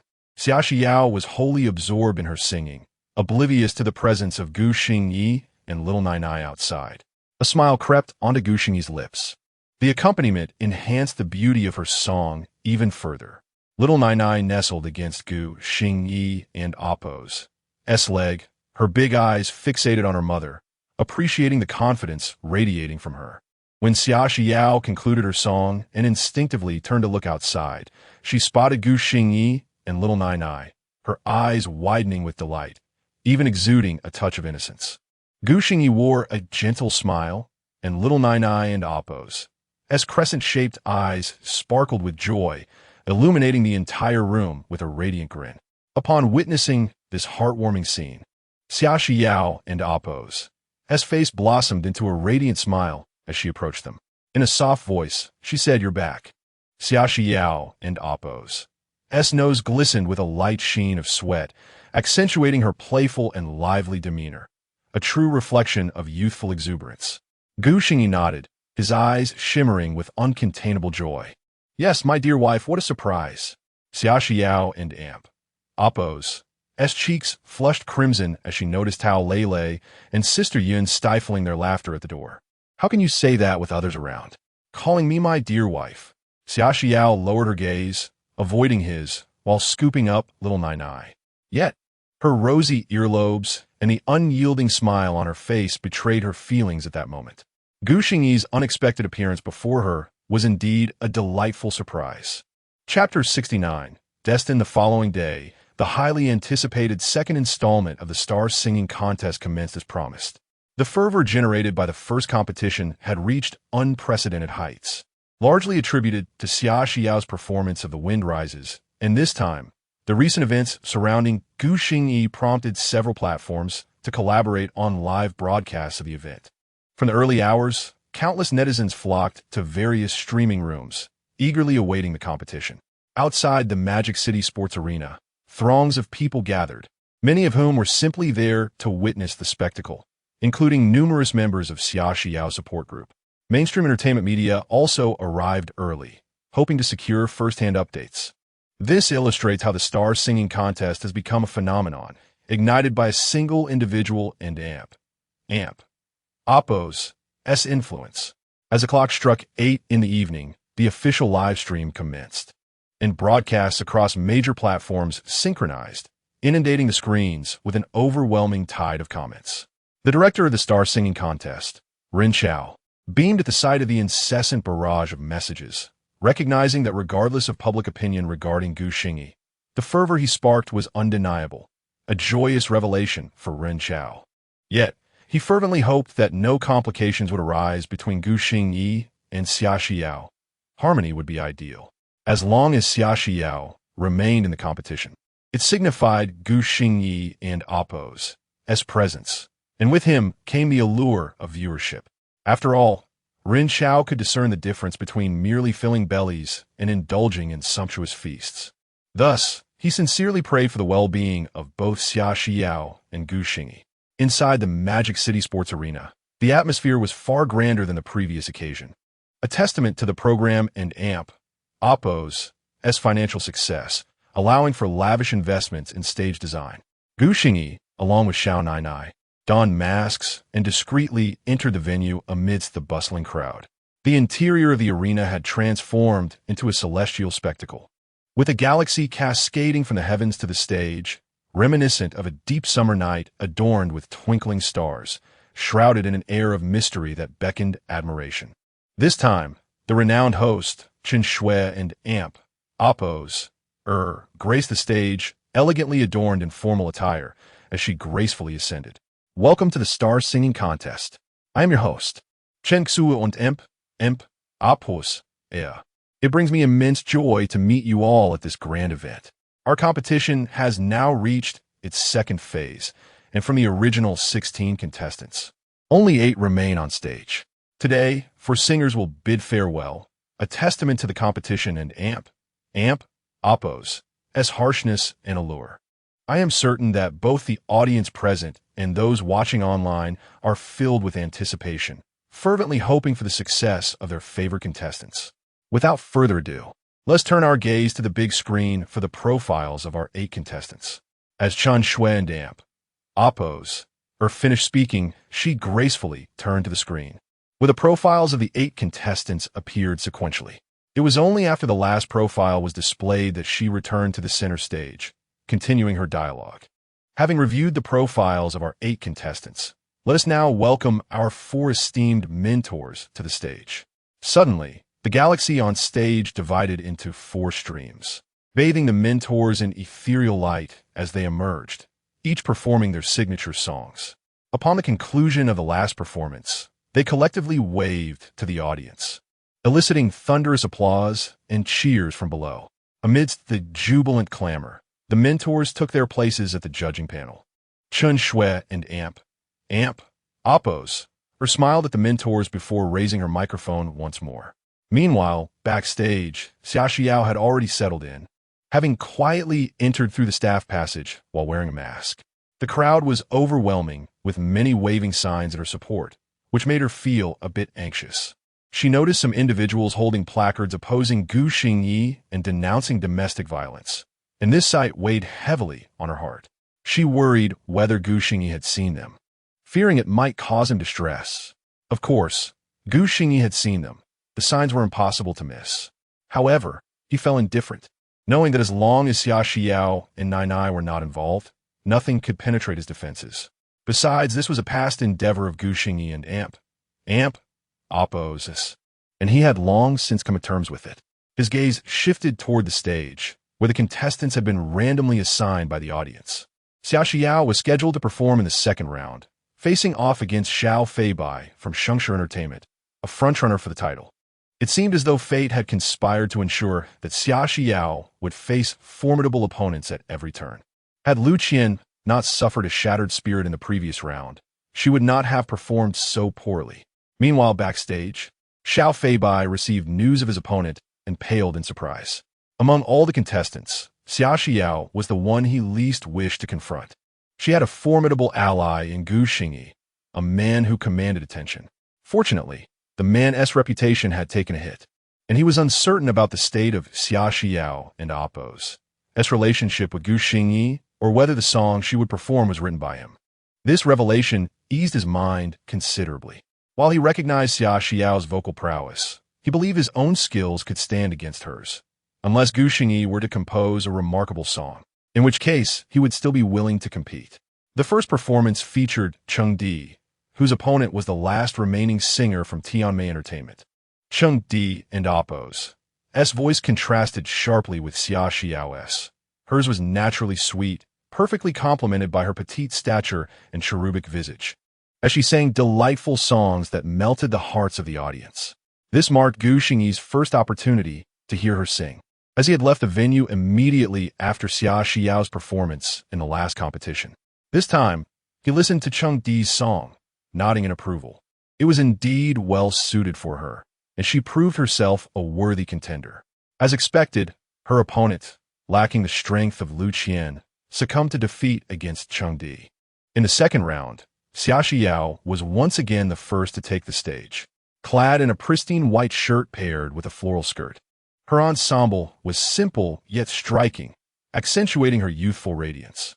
With her hair styled in an adorable bun, she appeared as a vibrant young woman.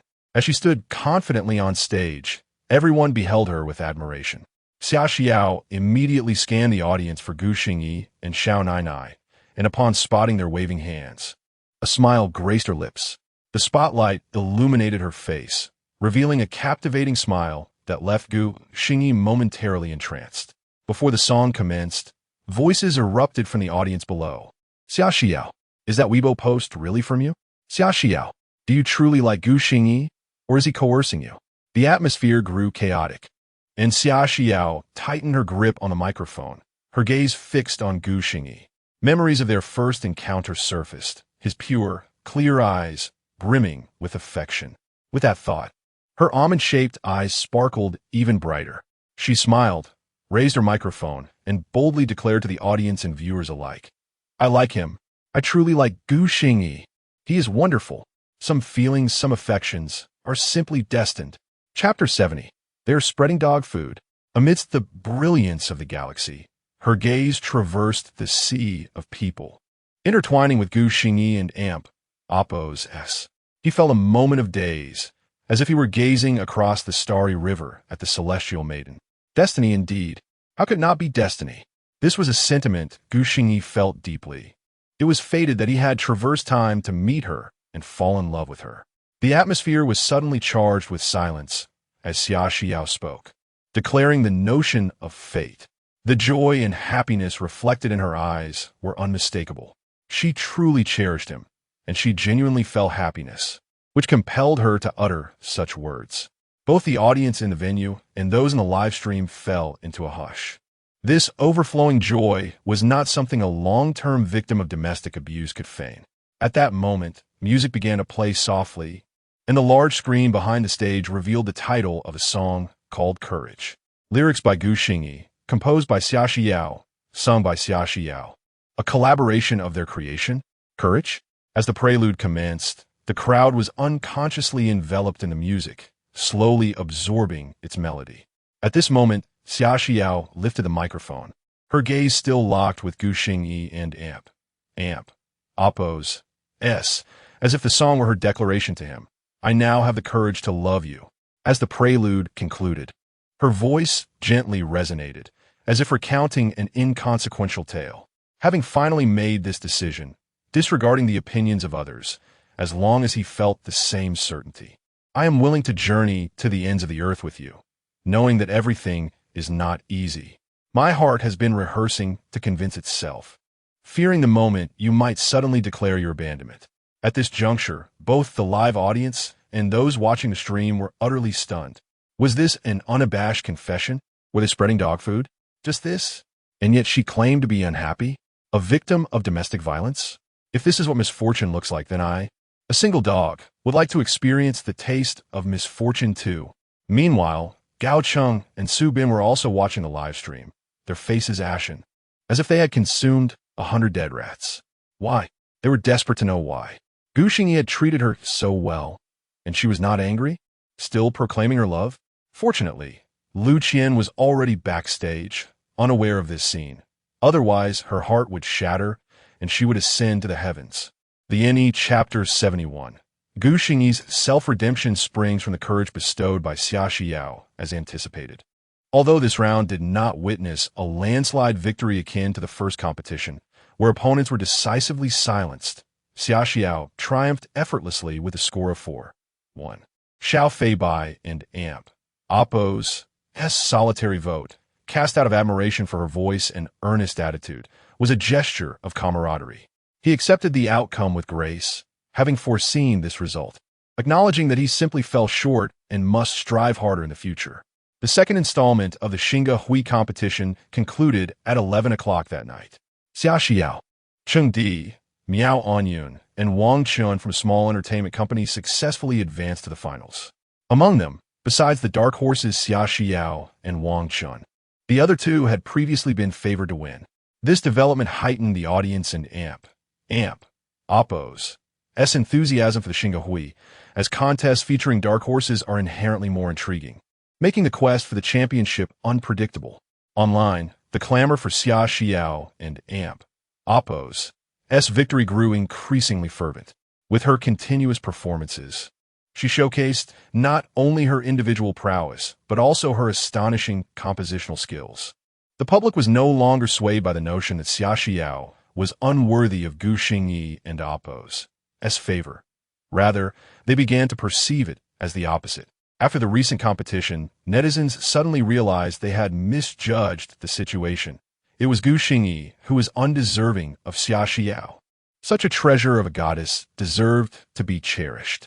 Consequently, a post regarding this topic surged to the top of the trending list. Gu Xingyi and Oppo's self-redemption derives from the courage provided by Xia Xiao. The essence of this original sentiment was quite straightforward. Gu Xingyi could be forgiven solely because he was blessed with a wonderful wife. Be grateful. At this juncture, Inhai Entertainment, unwilling to remain in the shadows, seized the opportunity to ride the coattails of this trending topic.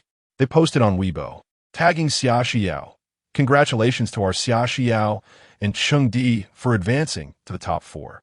Additionally, we wish to clarify that Gu Xingyi is not as unworthy as the rumors suggest. Their relationship is a mutual endeavor. Xia Xiao signing with our company is a result of Gu Xingyi's initial determination to come to Shanghai for her sake. Upon reading this, netizens discovered that the two were indeed mutually supportive, embarking on a shared journey of love. How delightful! Such a relationship was endearing, and they found themselves enamored with this celestial couple even more. After the competition, the leaders of the Xia Xiao support group and the Gu Xingyi denunciation group quietly changed their group name to Xia Xiao Gu Xingyi CP Group, and discussions among members began to flow naturally. They fervently wished for the couple to remain together forever. I'm rooting for them. Rest assured, I see that Xia Xiao is not someone who lacks discernment. If they dare to part ways, I will be the first to flood Xia Xiao's Douyin with support. Cough. Actually, I am a fan of Gu Xingyao. Haha, I would love to have a daughter like her. By the way, I almost forgot. This is about Gu Xingyi. Xingyao is our beloved little princess. Puffed. You fake fan. Just a moment ago, you said you forgot. The group leader, who had been quietly observing the enthusiastic chatter of the group members, suddenly had an epiphany and changed the group name once more to Xia Xiao Gu Xingyao Gu Xingyi Family Group. Do not inquire why Gu Xingyi is listed last. It is simply because he is the least attractive in comparison to this family. Oh, and let us not forget his past. When Xia Xiao emerged from backstage, she found Gu Xingyi waiting alone for her. Xia Xiao blinked, puzzled as to where Lei and the others had gone. Even Nai had been taken away. Gu Xingyi and Oppo's unwavering gaze made her cheeks flush. The boldness she had displayed on stage was now replaced by shyness.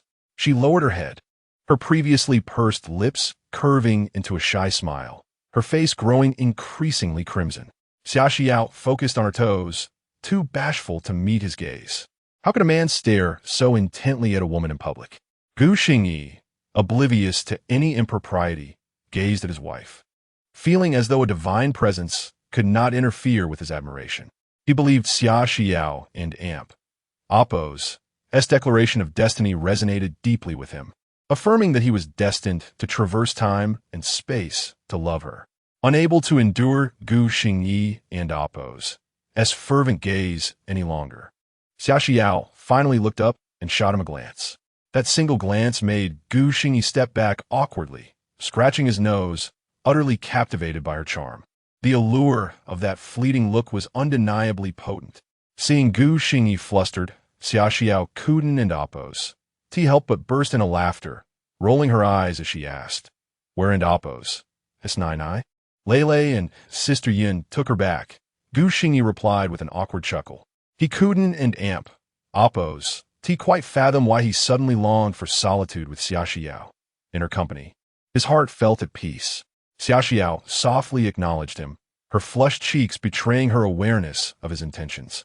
In her youthful demeanor, she appeared irresistibly charming, completely ensnaring Gu Xingyi and Appo's heart. He inhaled deeply, striving to quell the rising tumult within him, then boldly took her soft, delicate hand, guiding her forward. Together, they strolled beneath the streetlights, their pace serene.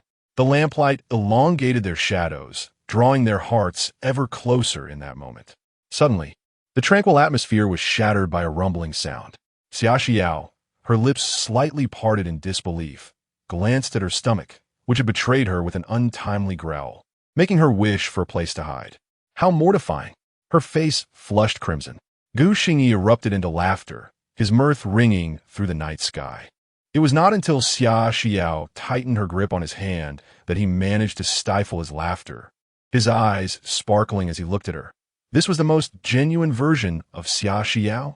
Cough, cough. Appos, hungry. Shall we find something to eat for a late-night snack?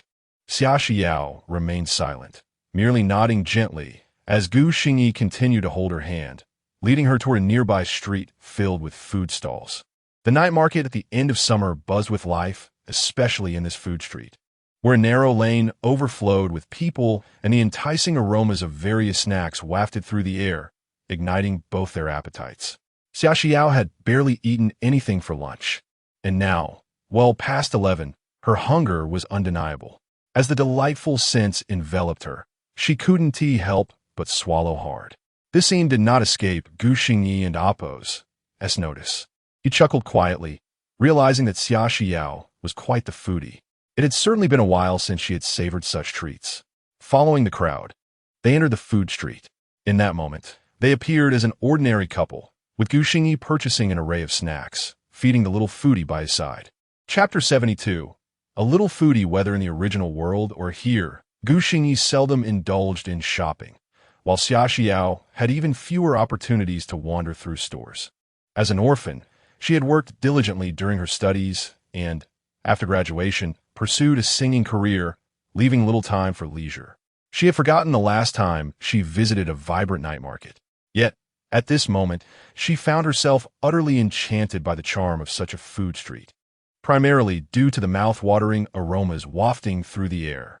For instance, without uttering a word, her almond-shaped eyes gleamed as they fixated on a stall selling roasted chicken legs.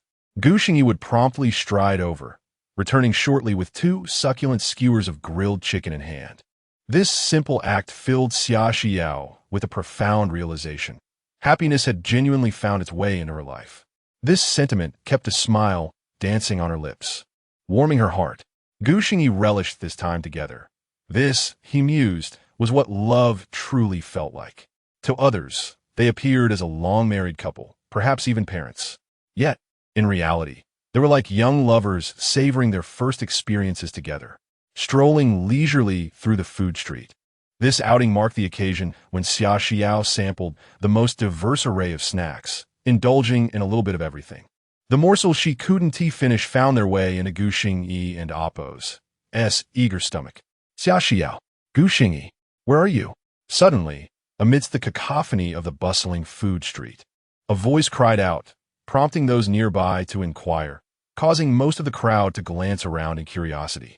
When they spotted the 2 familiar faces, astonishment washed over them. No way. It's really Xia Xiao and Gu Xingyi. She looks just as stunning as on television. That face. Absolutely breathtaking. How much good fortune must Gu Xingyi have accumulated in his past life? In an instant, a significant number of people recognized them. Even those who were previously unaware began to inquire about the unfolding situation. The food street erupted in excitement, with many flocking towards the couple.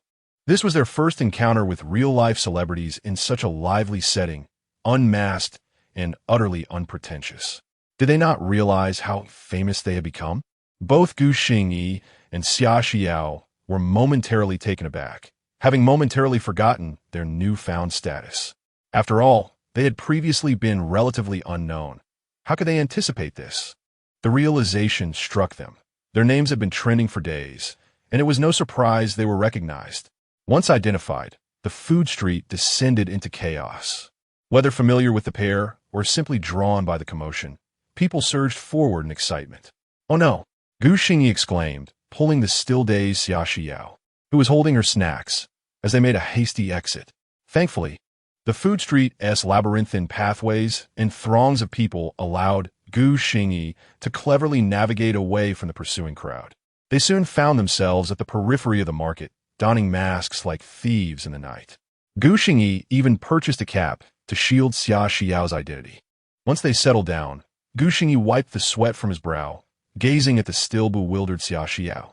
Being a celebrity is such a hassle. It's utterly overwhelming. Xia Xiao blinked beneath her cap, touching the mask on her face before raising the snack in her hand. "This makes it impossible to eat," she said, her voice tinged with disappointment. Gu Xingyi sighed, bemused by her simplicity. "Shall I wrap it up for you? Let us find a quiet place to enjoy it." After considering her snack, Xia Xiao reluctantly handed it over to Gu Xingyi, her eyes fixed on it, as if fearing he might sneak a bite. With a smirk, Gu Xingyi packaged the remaining morsels, then retrieved a napkin from his pocket, naturally taking her small hand to gently wipe away the grease that had smudged her fingers. "Don't worry, it's all yours," he reassured her softly. Xia Xiao gazed at Gu Xingyi's tender demeanor, her eyes glistening with unshed tears. Yet a spark of joy shone through. "Let us go," Gu Xingyi announced, observing that her delicate hands were now clean, a smile gracing his face. Xia Xiao lowered her head, following Gu Xingyi blindly as they made their way to a square in front of a shopping mall. Once there, Gu Xingyi guided her to a bench, presenting her with a still warm snack. "Now we can eat in peace." Nodding eagerly, Xia Xiao accepted the food, removing her mask to savor each delightful bite. Gu Xingyi reclined, hands behind his head, gazing at the starlit sky. The night sky was breathtaking, the moon illuminating the earth even in the late hours. In no time, Xia Xiao finished her snack, and Gu Xingyi offered her a napkin. "Wipe your mouth," he instructed playfully. Xia Xiao, feeling as though Gu Xingyi was caring for her like a younger sibling, took the napkin and cleaned her mouth. Upon raising her gaze, she noticed the grand cinema sign above them all, her eyes suddenly sparkling with excitement. "Let us go watch a movie, please," she implored. Gu Xingyi scratched his head, contemplating the late hour. Would it be wise to delay their return? However, the glimmer of anticipation in Xia Xiao's eyes melted his reservations. He stood up, pointing toward the cinema. "Let us go." Xia Xiao's face lit up with joy. She had longed to visit a cinema, and now she would finally have the chance.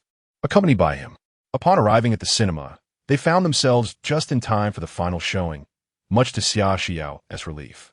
Had they arrived even a minute later, they would have missed it. They quickly purchased tickets and entered the theater, perhaps due to the late hour. The cinema was sparsely populated, with only a few couples scattered throughout. Gu Xingyi and Xia Xiao naturally chose seats directly facing the screen, comfortably situated in the middle. With the absence of an audience, they removed their masks just as the lights dimmed and the movie began. The film was a youthful romance. Gu Xingyi found it rather dull, having seldom watched such films, while Xia Xiao was engrossed in the story. He, however, preferred to admire her focused profile. As the plot thickened and the protagonists exchanged flirtatious glances, Gu Xingyi noticed Xia Xiao and Amp Appo's cheeks growing increasingly rosy, her eyelashes fluttering with emotion. Suddenly, she turned to look at him, catching him in the act of stealing glances. Startled, Xia Xiao's face flushed even deeper. "Why are you staring at me instead of watching the movie?" she exclaimed, flustered. Gu Xingyi chuckled, realizing that indeed, such films were more captivating for girls, who were easily moved by the narrative. Xia Xiao was no exception. Domestic youth romance films often concluded on a bittersweet note, and true to form, the protagonists parted ways in the end. When the credits rolled and the lights brightened, Gu Xingyi observed that Xia Xiao's eyes were slightly red. Women were indeed sensitive. To Gu Xingyi, this film paled in comparison to the impact of a single glance from Xia Xiao. As Gu Xingyi guided Xia Xiao away, they noticed the couple in the corner still entangled in a passionate embrace. Xia Xiao's cheeks flushed crimson, while Gu Xingyi, unabashed, cast an envious glance, admiring their youthful ardor.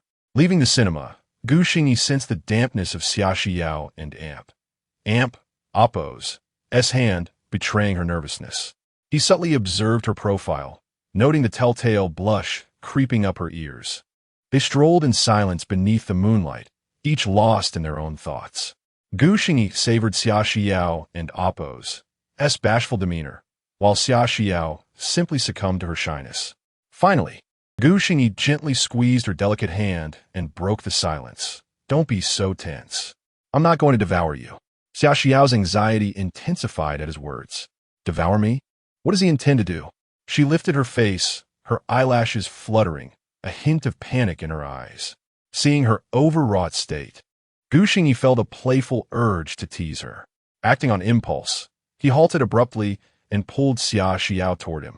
The sudden tug caused Xia Xiao to stumble, her hands instinctively landing on Gu Xingyi's chest as she looked up at him, bewildered. In that instant, Gu Xingyi's face drew near.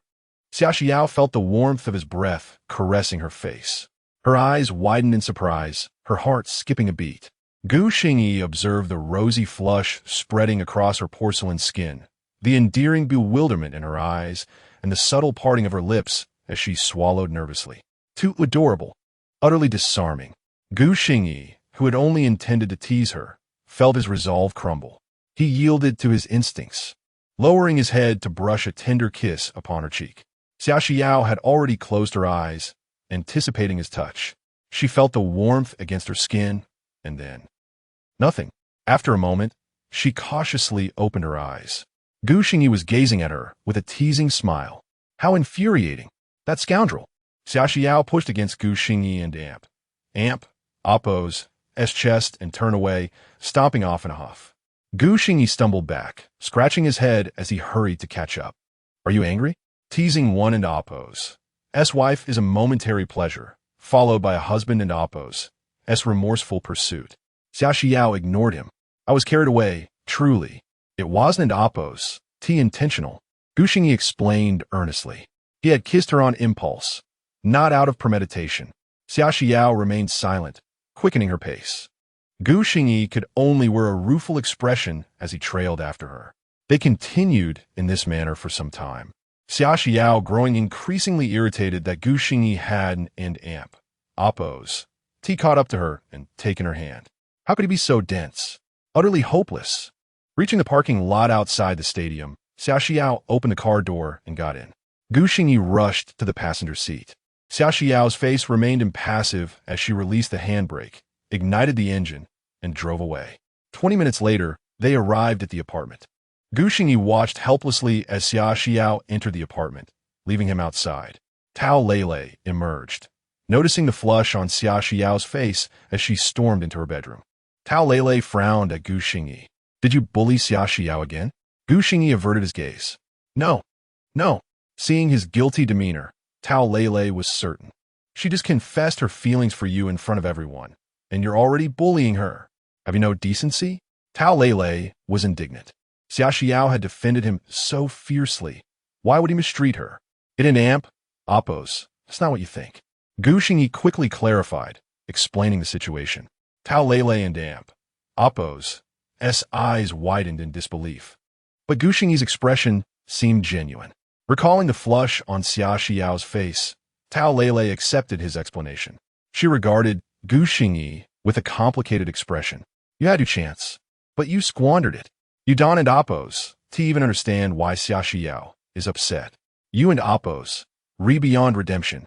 Knowing the truth, Tao Lele rolled her eyes, deciding to abandon this hopeless man. She turned and shut the door. Gu Xingyi sighed, staring at the closed door. I shouldn't have teased her. Now I'm in trouble. He turned away, dejected. Suddenly, the apartment door opened again, and a set of car keys was thrust into his hand, still warm from her touch. He turned to see Xia Xiao pouting. Idiot! Did you intend to walk back? Gu Xingyi smiled, relieved. You and Appo's, were you not angry anymore? He asked tentatively. Xia Xiao, Kuden and Appo's helped but giggle at his expression. You and Appo's, were a bit dense, but endearing, and somewhat clueless. I wasn't Appo's angry. Xia Xiao retorted, rolling her eyes. Are all women so fickle? Was the angry, silent treatment an illusion? Even Gu Xingyi knew better than to voice these thoughts. He nodded obediently. Right. You weren't angry. I was mistaken. I'm ignoring you. Xia Xiao glanced at him and returned to the apartment. Gu Xingyi grinned, pocketing the keys and striding away. Back at the hotel, Gu Xingyi received a message from Xia Xiao after showering. Good night. Gu Xingyi's lips curved into a smile as he replied, Good night, my love. The night passed uneventfully. The next morning, Gu Xingyi drove to the apartment. He was taking little Nian back to Jiangcheng, as their return tickets were for today. He anticipated resuming his role as a doting father. After breakfast, the group arrived at the airport. Xia Xiao spent time with little Nian until it was time to board, reluctantly handing her over to Gu Xingyi, her eyes filled with longing. Gu Xingyi shared her reluctance, but he took Xia Xiao and Amp, Oppo's hand and said softly, Go back now. Remember to call often and tell me everything. Don't keep anything to yourself, okay? Xia Xiao nodded. Gu Xingyi squeezed her hand before reluctantly releasing it.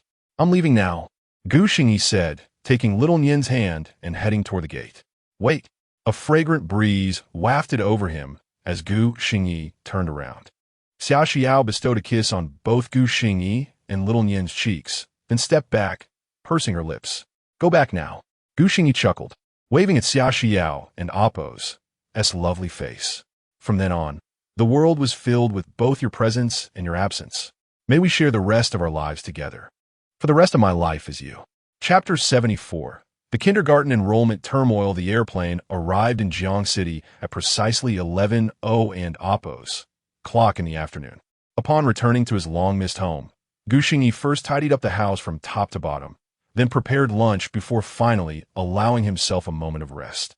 After nourishing themselves, the father and daughter comfortably sank into the sofa, adopting their usual relaxed posture. It is often said that like father, like daughter. Gu Xingyi was unaware when little Nai had mastered this lounging position, perfectly mimicking him. Observing Nai as she imitated him, Gu Xingyi straightened up, suddenly reminded of a crucial matter. Nai had turned 3 years old and was due to enroll in kindergarten. With the school year commencing in September, there was only a month left, and he needed to secure a spot for her in advance. He turned to Nai, who was now sitting upright on the sofa. Nai, are you familiar with kindergarten? Nai blinked her large eyes, contemplating for a moment before nodding in affirmation. I know. Kindergarten is where many little friends gather. I and Amp, Oppo's, seen it on television. A smile graced Gu Xingyi and Amp, Oppo's face as he affectionately ruffled her hair. Nai is so clever. Do you want to go to kindergarten? This time, Nai did not respond immediately. She furrowed her small brows, gazing intently at Gu Xingyi. Just when he thought she might be reluctant about attending, she finally spoke. I want to go, but I will miss Daddy. Gu Xingyi looked earnestly at little Nai and gathered her into his embrace. At kindergarten, you can still see Daddy every day. I will take you to school and pick you up afterward. You will have many little friends to play with, and teachers who will teach you to sing nursery rhymes. If you behave well, you might even receive little red flowers. Gu Xingyi patiently explained. Much of Nai and Oppo's character and habits were shaped by the guidance of both him and Xia Xiao. However, Gu Xingyi was acutely aware that he lacked formal educational training and could not compare himself to the teachers at school. Hearing his words, Nai nodded her head in agreement. Then I want to go to kindergarten. Great. Daddy will help you find a wonderful kindergarten. Gu Xingyi smiled, gently placing Nai back on the sofa before picking up his phone to search for nearby kindergartens. To his dismay, he soon discovered that enrollment had already closed. Applications had ceased in July. Gu Xingyi scratched his head, wondering how to navigate this situation. He had not yet arrived in this world at that time, and the original owner had not considered such matters. With no other option, Gu Xingyi continued his search online for reputable kindergartens in the vicinity. Ultimately, he chose a well-regarded kindergarten named Jianghua, which boasted excellent reviews and a stellar reputation, particularly among parents. With a mixture of apprehension and hope, Gu Xingyi gathered the necessary documents and, accompanied by Nai, set off for Jianghua Kindergarten. It was conveniently located just a short ride away. Upon their arrival, Gu Xingyi eagerly inquired with the security guard and promptly made his way to the enrollment office. Inside, he found 2 middle-aged women engaged in conversation. After knocking on the door, both turned to face him. One of them promptly stood up and politely asked, Hello, how may I assist you? The other furrowed her brow slightly, feeling an odd familiarity with the man before her, though she could not quite place him. At this moment, little Nai, feeling shy, clung to Gu Xingyi and Appo's leg and hid behind him. Gu Xingyi responded courteously, his expression tinged with embarrassment. Hello. I regret to inform you that I inadvertently forgot to register my child for kindergarten back in June. She is already 3 years old. Might there still be any openings available at your school? The standing woman shook her head, having encountered many careless parents in her time. I and Appo's am afraid our slots are completely filled. Given Jianghua Kindergarten and Appo's outstanding reputation, I doubt even a typical kindergarten would have any availability at this point. While each institution reserves a few spots for unforeseen circumstances, it and Appo's evident that you do not fall into that category. I and Appo's am sorry, sir. Our enrollment is already at capacity, she expressed with a hint of regret. Gu Xingyi felt a wave of disappointment wash over him, and behind him, Nai peeked out, her large eyes wide with curiosity as she took in her surroundings. She had only seen this place on television. Star Yao. Is that you, Princess Star Yao? Exclaimed one of the seated staff members upon seeing Nai, her excitement palpable. She had sensed a familiarity with Gu Xingyi, but could not recall where she had seen him before. However, upon recognizing Nai, her memory was instantly jogged. She had a son, and both she and her child were fans of Nai. She was a devoted mother fan. The other staff member, taken aback by this revelation, murmured, Star Yao? She then turned her attention to little Nai, her eyes sparkling with delight. While they were unfamiliar with Gu Xingyi, they were well acquainted with Star Yao. It really is Princess Star Yao. My darling. Wow, just as adorable as on the internet. Gu Xingyi was taken aback by their sudden enthusiasm, scratching his head in realization that both women were fans of Nai. He was well aware of the fervor surrounding online fans of Nai and Appo's mother, who often refer to her as Princess Star Yao. Nai, noticing the shining admiration in their eyes, timidly glanced at Gu Xingyi, receiving an encouraging look from him. She finally stepped out from behind him. Hello, aunts. This was something Gu Xingyi had taught her. One should always greet others. Hello, let me touch your hair.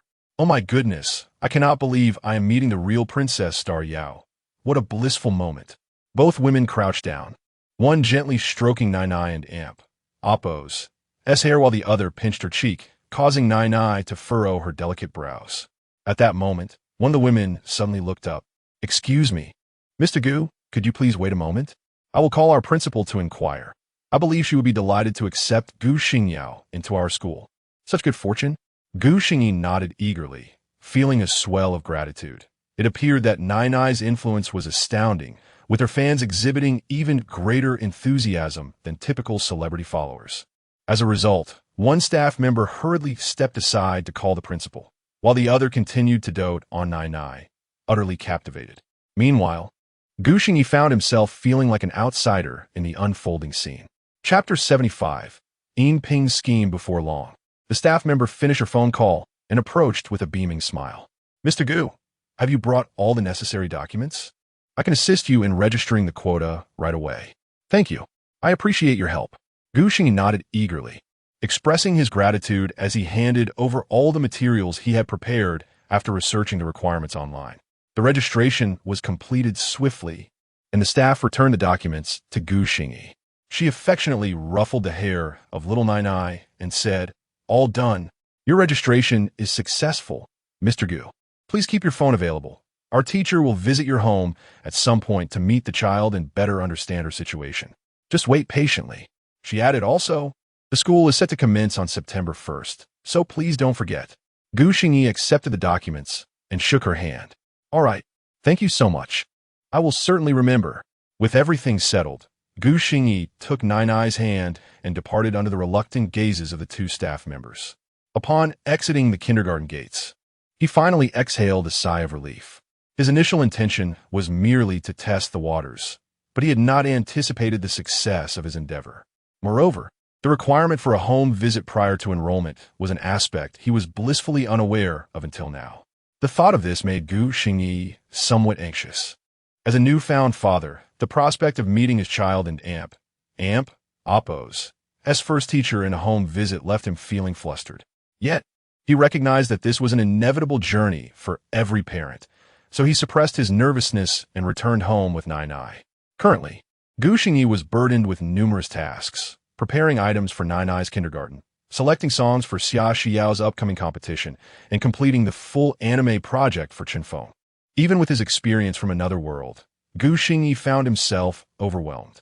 Despite his hectic schedule, everything seemed to be progressing smoothly. Meanwhile, in the bustling metropolis, the sky drizzled softly with rain. Inside the Moonlight Hotel, Ping was dining with a fashionable woman.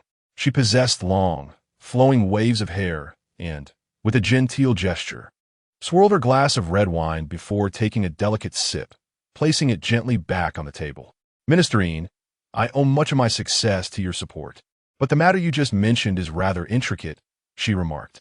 Though she was around 30, her voice carried a sweetness that could easily become overwhelming.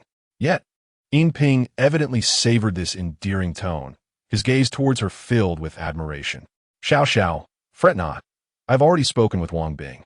If Xia Xiao and Oppo's next competitor is indeed Chengdi, he will cast his vote for her. With your vote, we will secure a victory. Ping exuded confidence, a hint of pride swelling within him. The laborers would always remain laborers. How could they rival someone of his caliber? The Star Song competition featured 4 judges, and he had already persuaded 2. Now, all that remained was for Ran Xiao to agree, ensuring Xia Xiao and Oppo's impending defeat. Upon witnessing Ping and Oppo's assured demeanor, Ran Xiao narrowed her eyes. Oh, even if you have persuaded Wang Bing, adding my vote only amounts to 2. How can you claim victory? Ping maintained his smile, adjusting his gold-rimmed glasses. What if we add Xue Xiaoqian and Oppo's vote? Xue Xiaoqian? That incorruptible individual? How could that be possible? Ran Xiao frowned. She might consider others, but she could never believe Xue Xiaoqian would be swayed. Ping smiled mysteriously, pouring her another glass of wine. Nothing is impossible. You need not concern yourself with that. Just let me know if you will assist me. After contemplating, Ran Xiao observed Ping and Oppo's determined expression, raised her glass, took a gentle sip, and said, Cheers. Ping and Oppo's face immediately brightened with joy. Cheers. Following their meal, Ping reluctantly escorted Ran Xiao to her vehicle, watching as she drove away. As a rising star, she could no longer be easily manipulated as before, leaving him feeling slightly disheartened. However, he quickly masked this disappointment with a renewed smile. Now, out of the 4 judges for the Star Song competition, he had already secured 3 votes. If Xia Xiao faced Chengdi, what chance did she have? Did they truly believe the entertainment industry was so pristine? How naive. Furthermore, he had enlisted the musical genius Wu Fan to compose songs for Chengdi, ensuring that the audience would be captivated. As for Wu Fan and Oppo's previous loss to Gu Xingyi, Ping dismissed it entirely. Wu Fan had assured him that this time the song would be exceptional, attributing the earlier defeat solely to Lu Qian and Oppo's incompetence, which had little to do with him. With all matters resolved, Ping got in his car, feeling triumphant as he headed towards Inhai Entertainment. Meanwhile, Gu Xingyi remained oblivious to these machinations. He was busy researching comic writing techniques online while drafting the storyline for One Person Below. Despite his vivid recollections of the anime, he found the writing process quite challenging.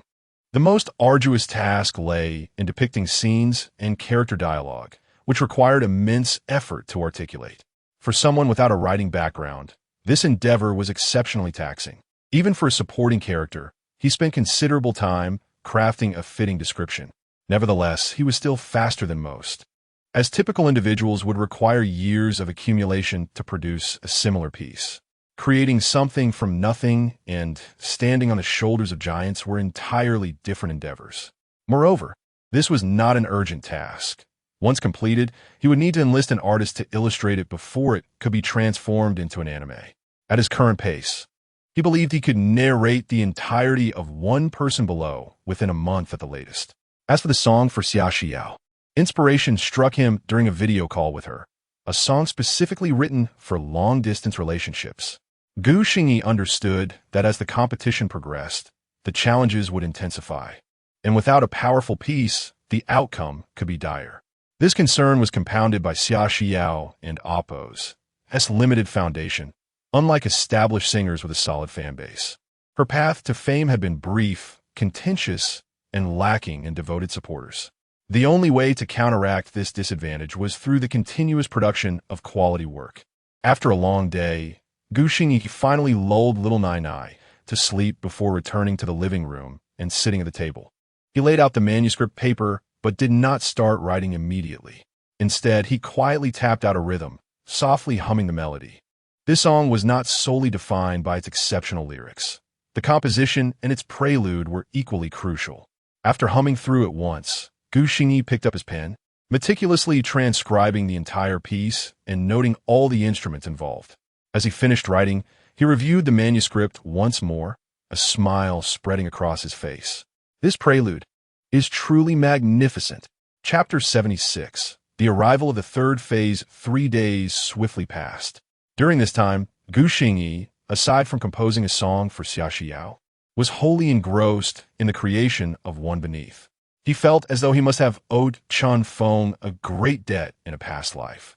For this endeavor was far more exhausting than penning tunes for animated series or writing songs for Xia Xiao. Fortunately, Gu Xingyi became increasingly adept at his craft. He no longer needed to concentrate meticulously on formatting, as the layout flowed effortlessly from his fingertips. Indeed, the adage holds true, where there is a will, there is a way. Nothing is insurmountable through diligent effort. At 8 o'clock in the evening, Gu Xingyi, accompanied by Xiao Nai Nai, settled onto the sofa, casting his phone screen to observe the live broadcast. Today marked the third episode of the Xing Gehui, entering the quarterfinals, and he could hardly contain his anticipation to hear the stunning song emerge from Xia Xiao's lips. At the Magic City Sports Hall, Xia Xiao had already taken to the stage, reaching the drawing phase. However, before the drawing commenced, the production team introduced an interactive segment with the contestants.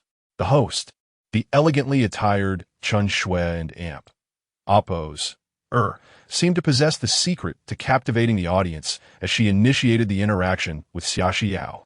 Xia Xiao, may I inquire whether this song was composed by Gu Xingyi? Xia Xiao smiled and nodded gently, affirming indeed. Chun Shui smiled slightly, seemingly expecting this response, and then posed another question. Could you share the title of this song? Additionally, who do you hope to draw in this round? Such a leading question, Gu Xingyi exclaimed upon witnessing this. No matter how she answers, it could be perceived as dismissive. Even the live chat began to voice their opinions. Wow, is the host trying to stir up trouble? What is there to fear? With true talent, one need not fear controversy. I believe every song by Gu Xingyi is a classic. Absolutely. I've listened to several of his songs. Their melodies and lyrics are simply splendid. Xia Xiao seems unfazed, regardless of her opponent. Alas, the songs are marvelous, but I wonder when they will be released. I've listened to them repeatedly, enduring poor sound quality.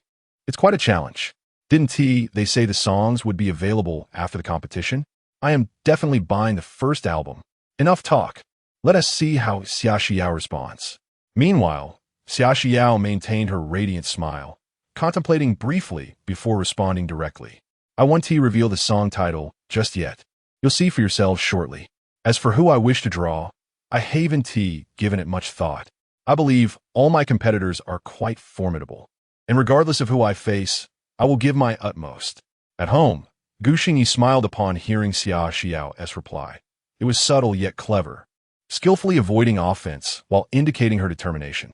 Chun Shui and Amp, Oppo's, slightly disappointed by the lack of sensational responses, quickly regained her composure and proceeded to ask Xia Xiao a series of light questions, all of which were answered aptly.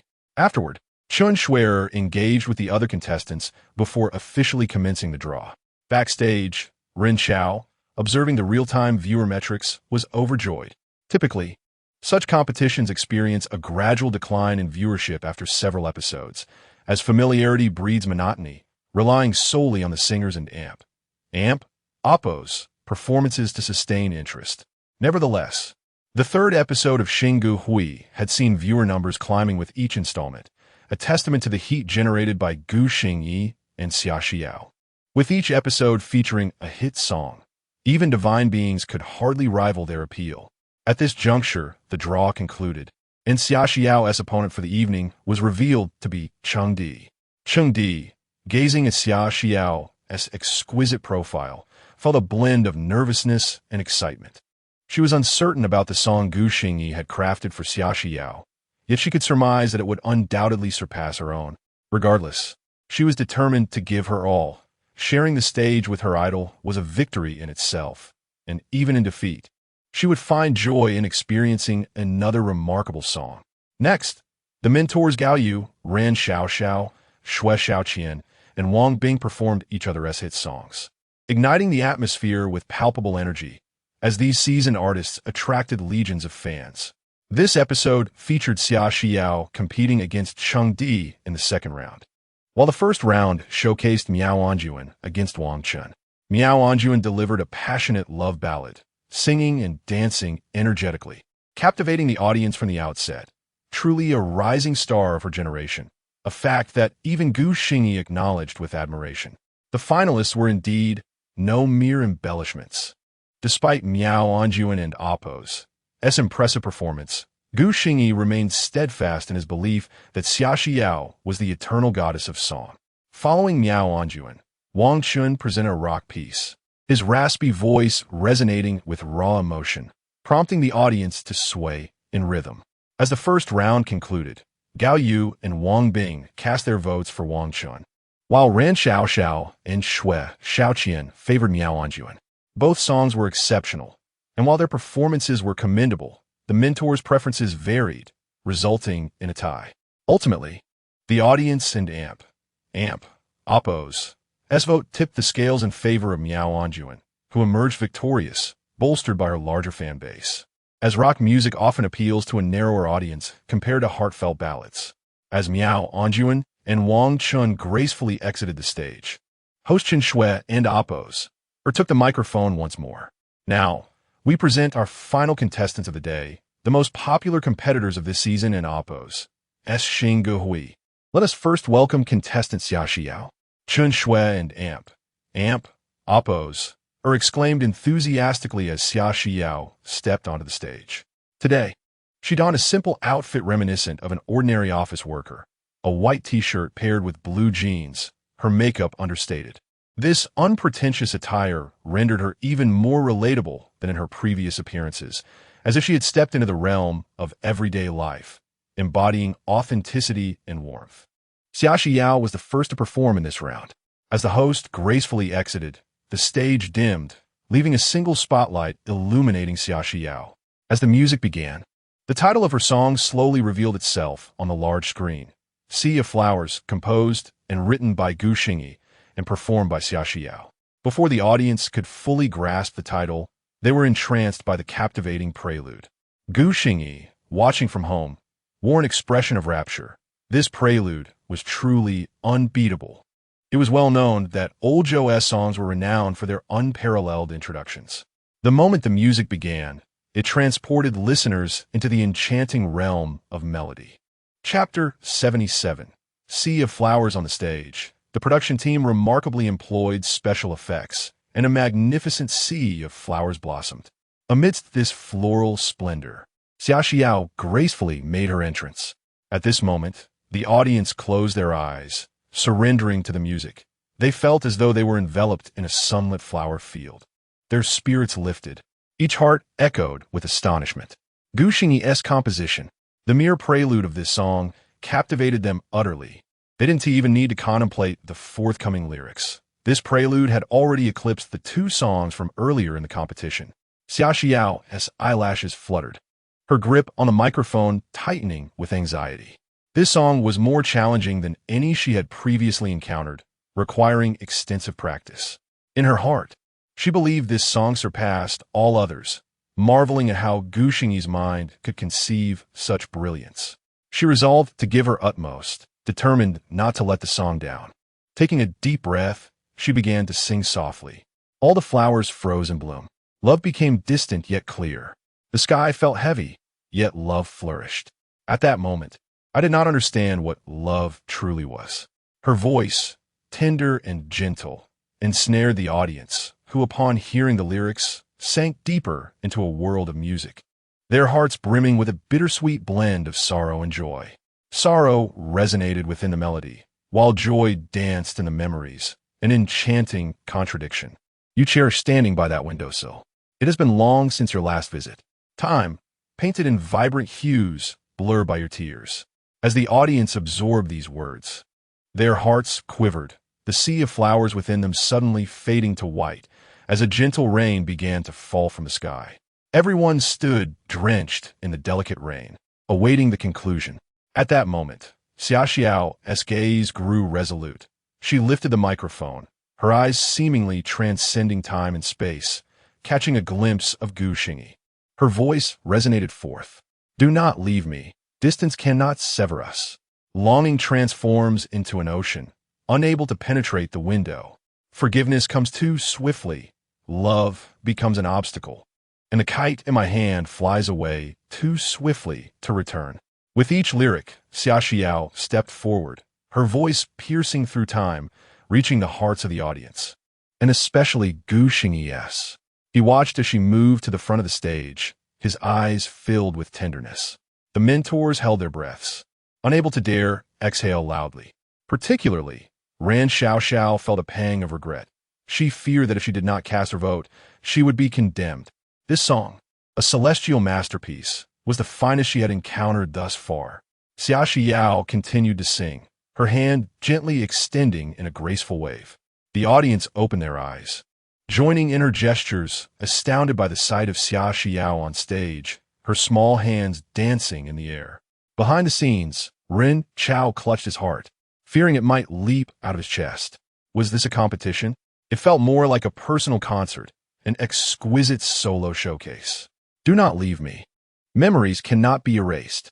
The affection I owe you, I await its return. The sky remains radiant, loving the sea. The love song has been defeated. Love no longer exists. With a flawless conclusion, Xiaoxiao infused the song with a soul that resonated within this world. Gu Xingyi instinctively raised his small hand, applauding. Xiaoxiao's performance was extraordinary. Old Zhou could finally feel at ease, knowing his song would not be buried in obscurity. As the accompaniment and her voice gradually faded, Xiaoxiao exhaled softly, her cheeks flushed. Unbeknownst to her, she had been swept away by the song, even waving her hand in the moment. How embarrassing! The audience erupted in fervent applause, a relentless wave of sound, more enthusiastic and enduring than any prior performance. This was their affirmation of Sea of Flowers. In a live stream, Gu Xingyi contemplated closing the comments, but hesitated, reluctant to part with the praises for himself and his beloved wife. I have never heard such a beautiful song, especially the prelude. It is divine. The moment the prelude began, I was entranced. It was my first experience of such wonder. The lyrics are magnificent as well. Alas, must we suffer through the loss of sound quality in the recordings?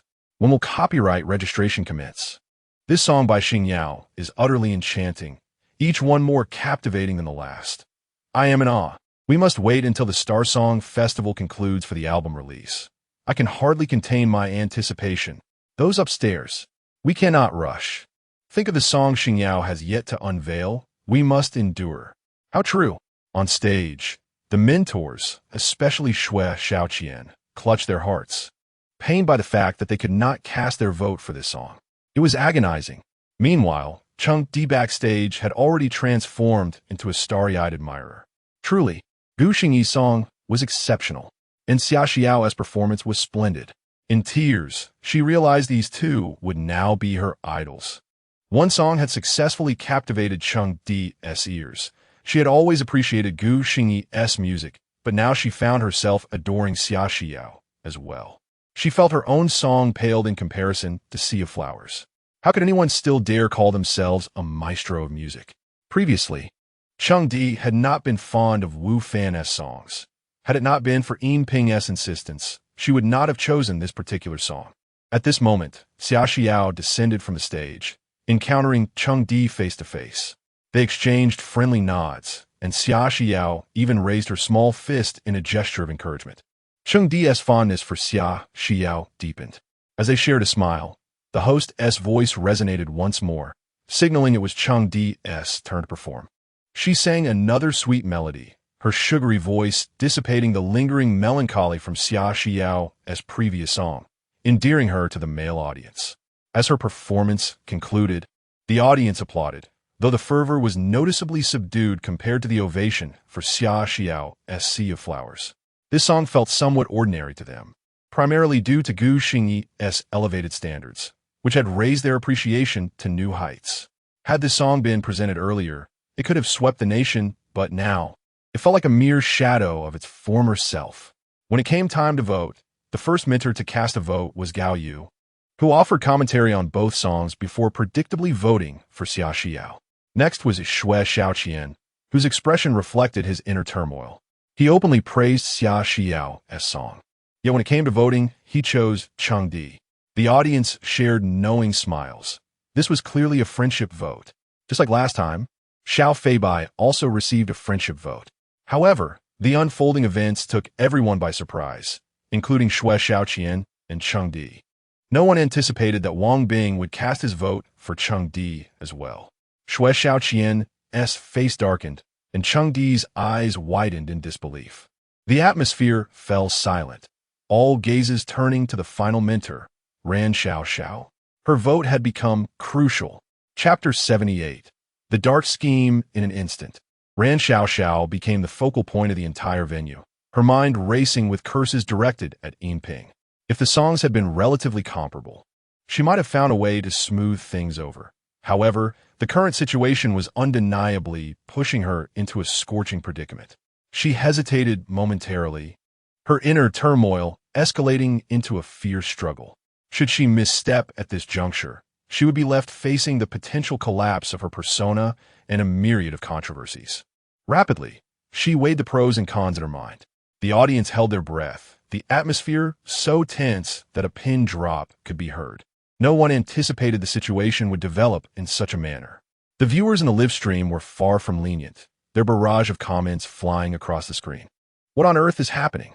I can rationalize Xue Xiaoqian and Appo's vote as a gesture of friendship, but what about Wang Bing? Is he blind? No, is he deaf? How can he not discern the difference? Is this really a seasoned top-tier singer? This reeks of foul play. Is the judge's mind befuddled? Or do they think we are lacking in intellect? This vote is clearly questionable. Just wait. Don't rush. There's still one vote left. If it ties, the audience's vote will undoubtedly go to Xia Xiao, so there is still a chance of victory. I feel like I could perform better than this judge. If Xia Xiao is truly eliminated, I might as well transform into a land-based keyboard warrior. Damn it, I was looking forward to her subsequent songs.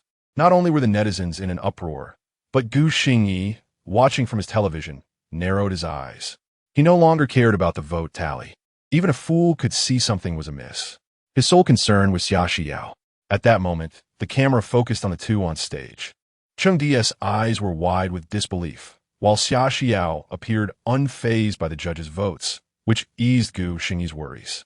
In truth, Xia Xiao felt a twinge of disappointment, not because of the votes, but because she sensed that Gu Xingyi's song was truly exceptional, and she feared she might not do it justice. Meanwhile, in the backstage directing room, the program's director, Rin Chao, slammed his hand on the table in frustration. What were they thinking? How dare they? He posed the question to his assistant, who could only offer a wry smile, utterly clueless. Rin Chao and Appo's eyes flared with anger. Someone was jeopardizing his career. How could a director remain unaware of such irregularities in the program? The audience would not see it that way. They would blame the program team for the foul play. Wouldn't he be ridiculed as a fool? The more Rin Chao thought about it, the angrier he became. He was determined to unearth the mastermind behind this chaos. Someone had the audacity to disrupt his show, but at that moment, he could only place his hopes on Ran Xiao. All eyes were on her. It was precisely this moment. Ran Xiao faintly felt as though she had returned to her peak years, when the audience both on stage and off looked at her in the same manner. Witnessing this scene stirred her emotions, and she had already formed a resolution. If this incident could rekindle her fame, even if it was through controversy, it would still generate attention. After all, if things were to blow up later, she could shift the blame onto Yin Ping, and she was not the only one. Shui Xiaoqian and Wang Bing had cast their votes as well. Resolute, Ran Xiaoxiao slightly parted her lips. Her voice, though soft, resonated powerfully. I apologize, Xia Xiao, but I prefer Cheng Di's song, thus my vote goes to Cheng Di. In the directing room, director Ren Xiao felt darkness envelop him as he heard Ran Xiaoxiao and Amp Oppo's S-words, causing his cup of water to crash to the floor, spilling its contents everywhere. His assistant trembled in fear, and the entire directing room fell into an eerie silence.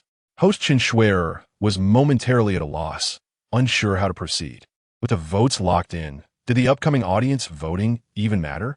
Moreover, the audience present was clearly becoming restless, while the online outcry escalated, inundating the live stream with an overwhelming deluge of comments. I'm laughing.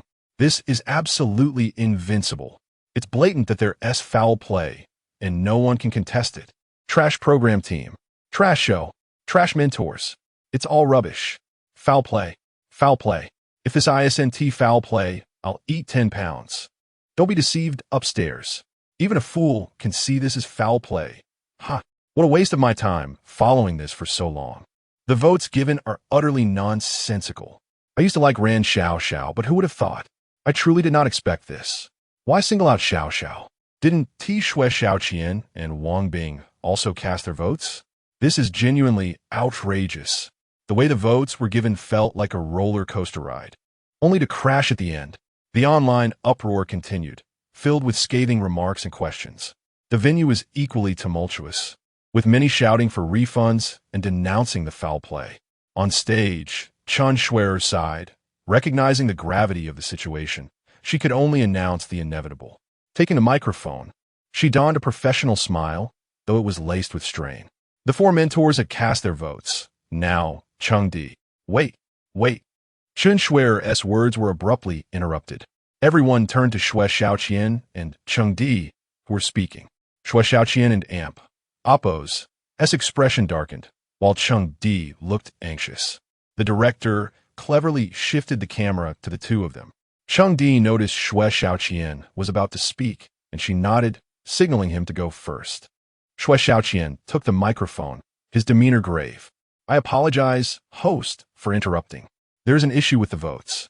Here, I must apologize to Xia Xiao and the audience. I'm sorry. I previously received word from Yin Ping, the operations director of Yinhai Entertainment, who informed me that both Cheng Di and Xia Xiao belong to Yinhai Entertainment. If the disparity was too great, I should cast a friendship vote for Cheng Di to prevent her from losing too badly. However, this inadvertently allowed Cheng Di to advance. I feel responsible. Today, due to my actions, Xia Xiao has been eliminated. I resign from my position as a mentor on Xing Gehui. Shui Xiaoqian and Oppo's words rang with conviction, reverberating throughout the venue. The audience erupted in excitement. They had never anticipated that it was not the program team at fault, but Yinhai Entertainment. They were astonished that Shui Xiaoqian would boldly expose such a scandal. Gu Xingyi, watching this familiar scene unfold, raised an eyebrow. This Shui Xiaoqian is rather intriguing. His character rivals that of the original Shui.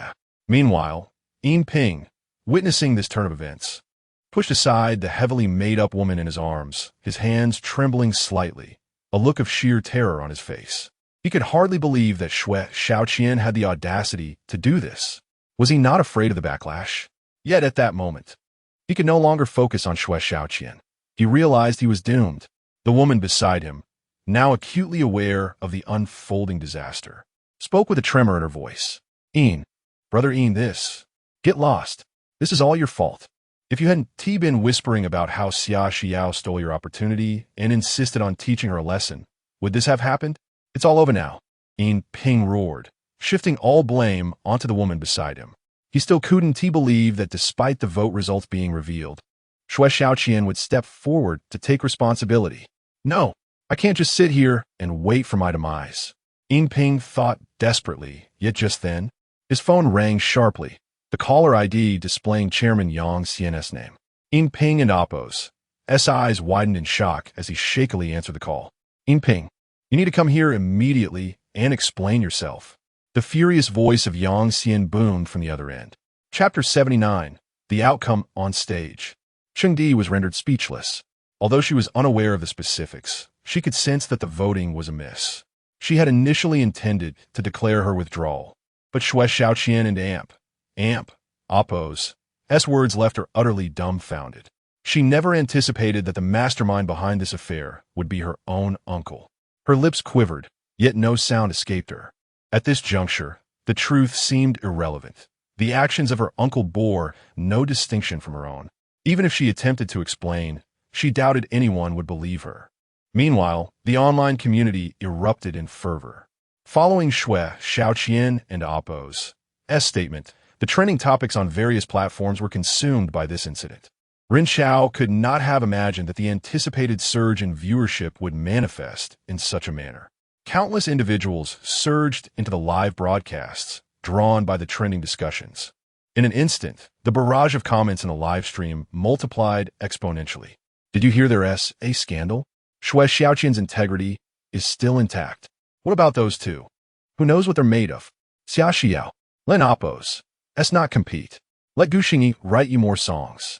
We and Appo's go have fun ourselves. Let an Appo's go online with Huang. We'll buy out the album. In front of everyone. How dare they pull this stunt? Do they think we're fools? I just want to know if Chengdi is aware of this. I used to like her. She is a sweetheart. How could she not know? The scandal was created to ensure her victory. If she doesn't know, I'll eat 10 pounds live. Another one trying to scam food and drink. Didn't Chengdi just ask them to wait a moment? This is baffling. It truly is. We're all from the same company. Why would they do this? The netizens engaged in heated discussions, and even the venue buzzed with chatter as they quietly deliberated. They all knew how well Xia Xiao sang, and the quality of the song was beyond dispute. They hadn't expected such an outrageous turn of events. The only calm presence was Gao Yu, who observed the ashen faces of Wang Bing and Ran Xiaoxiao with a smirk. These two were utterly foolish. What were they thinking? Committing such a ludicrous act for a mere Ping? Unbeknownst to him, Wang Bing was seething with anger towards Ping and Ran Xiaoxiao. He had accepted benefits from Ping in exchange for voting for Chengdi, and during the voting process, he had hesitated. Ultimately, he could not resist the allure of those benefits. Moreover, there was still Ran Xiaoxiao to consider. He believed that even if he voted for Chengdi, as long as Ran Xiaoxiao cast her vote for Xia Xiao, the outcome would favor Xia Xiao, which would be perfectly fine. After all, given the circumstances, he could not fathom that Ran Xiaoxiao would vote for Chengdi again. However, nobody anticipated that Ran Xiaoxiao, driven by greed, would indeed cast another vote for Chengdi. Flustered, Ran Xiaoxiao had initially intended to leverage the situation to garner attention and eventually shift the blame onto Ping. Yet, following Xue Xiaoqian and Appo's revelations, she found herself as the final voter. Not only had the anticipated attention vanished, but her reputation was also irrevocably tarnished. Xue Xiaoqian could still claim to have voted out of friendship, but there was no justification for Ran Xiaoxiao and Appo's last-minute vote. Her composure shattered completely. Host Chun Shui stood awkwardly, having never encountered such a situation in her years of hosting. Despite her wealth of experience, she was at a loss for how to manage the unfolding chaos. Ren Xiao was equally distressed, pondering how to address the completed voting. Should they disregard the prior votes and hold a fresh ballot? It appeared that would be the only course of action. Such broadcasting mishaps were exceedingly troublesome. Had Ping been present, Ren Xiao would have been tempted to strangle him. Resigned, Ren Xiao sighed and prepared to take matters into his own hands. Suddenly, Chengdi spoke up, microphone in hand, her gaze vacant yet her voice resonant. I withdraw. She understood that the production team was undoubtedly distressed and that her stepping forward was the best resolution. Regardless of Xia Xiao's performance or the song Sea of Flowers, they far surpassed her own. As for the voting results, she too was dissatisfied. Thus, she chose to withdraw. Xia Xiao deserved to advance without question. Chengdi articulated her thoughts without delving into the situation involving Ping. The audience began to murmur amongst themselves, and the online chatter erupted anew. They speculated whether Chengdi and Amp Oppo's declaration stemmed from sincerity or pressure, leading to further discord online. The trending topics continued to proliferate, and within a mere span of minutes, Chengdi's statement surged into the top trending discussions. At that moment, Xia Xiao made her move. Since the voting commenced, she had maintained her composure. But now she pursed her lips and approached Chengdi, grasping her hand. "You are wonderful." Her voice was soft, audible only to Chengdi. Yet her gesture conveyed their strong bond. Thus, it was clear to everyone that Chengdi was likely unaware of the circumstances. Otherwise, how could Xia Xiao exhibit such a demeanor? Netizens reflected on this and agreed. After the voting concluded, Chengdi had stood alongside Xue Xiaoqian, but before she could speak, Xue Xiaoqian had taken the lead. It was likely that Chengdi had intended to declare her withdrawal at that moment. The online clamor subsided due to Xia Xiao and Amp Oppo's gesture. Holding Xia Xiao and Amp Oppo's gentle hand, Chengdi turned to meet her sincere gaze, and at that moment, she felt an overwhelming urge to cry, not out of remorse, but in joy for being fond of someone so deserving. Chengdi resolved to return home and have her mother give her uncle a thorough reprimanding, ensuring he remained confined to the house. Having such an unreliable uncle was indeed a challenge.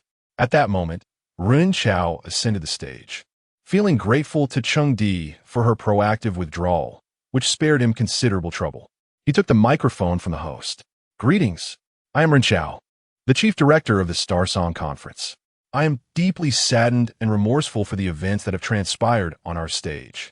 Xia Xiao's talent is evident, and I shall not allow her to withdraw due to such occurrences. Fortunately, mentors like Xue Xiaoqian and contestants like Chengdi have stepped forth to reveal the truth. I hereby announce the disqualification of Wang Bing and Ran Xiaoxiao and Amp Oppo's votes and the termination of their contracts. They will no longer be employed by us. Furthermore, this competition shall now resume with a fresh voting process. We at the Star Song Conference will not tolerate any injustice." Upon concluding his statement, Ren Chao bowed deeply to the audience before departing the stage. The host picked up the narrative as the voting recommenced, but this time, Wang Bing and Ran Xiaoxiao sat uneasily in the mentor and Oppo's seats, as if on pins and needles. Chapter 80. Home. Visit. The results of the re-vote were unequivocal. Xia Xiao had successfully advanced. Ren Chao exhaled in relief, as he still needed to invite 2 more mentors. Fortunately, Wang Bing and Ran Xiaoxiao had breached their contracts, sparing him further concern on that front. After a tumultuous competition, the online backlash had only just begun. Outraged netizens directed their ire at the entertainment company associated with Ran Xiaoxiao and Wang Bing, demanding accountability for such unethical artists. As for the instigator, Ping, the social media presence of High Entertainment had already been dismantled. Soon after the competition concluded, High Entertainment and Oppo's official account issued a formal response, accompanied by an apology letter addressed to the vast internet audience and Xia Xiao.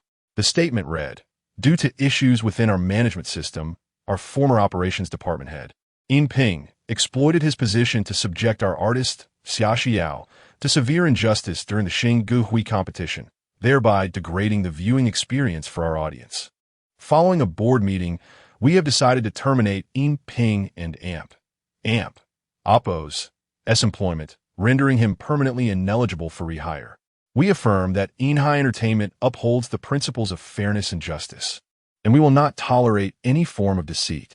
We encourage our audience to monitor our actions and support us in fostering a harmonious and stable entertainment environment." Shortly after High Entertainment's declaration, the company of Ran Xiaoxiao and Wang Bing also responded, publicly apologizing to both the audience and Xia Xiao, promising that such incidents would not recur. With the issuance of these statements, it became apparent to all that the careers of the two had come to an abrupt end. The fervor surrounding this incident gradually subsided, as netizens were ultimately seeking resolution. With satisfaction, they dispersed. However, following this event, Flower Sea skyrocketed in popularity, even capturing the attention of those who previously overlooked the Xing Gahui. In a single night, Flower Sea surpassed all previous songs in play counts, even relegating The Wind Rises to second place. Currently, Gu Xingyi's songs dominated the online scene, leaving all others far behind in play counts. Despite the fact that these songs had yet to be uploaded to streaming platforms and were of poor audio quality. One can only imagine the fervor that would ensue once Xia Xiao released her album post-competition. At present, Gu Xingyi had only one song, As Long As It and Amp, Oppo's It's Ordinary, available on Huayin, where it ranked first on the new song chart, leaving other artists in its wake. Everyone marveled at how someone outside the entertainment industry had elevated Huagua and Oppo's entertainment scene to unprecedented heights. Amidst the online uproar, Gu Xingyi remained untouched, for he was preoccupied with a matter of greater personal significance. His daughter, Xiao Nainai and Amp, Oppo's kindergarten teacher, was coming for a home visit. Early the next morning, Gu Xingyi rose with the sun, tidying the house impeccably and arranging fresh fruit on the coffee table. For the next 3 years, these two teachers would be guiding Xiao Nainai. Thus he regarded this home visit with utmost importance.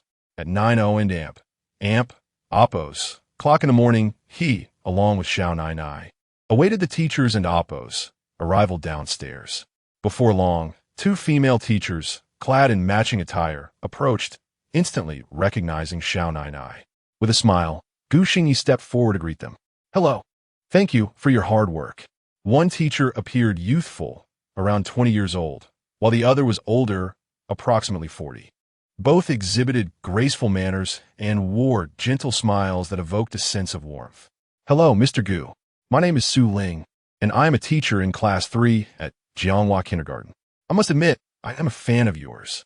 Su Ling, the younger of the two, beamed with delight, revealing dimples as she introduced herself. The older teacher, Lu Dan, followed suit, saying, "Hello, I am Lu Dan, also a teacher in Class 3 at Jianghua Kindergarten. Unlike Su Ling, I am a fan of Xiao Nainai." With that, Lu Dan crouched down to affectionately ruffle Xiao Nainai's hair. Surprisingly, Xiao Nainai, usually shy, gazed up at her with curiosity. Gu Xingyi scratched his head, grinning sheepishly. "This feels like a fan meeting. Please come inside, it's warm out here," he invited, leading Xiao Nainai as they escorted the two teachers into the house. After settling them on the sofa, Su Ling and Lu Dan retrieved their notebooks and pens, beginning to inquire about Xiao Nainai and Amp, Oppo's basic information. Gu Xingyi sat opposite them, answering every question as if he were a student himself. "Mr. Gu, who usually takes care of the child, and who picks her up from school?" Su Ling observed Gu Xingyi's modest demeanor and stifled a smile, surprised that the renowned Gu Xingyi was so approachable. Previously, Nainai was cared for by her mother. Recently, due to her mother and Oppo's busy work schedule, I've taken over, and I will also be responsible for her school pickup, Gu Xingyi replied, feeling somewhat embarrassed about being a full-time dad. Sulin Nadith, jotting down notes as she continued her inquiries. A barrage of questions followed, delving into Nainai's eating habits, allergies, favorite cartoons, toys, daily routine, and personality traits. Gu Xingyi answered each one in detail, thoroughly impressed by the teacher's thoroughness. It was remarkable how they managed to care for so many children while meticulously documenting such information.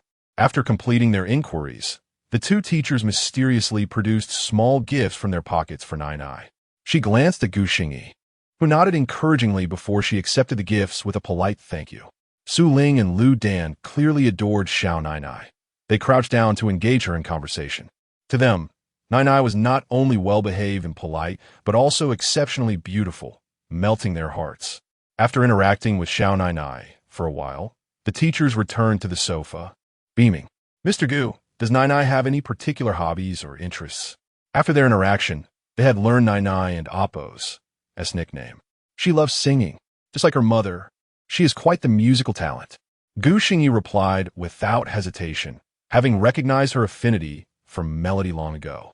Chapter 81. Two nursery rhymes upon hearing Gu Xingyi and Amp, Oppo's words. Both Su Ling and Lu Dan and Oppo's eyes sparkled with delight. They were well aware that little Nainai possessed a melodious singing voice, and it was a pleasant surprise to discover that her interests aligned with her talents. Children whose hobbies correspond with their strengths are the easiest to nurture. "Can I sing a song for the teachers now?" Su Ling inquired as she crouched down, her gaze fixed warmly on the little girl. After interacting with the two teachers for a while, Nai felt at ease and eagerly nodded her head when she heard that the teachers wished to hear her sing. She adored singing. Both her father and mother sang beautifully, and she aspired to be as charming as they were. Then, under the watchful eyes of the three adults, Nai sang the Little Rabbit song, which Gu Xingyi had taught her in her sweet, childlike voice. The three adults swayed in harmony, clapping to the rhythm she created. Nai and Amp, Oppo's performance was delightful, and this new nursery rhyme captivated Su Ling and Lu Dan. As kindergarten teachers, they possessed keen judgment regarding nursery rhymes. While Nai and Amp, Oppo's previous rendition of Courage Explosion may not have been suitable for a 3-year-old, the Little Rabbit song was undoubtedly memorable for children. The song was brief, and Nai completed it swiftly. The three clapped enthusiastically for her performance, and her eyes gleamed with joy, transforming into crescent moons. She found herself loving kindergarten even more. Both Teacher Su and Teacher Lu radiated warmth. Afterward, Su Ling and Lu Dan engaged in further conversation with Gu Xingyi, introducing him to the educational philosophy and curriculum of Jianghua Kindergarten. Gu Xingyi listened attentively, nodding occasionally. Following their discussion, Lu Dan produced a home visit record form, requesting Gu Xingyi to fill it out for their records. This home visit was nearing its conclusion, yet Su Ling and Lu Dan did not seem inclined to depart.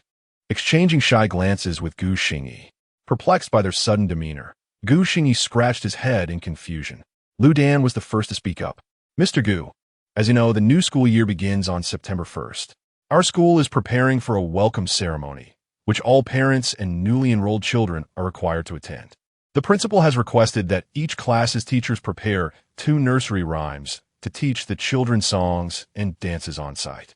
In previous years, we have taught the same 2 fixed nursery rhymes, which, while not particularly melodious, were also somewhat challenging for the children, resulting in many unable to learn them, leaving us feeling quite embarrassed.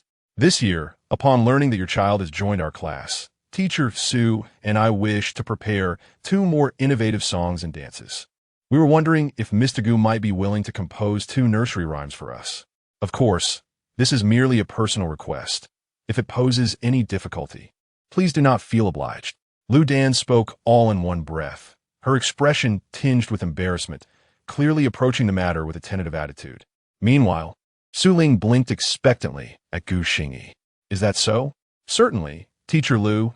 There is no need to be so formal with me. After all, it and Oppo's. It's all for the children." Gu Xingyi replied readily, assuming it was a minor request. To him, this task was effortlessly achievable. Upon hearing Gu Xingyi and Oppo's enthusiastic agreement, both Su Ling and Lu Dan sighed in relief, their faces once again alight with joy.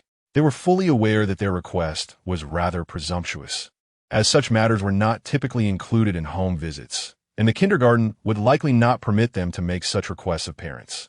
They had simply been unable to find better nursery rhymes, prompting them to consult Gu Xingyi, especially given his previous creation of Courage Explosion.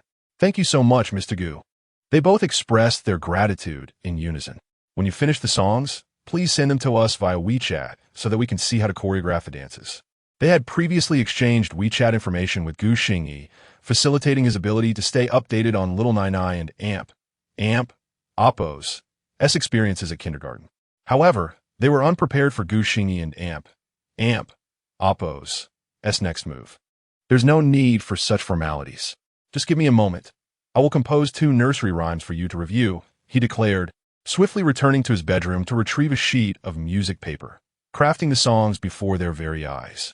The melodies of nursery rhymes are typically simple, and Gu Xingyi could easily produce 2 pieces even with his eyes closed.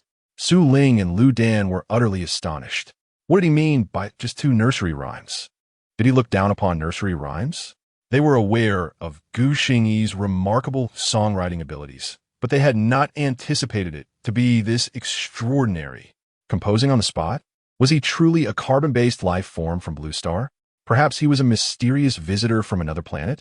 What Su Ling and Lu Dan did not realize was that their thoughts were startlingly close to the truth. Had it not been for his desire to avoid overwhelming them, Gu Xingyi could have easily surpassed the entire lyrics and composition industry in mere moments, especially when it came to that so-called father of music, Wu Fan. If Gu Xingyi truly wished to compete with him, he could easily overpower him in just 10 short minutes. Amid the astonished gazes of Su Ling and Lu Dan, Gu Xingyi ceased writing, presenting the sheet of music and lyrics to them. Done. Su Ling stammered in disbelief. Gu Xingyi nodded matter-of-factly. Indeed, it's complete. Please take a look at the lyrics first. Feel free to ask if anything is unclear. Su Ling and Lu Dan exchanged glances before turning their attention to the lyrics and score in their hands. While they struggled to comprehend the musical notation, the lyrics were straightforward and easily understood. Su Ling lifted her head, holding the paper shyly. I can and amp, oppose, quite grasp it. Could you sing it for me? Lu Dan also looked up at Gu Xingyi, eager to hear how these seemingly simple songs would sound when sung. This time, it was Gu Xingyi who felt bashful. While he could teach little Nai Nai to sing nursery rhymes, he found it challenging to sing in front of the two lovely teachers. Nonetheless, he knew he had to sing. Rubbing his nose, he took the sheet from Su Ling. All right, I shall sing now. Please forgive me if it doesn't come out well. I may not capture the essence of the songs sung by children. Su Ling quickly waved her hands. She was a fan of Gu Xingyi and knew he had a beautiful voice. No worries at all, Mr. Gu. We sing nursery rhymes often too. Gu Xingyi nodded, placing the sheet down, clearing his throat before joyfully singing the song titled Two Tigers, which Su Ling had in her hands. Chapter 82. Two Nursery Rhymes 2. The cheerful melody flowed from Gu Xingyi and Amp, Oppo's, lips, illuminating the faces of Su Ling and Lu Dan. They both perked up their ears, listening intently. Two tigers, running fast, running fast. One has no ears, the other has no tail. How strange, how strange. The simple lyrics and catchy tune captivated Xiao Nai Nai, who, after hearing it just once, began to sway her head and sing along with Gu Xingyi. Su Ling and Lu Dan appeared as though they had discovered a treasure. This straightforward melody and repetitive lyrics were perfectly suited for children, ensuring they could easily sing along. Upon hearing the song, images of a corresponding dance began to form in their minds. As the duet concluded, the father and daughter exchanged a celebratory high five with effortless coordination, prompting Su Ling and Lu Dan to join in with applause. Gu Xingyi scratched his head, feeling a touch out of place, singing such childlike songs in front of two teachers. Yet he felt relieved to have Xiao Nai Nai beside him. Otherwise, the situation would have been rather awkward. After the song, Gu Xingyi handed the sheet music to Su Ling, who received it with a radiant smile that could hardly be concealed. Wonderful. Mr. Gu, this song is simply splendid. It is entirely suitable for children of this age to learn. Lu Dan nodded in agreement. Such simple songs are the best for children. We can easily choreograph simple dance movements to accompany it, and with some hand gestures, they will surely grasp it effortlessly. I am delighted to be of assistance. Gu Xingyi beamed, envisioning a scene at the welcome ceremony filled with adorable children singing Two Tigers. Su Ling carefully tucked the sheet music away, and then Lu Dan handed her paper back to Gu Xingyi, her eyes sparkling with anticipation. Gu Xingyi was momentarily taken aback. Again, Lu Dan and Oppo's intentions were unmistakable. Having sung Two Tigers, they were eager for another song. Very well. Faced with the teachers who would be spending 3 years with Xiao Nai Nai, Gu Xingyi conceded. Having already sung one song, he felt much more at ease for the second, even beginning to incorporate gestures. This song was another simple nursery rhyme, which had once gone viral on Douyin, titled Gardening. Clearing his throat, Gu Xingyi raised his hands, oblivious to the fact that the door behind him had just been opened from the outside. 3 familiar figures stood at the threshold, momentarily frozen as they observed Gu Xingyi performing. In the little garden, dig, dig, dig, plant tiny seeds, bloom tiny flowers. As he sang, Gu Xingyi gestured in the air, first sketching the shape of a garden, then mimicking the act of planting seeds, and finally bringing his hands together in front of his face to imitate a blooming flower. The 6 family members remained silent, allowing him to immerse himself in the performance of the nursery rhyme.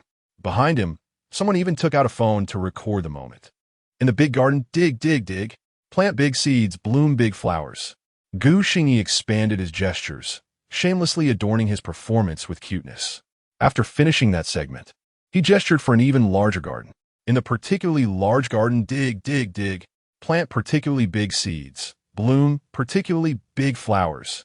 Suddenly, laughter erupted from behind him, and Gu Xingyi froze, mechanically turning around. The figures of Xia Xiao, Sister Yun, and Tao Lei came into view. The one responsible for the laughter was Tao Lei, who was still stifling her giggles while attempting to conceal her phone. Gu Xingyi was taken aback. When did they return? Was this his social demise? After a moment of silence, he blinked at Xia Xiao and Amp, Oppo's stunning face. What brings you back? Xia Xiao, who had initially worn a joyful smile, felt it vanish upon hearing Gu Xingyi and Oppo's words. What did this guy mean? Did he not want her to return? She had intended to surprise him. Now she felt a surge of irritation. This is my home too. After a brief pause, she added, I miss Nai. With that, she confidently walked into the room, followed by Sister Yun and Tao Lei, who exchanged amused glances. Gu Xingyi rubbed his nose and quickly stood up to introduce, by the way. These two are Nai and Oppo's, as kindergarten teachers, Miss Su and Ms. Liu, here for a home visit. Su Ling and Lu Dan, already beaming, stood up as they recognized the striking young woman before them. Xia Xiao, the internet sensation and singer, who was also Xiao Nai and Oppo's mother. They were aware of the previous discussions regarding Gu Xingyi and Oppo's alleged domestic violence. But witnessing this scene, it was evident he hardly resembled someone capable of such behavior. Clearly, Xia Xiao had him under her complete control with just a glance. Upon hearing Gu Xingyi's introduction, Xia Xiao's smile returned, and she shook hands with Su Ling and Lu Dan. Hello. Thank you for your hard work, teachers. Su Ling and Lu Dan quickly waved their hands. Not at all. It is our duty. In fact, Mr. Gu has been immensely helpful. Without the 2 nursery rhymes he provided, we would have been quite troubled. Xia Xiao cast a sidelong glance at Gu Xingyi, realizing that the nursery rhymes he had just sung were intended for the kindergarten. However, he had neglected to inform her about such significant matters as Nai starting school and the teacher's home visit. Did this man intend to monopolize domestic affairs? Receiving another of Xia Xiao and Oppo's disapproving glares, Gu Xingyi blinked, feeling a sense of grievance.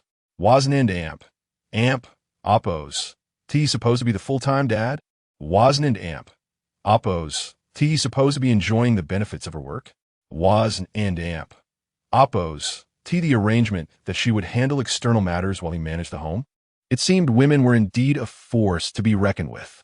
The silent exchange between the two did not go unnoticed by Tao Lei and Sister Yun, who found it quite embarrassing. Tao Lei dramatically rolled her eyes. Hey, there's still so many people here. Public displays of affection are quite inappropriate. At this moment, Su Ling and Lu Dan gathered the sheet music from the table, smiling at Gu Xingyi. Mr. Gu, our home visit has concluded successfully, so we shall take our leave. Gu Xingyi quickly attempted to retain them. Why not stay for lunch before you go? Su Ling and Lu Dan hurriedly shook their heads, moving towards the door. No. We and Oppo's already delayed for quite some time, and there are other children in Oppo's as parents waiting for us. Mr. Gu, please don't see us off. You should return to your activities. After exchanging farewells, Su Ling and Lu Dan departed the community with Gu Xingyi and Xia Xiao accompanying them. This home visit had been a resounding success, and Gu Xingyi finally breathed a sigh of relief. Being a full-time dad was no easy task. Chapter 83. Cherish moments upon returning home. Gu Xingyi observed Xia Xiao cradling Nai as she settled onto the sofa. Strangely, he felt as though she appeared slightly plumper than a few days prior. Her delicate face had, unbeknownst to him, taken on a more radiant and youthful glow. Gu Xingyi vaguely recalled the moment he first arrived in this world. where he opened his eyes to the sight of this mother-daughter duo, their faces pale and helpless. The disorienting sensation of time overlapping momentarily left him in a daze. Xiaoxiao glanced over at Gu Xingyi, noticing him standing there like a fool, transfixed by her and little Nai Nai. What a silly man, she thought, casting a playful look at him, reminding him that Lei Lei and Sister Yun were still present. Struck by her charming gaze, Gu Xingyi snapped out of his reverie, touched his nose, and inquired, I ascend into Oppos. The Star Song contest finals in a couple of days? Why did you return at this time? Before Xiaoxiao could respond, Tao Lei enthusiastically chimed in. Gu Xingyi and Amp, Oppos. It's evident you don an Amp, Oppos. Care about our Xiao? The finals are a week away. Xiao just managed to take a break and hurry back. Lei, that an Amp, Oppos. That's not true.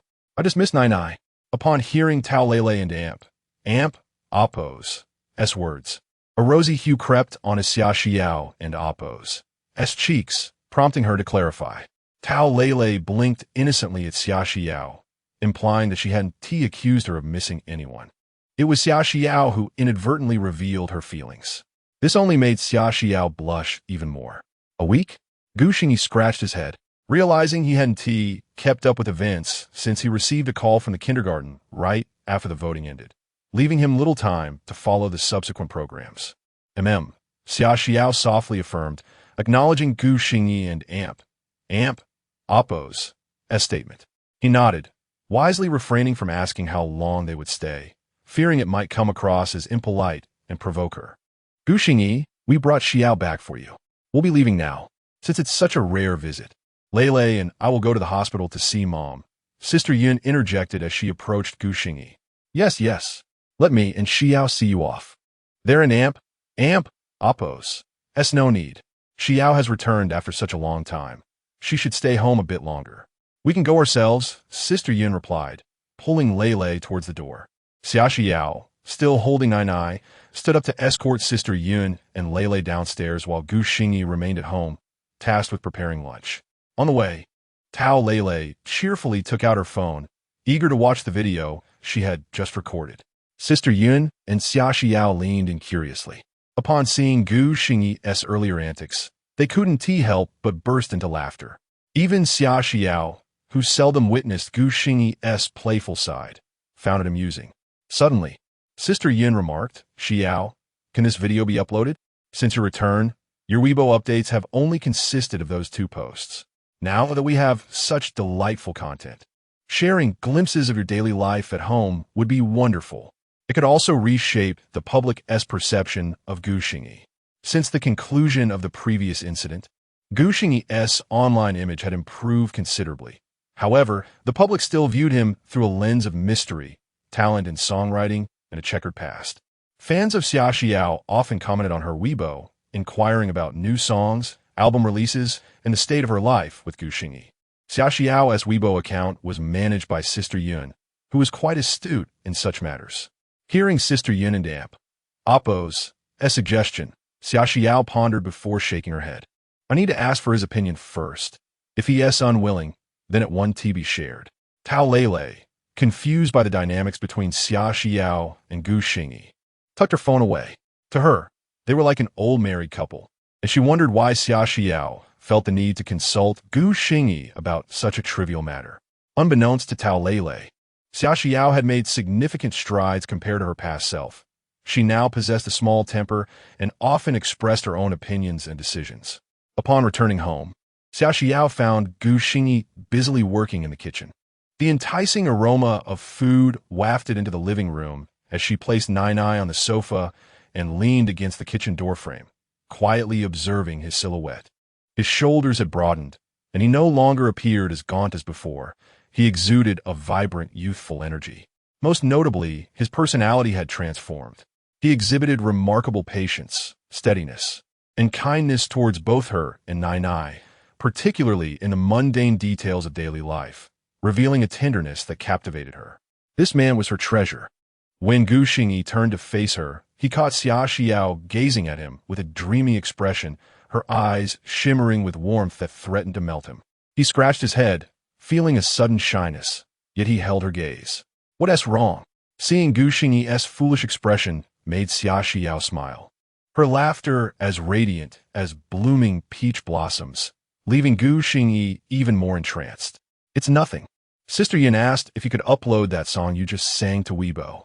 Gu Xingyi's eyes widened in shock, his hand trembling with the spoon.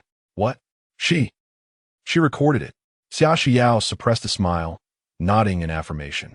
Lele recorded it, and Sister Yin suggested sharing it on Weibo to enhance your image. Gu Xingyi's expression turned to one of confusion. Is this meant to enhance or tarnish my image? Realizing Gu Xingyi's reluctance, Xia Xiao reassured him. It hasn't been uploaded yet. I thought I should ask for your opinion first. If you're not okay with it, then we want to share it. Upon noticing Xia Xiao and Appo's earnestness, Gu Xingyi asked, do you want to upload it? Xia Xiao paused, studying Gu Xingyi's serious demeanor, her smile brightening. Yes, I would like to. Your desire is irrelevant. We must first consult teacher Su and the others. Ha! Gu Xingyi laughed heartily, like a mischievous child who had successfully pulled a prank. Since the songs had already been given to teacher Su, it was only right to seek their consent. After being caught off guard by Gu Xingyi and Appo's jest, Xia Xiao and Appo's almond-shaped eyes flickered with a mix of embarrassment and annoyance, her voice rising slightly. Gu Xingyi, in the cozy kitchen, laughter and playful banter echoed between the two. Little Nai Nai, playing with her toys on the sofa, looked curiously towards the kitchen, wondering if it sounded like her mother was scolding her father. Moments later, she heard her father and Appo's startled exclamation from the kitchen. Ah, stop it. The food is burning. Chapter 84. Digging the kitchen was once again a whirlwind of commotion, with dishes finally making their way out after a considerable amount of time. However, the meals of the day bore a hint of burnt flavor. Perhaps buoyed by their cheerful spirits, Xiaonai and Xia Xiao savored the food with delight. This prompted Gu Xingyi to reflect that sometimes the essence of a meal lies not in its taste, but in the joy shared amongst family. After the meal, the family settled onto the sofa, and Gu Xingyi took out his phone to message Su Ling via WeChat, inquiring about the children's song. Shortly thereafter, a response chimed in. Mr. Gu, this song was originally composed by you. We will only use it during the kindergarten welcome event and not elsewhere. So there's no need to inquire about its usage. It was evident that Su Ling was in high spirits as well. Gu Xingyi smiled, realizing that dealing with such endearing individuals was genuinely worry-free, devoid of deceit. Upon receiving Su Ling's reply, Gu Xingyi shared the news with Xia Xiao. Although the situation was somewhat embarrassing for him, he resolved to simply ignore it. However, the unfolding events did not align with his wishes. After receiving a message from Xia Xiao, Yunjie and Tao Lu quickly edited and beautified the video, uploading it to Xia Xiao and Appo's Weibo. At that moment, a multitude of netizens were fervently discussing the upcoming Xing Guhui finals, oblivious to the impending viral sensation. Xiaohong, a housewife, had ample free time as her husband worked a typical 9-to-5 job. Presently, she lounged on the sofa, half reclining with a watermelon in hand while scrolling through her phone. She also held the title of the group leader for the Xia Xiao, Gu Xingyao, and Gu Xingyi family chat, a longtime fan of Xia Xiao. Her phone was filled with many of Xia Xiao and Appo's songs, including ones from 3 years prior, before Xia Xiao and Appo's hiatus.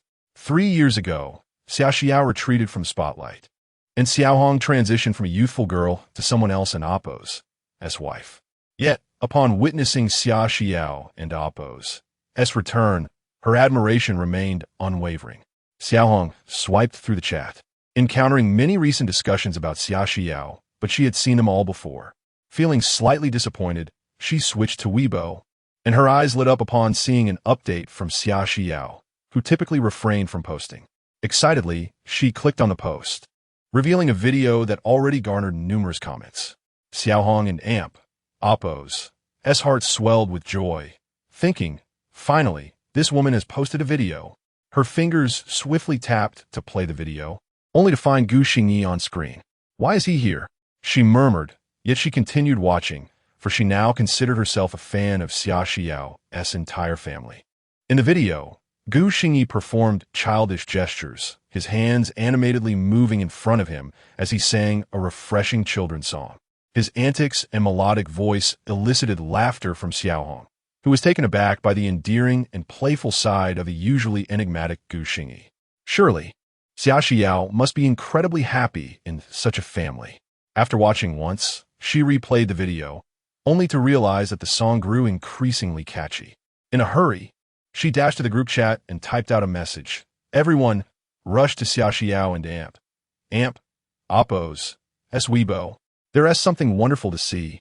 The chat fell silent for a moment before erupting with excitement. The usually quiet group leader is speaking up. What is this wonderful thing? Is it a photo of Xia Xiao? With a cheeky expression, you must be kidding. Xia Xiao has never even shared a casual photo since debuting. Curiosity piqued. I must see for myself. Only a fool would remain silent now. Don't you see most people have already stopped chatting? While the group buzzed, the online frenzy had only just begun. Many sharp-eyed individuals spotted the video and, after repeated viewings, fervently recommended it to family and friends. Check out Xia Xiao and Amp, Oppos, Weibo. Gu Xingyi is online, showcasing what it means to dig and dig. Incredible, I can't stop watching. As the word spread throughout the afternoon, everyone soon learned of Xia Xiao and Amp, Oppos, Weibo post featuring Gu Xingyi and Amp, Oppos, performance. Another children and Amp, Oppos, song. Many enthusiasts rushed to Xia Xiao and Amp, Oppos, Weibo, eager to witness the spectacle, reminiscing about the previous children song and its delightful charm. By 8 o'clock in the evening, Xia Xiao and Oppos' post had soared to the top of trending topics. It is well known that the comment section of netizens is often the most entertaining. The reactions beneath this post were even more captivating than the video itself. First listen, what is this? Second listen, in a little garden, digging and digging. Ha ha ha. I'm dying of laughter. You're telling me this is Gu Xingyi? His image is shattered. I can't take it anymore. I want to plant flowers too. Planting such large seeds to grow such big flowers. With a picture of Gu Xingyi dancing, in a small company, climbing and climbing, earning a meager salary, but too afraid to spend it. Help! My daughter is already singing along. Now I can't get digging and digging out of my head. Ahem, I'm different. My baby, over 500 months old, is captivated. The joy of having kids is something us single folks can't comprehend, as long as they're not little devils. Who dares to still claim Gu Xingyi is a violent man? I'm ready to argue. Which violent man is this charming? Digging and digging? I can't hold back. Let me laugh for a bit. You all keep digging. This simple children song unexpectedly became a wellspring of joy for netizens, and by 9 o'clock, it had officially topped the trending charts. Poor Gu Xingyi remained blissfully unaware of the commotion, relishing the joyful moments spent with family. At the very moment this Weibo post reached its peak, in a luxurious residence in a magical city, Ping sat forlornly sipping a drink, watching the viral post unfold. Not only had he lost his job, but he had also faced a scolding from Chengdi, along with reprimands from Chengdi's mother and sister. Ping believed he had done nothing wrong. Wasn't the entertainment industry always like this? Why was this time any different? Moreover, wasn't he at all for Chengdi's benefit? The more he thought about it, the more frustrated he became, resorting to alcohol for solace. It was then that he noticed Xia Xiao and Amp, Oppos, Weibo trending. Damn it, this is all Wu Fan's fault. The more he watched, the angrier he grew, and he smashed the bottle on the floor, convinced that if Wu Fan had penned a better song, this situation wouldn't have arisen. The truth was, had Wu Fan composed a song to rival Flower C, the mentor's votes would not have been questioned, and none of this turmoil would have occurred. Ping attributed all the blame to Wu Fan, promptly picking up the phone to call him. The call connected swiftly, and before Wu Fan could utter a word, Ping unleashed a torrent of fury upon him. Trash! It's all your fault. You dare to call yourself the godfather of music? You assure me this song would be flawless? I see you're just a decorative pillow. Pretty, but useless. Bah. Chapter 85. The Challenge?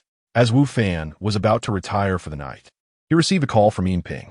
Before he could utter a word, he found himself bewildered and subjected to a torrent of insults from Ping. It was only after Ping and Amp, Oppos, As tirade subsided, that Wu Fan realized he had been berated by someone utterly ignorant, a person of little worth. The indignation bubbled within him, and with no desire to explain himself, he decisively ended the call and blocked Yinping. Engaging in conversation with such a person felt like a waste of breath. Sitting on the edge of his bed, Wu Fan stared at his phone, now unable to sleep. The more he pondered, the angrier he became, not merely at the insult, but at the fact that since Gu Xingyi's emergence, he had suffered 2 consecutive defeats at the hands of this newcomer. Now, even the number of people seeking collaborations with him had significantly dwindled, especially among singers who, when mentioning Wu Fan, invariably thought of Gu Xingyi first.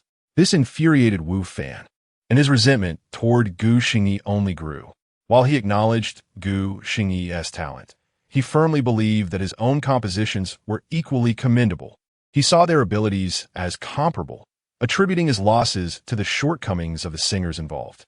In a fit of agitation, he opened his phone to check the latest happenings in the entertainment world, only to find a trending topic featuring a post by Xia Xiao. Narrowing his eyes, he muttered, "Not her again." It seemed that, at some point, the entertainment industry he once knew had vanished, replaced by a constant stream of news about Gu Xingyi and Xia Xiao. Frustrated, he clicked on the post. It contained a video showcasing the very source of his vexation. Gu Xingyi. Wu Fan listened silently as Gu Xingyi sang a Children and Oppos song, his brow furrowing deeper with each passing moment. After 2 listens, he angrily tossed his phone onto the bed. What a farce. Just seeking attention. How dare he release such a simple children's song? Wu Fan felt insulted. Something so trivial had climbed to the top of the trending charts. He could compose such a song with his eyes closed. Particularly galling was the pervasive sentiment online that after listening to Gu Xingyi's music, no one can enjoy other songs. Wu Fan perceived this as the utmost affront. As these thoughts swirled in his mind, his expression darkened. Suddenly, an idea struck him.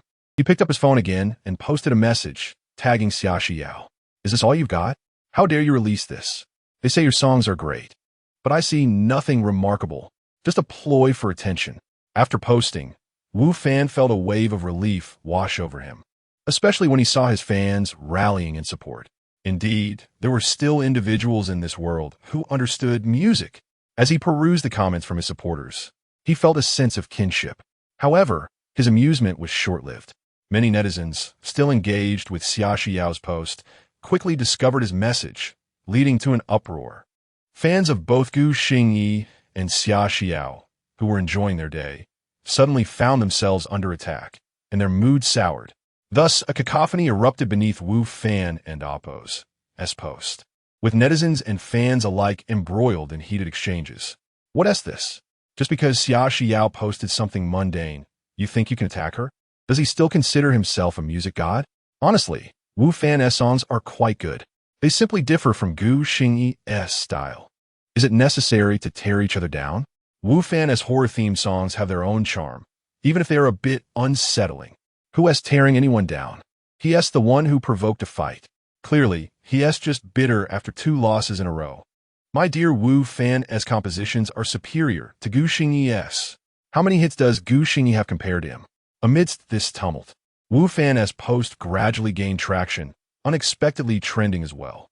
He keenly observed the live updates, and upon seeing his post ascend the trending charts, a sense of gloom lifted from his heart, restoring much of his former confidence. As for the skeptics, he vowed to let his talent speak for itself. His audacity in posting stemmed from the upcoming finals of the Xingyan, where the first round's theme was tragedy and horror, music he excelled in. Wu Fan smiled. He was no fool. If he dared to provoke, he was prepared for the consequences. Seizing the moment, he opened his post again and, riding the wave of attention, shared another message. I know my words may raise doubts, but I, Wu Fan, am unfazed. A good song is a good song, and it cannot be proven otherwise by mere gimmicks. Challenge me, Gu Xingyi, if you dare. Should I lose, I will relinquish the title of music god and apologize to Xia Xiao. But if I prevail, you must publicly concede that you are inferior to me, Wu Fan. With that, Wu Fan smirked, casting his phone aside, satisfied as he lay down. He knew this was tantamount to issuing a challenge. and he could easily predict that his post would quickly ascend the trending charts. And indeed, as Wu Fan anticipated, his second post caused a stir. A seasoned songwriter had formally challenged a rising star, a rare event in the entertainment industry. Numerous media outlets were abuzz, crafting headlines that emphasized urgency. Is a new king rising? Or will the old king continue his legacy? This provocative title quickly soared to the top of the trending list, with fans from both sides, as well as curious onlookers, eagerly awaiting the first round of the Xingyan finals. Meanwhile, in the bustling metropolis, within the luxurious artist department of Xingyan Entertainment, Miao Anjuan's assistant, Yu Ran, burst into her bedroom, phone in hand, exclaiming with excitement. Miao Anjuan, having just finished a day of vocal practice, rubbed her temples and sat up, slightly annoyed by her assistant's exuberance. What is the matter, Ran? Why the urgency? Yu Ran, momentarily distracted by her boss and Oppo's alluring appearance, swallowed hard. In her view, only Xia Xiao could rival Miao Anjuan and Oppo's beauty in the entertainment industry. Though their styles were strikingly different, Xia Xiao exuded a gentle elegance, while Miao Anjuan radiated fiery passion. Both captivated her. Noticing Yu Ran and Oppo's dazed expression, Miao Anjuan felt a headache coming on. Ran, she called, her voice rising slightly. Yu Ran snapped back to reality, recalling the important news she had to share. Jun, it's a major event. Look, she said, shoving her phone screen in Miao Anjuan's direction. With a resigned sigh, Miao Anjuan accepted the phone and began reading. After a moment, her brow furrowed as she pointed at the information displayed. Did I agree to use his song for the finals? I don't remember that. Chapter 86. Ambush the following morning. Gu Xingyan awoke, his body a symphony of aches, particularly his arm, which felt utterly numb. Glimpsing through bleary eyes, he discovered Xia Xiao had once again nestled into his embrace, clinging to him like an octopus. Little N, meanwhile, was sprawled haphazardly at the foot of the bed. Gu Xingyan was speechless. The mother and daughter and Oppo's sleeping postures were strikingly similar, both rather unrefined.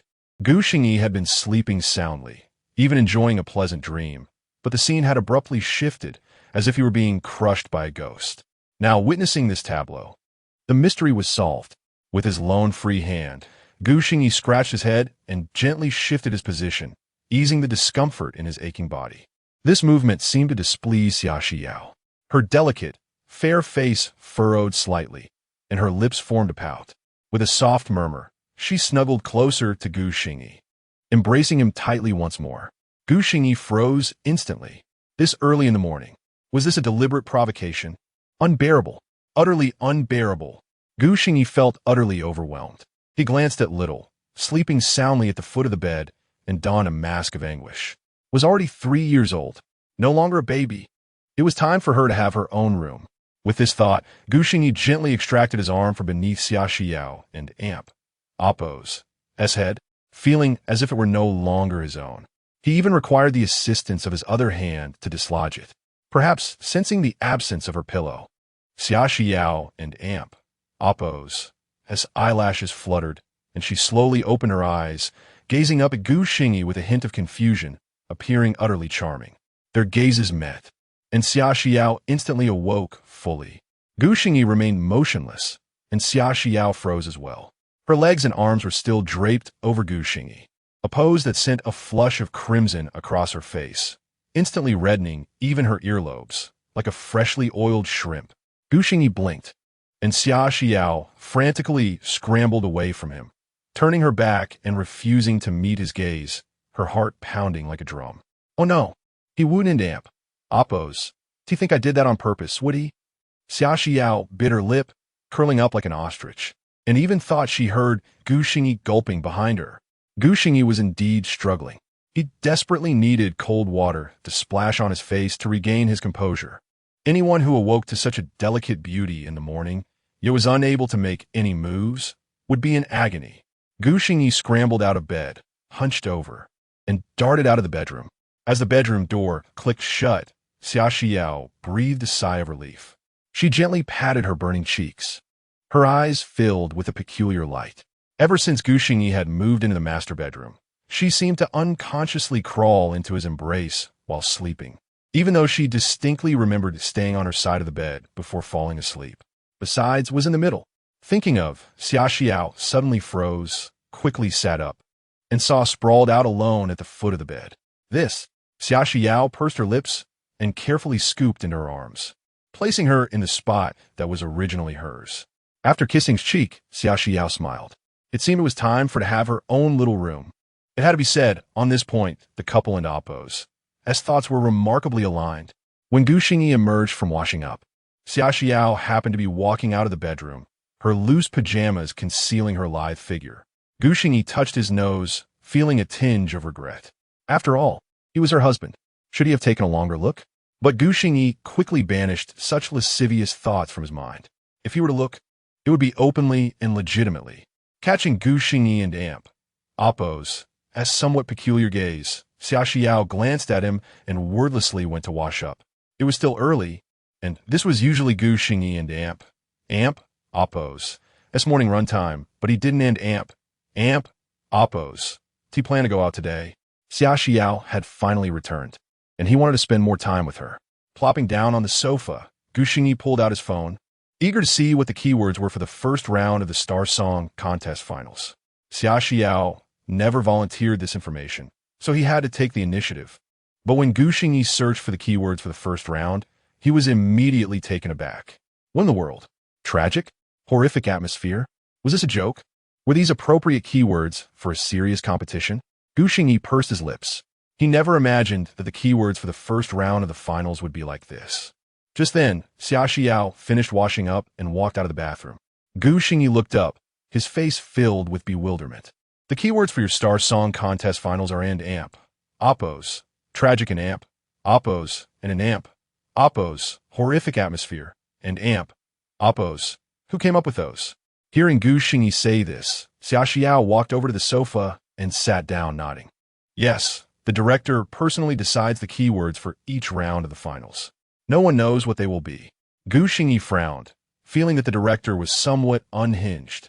If Ren Chao were to know what Gu Xingyi was thinking, he would cry. He didn't want this either, but this was his teacher's repeated request. And his teacher was a seasoned horror film director. The hardest thing to disobey was a teacher in Amp, Oppo's, his orders, especially in the eyes of the older generation, where a teacher was like a father. Ren Chao didn't want to disappoint his teacher. Besides, these types of songs, while not mainstream, could also test the skills of the lyricists and composers. Of course, Gu Xingyi didn't know any of this. Since the keywords were already set, he could only rack his brains to come up with something. He truly didn't and Oppo's. He listened to many songs of this genre. This was the first time Xia Xiao had seen Gu Xingyi furrow his brow while composing. It seemed that he also faced difficulties. Before, he had seemed to come up with those songs effortlessly. This gave her a great sense of reality. Xia Xiao reached out and gently smoothed his furrowed brow. Don't worry, Lin Oppo's. Let's work together, no matter what. As long as we have no regrets.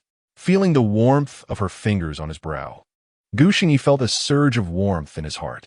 He looked up and saw Xia Xiao gazing at him earnestly and tenderly.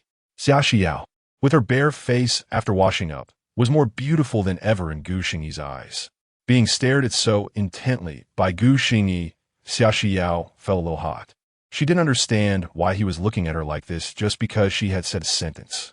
His gaze, besides admiration, seemed to want to devour her. Such a strange Gu Xingyi. However, the next moment, she didn't and Oppo's. Find it strange at all, because in her eyes, Gu Xingyi and Oppo's face suddenly drew near, until the warmth of his lips touched hers. Xia Xiao's eyes widened in surprise, blinking in disbelief. Was this a sneak attack? Gu Xingyi now fully understood that in front of his beloved wife, cold water to cool down was utter nonsense. Chapter 87. If you must fight, then fight after a prolonged silence. Xia Xiao and Oppo's lips parted, her body somewhat weakened as she leaned against the back of the sofa. She was still in a daze, unable to comprehend that Gu Xingyi had unexpectedly ambushed her, and for such an extended duration. It wasn't until she caught sight of Gu Xingyi gazing at her with lingering desire that she hastily covered her face with her hands. feeling so embarrassed that she wished to flee the scene. Gu Xingyi, reveling in this newfound delight, felt an immense joy swelling within him. Particularly, Xia Yao and Amp, Oppo's bashful demeanor only heightened his elation. He couldn't end Amp, Oppo's resist inching closer to her until their bodies were nearly touching. Ahem, we are husband and wife. Kissing is a vital expression of our marital affection. Gu Xingyi attempted to alleviate Xia Yao and Oppo's shyness, encouraging her to at least lower her hands from her face. To his surprise, Xia Yao reacted even more intensely, retreating 2 steps back and resolutely refusing to unveil herself. With his attempts yielding no fruit, Gu Xingyi could only gaze at Xia Yao with disappointment, feeling as though he hadn't and Oppo's yet had his fill of her kiss. If only it hadn't and Oppo's been his first time, lacking experience and not knowing when to breathe, he surely would not have let her off so easily. Gu Xingyi shamelessly edged closer again. Look, I and Oppo's am on my phone. I promise I wanted Oppo's do anything else. He brandished his phone before her, feigning deep concentration. Xia Yao peeked through her fingers and was met with his half-smiling face, which only intensified her embarrassment. She promptly pushed Gu Xingyi away and bolted back to her bedroom, closing the door with a decisive slam. Gu Xingyi chuckled at her retreating figure. Finally, he picked up his phone and began to ponder the matter of the song, with time on his hands. He decided to check Xia Yao and Oppo's Weibo. He recalled that Xia Yao intended to secretly post the video of Tao Lele on Weibo. As soon as he opened the app, he noticed his own familiar name trending. Oh, what a pity, Gu Xingyi thought, realizing that the video had sparked a flurry of discussion, potentially tarnishing his image. He carelessly clicked on a trending topic and soon discovered that matters were far more complicated than he had anticipated. What began as Xia Yao's seemingly ordinary Weibo post had escalated into a trending topic concerning a challenge. A challenge? And it involved him. As he scrolled through the trending topics, he gradually pieced together the events that had unfolded. It all stemmed from the children and Oppo's song featured in his video, which had drawn criticism, leading to this chaotic situation. But who was this Wu Fan, and why was he targeting him? Gu Xingyi was baffled. He had never even met Wu Fan, so why was he being attacked? What was worse, Wu Fan had even tagged Xia Yao, inciting Gu Xingyi's protective instincts as a devoted husband. Though Gu Xingyi had a Weibo account, he had long forgotten about it, much less his fans. He had primarily used Douyin. This was his first venture in a Weibo, where his fans were typically engaged in Xia Yao and Oppo's posts. Upon accessing his Weibo profile, Gu Xingyi deleted all the absurd dance videos he had previously uploaded until the page was entirely blank, before crafting a new post. With a click, he sent it off, tagging Wu Fan. If you wish to fight, then let the battle commence. Music guru? Huh. Just a few succinct words, yet they were laced with disdain. Gu Xingyi finished his post, nodding in satisfaction. This was professionalism. He truly believed that he could be taken lightly, concise, and pointed. The concluding ha was the perfect flourish. Quite splendid indeed. After completing this, Gu Xingyi stretched and cast aside the matter. It was still early, and many netizens were likely still lost in slumber, unaware of the unfolding drama. Even Wu Fan, who had stayed up late the previous night, was oblivious to Gu Xingyi's retort. By 9 a.m., as Gu Xingyi and Oppo's family enjoyed breakfast, most people had risen for the day. Being the weekend, they habitually sat in bed fiddling with their phones and checking the previous night and Oppo's trending topics, only to discover Gu Xingyi and Oppo's response. Their once drowsy eyes suddenly sparkled with excitement. More gossip to indulge in. Netizens eagerly clicked on the post, and upon reading Gu Xingyi and Oppo's simple response, they became fully alert. Oh, Gu Xingyi has some fire in him, they exclaimed, expressing their approval. Soon, netizens flooded in to comment, particularly fans of both Gu Xingyi and Xia Yao, who rallied behind him upon witnessing his dismissive tone and words. By 11 a.m., Wu Fan, having just awakened, grabbed his phone and stumbled upon this trending Weibo post. Reading Gu Xingyi's audacious words, he chuckled coldly. Confident that the type of song for this competition was his forte, he was certain he could trample Gu Xingyi underfoot. The thought filled him with secret glee. It was fortunate that Gu Xingyi had accepted the challenge. Had he declined, Wu Fan would have been at a loss. Now, after this battle, all the attention Gu Xingyi had garnered would be seized by him, restoring him to his former status as the exalted music guru. In high spirits, Wu Fan hastily made calls to set things in motion, now only awaiting approval from Xingyan Entertainment. He was utterly confident they would accept his song. After all, he had the talent, and previously, entertainment companies had sought him out for his compositions. Now he was offering his songs familiar compositions at that. Refusal would be absurd. If only Gu Xingyi could hear Wu Fan and Amp Oppo's as thoughts, he would surely burst into laughter. This poor soul had no clue what he was up against. At 1 p.m., Xingyan Entertainment replied, agreeing to Wu Fan and Oppo's self-recommendation. A former lyricist and composer offering a free song? They would be foolish to decline.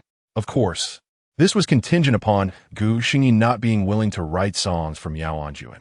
Should Gu Xingyi express such an inclination, they would not hesitate to dismiss Wu Fan without a second thought.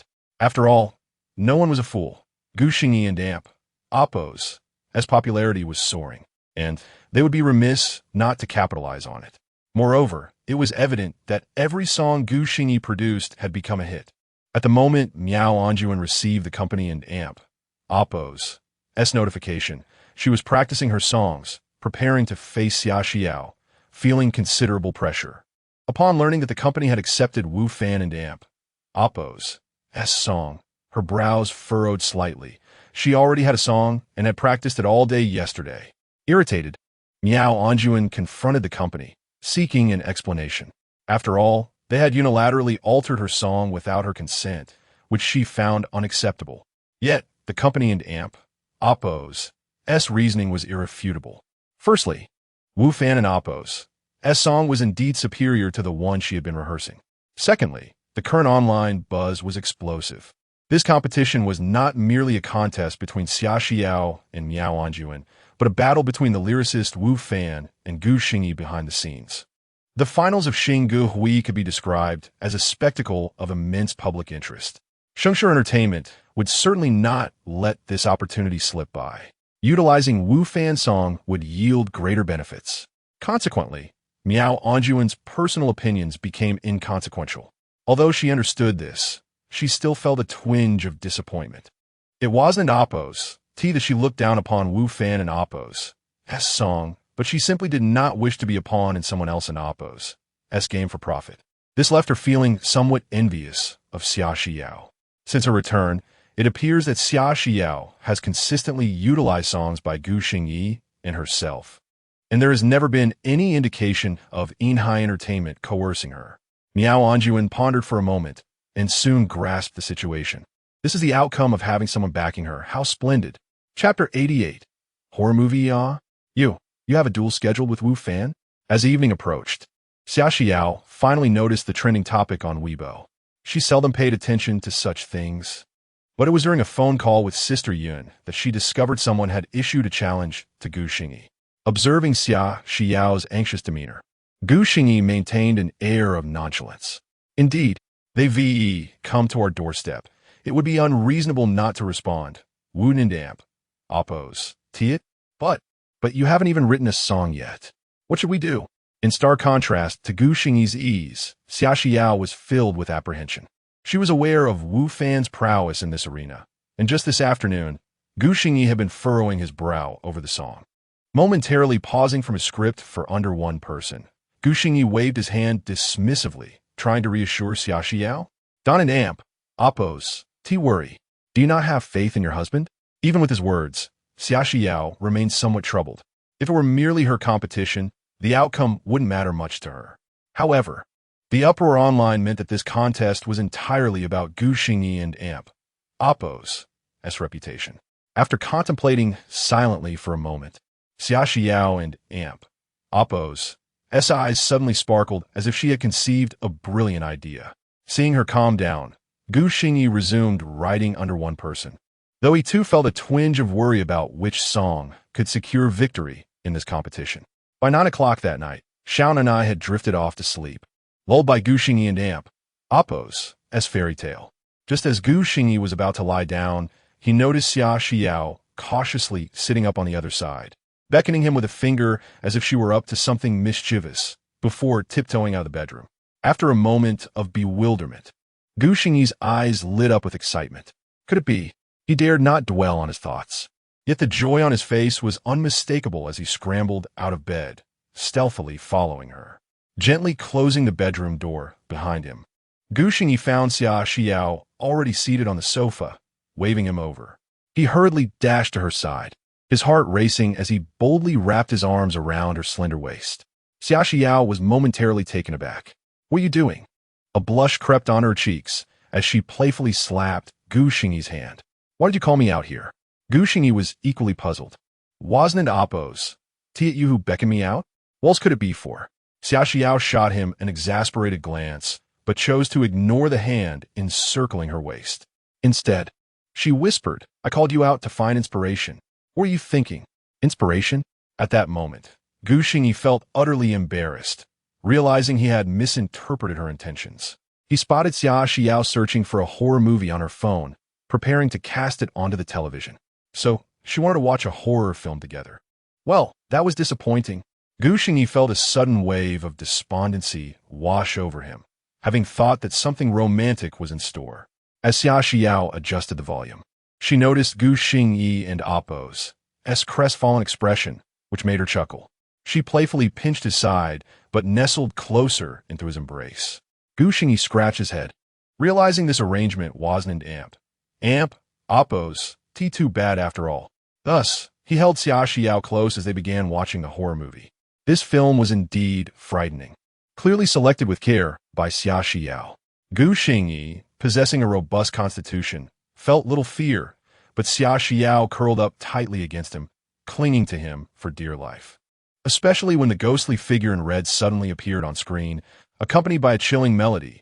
Xia Xiao buried her face in Gu Xingyi and Oppos' chest, too terrified to watch any longer. Gu Xingyi gently patted her back, offering reassurance. "It and Oppos, all fake. Just a movie. If you and Oppos, re-scared, we can stop watching." However, Xia Xiao nestled deeper into his embrace, shaking her head. Her voice quivered, almost on the verge of tears. "No, I want to keep watching. It's just this part that's scary. It will be over soon." Gu Xingyi chuckled, deciding not to press further as he returned his gaze to the screen. Suddenly inspired himself. On the television, the ghostly figure in red, weeping blood, wore a sorrowful smile, as her form vanished only to reappear in a close-up. She was covered by a red veil, beneath which lay a trail of blood. At that moment, Xia Xiao peeked again, and her in upon awakening. Xia Xiao found the day already dawning. Gu Xingyi had risen at an indiscernible hour, leaving only the tender, pliant form of Xiao Nai in her embrace. Though she distinctly recalled slumbering within Gu Xingyi and Oppos' arms the prior night, it seemed he had transferred Nai to her care upon arising. A blush crept across Xia Xiao's visage as recollections of the previous evening surfaced. She could scarcely believe that the one clinging so tenaciously to Gu Xingyi was indeed herself. When had she become so audacious? A subtle curve graced Xia Xiao and Oppos' lips. This sensation, it seemed, was rather agreeable. After bestowing a kiss upon Nai and Oppos' cherubic cheek, Xia Xiao arose and tiptoed from the boudoir. The tantalizing aroma of victuals wafted from the kitchen as she pushed open the door. She detected the scent of steamed eggs. "Awake, are we? Go wash your face, then we and Oppos' rouse Nai for breakfast," Gu Xingyi remarked with a smile, emerging from the kitchen with a dish in hand.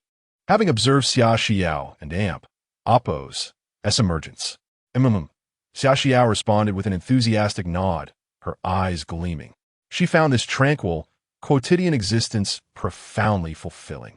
Indeed, breakfast featured steamed eggs. "Xia Nai va Oppos' et favot fei." She devoured them with her diminutive spoon, seemingly as delighted as if it were her inaugural experience with the dish. Her eyes crinkling into crescent moons. Xia Xiao vividly recalled the unadulterated joy Nai had evinced upon first tasting Gu Xingyi and Oppos' steamed eggs. The mere thought brought tears to her eyes, tears of elation. She gazed upon Gu Xingyi, tenderly feeding Nai Nai, and a gentle wave of happiness surged within her. Post-refection, Gu Xingyi commenced washing the dishes while Xia Xiao assisted, her gaze fixed upon him. She mused that he was increasingly embodying the archetype of a stay-at-home husband. "Oh, wait. I almost forgot the matter at hand," Gu Xingyi exclaimed, having just placed the utensils in their designated spots. He lifted his gaze, beheld Xia Xiao's adoring stare, and then spoke abruptly. Xia Xiao's reverie was shattered by Gu Xingyi's words.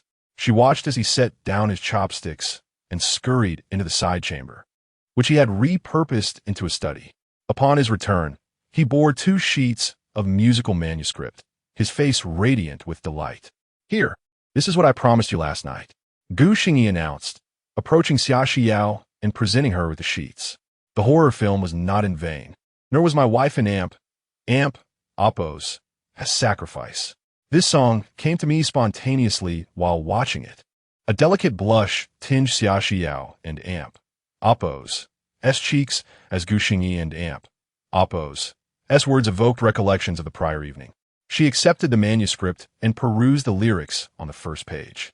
The title consisted of solitary character, double happiness. Xia Xiao was taken aback. She struggled to comprehend how the concept of double happiness could be associated with tragic elements and a macabre atmosphere. She continued reading. The 18th day of the first month. An auspicious day, the sedan ascends bearing crimson attire, each stitch a grievance hastily sewn. After only a cursory glance, goose flesh erupted across Xia Xiao's skin. The 18th day of the first month? An auspicious day? Every Chinese person knew that the 18th day of the first month was inauspicious for weddings, a day for funerals and mourning. Yet the lyrics proclaimed it an auspicious day. Xia Xiao inhaled sharply, her mind conjuring the image of the red-clad female specter from the previous night.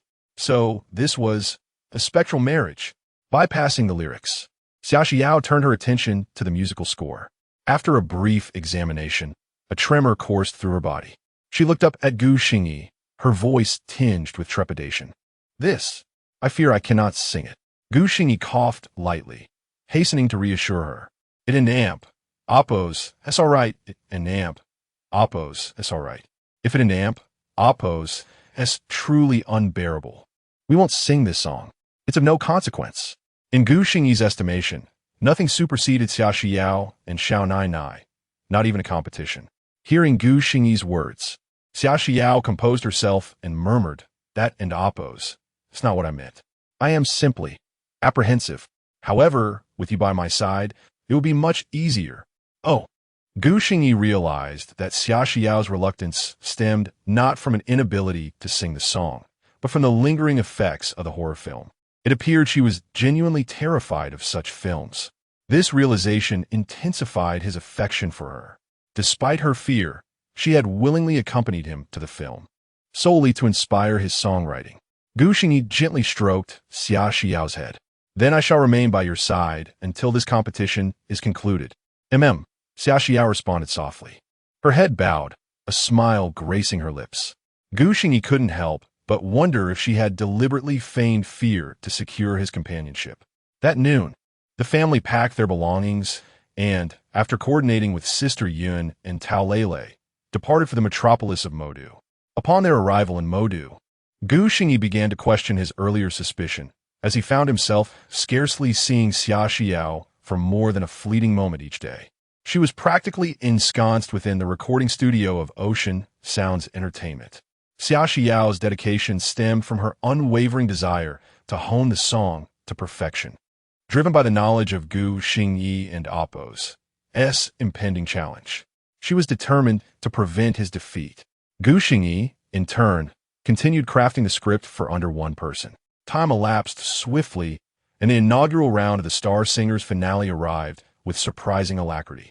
This particular finale generated unprecedented buzz, owing to the addition of 2 esteemed veteran mentors and the highly anticipated showdown between the music mogul Wu Fan and Gu Xingyi. The event was a veritable cornucopia of talking points. Were it not for the fervor engendered by these elements, the finale might have languished in obscurity. Given the nature of the competition, Rin Xiao was immensely grateful that he had heeded his teacher and Appo's counsel, an act that had unexpectedly yielded the fortuitous clash between Wu Fan and Gu Xingyi. As for whom he favored, he unequivocally hoped for Gu Xingyi and Appo's triumph. Though he harbored some trepidation, primarily due to Gu Xingyi and Appo's lack of experience in composing this specific genre of music. At 8 p.m., the Modu Gymnasium opened its doors. Serpentine queues formed, each attendee bearing an expression of eager anticipation, gradually making their way into the arena. Gu Xingyi was among these throngs, his head bowed, his face concealed by a mask, scarcely daring to look up, for he observed that numerous spectators were brandishing fan signs bearing his name. Xiao Nai had remained at the apartment, under the care of Sister Yun. By 9:30 p.m., all attendees had been seated and the competition officially commenced. A majestic throne, befitting a champion, ascended from the stage, adjacent to a resplendent crystal microphone. The host, Chun Shui and Appo's gracefully traversed the red carpet, her smile radiant as she addressed the audience. Welcome, everyone, to the Star Singers finale. I am your host, Chun Shui and Appo's After several rounds of fierce eliminations, Star Singers has finally reached its climactic finale. Let us first extend our congratulations to our contestants, Xia Xiao and Miao Anjuan. These two individuals have persevered through numerous trials to reach this championship stage.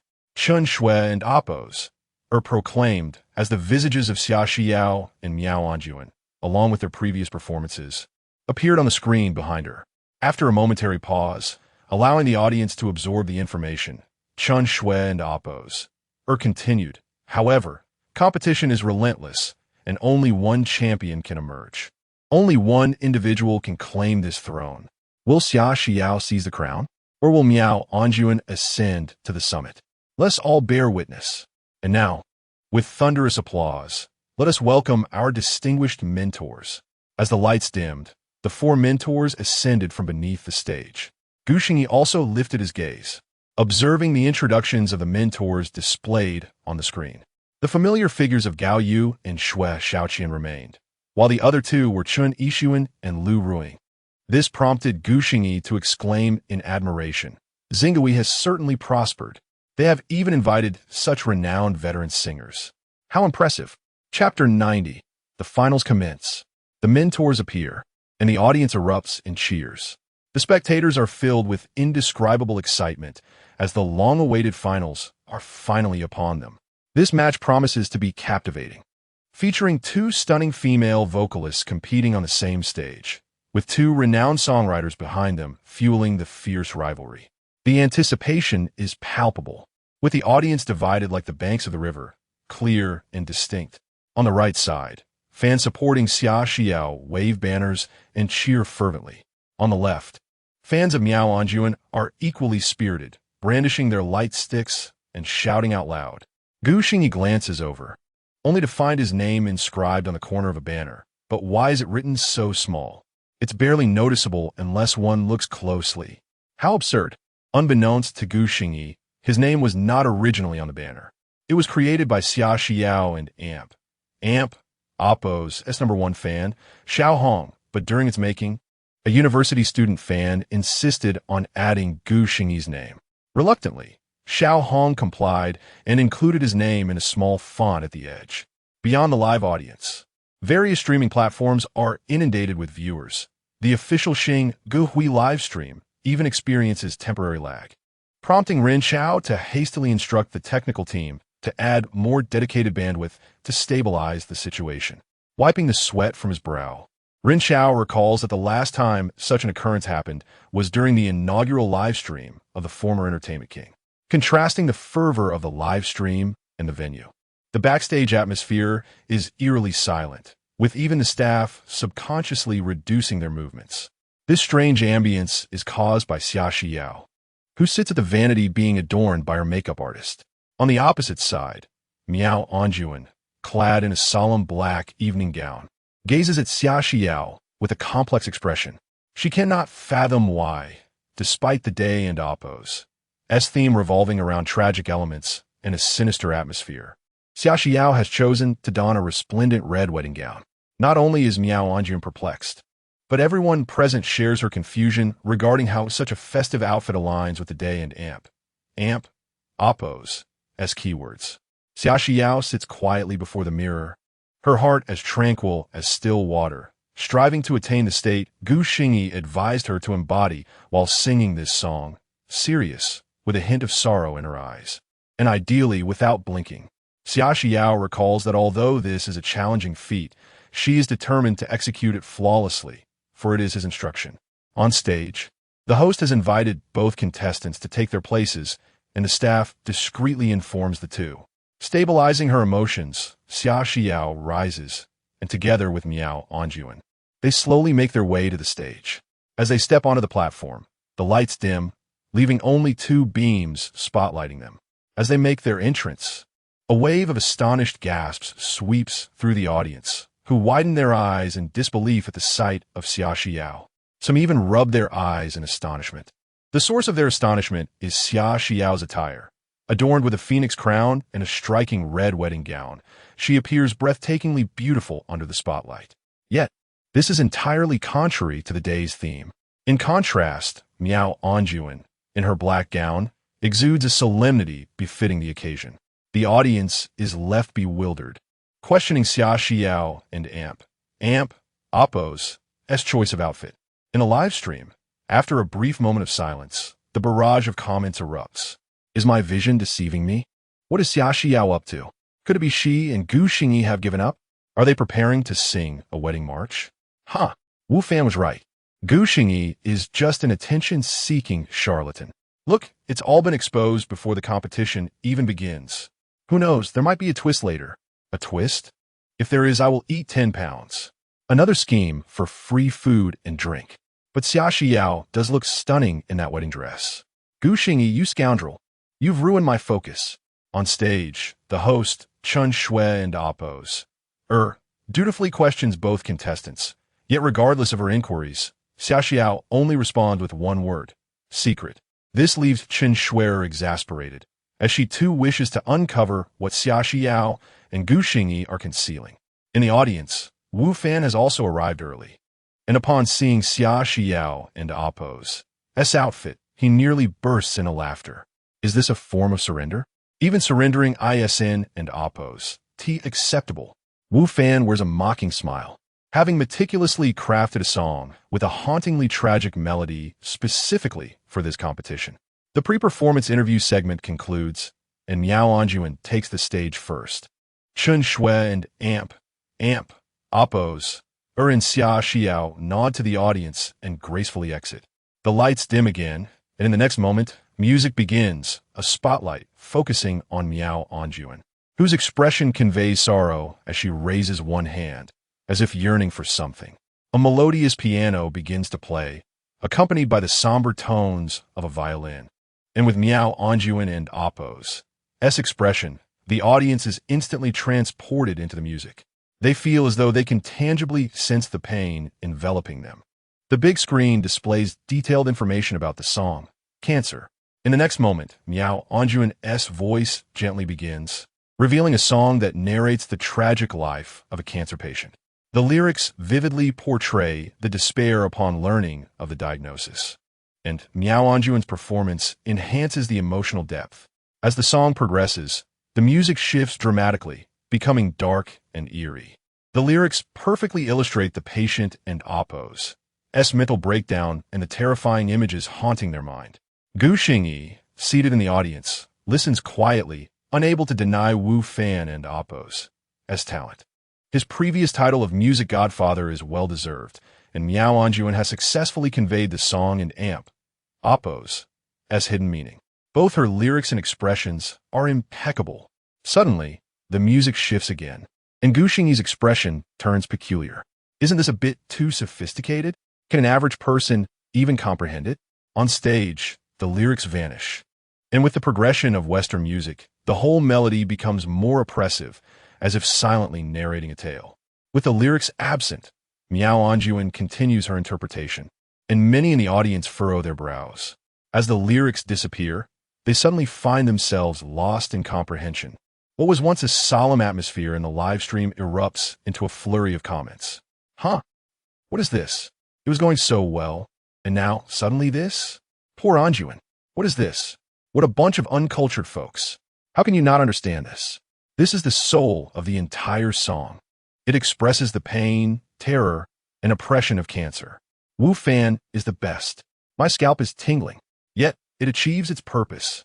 At least it could serve as the theme for a horror film. This is the allure of Western music. How can the uneducated comprehend it? Huh? Yes, yes. You are right. I am just a lowly dog unworthy of such understanding. At this moment, Wu Fan has closed his eyes, immersing himself in the music. He adores this segment, feeling it is a stroke of genius. This is true artistry. Chapter 91, Joy. Until the music concluded, Miao Anjuan gradually descended from the stage. While the online discourse remained fervent, some asserted that the latter part of the song was a misstep, while others contended that it reached a sublime peak at that moment. Regardless of the multitude of opinions, the audience found themselves in an impasse.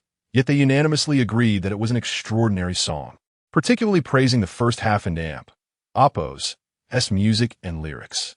Furthermore, the background music ingeniously incorporated Western elements, prompting many connoisseurs of Western music to extol Wu Fan and amp, Oppo's expertise. Amidst the audience's varied reactions, the competition continued. The stage lights dimmed to complete darkness, and under a solitary spotlight, Xia Xiao glided gracefully onto the stage. In the spotlight, her expression starkly contrasted with her attire. Adorned in a joyous wedding gown, her face reflected a hollow, desolate sorrow. Especially striking were her usually vibrant almond-shaped eyes, now devoid of life as they gazed vacantly ahead. She stood there, silent and still, radiating an eerie atmosphere that stirred an indescribable unease within the audience. Without music or prelude, the spectators collectively held their breath in a profound silence. The large screen at the back gradually illuminated the title of the song, Double Happiness, sung by Xia Xiao, with both lyrics and composition by Gu Xingyan. Upon seeing the title, both the live audience and those in the streaming room were left in bewilderment. Was this truly the character for happiness? Their confusion stemmed not from ignorance, but from disbelief at why such a title would appear at this moment. Only Gu Xingyan, observing Xia Xiao on stage, took a deep breath. Her expression was so poignant that it sent shivers down his spine. The original song Double Happiness by Gu Dongxi had sparked widespread debate upon its release, leaving countless listeners unnerved.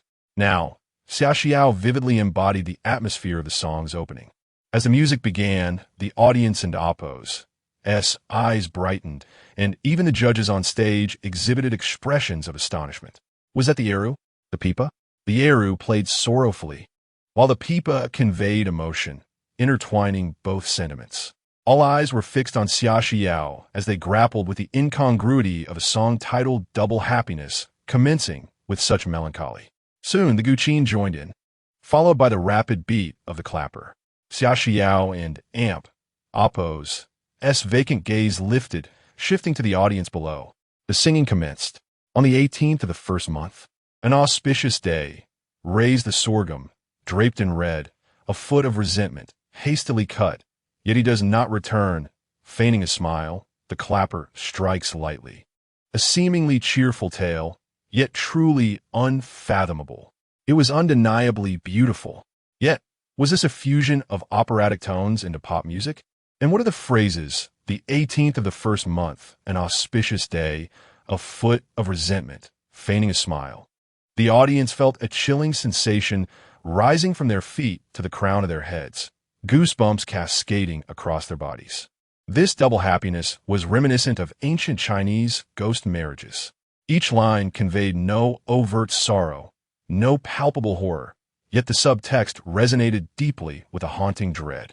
A terror uniquely comprehensible to the Chinese. The amalgamation of folk music and customs, alongside the theme of ghost marriages, was utterly spine-chilling. The live stream erupted with reaction, differing from a live audience who could only stifle their feelings. Oh my! The moment the song began, I felt the cabinet behind me shift. Not at this hour. Please. No. This was the true terror lurking within the hearts of the Chinese. I'm currently huddled under my blanket listening. Woe is me. I've discreetly retracted my feet from the edge of the bed. How can you terrify us like this? Are we not to enjoy ourselves anymore? The song is magnificent, but I can't vouch for the artist. This double happiness left me feeling icy, my body tingling, my limbs weak, my joints aching, my scalp prickling, and my vision dimming. The upstairs audience articulated their fright with such elegance.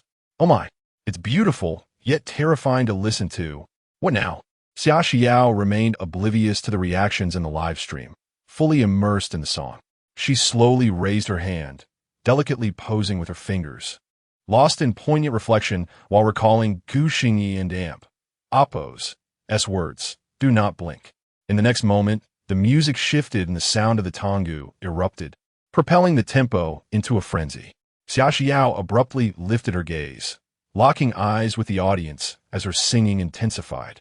Listen at the hour of the rabbit. 3 miles away, the rhythm of galloping hooves rises, cutting through the sorrow that gentleman laughs. Pondering for ages, all the audience members were unable to suppress their gulps. Gripped by fear, even Gu Xingyi shivered involuntarily, astonished by how Xia Xiao could evoke such a sensation as if she had personally experienced it. Terrifying.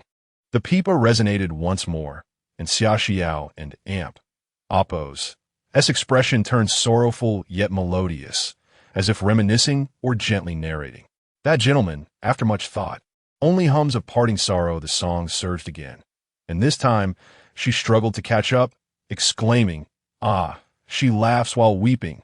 Can you imagine how she laughs while weeping? Weeping while laughing? In the next heartbeat, the sound of the suona blared triumphantly, infusing the atmosphere with exuberant music that exploded in everyone and Appo's ears, perfectly harmonizing with the wedding chapel lyrics in the background, shaking the hearts of all present. The suona and Appo's cry heralded fortune. It was either ascension or a wedding. The very moment the suona sounded, Wu Fan widened his eyes in disbelief. Gu Xingyi, how dared he? Using this raucous instrument, what gave him the right? Wu Fan panicked, completely unhinged. It is widely acknowledged that there is no soul that the eru cannot summon, nor spirit that the suona cannot disperse. This song melded the eru and suona. No Western instrument could replicate the suona and Amp, Appo's unique sound. It was over. Wu Fan and Amp, Appo's nails dug deep into his flesh. This song was not merely exceptional in lyrics and composition, but also seamlessly wove in various folk elements. Enhanced by the fusion of operatic tones with contemporary music, an absolute explosion of creativity. The title Double Happiness belied its mournful essence, while the lyrics concealed profound horrors. Not only was Wu Fan rattled, but the entire livestream audience shared in the trepidation. Hey, Xia Xiao, please blink. They pleaded. Ha! She doesn't even need to blink. The audience upstairs had lost their minds. I'm close to it myself. Gu Xingyi, you rascal. Art can possess a spirit, but must not bear the hall of mourning. Wait, is this the wedding hall? It's beautiful to the core, yet slightly unsettling. Look at my goosebumps. They stand on end like needles. Goodness. Xia Xiao, why won't you blink? I beg you. Don't make me question if you've emerged from the underworld to promote this. Suddenly, envy for Gu Xingyi dissipated. Alone in the dark at 10:30 at night. Under the blankets, brothers, can you relate? However, regardless of the audience and Amp, Appo's pleas in the live stream, Xia Xiao and Amp, Appo's voice continued to resonate. It penetrated their blankets, filling their ears, as if the entire room were enveloped in her sound. At this moment, Xia Xiao had forgotten her fear, wholly immersed in the song. He spoke from the heart. Without promises, how could one be carefree? On the 18th of the first month, this auspicious day, Chapter 92, the most beautiful ghost bride on the 18th day of the first lunar month, an auspicious date. The melodious voice of Xia Xiao gradually came to a close, while the vibrant sound of the suona faded softly into the background. The festive music seemed to descend from the heavens, yet the audience was acutely aware that this was not an occasion for celebration. A profound silence enveloped the spectators, as a gentle wave of sorrow surged from their hearts. If the initial notes of the Suona had instilled a sense of dread, the concluding strains, harmonizing with the jubilant music, evoked a sense of tragic despair. It was a lament for the ignorance of the ancients, a living person wed to a deceased one, all at such a tender age. Particularly poignant was the subtle expression on Xia Xiao's face, her slightly furrowed brow, and the air of helplessness that surrounded her, coupled with her unblinking eyes. These sensations transported the audience into the hall, rendering them witnesses to this horrifying sorrow. The barrage of comments in the live stream dwindled alongside the music, with only a sparse few expressing their reflections. The most beautiful ghost bride, indeed. Every smile and frown resonated with sorrow. Every sigh and lament echoed the cycle of life. This was the true essence of a magnificent song, immersing one in its depths while leaving a lasting aftertaste. The moment the Suona sounded, I knew this song was exceptional. Xia Xiao was simply remarkable.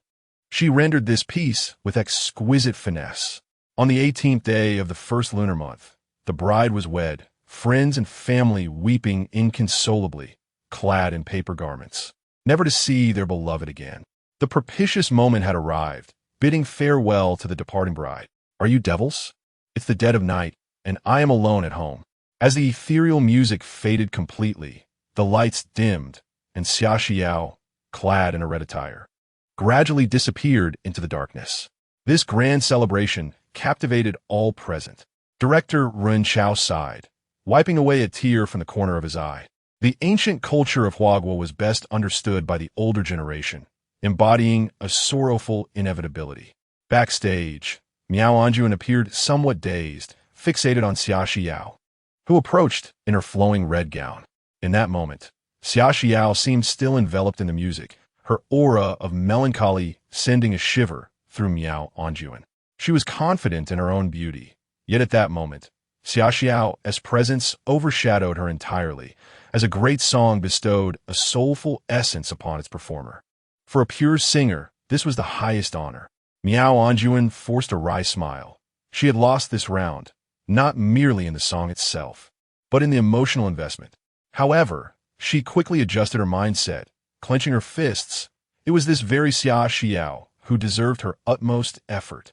She believed in her own capabilities and was resolute that she would sing even better.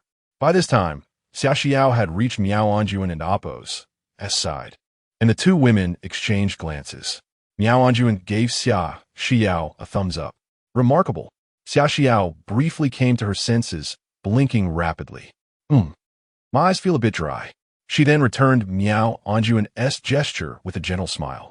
You sang wonderfully as well. Miao Anjuan paused momentarily before joining in a smile.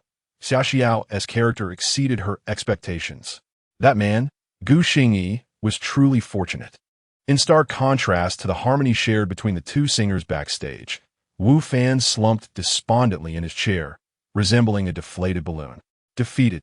Even though the voting segment had yet to commence, he already sensed his loss.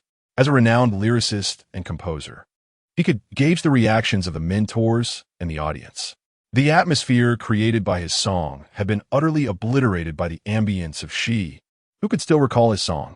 Even Wu Fan himself found his mind echoing with the sounds of the Suona and the festive melodies. Among myriad instruments, the Suona reigned supreme. Whether in ascendance or in nuptial rites, its resonance was unparalleled.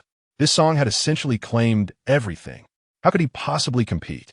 Wu Fan shrank further into his chair, feeling both disheartened and frustrated. He was disheartened by the realization that he seemed truly inferior to Gu Xingyi, yet frustrated by the notion that Gu Xingyi had played unfairly. Utilizing the Suona felt like cheating. At that moment, the stage lights illuminated brightly, pulling everyone from the reverie of the dreamlike wedding back to reality. The host, Chun Shuer, gracefully emerged in a white gown, microphone in hand, gazing out at the still, somewhat bewildered audience. After a brief pause, she exclaimed, I never anticipated hearing such uniquely contrasting songs on this stage. The dazzling sparks ignited by the collision of Western and traditional music. Two distinct songs, yet both exuding a similar charm. Let us warmly welcome our two contestants. The audience, as if awakening from a deep slumber, erupted into enthusiastic applause. It was exquisite, truly breathtaking. They had anticipated an exhilarating finale, but never expected it to be this spectacular. At this moment, they felt their ticket to the event was more than worthwhile. As Xia Xiao and Miao Anjuan stepped onto the stage amidst the applause, their mere presence side by side captivated the spectators, who silently marveled at the sight of such enchanting sisterly beauty. Even Qin Shui'er, standing alongside them, felt a twinge of pressure. Next came the mentor voting segment. Let us invite the mentors to share their evaluations and cast their votes. Qin Shui'er spoke rapidly, redirecting the audience and Oppo's attention to the mentors, while the camera reluctantly shifted focus. The finale of Xingyan Hui was markedly more formal than previous competitions, with an added segment for mentor commentary. Each mentor was to provide feedback before casting their votes. The camera focused on Gao Yu, who regarded Xia Xiao and Miao Anjuan on stage with a conflicted expression. To be honest, voting in the finals is quite challenging. Both performances were outstanding in my view. Regrettably, this is a competition. If it were not, I would undoubtedly vote for both of you. Allow me to share my personal impressions. First, Miao Anjuan, you sang beautifully. Your vocal skills and stage presence are top-notch. Now, regarding your song, it may be difficult for many to grasp its essence towards the end, but from a professional standpoint, the latter part of the music represents a sublime elevation, perfectly capturing the suppressed feelings of someone enduring pain. Now, on to Xia Xiao. I can only describe her performance as flawless. Her vocal technique is impeccable. The stage interpretation is exquisite, drawing the audience into the song and Oppo's profound atmosphere, leaving one yearning for more. Especially during the moment when the suona and her voice coalesced. I was covered in goosebumps. I am genuinely curious about what kind of genius Gu Xingyi is to have composed such a song. Thus, my vote goes to Xia Xiao. As for Miao Anjuan, I must say it is not your fault. The songs themselves differ fundamentally. One resonates with the masses, while the other can only be appreciated by specialists at its conclusion, which inherently creates a disparity. Gao Yu provided a professional critique of both performances